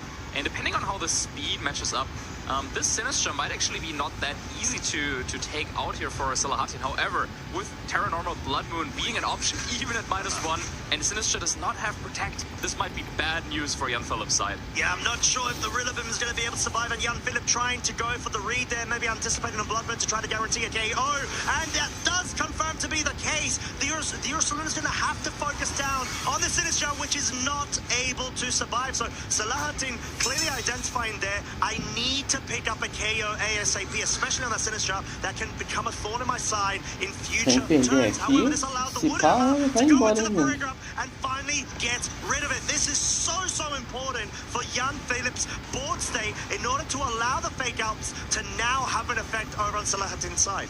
Yeah, now we know that there's no more blocking of fake out. However, we saw in the first turn that Jan Philipp's Incineroar was faster than Salahatin's. So now, under Trick Room conditions, Salahatin's Incineroar might move first. And actually, that would be a way to stop fake out from coming out. And if Ursaluna Blood Moon is then protected by its ally Incineroar with fake out, maybe another Hyper Voice. It could get the knockout on on Rillaboom, because that might be a single target move. So smartly, Jan Philipp decides to not switch in Rillaboom. Instead brings in Blastoise, which could protect this turn. Yeah, and that's a good way to go about it, because like you said, the Blastoise at the current moment can't exude immediate pressure aside from the Water Spell, and that just depends on whether it's allowed to get that move off. It doesn't have a fake out, for example, which it can learn, but at least for this set, it doesn't make a lot of sense. But now, there's still a couple more turns remaining of Trick Room. Can Salahatin capitalize and maybe even have a trump card in the back in terms of that fourth unrevealed Pokemon? Yeah, that is true. There's still one more Pokemon for Sala waiting in the back. But now the question is, okay, how do you capitalize here on the Trick Room turns in the best way? Now, let's not forget that Ursaluna Blood Moon still has that pesky special attack drop that it would want to get rid of. But at the same time, with Terra Normal and Life Orb, it's just so powerful that you can take a KO this turn even without switching it out. But I like the play here from Jan Philipp. I think it's going to be just a protect and switch, just to maybe bring in Rillaboom again, get fake out advantage that way, and then maybe you can make something work with Blastoise. Yeah, you sort of allow the Incineroar to go down, but there's no protect from the Blastoise. Hyper Voice is going to deal roughly about 40% of damage onto the Blastoise, which actually allows it to get a move off right now. There's no focus of the Blood Moon into the slot. It goes for the Shell Smash. Jan Philipp saying, right, I've got my back against the wall right now, but I need to be able to set up the board to take advantage once I'm outside of Trick Room, when I can bring that Rillaboom back in and once again have the fake out pressure. All right, so this is getting kind of interesting. And yep, Jan Philipp is saying, okay, well, Blastoise is the only Pokemon that can help me in this situation. And with Rillaboom, you get the chance to fake out one of the two threats. I think it has to be Ursaluna because, yeah, Blood Moon is online now this turn, and you really don't want to be hit with that. So you have to fake out Ursaluna, but then what are you doing with Blastoise? You could try and maybe protect, or you could go for an Ice Beam potentially, but yeah, breaking through that Assault Vest Archelodon is going to be pretty rough. Yeah, it seems like it's the final boss in this scenario, at least going up against Jan Philipp's final two Pokemon. There is a scenario that you try to go for high horsepower, maybe focus on the Archelodon, but any sort of contact damage that will go into it, or any damage generally, will just start promoting its stamina boost, and that's sort of why Jan Philipp is respecting it, goes for the fake out into the Ursaluna, and the Electro Shot outside of Rain. Oh, okay. It's going to charge up, get +1 of special attack, to maybe target down that Blastoise the following turn, as we have a second Shell Smash now set up.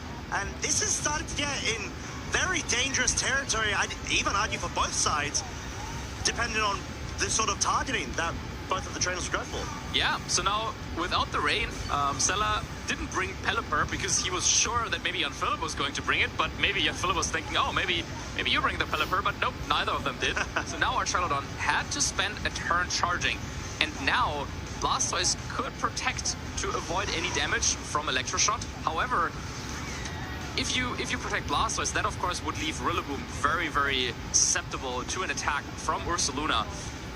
It had its special attack lowered, but I think Blood Moon might still be enough to knock out Ursaluna to knock out the Rillaboom from this range.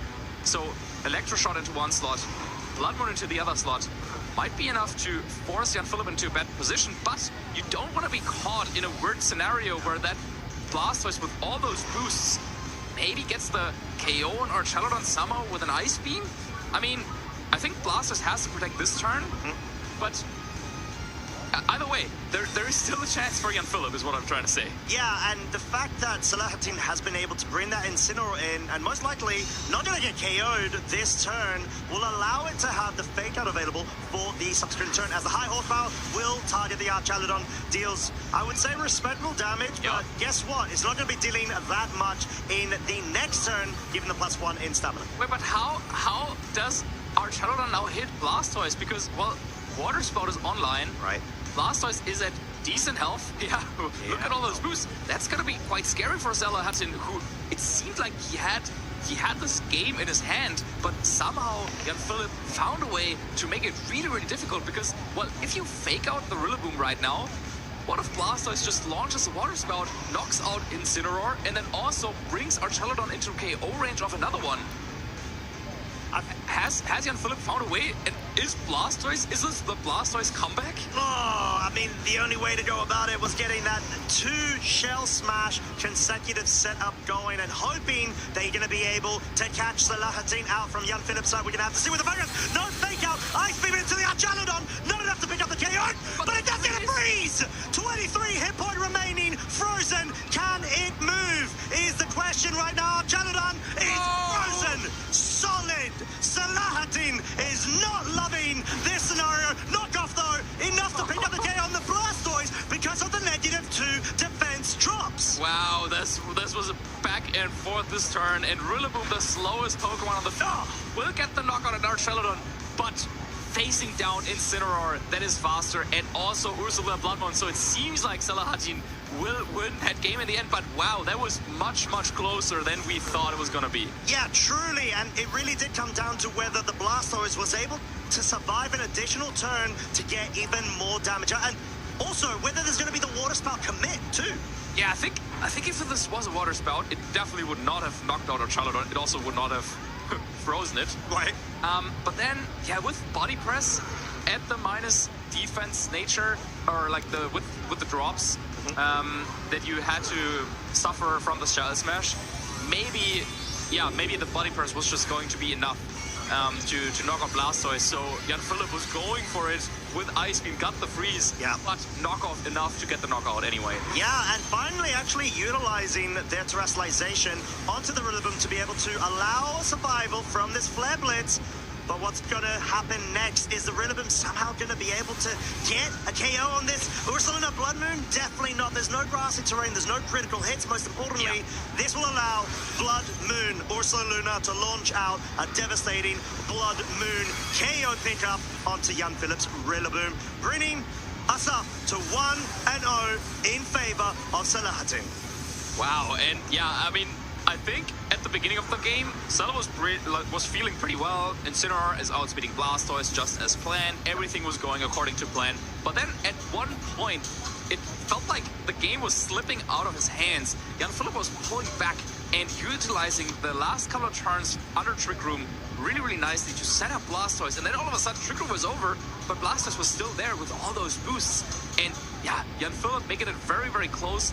But Archelodon just proved to be a little bit too tanky, taking Ice Beam there, and then also just in general forcing a lot of attention from Jan Philipp's side into it, because yeah, Archelodon, even though it doesn't have a great way to hit Blastoise, between Electroshot and then also Snarl or Draco Meteor, there's just a couple of options that it can go for, and especially with the reduced defenses that Blastoise has to go for if it wants to commit to Shell Smash. Yeah, it feels like Archelodon definitely one of the key Pokemon for Jan Philipp that he has to figure out a way of how to deal with them. Yeah, and it takes a lot of nerves to be able to start getting double Shell Smash set up under Trick Room conditions, because a lot of trainers, well, they do tend to sort of break under pressure and feel like they have to constantly be on the defensive, especially when you're going up against a Blood Moon Ursaluna that is so devastatingly powerful under Trick Room conditions. But Jan Philipp was able to handle that really nicely. But like you said, the Archelodon, that's the big question. What can Jan Philipp bring in order to be able to, I'd say, deal with it?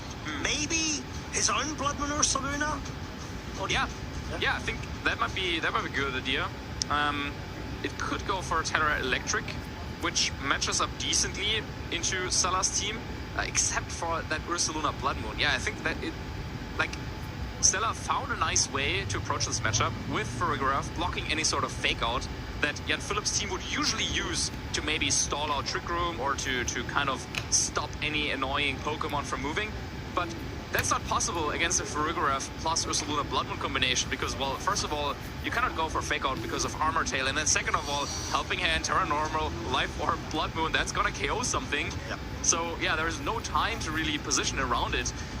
So I think one thing that Jan Philip could have gone for here in the very, very first turn of the game, Blastoise went for Shell Smash, but then was under so much pressure that it had to swap out.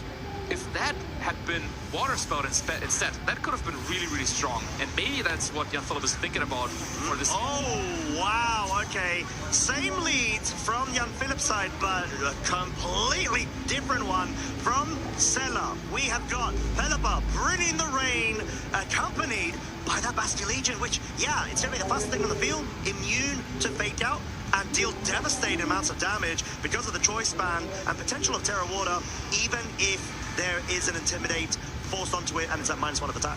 Yeah, but it doesn't have a great way of hitting Blastoise here. So if Incineroar just goes for a fake out into Pelipper, which is Terra Stellar, so cannot, Terra Ghost or something.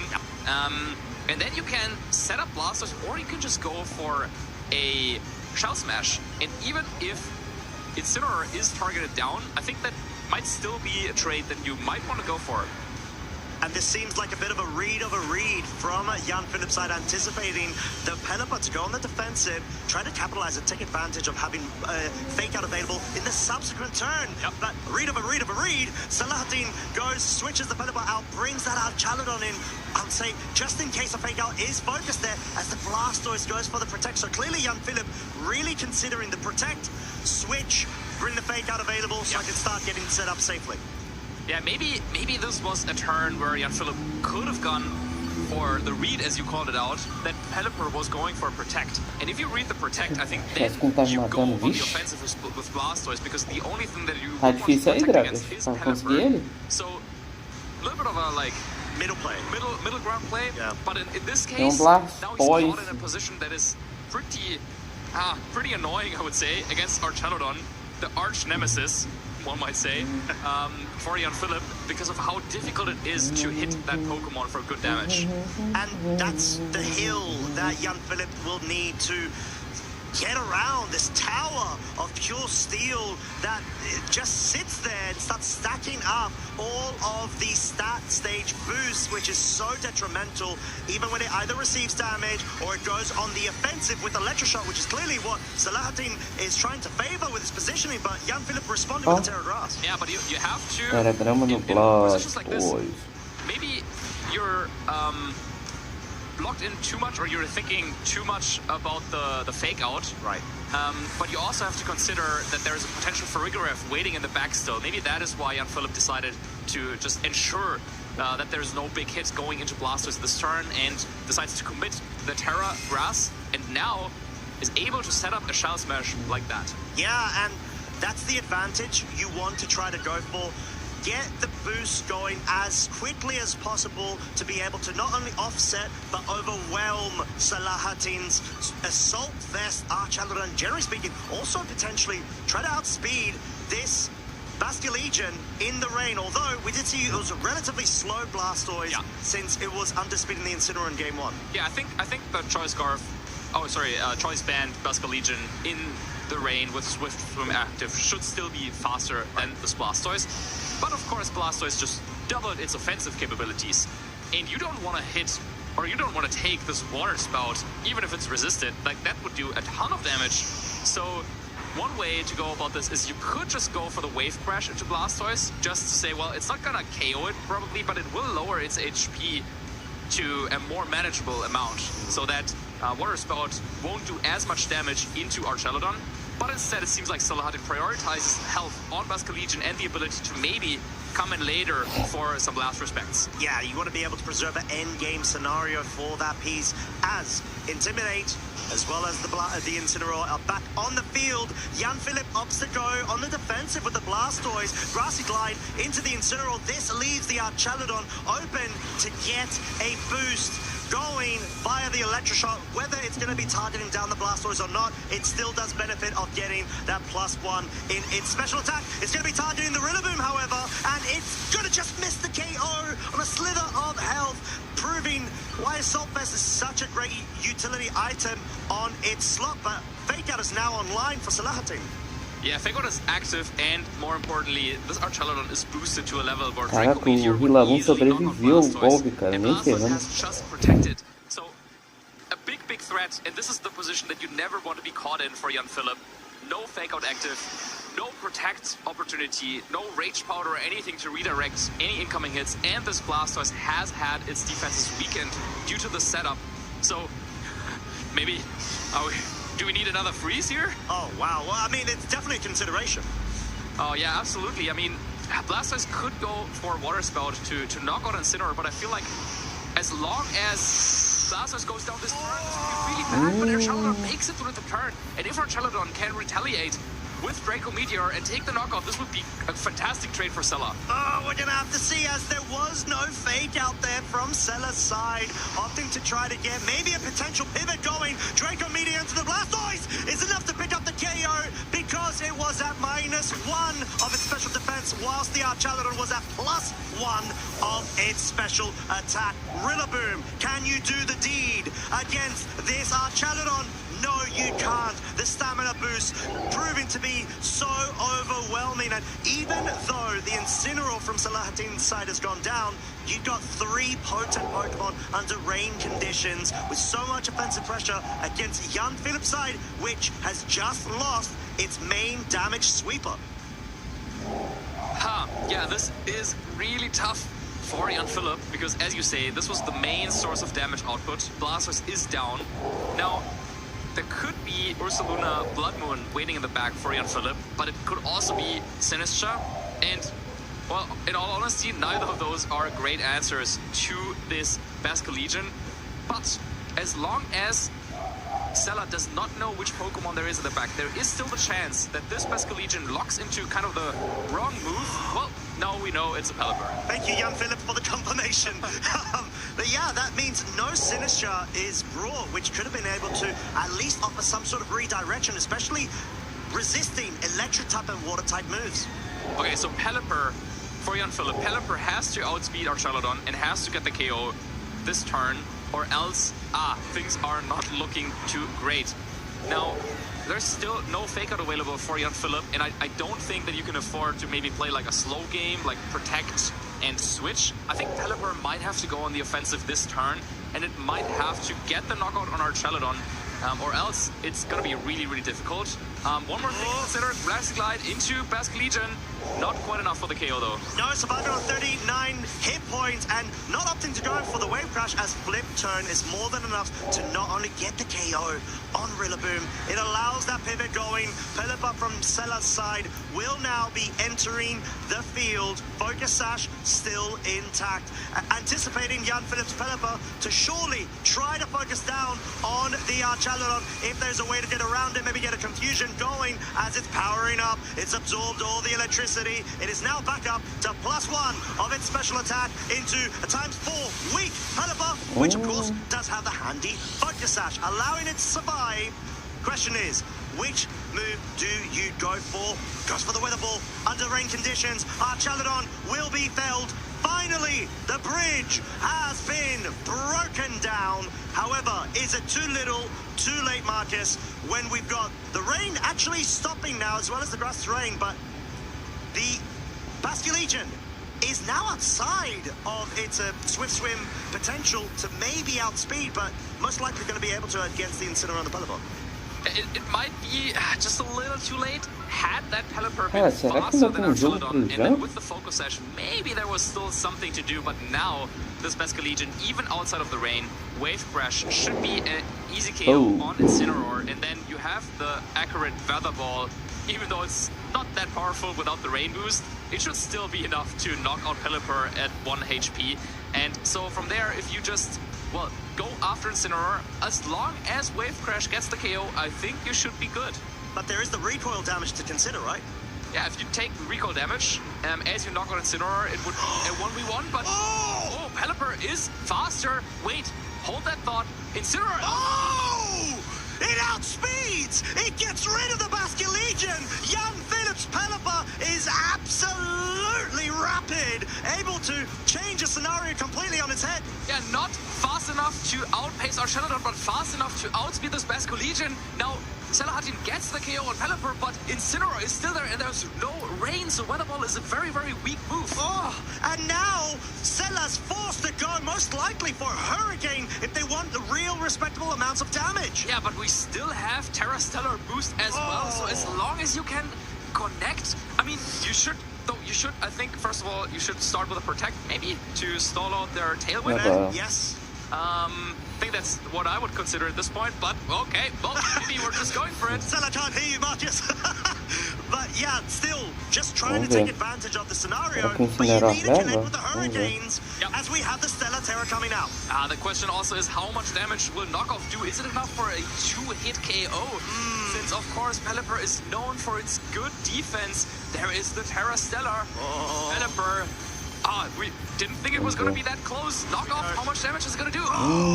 Just barely under half, but Hurricane could miss, of course. Yes, but it does not. It connects. It's going to be so powerful. You see Sela's jubilant with that scenario dealing half the damage necessary. But now, we got two things to consider. Stellar Terra will no longer power up this Hurricane, and Knockoff will not benefit from the additional damage output because the Focus Sash has been knocked off. Yeah, so I mean, we can still think about stalling Tailwind maybe this turn, maybe Protect now. But then, yeah, do you want to risk going for another Hurricane, or do you want to go for the Terra Stellar boosted Weather Ball outside of rain? This is gonna be a tough one. And like you said, I definitely love just going for Protect, because you want to stall out the Tailwind and maybe guarantee, unless Sela's not confident in the speed tiering between the Incineroar and Pelipper, and just opt to go for the offensive, which seems to be the case. Knockoff leaving Pelipper 29 hit points. Hurricane does miss. Nem ferrando. GG. Of the final turn of Tailwind remaining, and finally Sela goes for the Protect. Okay, finally Sela remembers that field condition with a Protect. Now, the speed advantage might go back to Pelipper, but we haven't had confirmation, I believe, between the two yet. So maybe if this is a really speedy Incineroar and a slow Pelipper, maybe it doesn't even matter. Maybe Incineroar is faster anyway. But either way, you gotta go for the Hurricane. Oh!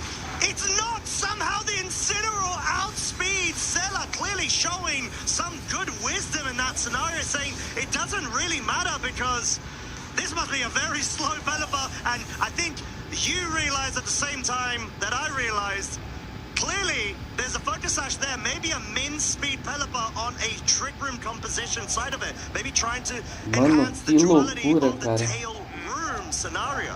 Yeah, that could be interesting, or maybe just a modest, just boosting the special attack instead of the speed that we're used to seeing, but either way, or maybe it's just the fastest Incineroar in the world. Potentially. Max speed over there. Yeah. But either way, this game, it looked over. It did. Sela got the Draco Meteor, knocked out Blastoise. We were like, yup, yeah, maybe there's Sinistra in the back, maybe there's Ursaluna Bloodmoon in the back. No, it was Pelipper, and that is exactly the Pokemon Jan Philipp needed. Even though it wasn't able to outpace our Chalodon, which of course is some good information for our players now going into Game 3, it was able to outpace Pelipper and Basque Legion outside of rain. Set up Tailwind for Incineroar, not something we see too often, but all of a sudden, yeah, this Incineroar turned into the hero, knocking off and knocking out Basque Legion, and then winning the 1v1 against Pelipper, forcing Game 3. Yeah, absolutely incredible stuff. Both of our trainers fighting for their tournament lifeline, one game away from entering Phase 2 of this weekend. Jan Philipp showing off really cool speed interactions there. His Pelipper actually been faster than the Basque Legion outside of rain without the Swift Swim enabled. So Sela clearly having a bit of a more favored training in terms of the speed tiering of their Pokemon. So going into this final Game 3, Marcus, do we expect Sela trying to revert back to Trick Room as opposed to bring the rain, or just same as Game 2? So I think Sela wanted to avoid this kind of guessing game against the Blastoise. Is it going to go for Shell Smash? Is it going to go for Water Spout? And instead thought, yeah, you know what? I can maybe use just the raw power of Pelipper and Choice Band Basque Legion. But as we now learned, well, if there's a Pelipper, there's a way. I think if you're in Sela's shoes, you really want to go back to what worked in Game 1. Just because, like, you don't want to go away from this and just thinking like, well, why didn't I do the same thing again? Like, I was winning Game 1, like, why didn't I do it again? Yeah, and that's clearly what Sela has been able to convert from thought into action, leading with that Incineroar and the Farigiraf yet again now up against Jan Philipp's Rillaboom and Incineroar of their own. No Blastoids being brought straight off the cuff, which allows Jan Philipp a bit more of utility when it comes to influencing the board positioning. Yeah, it's a quite unique lead there from Jan Philipp with both Fake Out Pokemon against Farigiraf. Yeah. Not what you want to see, but I guess at the same time, well, we already learned that Incineroar over on Jan Philipp's side is really, really fast. But we also know that the Incineroar over on Sela Hatin's side is also quite fast. So the Rillaboom, might not be in the perfect position here, being intimidated and such. So I wouldn't be surprised if Jan Philipp just uses this time to reposition a little bit. Maybe, swap out the Rillaboom, go for a parting shot, and just get into the position that he wants to see. All right, as Blastoise will make an appearance on the field, and in Game 3, as Farigiraf actually switching out from Sela's side, wanting to capitalize off of a focus into the Trick Room potential setup, as we have an early terrestrialization commit from the Incineroar, wanting to ensure from Jan Philipp's side, you're able to forego a fake out, guarantee this Incineroar moves, either goes for a taunt or that knockoff. Seems to be a huge respect for the Trick Room, but this allows Sela's Incineroar to move immediately after, get the parting shot going, and we've got the pivot action going. The correct slot was targeted. Blastoise is now down to -1 special attack from even just arriving on the field. Yeah, and this is Sela proving that he is a world's class level player. Really showing that, okay, what looked like it might be a little bit of a like flippy turn where it's like, oh, it could go this way, it could go that way. Is it going to be a taunt? Is it going to be Terra or not? Sela falls to the third option, which sometimes in these situations is so important. By swapping in our Chaladon, he's saying, okay, well, let's see what you're doing, right? Like, I can just reposition my board. Are you going to commit a Terra? And which Pokemon is it going to be? And this is exactly what we just saw there. Incineroar now committed the Terra Ghost for no value. There was no fake out coming out, and the taunt on an Assault Vest Pokemon, that's not going to do much. So, yeah, already Jan Philipp a little bit on the back foot, but he has proven, especially in the second game, that he is not to be ruled out, and I'm sure that Jan Philipp now will find a way to kind of reposition again. Maybe you got to swap out the Blastoise, bring in Rillaboom again, maybe parting shot, but I think Jan Philipp can find a position against the 4 Pokemon that Sela has brought to this game. Yeah, exactly, because he's already revealed there's no Pelipper, and Jan Philipp may well have actually brought their own Pelipper. Gonna have to really consider when to bring it in order to avoid enabling the opposing Archaludon, as we've got the switch in now yet again of the Rillaboom. It's on the field. It wants to make sure that it's better placed, maybe even speedy, and can threaten the damage onto that Blood Moon Ursaluna, which is opted for the Terrestrialization Terra Normal. We know how powerful this Pokemon is, but Draco Meteor moves first, deals about 35 to 40% damage onto the Rillaboom, but is there going to be a double up? Not before the parting shot, bringing that Ursaluna back down to -1 special attack. So now if we're going back to Game 1, in terms of the Pokemon that Jan Philipp has brought, and if he's brought the Sinistra, this might be a great opportunity to bring it in, heal Rillaboom, and then use the Sinistra, calling out the Trick Room mode from Sela Hatin, I think, not going for Pelipper, which won him Game 2. This is quite amazing, and this Hyper Voice at -1, that's not gonna get any KOs now. Não foi muito, né? Simon, ainda tô no regional. Expected adaptation, saying, right, I know Sela Tô literalmente ainda. in that Game 1 with the Trick Room mode. I need to be able to bounce back going in this game 3. And now you can bring in Blastoise. Sim, mas eu tô vendo o negócio tanto no celular quanto no notebook, né? E estou lendo meu chat também, né? Tem isso. But if you predict that and you go for a combination of Water Spout and Wood Hammer in either slot, that could be devastating for Sela. So Jan Philipp has found the position that he needs to be in, but now this turn matters so much. Are you going for a setup? Can you afford to go for the setup? Can you go for a fake out here with Farigoref just waiting in the shadows? Cara, acho que depois daqui eu vou ter que tirar um cochilo pelo menos, cara. Que meu Deus do céu. What do you think? Feels like a 50-50. It's a 50-50. I think maybe there's a third option. Maybe. It very well could be, and we saw Sela's capable of being able to identify those as the Archaludon switches out. It wants to be able to reset the special attack drops, brings the Farigoref in. Does Jan Philipp commit with a fake out is the real question here as double switch. There's that third option you're talking about, Marcus. Sela now brings the Incineroar back in. You're going to have the fake out available in the subsequent turn, maybe potential Trick Room setup as well. But what's it going to be? It's no confirmation on the Blastoise yet. Does it go for Water Spout? Does it go for the Shell Smash? We're about to find out, folks. It's the Water Spout. It's going to be able to pick up the KO onto the Incineroar. Get rid of the subsequent fake out available. No Trick Room guarantee just yet. Going into the next turn, deals so much damage onto the Farigoref as well. Wow, and well, just like that, Sela took so much damage this turn and has to really think about how to approach this, because Ursaluna wouldn't be safe here in this spot because, yeah, there's the potential of Water Spout and Wood Hammer into either slot. Farigoref has already eaten Incineroar Spirit, but it seems like Sela is saying, okay, well, I don't have any better option. I need to opt into this mind game right now, because, so, if it is Wood Hammer and Water Spout into Ursaluna, and if that KOs, if there's no Protect, that could be game over for Sela. But at the same time, this combination could also be launched into Farigoref to just prevent the Trick Room for good. Right. And there could be Archaludon switching in though. So here we go. Wood Hammer, Farigoref, it survives. 28 hit points remaining. What's going to be the commit? Which Pokemon's going to move first? Blood Moon or Saluna? Se ele der o Water Spout, ele leva, realmente. Vamos ver. O Water Spout, boa. Boa, levou. Caraca, o cara será? Has survived. It's its turn to go for the Blood Moon, dawning onto that Blastoise. Absolutely getting shell smashed out of game 3, and this set allowing Salahatin some hope of bringing this back.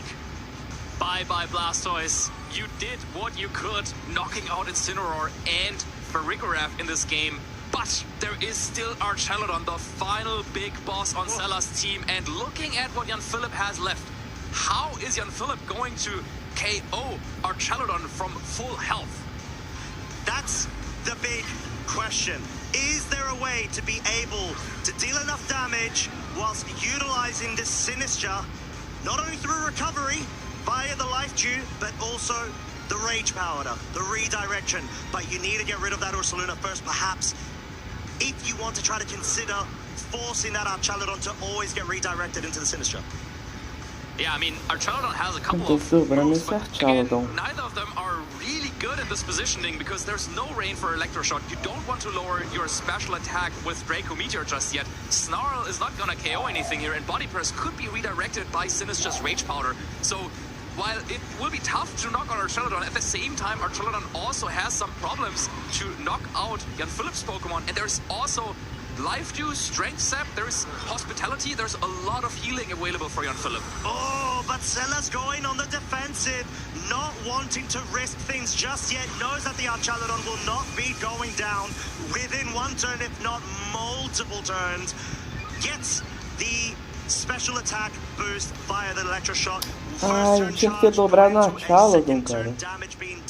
Agora eu tô sempre matando Life Dew. But at the same time, you're able to profit off of the recovery. Isso aqui não foi ruim, não?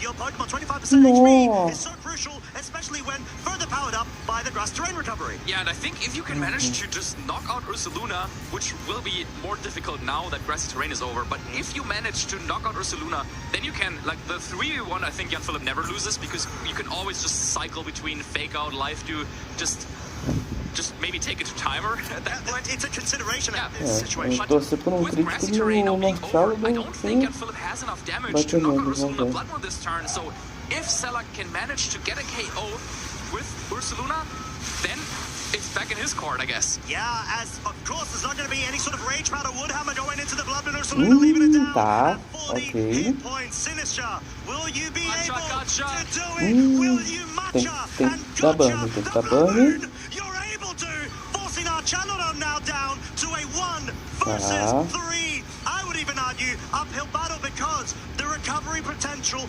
of this Sinister is the main decider of this final face-off in Game 3. Absolutely, yes. Ursaluna Bloodmoon going down, that was the key Pokemon Sela needed to take a KO, but now we are in this 3 versus 1 situation, and if Jan Philipp maybe switches out Rillaboom into Incineroar, he can create a position where both of his Pokemon are pretty much unbeatable, where the damage from this +1 Archelodon would just not be enough. However, there is still some ambiguity.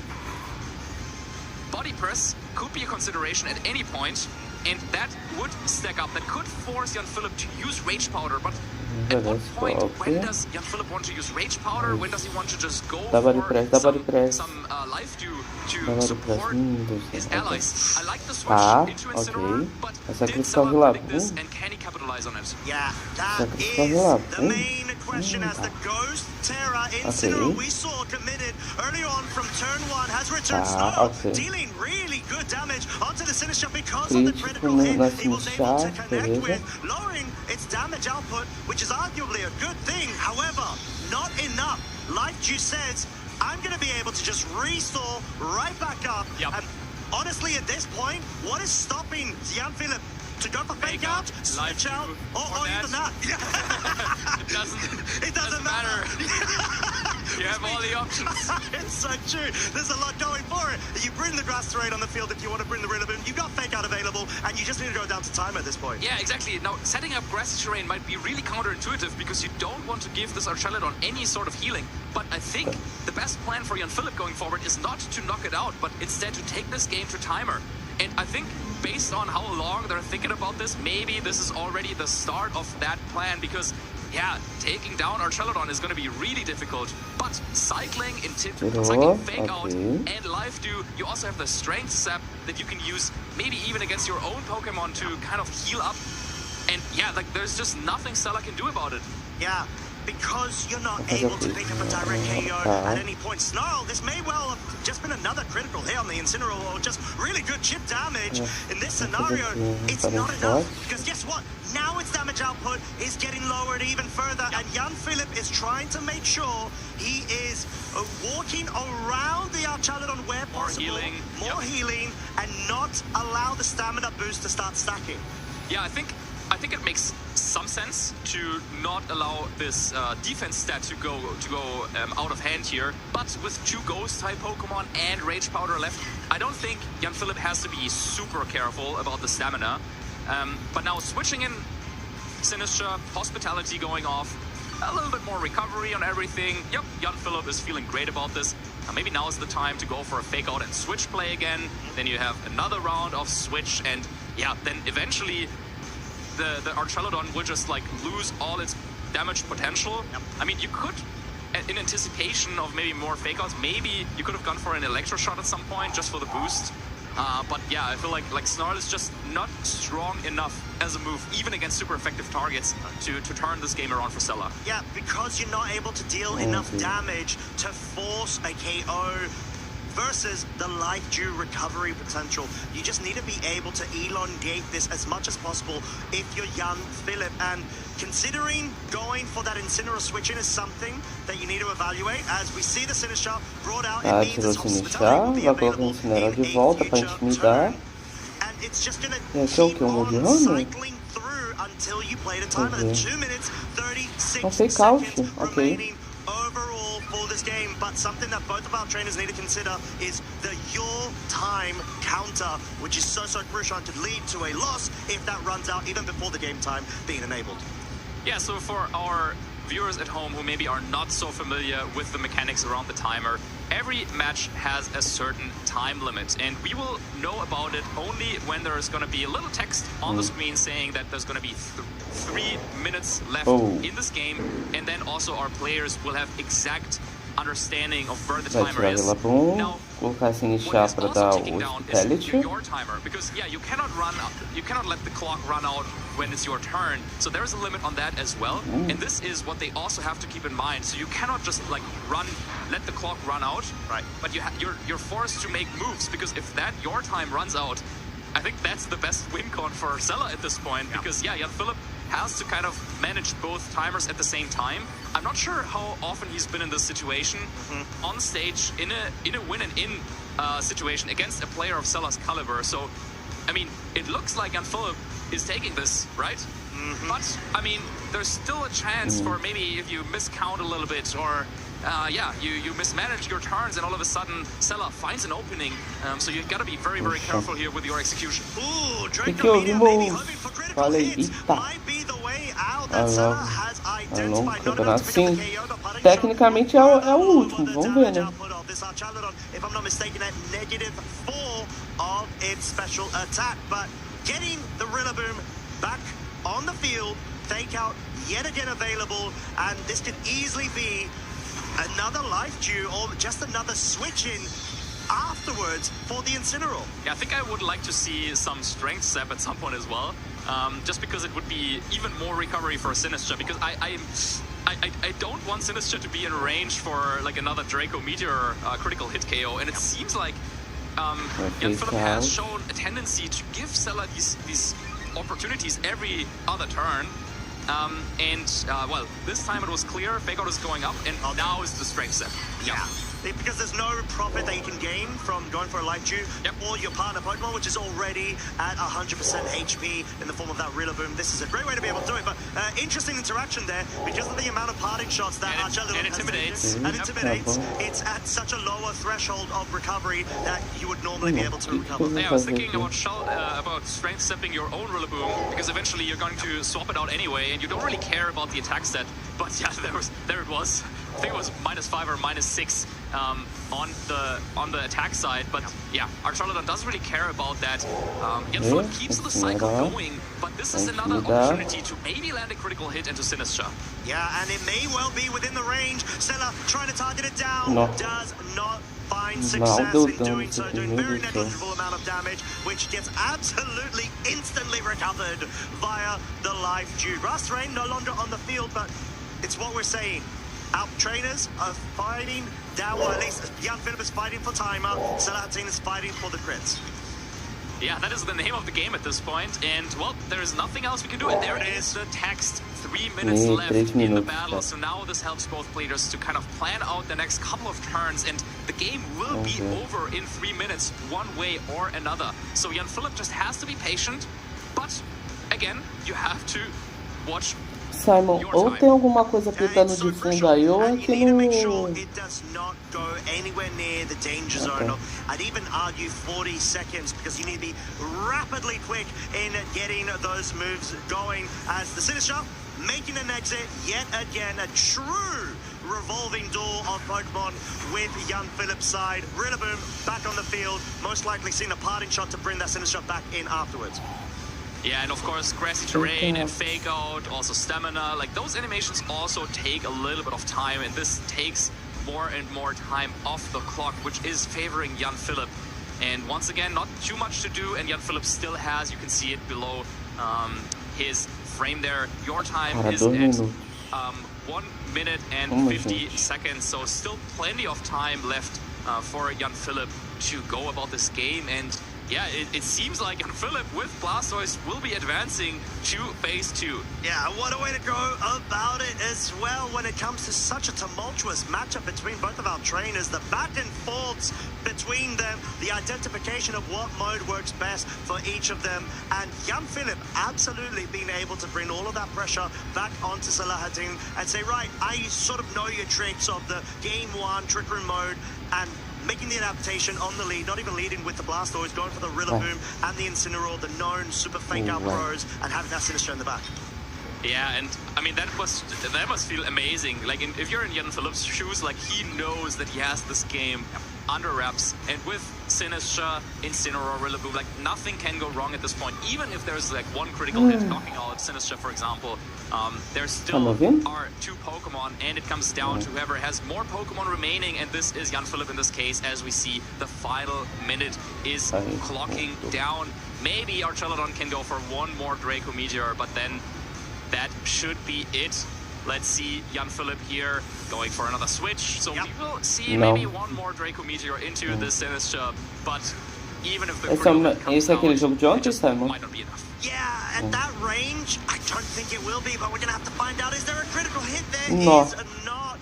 Nada de really dano, cara. hoping to try to get bailed out from the critical in this scenario, because honestly, it's your main win condition. But even then, you're having to go up against 2 Pokemon that remain, even if you pick up a KO. And we're coming down to the wire. 45 seconds remaining of your time on Salatin's side. 7 seconds counting down on this turn that will most likely be the final one, or maybe leading into the next one. Get the reveal of Jan Philip being the victor and progressing into phase 2. Yeah, this is it. What we have kind of hinted at the last couple of minutes now has become a reality. The game will end after both players have locked in their moves.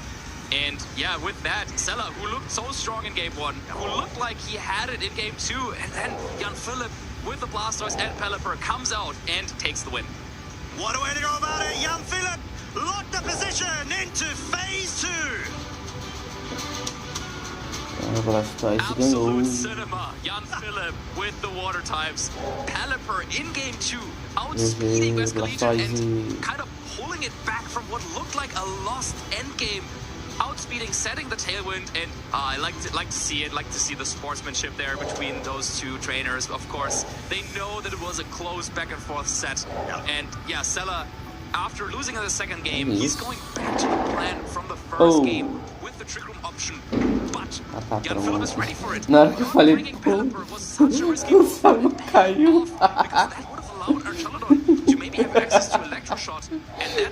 Eu vou falar pouco por causa do esporte. Ai, cara, foi engraçado agora. O pessoal devia ter visto, sério. Ai, caraca! Virou presente ali. In this game 2, on the Archelodon with the Weather Ball, and like we said, the knockoff just paying dividends, that tailwind being set up by Jan Philip. Super speedy Pelipper proved to make all the difference in what has been such a true comeback story in this set. Yeah, Incineroar, the fastest Incineroar in the world, outspeeding Pelipper.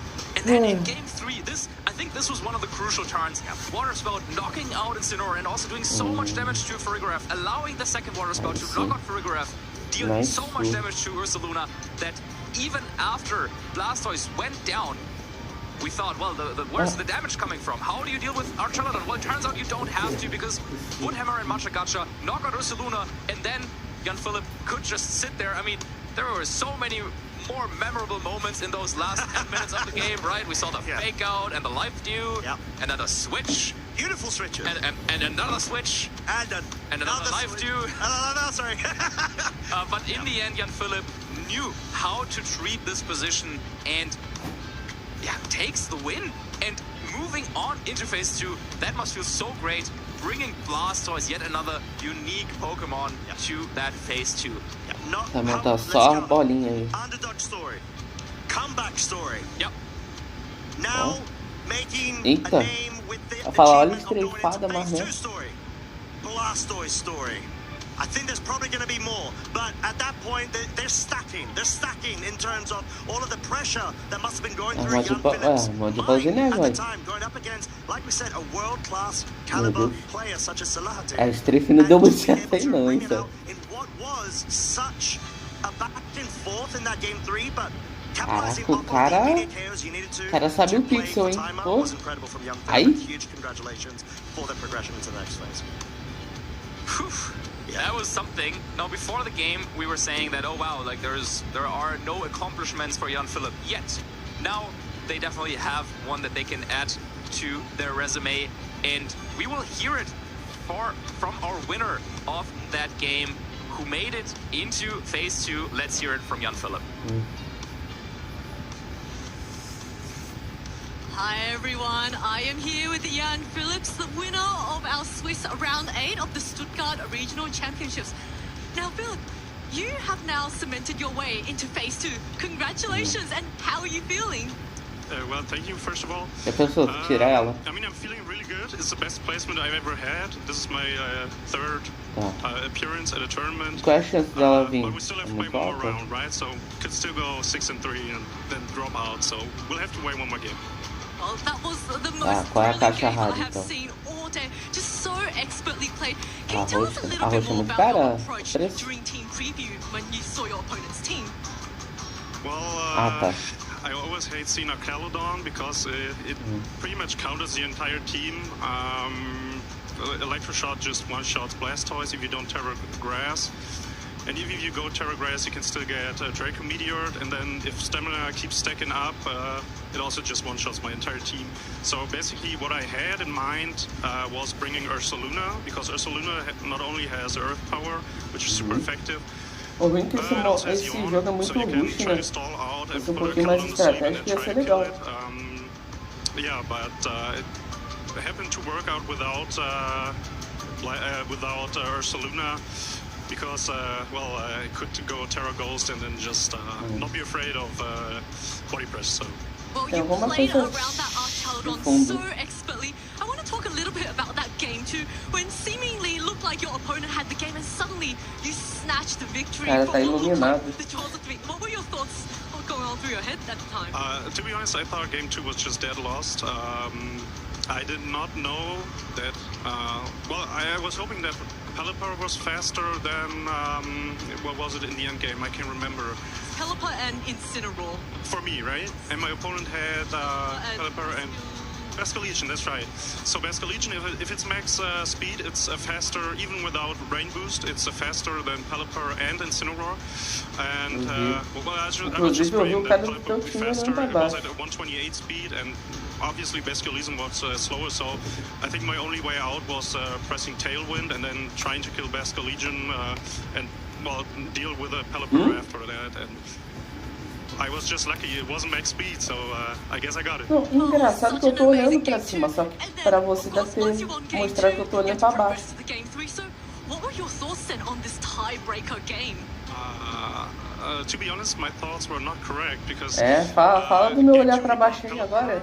So I was feeling like I do not bring the need to bring Pelipper because my opponent sets the rain for me. Fala aí but he did not bring Pelipper in game 3, so I was okay. This is gonna be hard. And well, he just never got to set up either Trick Room or did he get?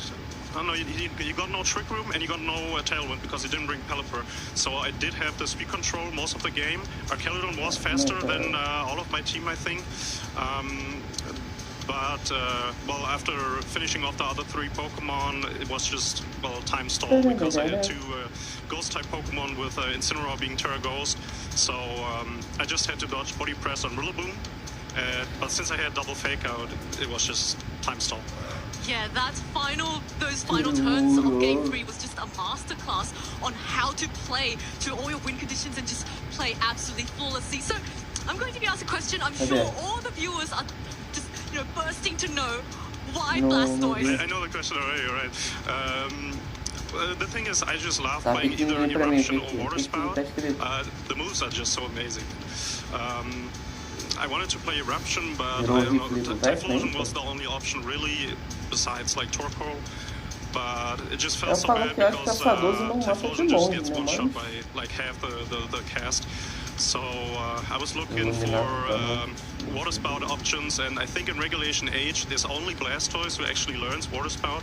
So I just tried it out on Showdown Ladder, and then first of all it didn't work at all, and then I tried to build the team around Blastoise. I had this idea of putting a Sinister in there to get the HP back to full, because if you're not full HP, water spout is not going to deal damage. And then I had the second idea of putting a Jack button on Sinister, so you could technically protect on Blastoise after setting up, switch in Sinister, get forced out on Sinister, and then switch in again, so you get like 50% regen. And that was like the base idea, and then there's just Incineroar for Intimidate cycling. Rillaboom was really important because I had a lot of problems with Terra Water, like Goldengo, for example, always goes almost always goes Terra Water, and well, the rest was just trying to deal with Archaludon, which somehow happened to work out, I guess. Well, thank you so much for bringing such an amazing team to the stream. It was so thrilling to watch you pilot that team to perfection. So, to finish off, do you have any shout-outs that you want to give to anyone watching at home? Shout-outs to my wife, I guess, because she's taking care of the kids, so I can sit here and play Pokemon, so big shout-out. That's amazing. Well, Philip, we're going to let you get some rest and get ready for the final round of the day. So, best of luck into the tournament. I hope we see Blastoise again on stream. And for the viewers at home, we're going to come to a very short break. But we'll be back once more with the final round of the Stuttgart Regional Championships.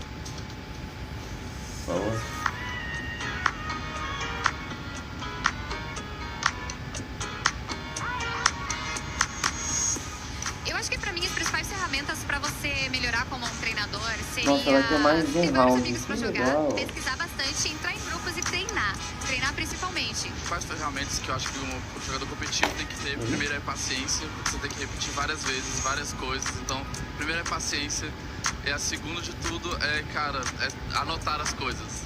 Anota bastante, porque você vai anotando e vai gravando mais fácil, então já tava te matando, é persistir e paciência. Mano, uma pistola de banana. Porque é uma comunidade muito grande, a gente consegue ver onde cada consegue melhorar se ajudando. Bueno, mira, lo más importante en este juego es caminar y atrapar. Todo el tiempo estar atrapando y siempre revisando en las mismas páginas de Play Pokémon cuáles son los Pokémon que están destacados y buscar de esos Pokémon los mejores IVs para poder traer el mayor rendimiento en las batallas. Primero que nada es ver el meta, qué Pokémon son los mejores, un poco más avanzado, aprender a contar los básicos. I think the players need to always look at meta, check the meta. I think this is really important because on Pokemon the game is always changed. The first thing I always gravitate towards too is recording my matches and then looking at it afterwards. Not only just looking at it myself, but also like with friends from feedback. Just like really dissecting, like, you know, what am I thinking through this turn? Like, did I make the correct play? Am I thinking about the high-level game plan correctly? Am I accounting for potential risks depending on what my opponent is doing? I think it's really hard to get stuck in the moment when you're actually playing, so looking at afterwards has been like really helpful for me. In the game, you don't have a lot of time to think. You just do the best you can in the moment, but afterwards, when you can actually pause and slow down, you can analyze what is actually going on in the game. La mejor oportunidad que tienen es ver las transmisiones de los campeonatos regionales, internacionales y del Mundial de Pokémon. A pesar de que el meta puede llegar a cambiar mucho, no significa que no puedas ver cómo juegan otros entrenadores, qué es lo que están pensando, qué es lo que dicen en las entrevistas, ver cuál mindset tienen. Entonces, ve lo que piensan, ve cómo juegan, imítalos y supéralos. A gente tem que perceber como fazer o acelerador de partículas. Coleta solta, já foi sanção. Sanshiro, meu Deus do céu. I'm Mike Kels, and I just won the Stockholm Regional Championships, and I think it was a phenomenal one. I played against really good players, I had a ton of fun, my friends had really good runs, so overall just a fantastic experience over the weekend again, and just having incredible stream matches was the peak, the highlight of everything. Eu não faço ideia de como mexer nele também. Assim, eu aconselho tu ver os vídeos do Nitinho, que o Nitinho não consegue mexer com esse negócio aí. One of the key moments over the whole tournament was just the final set. It was incredibly close. In game 2 of my final set, I survived on 1 HP, and in game 3, I didn't know if my Smeargle would survive the Grassy Glide from Rillaboom. Sabe o que foi? Todos os outros. Todos os outros tua arma de push pra ficar pulando. Really deciding and super close in the end.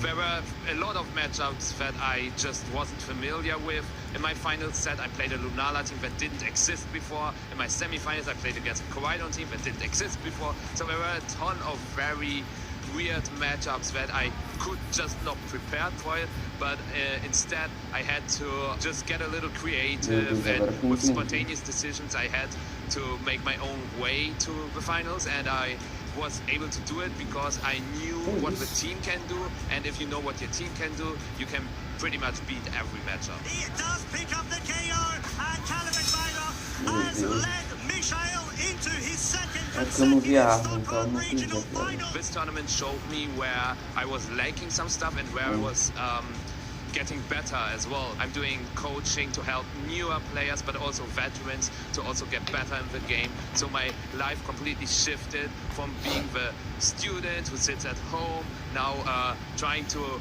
help others at the game. And because of VGC, I also made a ton of new friends that I'm really, really happy I got. It is very important to not get crushed by losses or by unlucky games, because mentality is actually a thing a lot of players really struggle into, and that is my advice I would give to newer players.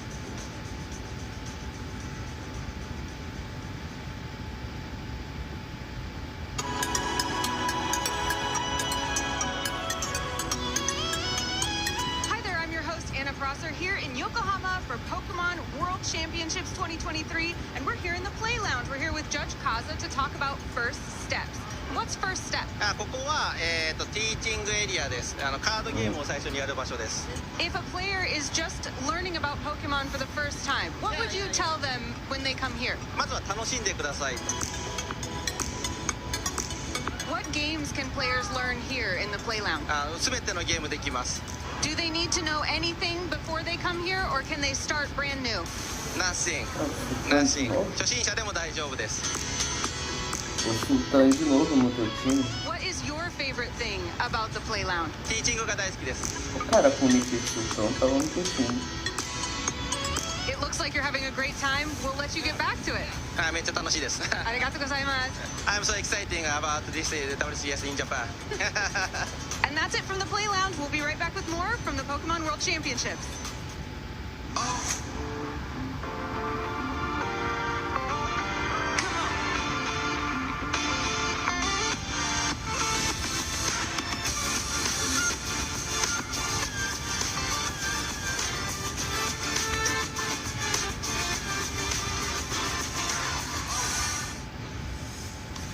What a day it has been. Phase 1 completed, Phase 2 activated, as David is giving me looks and glares, paralyzing me completely. Because why are you wearing my outfit? I expected you to change since this morning. Like, literally. My outfit. Mate, listen. Dondozo, this is my Dondozo. This is my outfit. Why? Why? I got up first this morning. Right. Put on my suit first. Okay. Okay. No, what time did you get up? No, I got up at 6. There well, I won. No. You can tell, look, you can tell. You can tell. That's so early. That is a bit too early. But no, yeah, aside from that, we're still recovering from jet lag from LAIC, so we do apologize. There will be a couple of extremities that will naturally come out as those glares continue to paralyze me. But Phase 2, David. Oh, yeah. It's my pleasure to be able to feature this first round of Phase 2 with yourself, my lovely friend.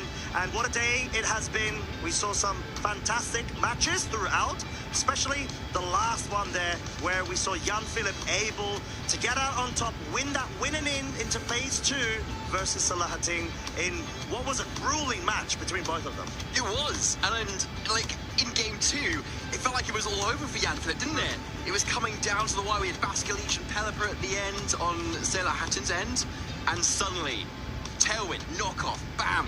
Basker Legion down, and Sully the 1v1 gets one, thanks to that really speedy Incineroar as well. Yeah, it was incredible. Not something we were anticipating at all, but nevertheless, was able to clinch their way through into phase 2. But talking about wins, we have got 3 trainers that are still undefeated going into phase 2 to kick us off. None other than Mr. Alex Gomez, our previous North American International Champion. There he is. We had him on earlier in our Swiss rounds, and there is his very stellar and stacked run that he had here. Look at all those awesome teams, and it's just green all the way. Win, win, win, win, win, win, win, and win. Thank you for that breakdown, David. That's okay. So insightful. But honestly, it's fascinating to be able to see all the variety of the team compositions that he's had to go up against. I'm seeing a lot of different comps when it comes to like hard trick room. You got the balance calls, you got the size spam with the sand as well. And obviously, let's just talk about that first one too. The Kingja, the Galarian Wheezing, and that Toadstool. Yeah, there's plenty of opportunity to like fall by the wayside, basically, right? You've got Wheezing shutting down all your abilities, you've got the weather changes in the sand, you've got the snow, you've got the rain, you've got Psychic Spam, you've got Ursaluna Trick Room in the Mungus mode. You've got a Manta Swine. Oh, you're just about to be... I had to, because, you know, we obviously have Ross from the TCG. He would have been very upset with us if we didn't call that out. All right, okay, Charles. But yeah, also... the Malamar matchup is pretty good too. Yeah. Of course, you always need a Malamar matchup. You won't always face one, but there it is. And as Alex was saying to me on the couch as well, he made a couple of adjustments from NIC that helped his hard trick room matchup. And that is sort of the team that where it is hard trick room. There's a Malamar, obviously, but it's hard trick room on the surface, really. Right. And so that's where he felt like it was really strong. So he literally does have a Malamar matchup.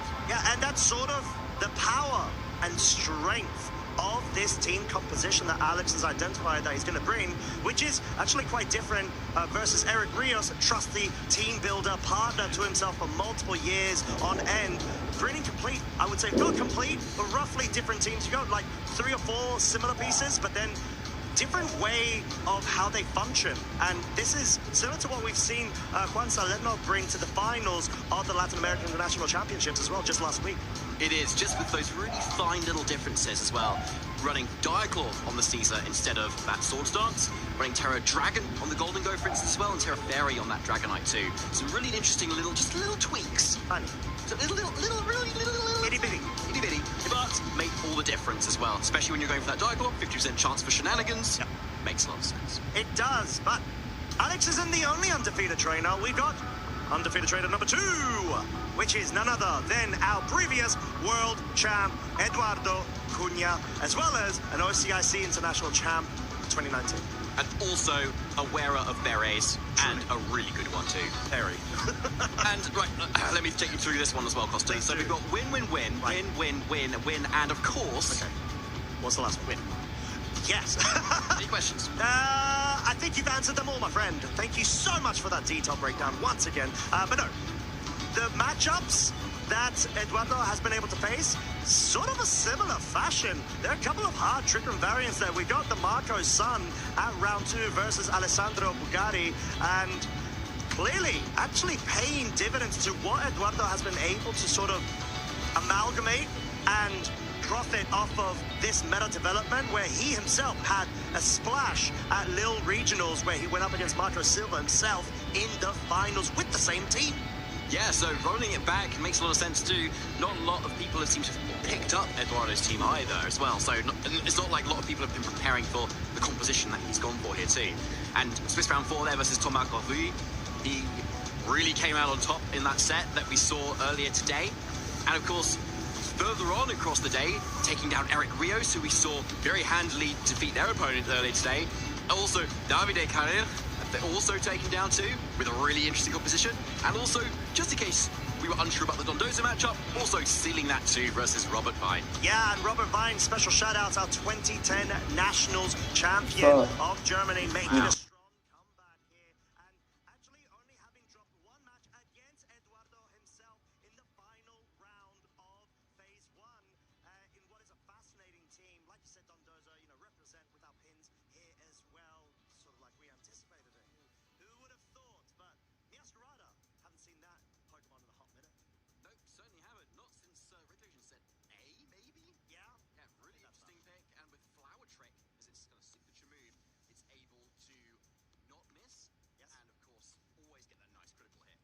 Yeah, sort of reminiscent of Urshifu's of past formats. But we've got our third under... It's okay, not yet. Soon, my friend. Soon. I need time.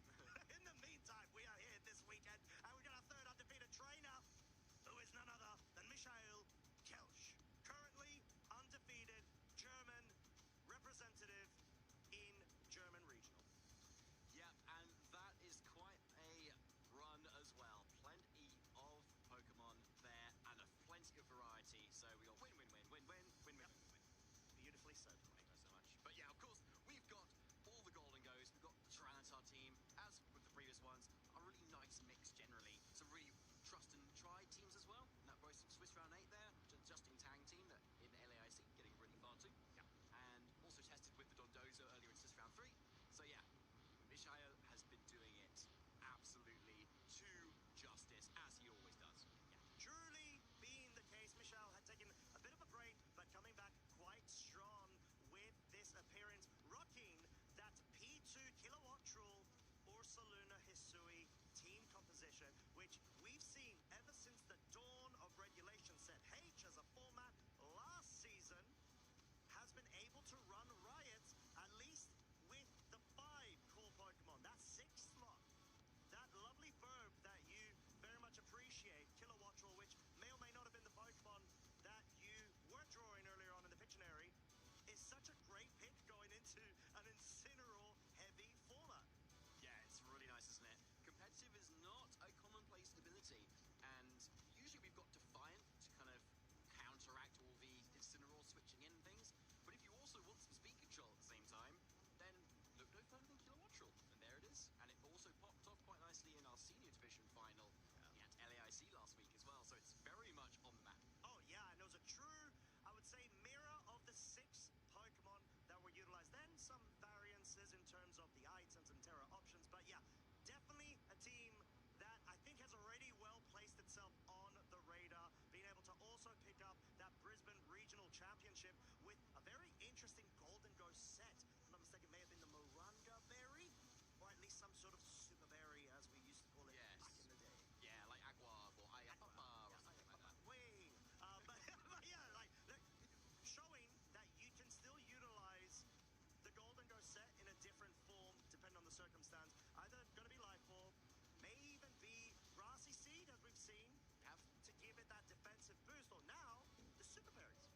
Yeah, there's a lot of ways you can run Golden Go, but the one moveset that everyone seems to be just running is, you know, Protect, Nasty Plot, Shadow Ball, Make It Rain. Makes a lot of sense. I mean, we did have that splash of Marco Silva and Dill Yeomans, Leal, running that really cheeky Life Orb set, but with Power Gem over Nasty Plot, which was really cool. But this seems to have fallen by the wayside a little bit. Nasty Plot just being the more consistent option where you can kind of go on the offense, or to punish defensive play, set up instead. Yeah, like we said, Golden Go, such a staple in the format, something everybody has to have some sort of game plan going into when going into the battlefield of this level of competition. And it's not the only Pokemon that needs to be looked out for, because guess what? We've got usage stats available. I know we've previewed them before, but this is still a good point to be able to review where we were in the Phase 1 section of the tournament going into the Phase 2. Yeah, so on the top there, you have Juan Solono's team, and on the bottom is almost Justin Tang's team. Basically. Well, what? Thanks. I mean, it's a little few little differences there, but love it. Yeah, these are such strong Pokemon, right? But the trends across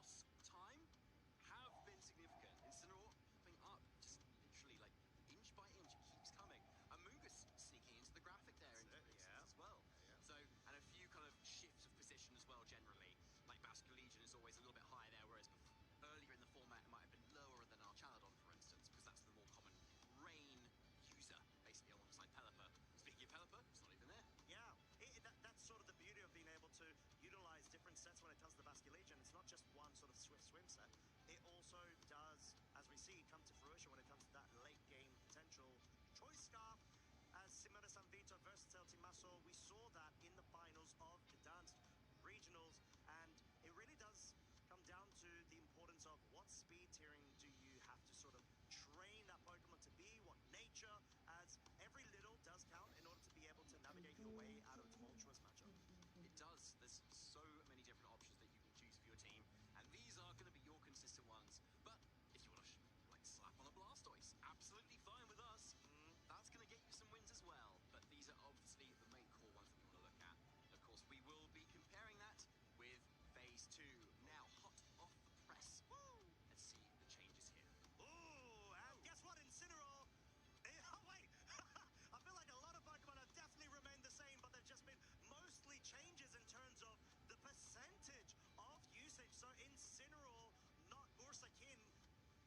Incin King? No, that didn't work. It's we'll workshop it, Nate. All right. 65.3%, but Blood Moon Ursaluna staying in the second spot, followed by that Rillaboom.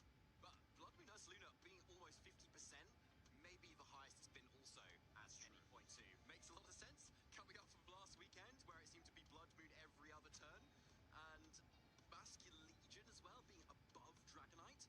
Another huge increase there. Yeah, and something that we've just seen as the meta developments with the different sort of sets that you can run on the Blood Moon Ursaluna, sort of feels like a tug of war in between going for the leftover set, then you go into Softness, then you go into Light Bulb and back again. So it's a great way to be able to see the meta developments over time, but that's not the only change that we've seen. The Dragonite, something that has always been such a trusty Pokemon when it comes to that loaded dice set, actually dropping in usage in favor of that Basculin Legion is maybe a bit of an indication of the burst damage potential versus the setup potential support when it comes to these sort of team compositions, and how hyper offensive we saw that LAIC finals just last week end up becoming with Yuma Kingava just rocking that Manual Sun. Yeah, it's really true. Like, sometimes you want to do away with all the setup because it takes a little bit of planning, right? A little bit of positioning. And if that's a positioning sort of team that's become quite popular, that's, arguably a little bit more easily countered, right? Right. So suddenly you want to be able to really turn up the heat, literally sometimes. Hey! Yeah, but anyway, you want to turn up the heat literally because suddenly you've got on the immediate offense, and that allows you to make calls of predictions and switches in if someone's trying to adapt to your otherwise setup or strategy, right? Yep. And that's why Ursaluna Blood Moon is just really good. Yeah, and Volcarona also did drop there, I noticed as well, in favor of the Alola Ninetales being brought up. So it's one of those sort of immediate pressure sort of states that we've seen the development clearly of the meta being impacted by last week's results. But regardless, we're not last week. Right now, we are this week. We are this weekend here at the Stuttgart Regional Championships. And we have got some fantastic, notable matches of our first round of Phase 2 that we want to go ahead and highlight. We will not be able to feature them all. However, we do need to give the sort of amount of respect when it comes to all of these interesting matchups, as well as quite a few of our undefeated trainers going up against the rest of the field. Oh my goodness, this is so stacked. It truly. Look at this. Truly. Goodness me. Mizai Kelch and Alex Gomez. Obviously, we've already covered them in great detail, and we'll obviously cover them a lot more too. So there's an undefeated matchup at the top there. And then Eduardo Cunha has the down pair. So Eduardo Cunha being also undefeated, but against Steel's Dunlop, who's X and 1 at the moment. Obviously, our EUIC champion. Yeah, which doesn't feel like a down pair, in all honesty. No, it's yeah, technical down pair. Yes. But yeah, again, someone has to take the loss at some point, right?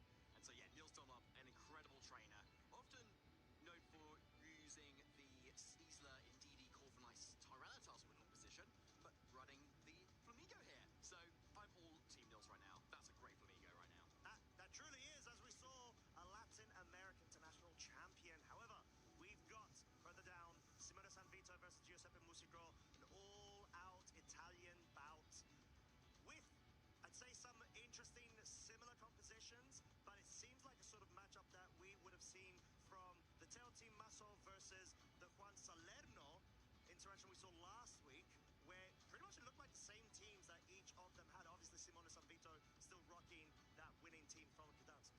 Yeah, exactly. There's a lot of similar teams that we can see from there. And yeah, and also obviously Team as well.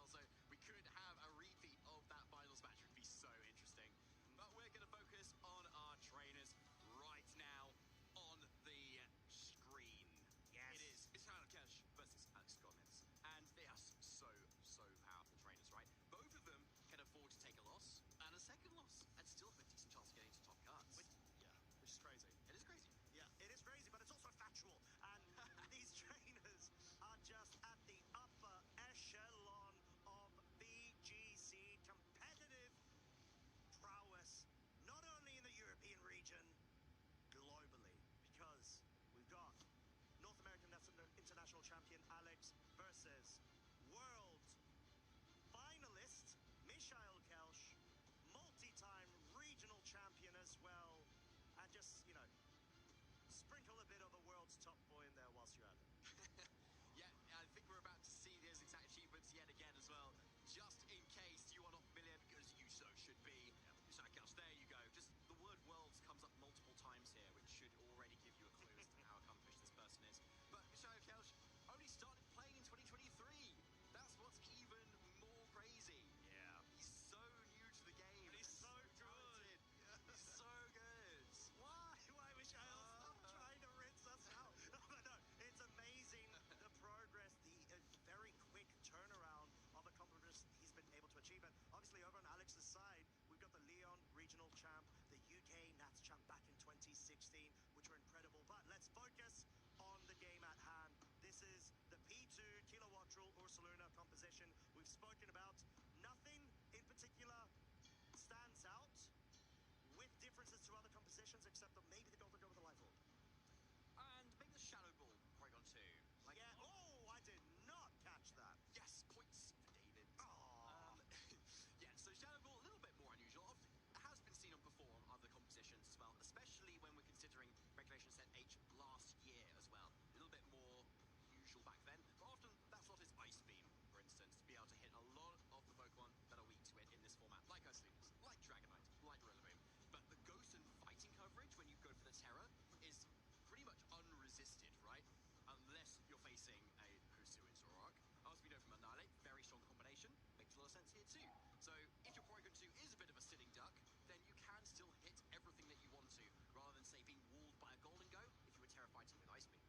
Right, and then over on Alex's side, we have got the composition that has been running circles around the meta so far. Incineroar Dragonite with that loaded dice set. Golden Go Life Orb variant of his own with the Terra Dragon. Sneasler Grassy Seed Acrobatics. No Swords Dance, most notably. It's got 3 attack coverage here. Not wanting to drop either Close Combat or Dire Claw. Followed by an Assault Vest or Ursaluna Blood Moon. And now Rillaboom with the Miracle Seed. Yeah, so those little tweaks that we were talking about that Alex has made here seem to have really made his day very nice right now. And yeah, Ursaluna with that Assault Vest is actually a little bit more unusual than it used to be. Very common, especially in the Grand Challenge as well, actually. Yeah.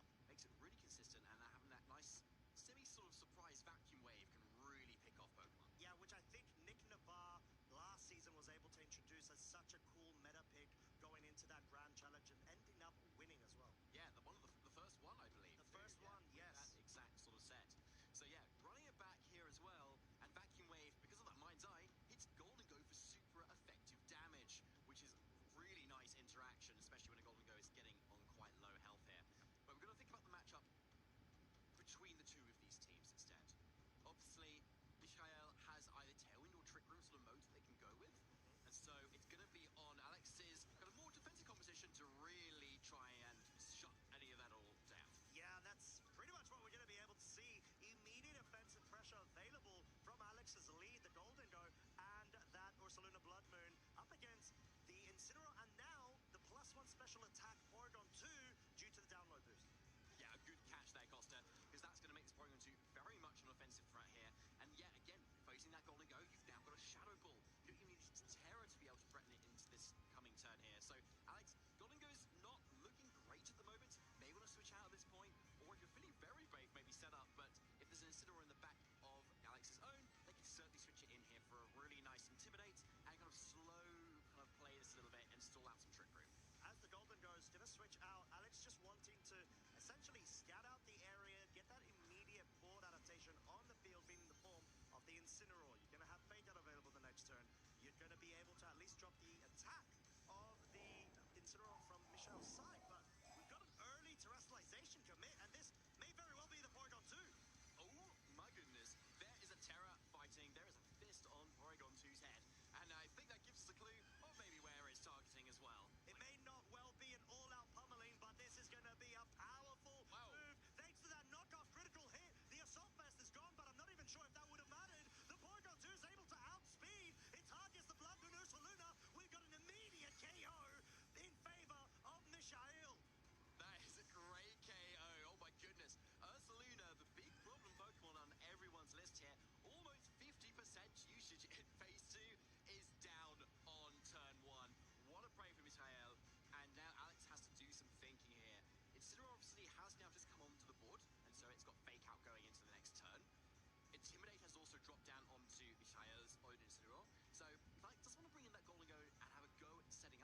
certainly can give that a try.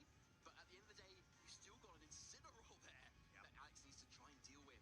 So depending on what Alex has brought in the back, might give us a big clue as to how the rest of this is going to go.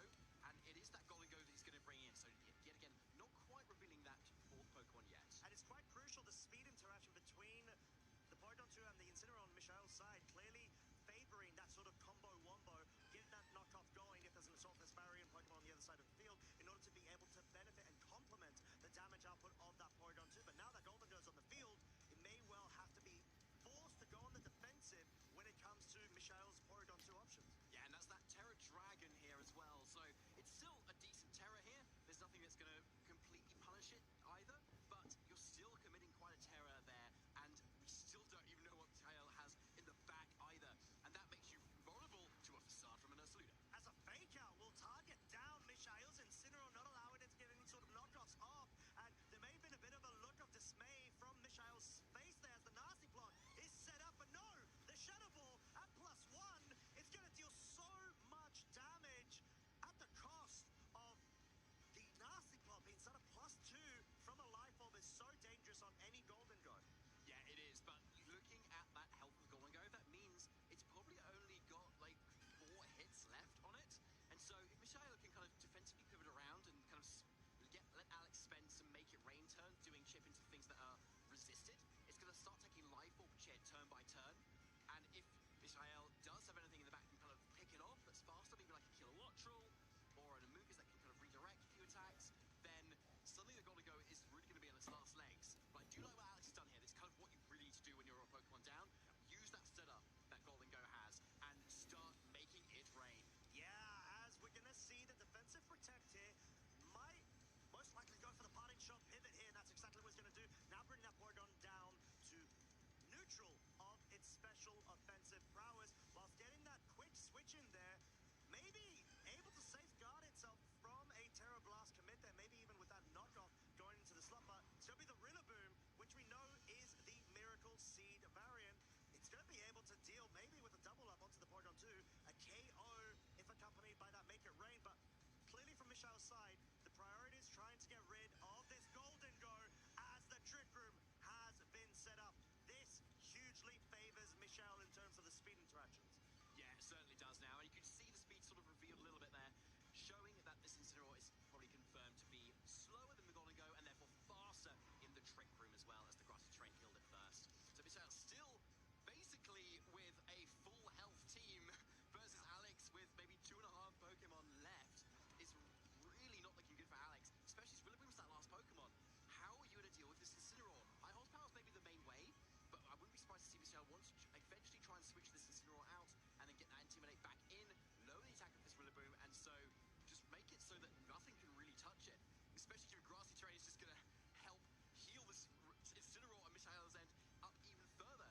And then what's even going to break this Porygon as well at the same time? It's got Recover. Alex really needs to turn up the heat right now, and this Golden Go needs to go on the offensive. Yeah, let's see which Terrestrialization is going to be the Terra Dragon option on the Golden Go, wanting to forego any sort of damage, or at least allow that Fire-type move damage to hit full resist if the Incineroar was allowed to move, but it's going to be the Terra Blast from the Porygon 2 at neutral. Is it enough to beat up the KO onto the Golden Go from that range? It is not! It survives on a slither of health, allowing the Make It Rain to come out at +2. Special attack now, +1, but look at the amount of damage dealt onto Michael's side. This is exactly what Alex wanted, however at the cost of the Golden Go going down, forcing the Incineroar back in. So that's a really big KO. That was the only setup option as well. And Michael still, with all 4 Pokemon, still his lead that he's not even switched out yet is still on the board as well. So incredible.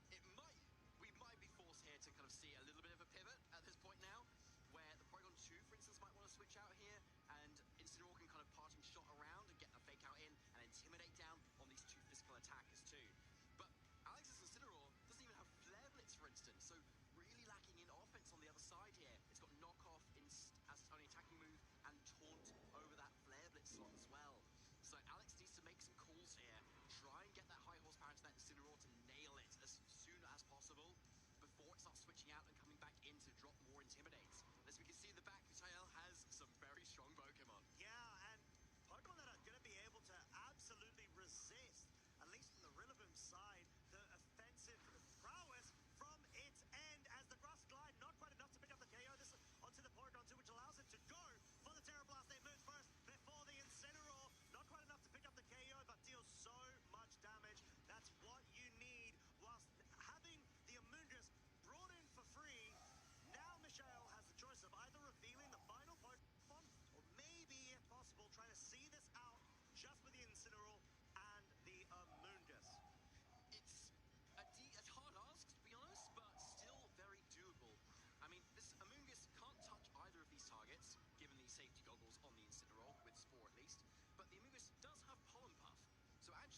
should be able to heal up this Incineroar quite handily, because this Incineroar should be able to shrug off a lot of attacks. So there's a fairly safe fake out plus pollen pub play that you can kind of do here, which looks really nice.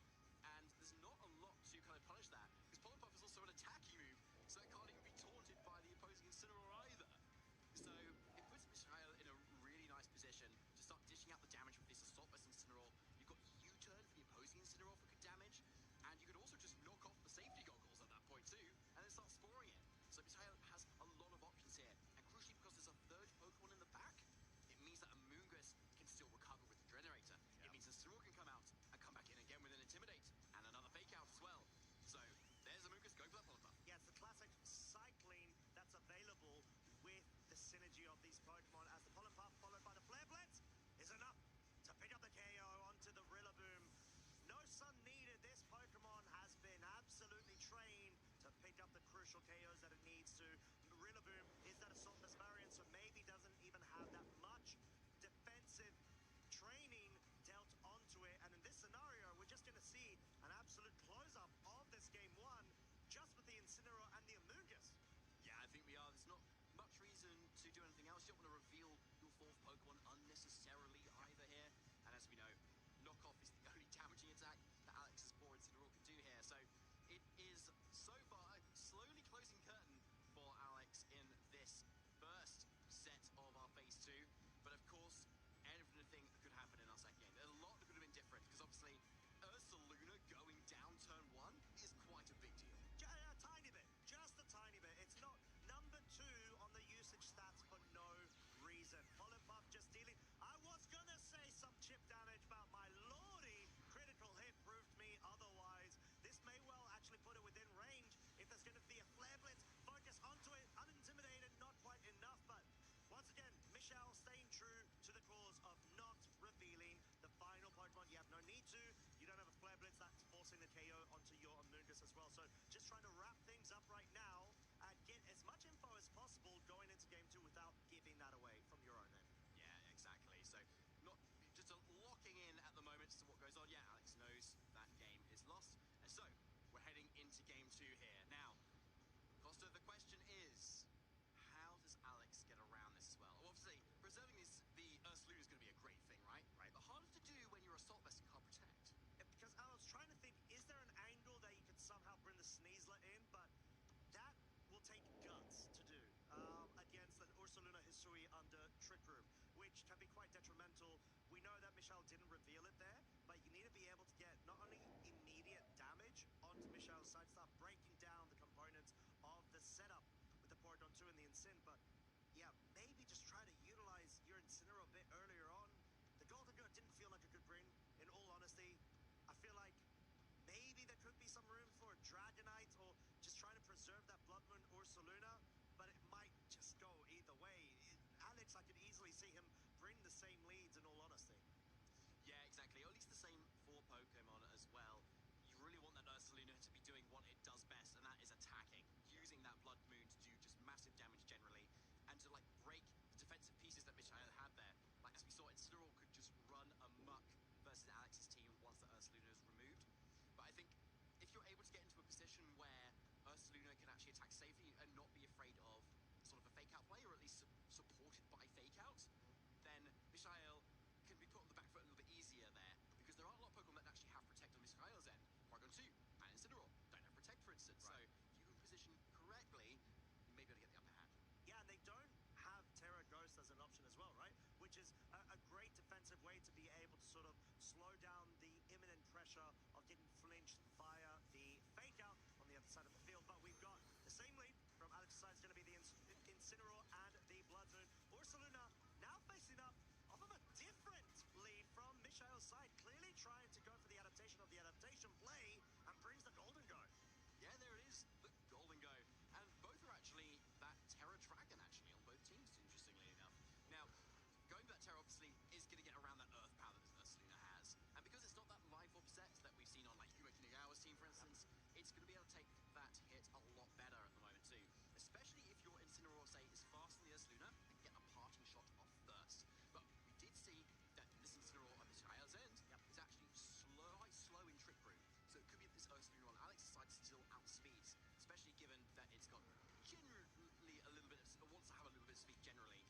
especially when you've got Tailwind on the same team. So we're yet to see that interaction fully, but I think from game one at least, we did see a knockoff go first from Israel's end.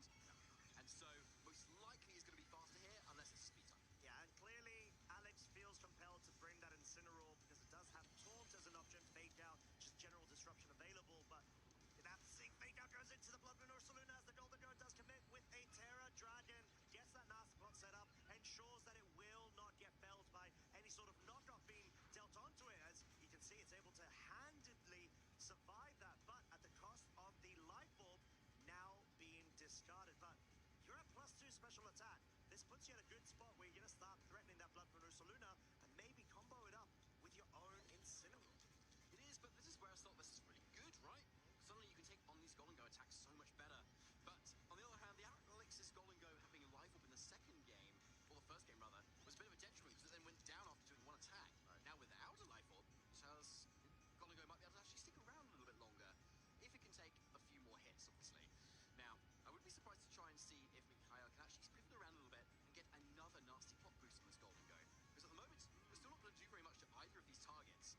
So it would be surprised to see maybe we're to protect and switch it about, but it's Mikhail, so he's just going to attack anyway. Yeah, going full offensive in this scenario, dealing so much damage onto the Blood Moon Ursaluna. Parting shot from Alex's Incineroar over to Mikhail's will mean if there's any focus of a knockoff, hope of a KO combo wombo onto the Blood Moon Ursaluna, it may most likely not be able to pick up the KO, excluding any critical hits that may come out as a result. But Alex clearly trying to favor the time that they've got available for the mid-turn interaction of bringing that new Pokemon freshly in.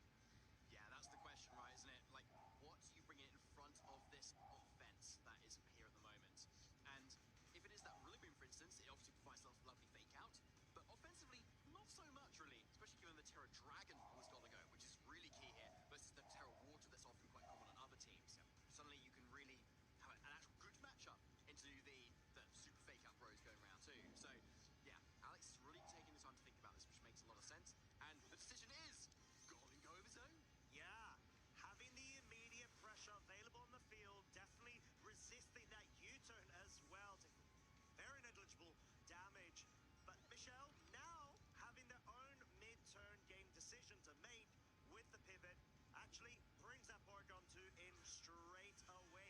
Might actually want to try to capitalize off of a download boost there, as it does confirm to get the special attack. The Blood Moon does move first, goes into the Golden Go with that 7 hit point survival, and allowing the Golden Go to actually get an additional turn off whilst not getting felled. Yeah, exactly. So this is where it's actually quite good that you don't have a Life Orb, right? Yeah. Because if that had been a Life Orb hit earlier, the Golden Go would not be hit. And it also allows it to go for another hit and still not go down. So Alex still has to commit an attack into that slot as well. So now, going to this turn here, you can obviously see there's really big supportive pieces for Mishael here. So losing that Golden Go could be really huge, given that you don't have a lot of offense that's in the back.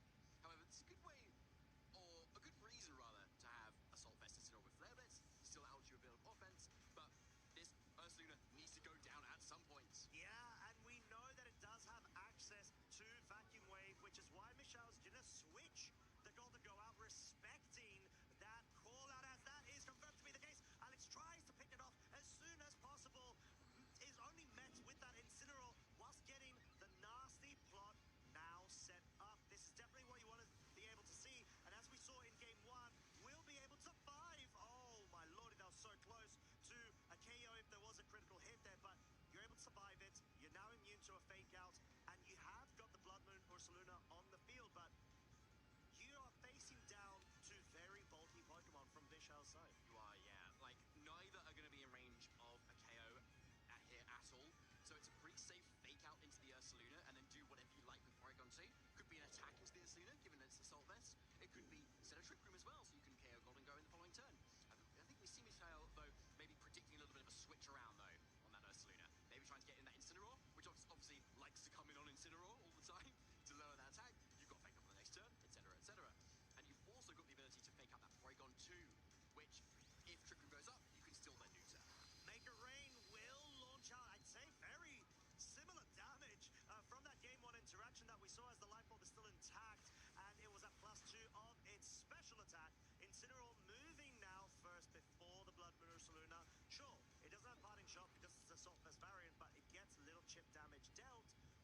preserving its own longevity in this matchup, and Michelle's gonna have to make a decision whether to commit with sacrificing the Golden Go or anticipating a Blood Moon focus onto the Porygon 2, which he gets the read correct. The Porygon 2, however, will go down. This is definitely what Alex wants at this point, and preserving the Golden Go is the better way to go about it, because you know you always checkmate it with that vacuum wave as long as your Blood Moon or Soluna can move. Yeah, it's a great call, Costa. That special attacking little priority move doesn't do a little bit of, just a lot of damage, but just does enough. It does enough. Incy-wincy, exactly. And that is going to help really lock this game up. If Suna, of course, is in that exact position it wants to be, which is either not pressured by Fake Out or has Fake Out support of its own. So this is where we can maybe see Ursulina want to switch out, get around that Fake Out turn here that Misael is obviously offering at the moment as well. But interestingly, we've got two Golden Goes very low on health at the moment, and that is something that we've also not seen these speed interactions of between two either. So one big fast, the other could be a really big deal here. But obviously Alex is going to go down after a life orb chip. Yeah. Misael is maybe hoping that might happen this turn. Yeah, and just wanting to preserve the Golden Go for one final hit in the back as Alex gets another switch from their side of the field. That Blood Moon or Soluna being preserved for the switch out of the Golden Go for future turns of both players meeting each other in terms of the necessary level of mind games that are required. Protect from Alex's Golden Go ensures it will be able to survive for one more turn. Knockoff, however, from Mishi's side, able to target down that Incineroar, which no longer has safety goggles. So a good turn by Alex there, obviously. Now, Misael didn't have the opportunity to switch out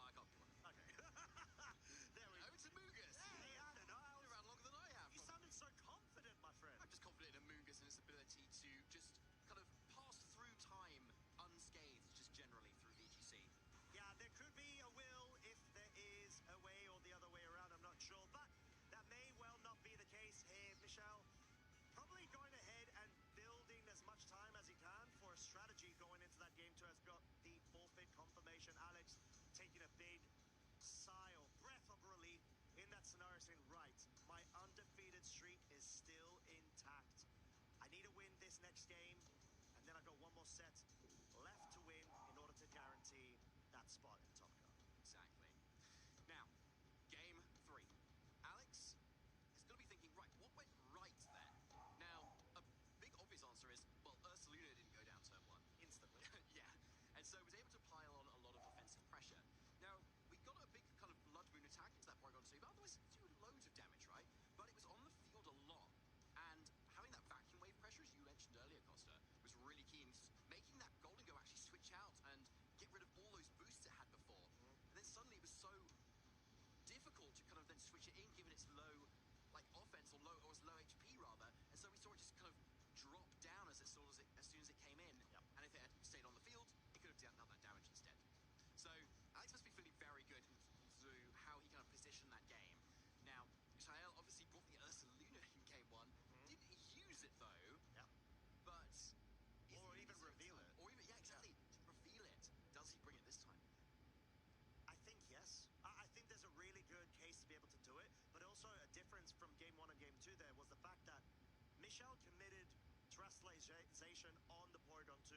Capitalized, like we said, Terra Blast, a +1 of special attack, picking up that KO onto the Blood Moon Ursaluna, which there was a critical hit involved with the knockoff, Crit going first, but I don't think it would have mattered in all honesty because of the Assault Vest being knocked off first before the Terra Blast comes in. So could there be a case that Porygon 2 is utilized in a similar fashion going into game 3? Yeah, I would obviously love to see it utilised a little bit more here, because we can see the general lack of immediate offense that Alex's team has, and so if you can mitigate that damage enough, then Porygon 2 with Recover can really stand out in this game. As we do have the leads revealed, one Golden Go apart with both of these trainers, accompanied by one of the Super Fake Out bros as well, Incineroar on Michelle's side versus Alex's Rillaboom. And looking at the speed interactions, Rillaboom is faster, but at the detriment of -1 of its attack being dropped. Yeah, so at least you have Fake Out kind of control at the moment here as well. And again, I don't know if we actually saw the interaction for speeds of the 2 Golden Goes. Yeah. Now, these players may know more than we do in terms of like how they were trained, and maybe what Alex used at LAIC might give Ishael a little bit of a clue, for instance. But I think it's going to make a big difference in this matchup, especially if neither of them want to kind of tear it out of their weakness. But looks like someone is at least going for that Terra Dragon. Yeah, gonna have to commit, because you want to go on the offensive whilst not getting caught out. That is the name of the game. I wouldn't be surprised to see a second one, but no, it's just gonna be Alex's Golden Go that's gone first and set up the nasty plot. Now at +2, has moved first ahead of Michael's, which hasn't even terrestrialized, trying to catch Alex out, goes for the Shadow Ball there, although not finding a KO. My lordy, that was so much damage, which means if there wasn't a Terra option commit, it would have gone down. Now, there's a little bit of a speed interaction reveal there. So Alex has won 2 sort of speed ties there. 1, going for the move, and 2, the grassy terrain recovery as well. So most likely, Alex's Golden Go is the faster of the 2 here, which is going to be really key in this matchup already, right?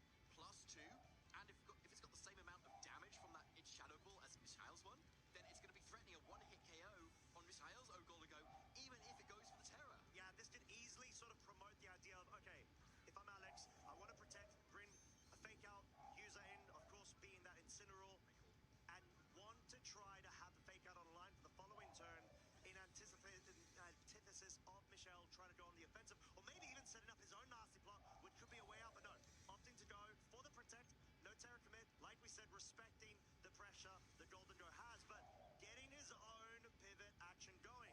Michelle, however, doesn't have a Rillaboom, but does have an Amoonguss. Yeah, that's a really good point. Like, we've seen Fire and Grass on most teams being those 2 Fake-Out Pokemon, but yeah, Amoonguss does not have that, and therefore you can't redirect away any, like, Make It Rains, for instance, but you can redirect away a Shadow Ball, but you can't take a Fake-Out, though, at this point either. And the Amoonguss Missile's end isn't Terra Ghost, it's not Clover Cloak, it's Terra Fire and Citrus Berry, so it's not a safe bring-in here.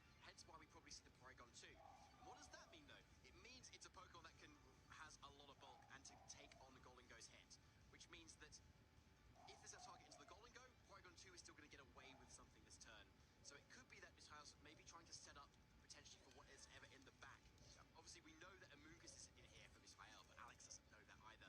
So if there's an Ursaluna in the back, Alex really needs to respect the option that an Ursula could switch in under Trick Room and put on a lot of offense. So we might just see fake out Porygon 2, Shadow Ball into that Golden Go. It's fairly safe here, assuming you know you've got that KO into the Golden Go slot, especially as it's gone for that Protect. Of course, Mishael can maybe switch into Incineroar and flip things around again, and then you've got fake out pressure to kind of support that Porygon 2 if it got faked out, to then set up Trick Room yet again.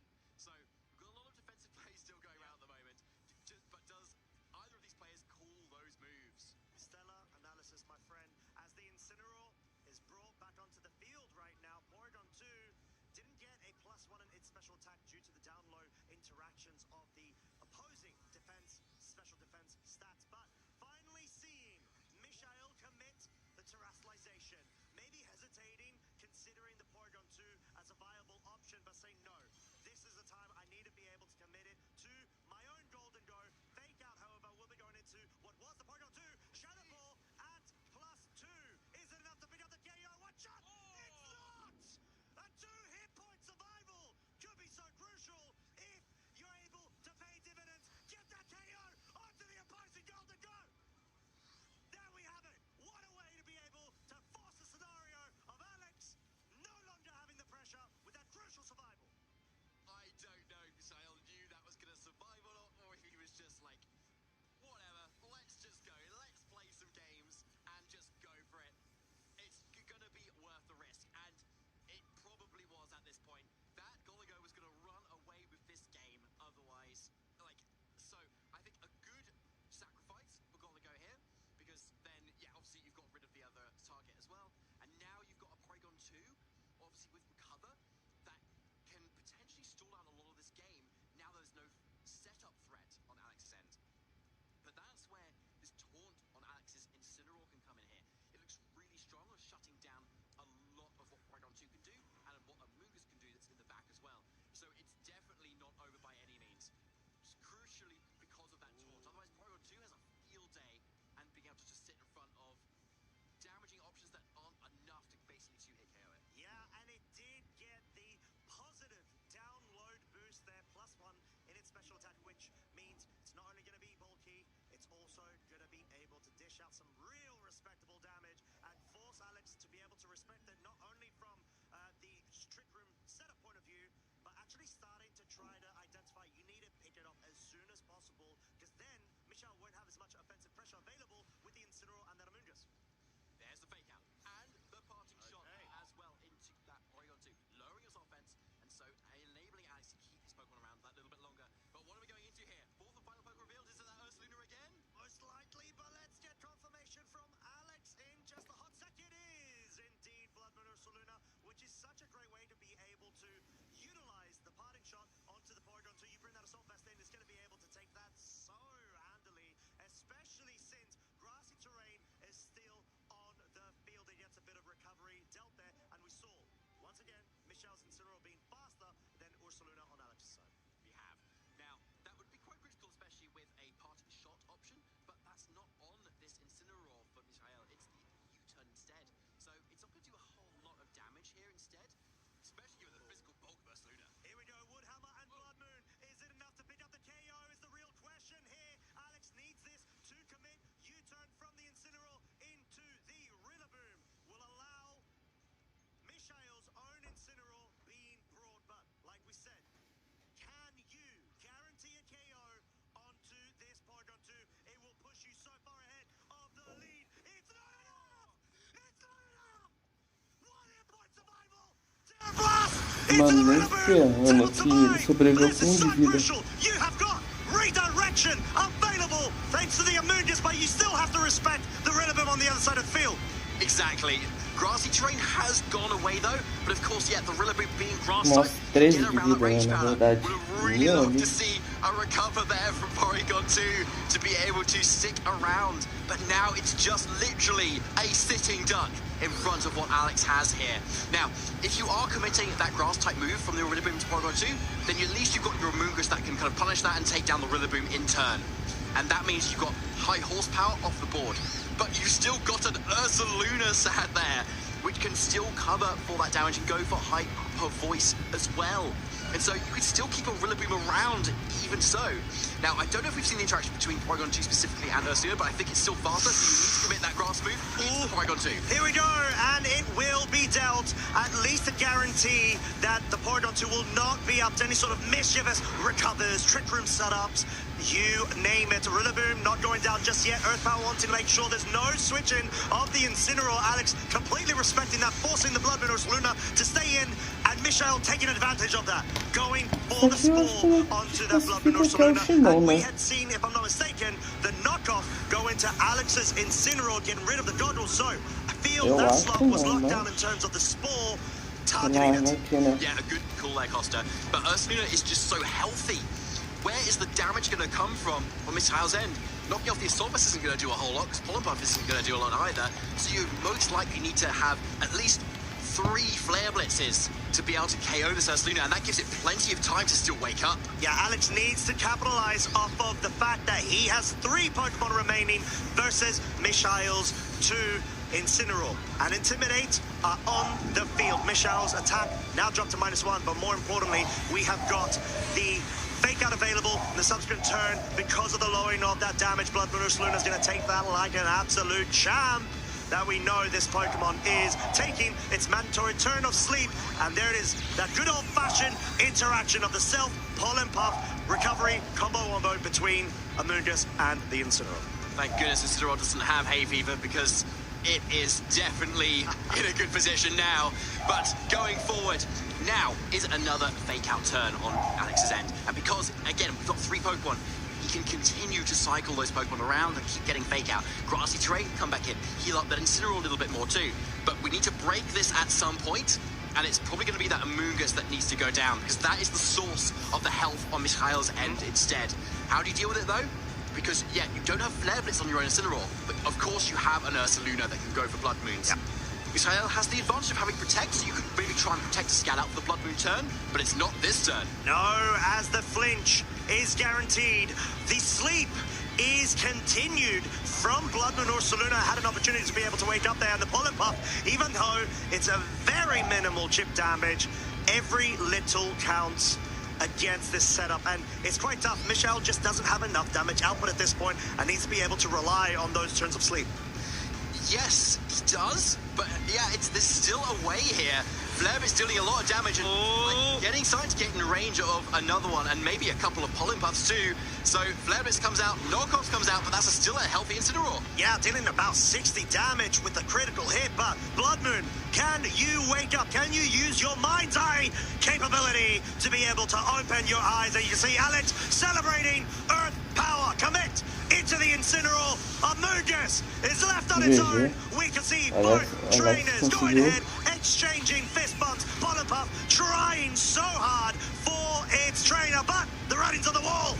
Alex Gomez, our still undefeated trainer, going into Swiss round number 10 between what has been an absolute world caliber matchup against Misael. Amazing play from Alex Gomez himself. Still undefeated after phase 2, round 9, of course. Commiserations to Misael there, but that's still only 1 loss for him in this tournament. And so they may even play again in our top cut. Yeah, may very well be the case. As we know, Misael is 1 more set away from guaranteeing his spot in top cut. Because we know phase 2 has 4 Swiss rounds, but yeah, Alex putting in so much work in that scenario, and you know, huge credit to himself being able to guarantee his spot very close up towards top cut. Yeah, 100%. Look, what a game that was, though. Really interesting, right? Because Alex was just so on the back foot in that game 1 completely. Ursaluna went down, everything just fell apart. But yeah, preserving that Ursaluna there in that game 2 and 3 was so crucial. Yeah. And sticking with the 4 Pokemon he knew was good for this matchup as well. That Golden Goes Well, being faster as well, was so crucial too. The Terra Dragon, so you could resist both the fire moves as well, and whatever the Porygon 2 was trying to go for with that Shadow Ball. But yeah, that play there. Wow.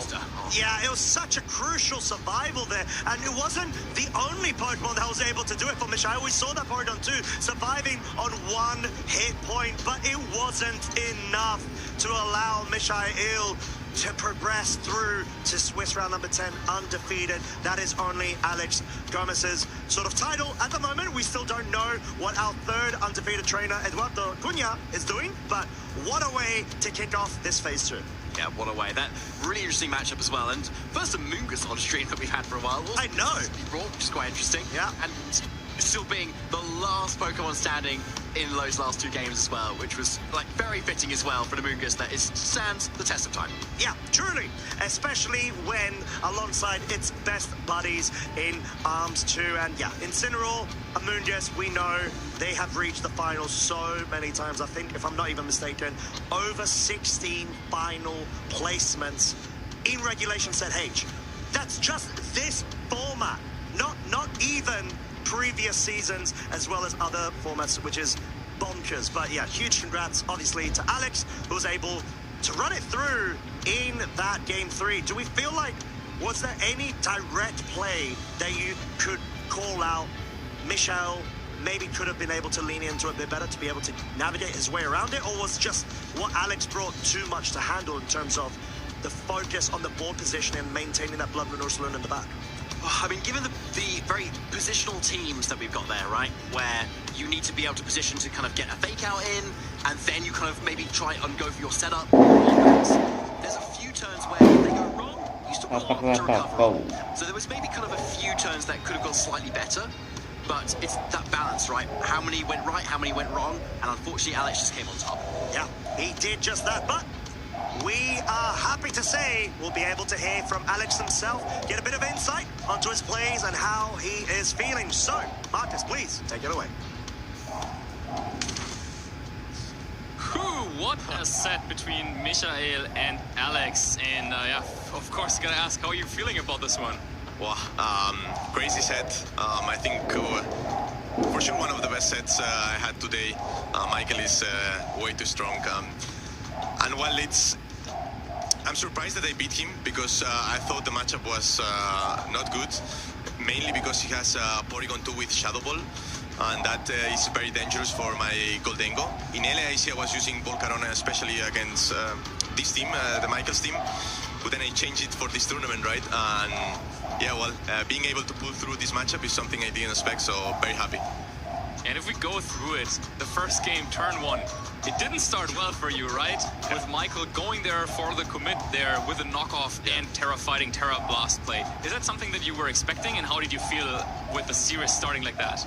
Well, I was pretty sure of the Porygon 2 Incineroar start. However, I thought Michael would respect my Goldengo, but instead he didn't. So he went for the focus, and well, I realized in game 3 that it's a speed type win, Ursaluna and Porygon 2, which is kind of crazy, because if I was able to get a hit into Incineroar, maybe game 1 I can do something, but if I don't hit Incineroar, it's over. So Michael played amazing game 1, well, and the whole set.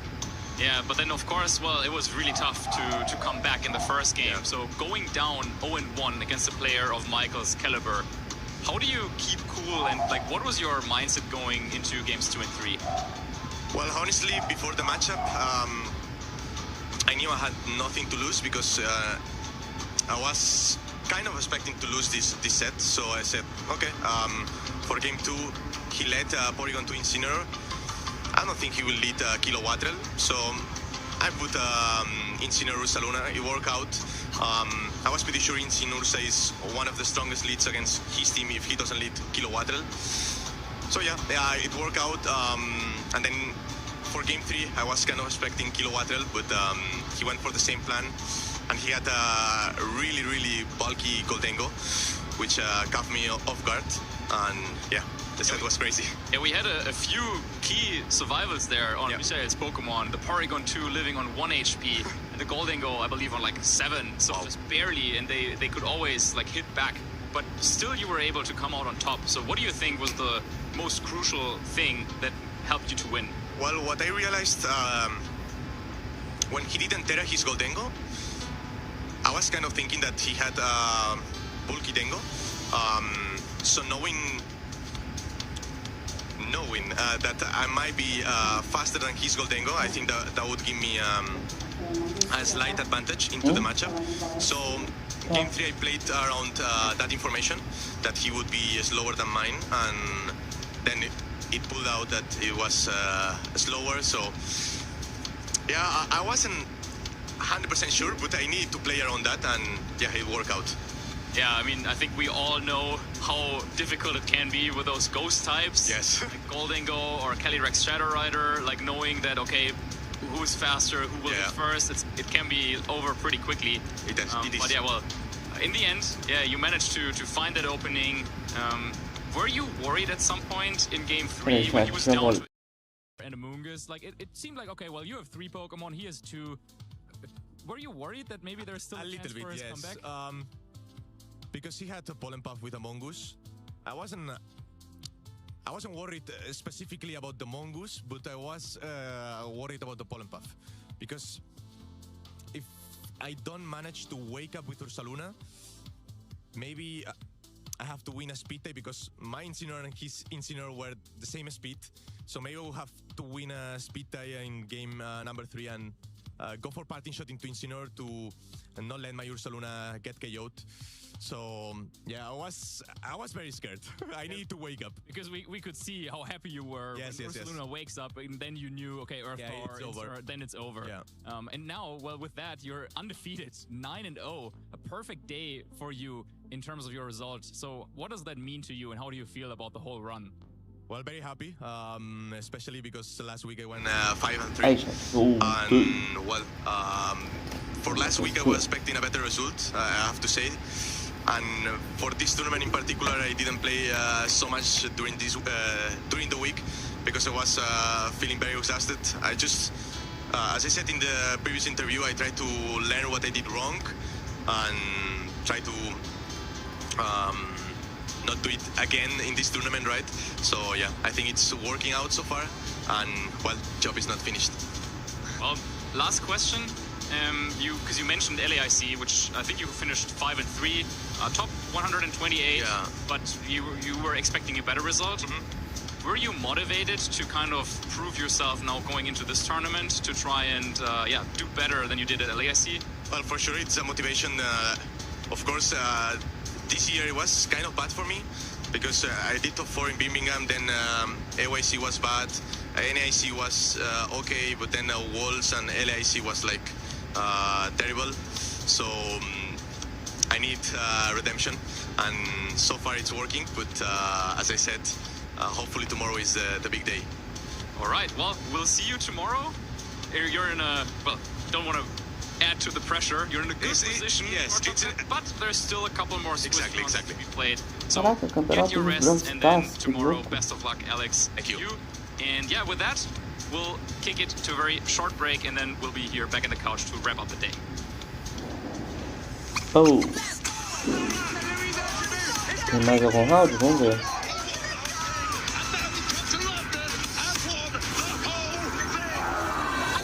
Ah tá, reset do primeiro dia agora.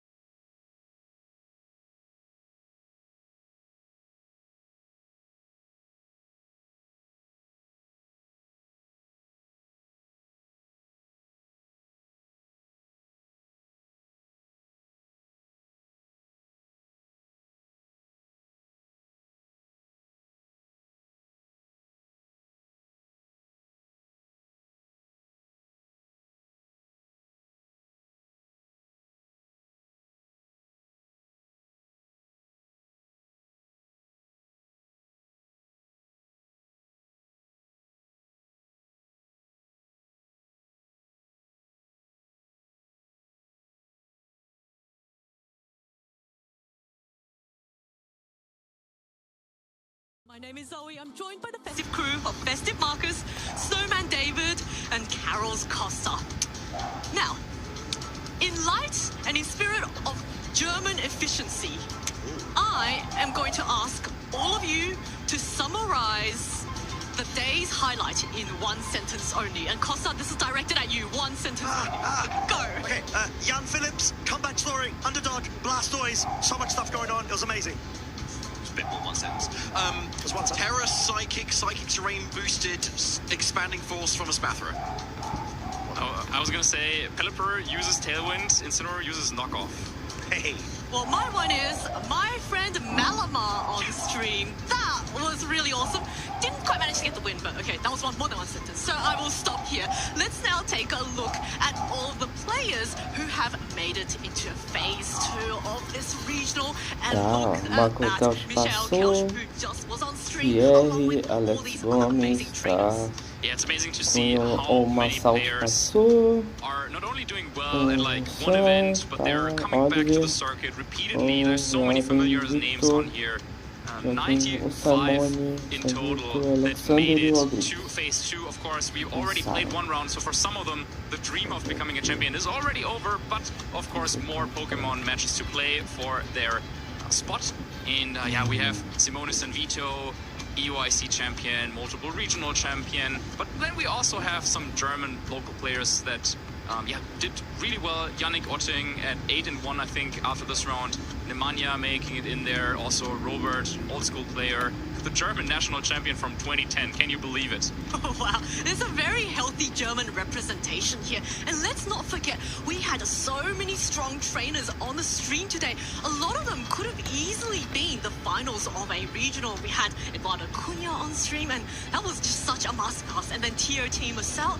I'm just so thrilled to see such a high level of competition for today. And oh my goodness, I think I need a little bit of a rest and get ready for tomorrow. Oh yeah.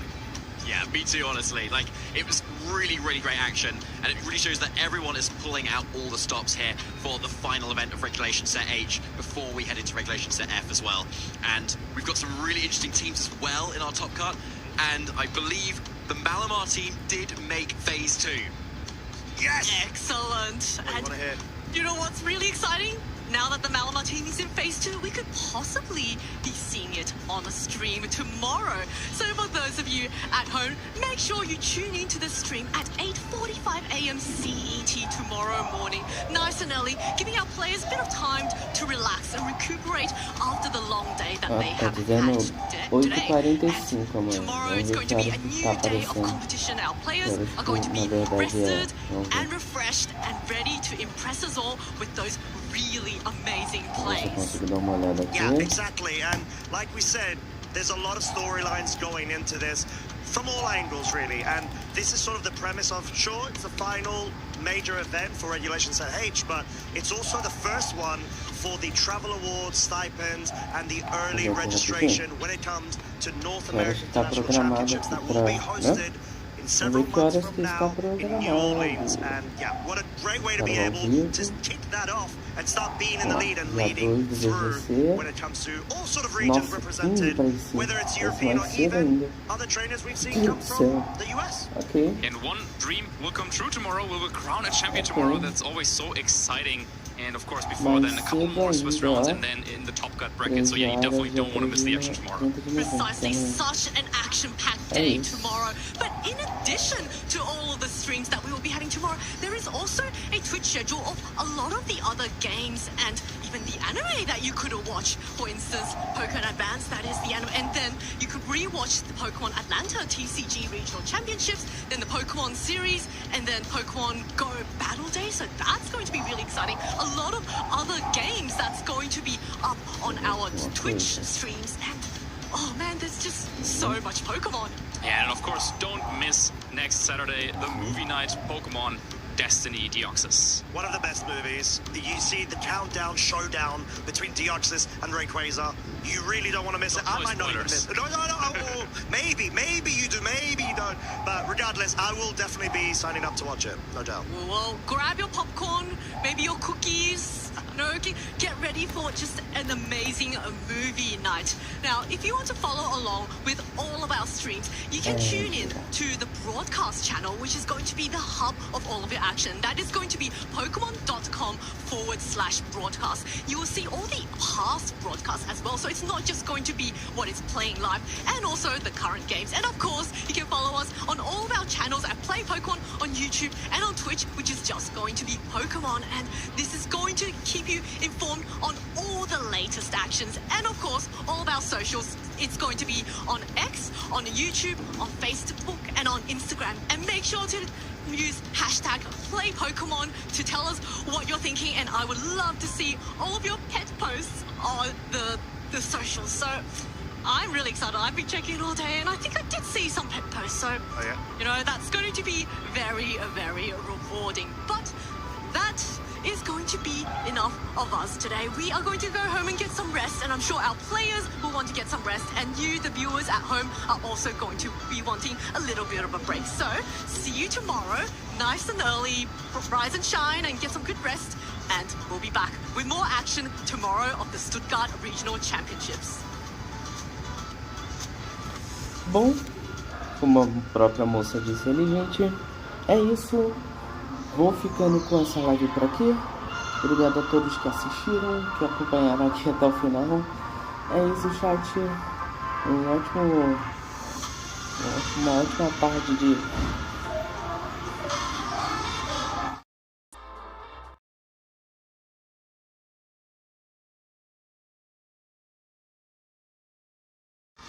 Uma ótima tarde de sábado para todos. Nos vemos amanhã 15 para as 5.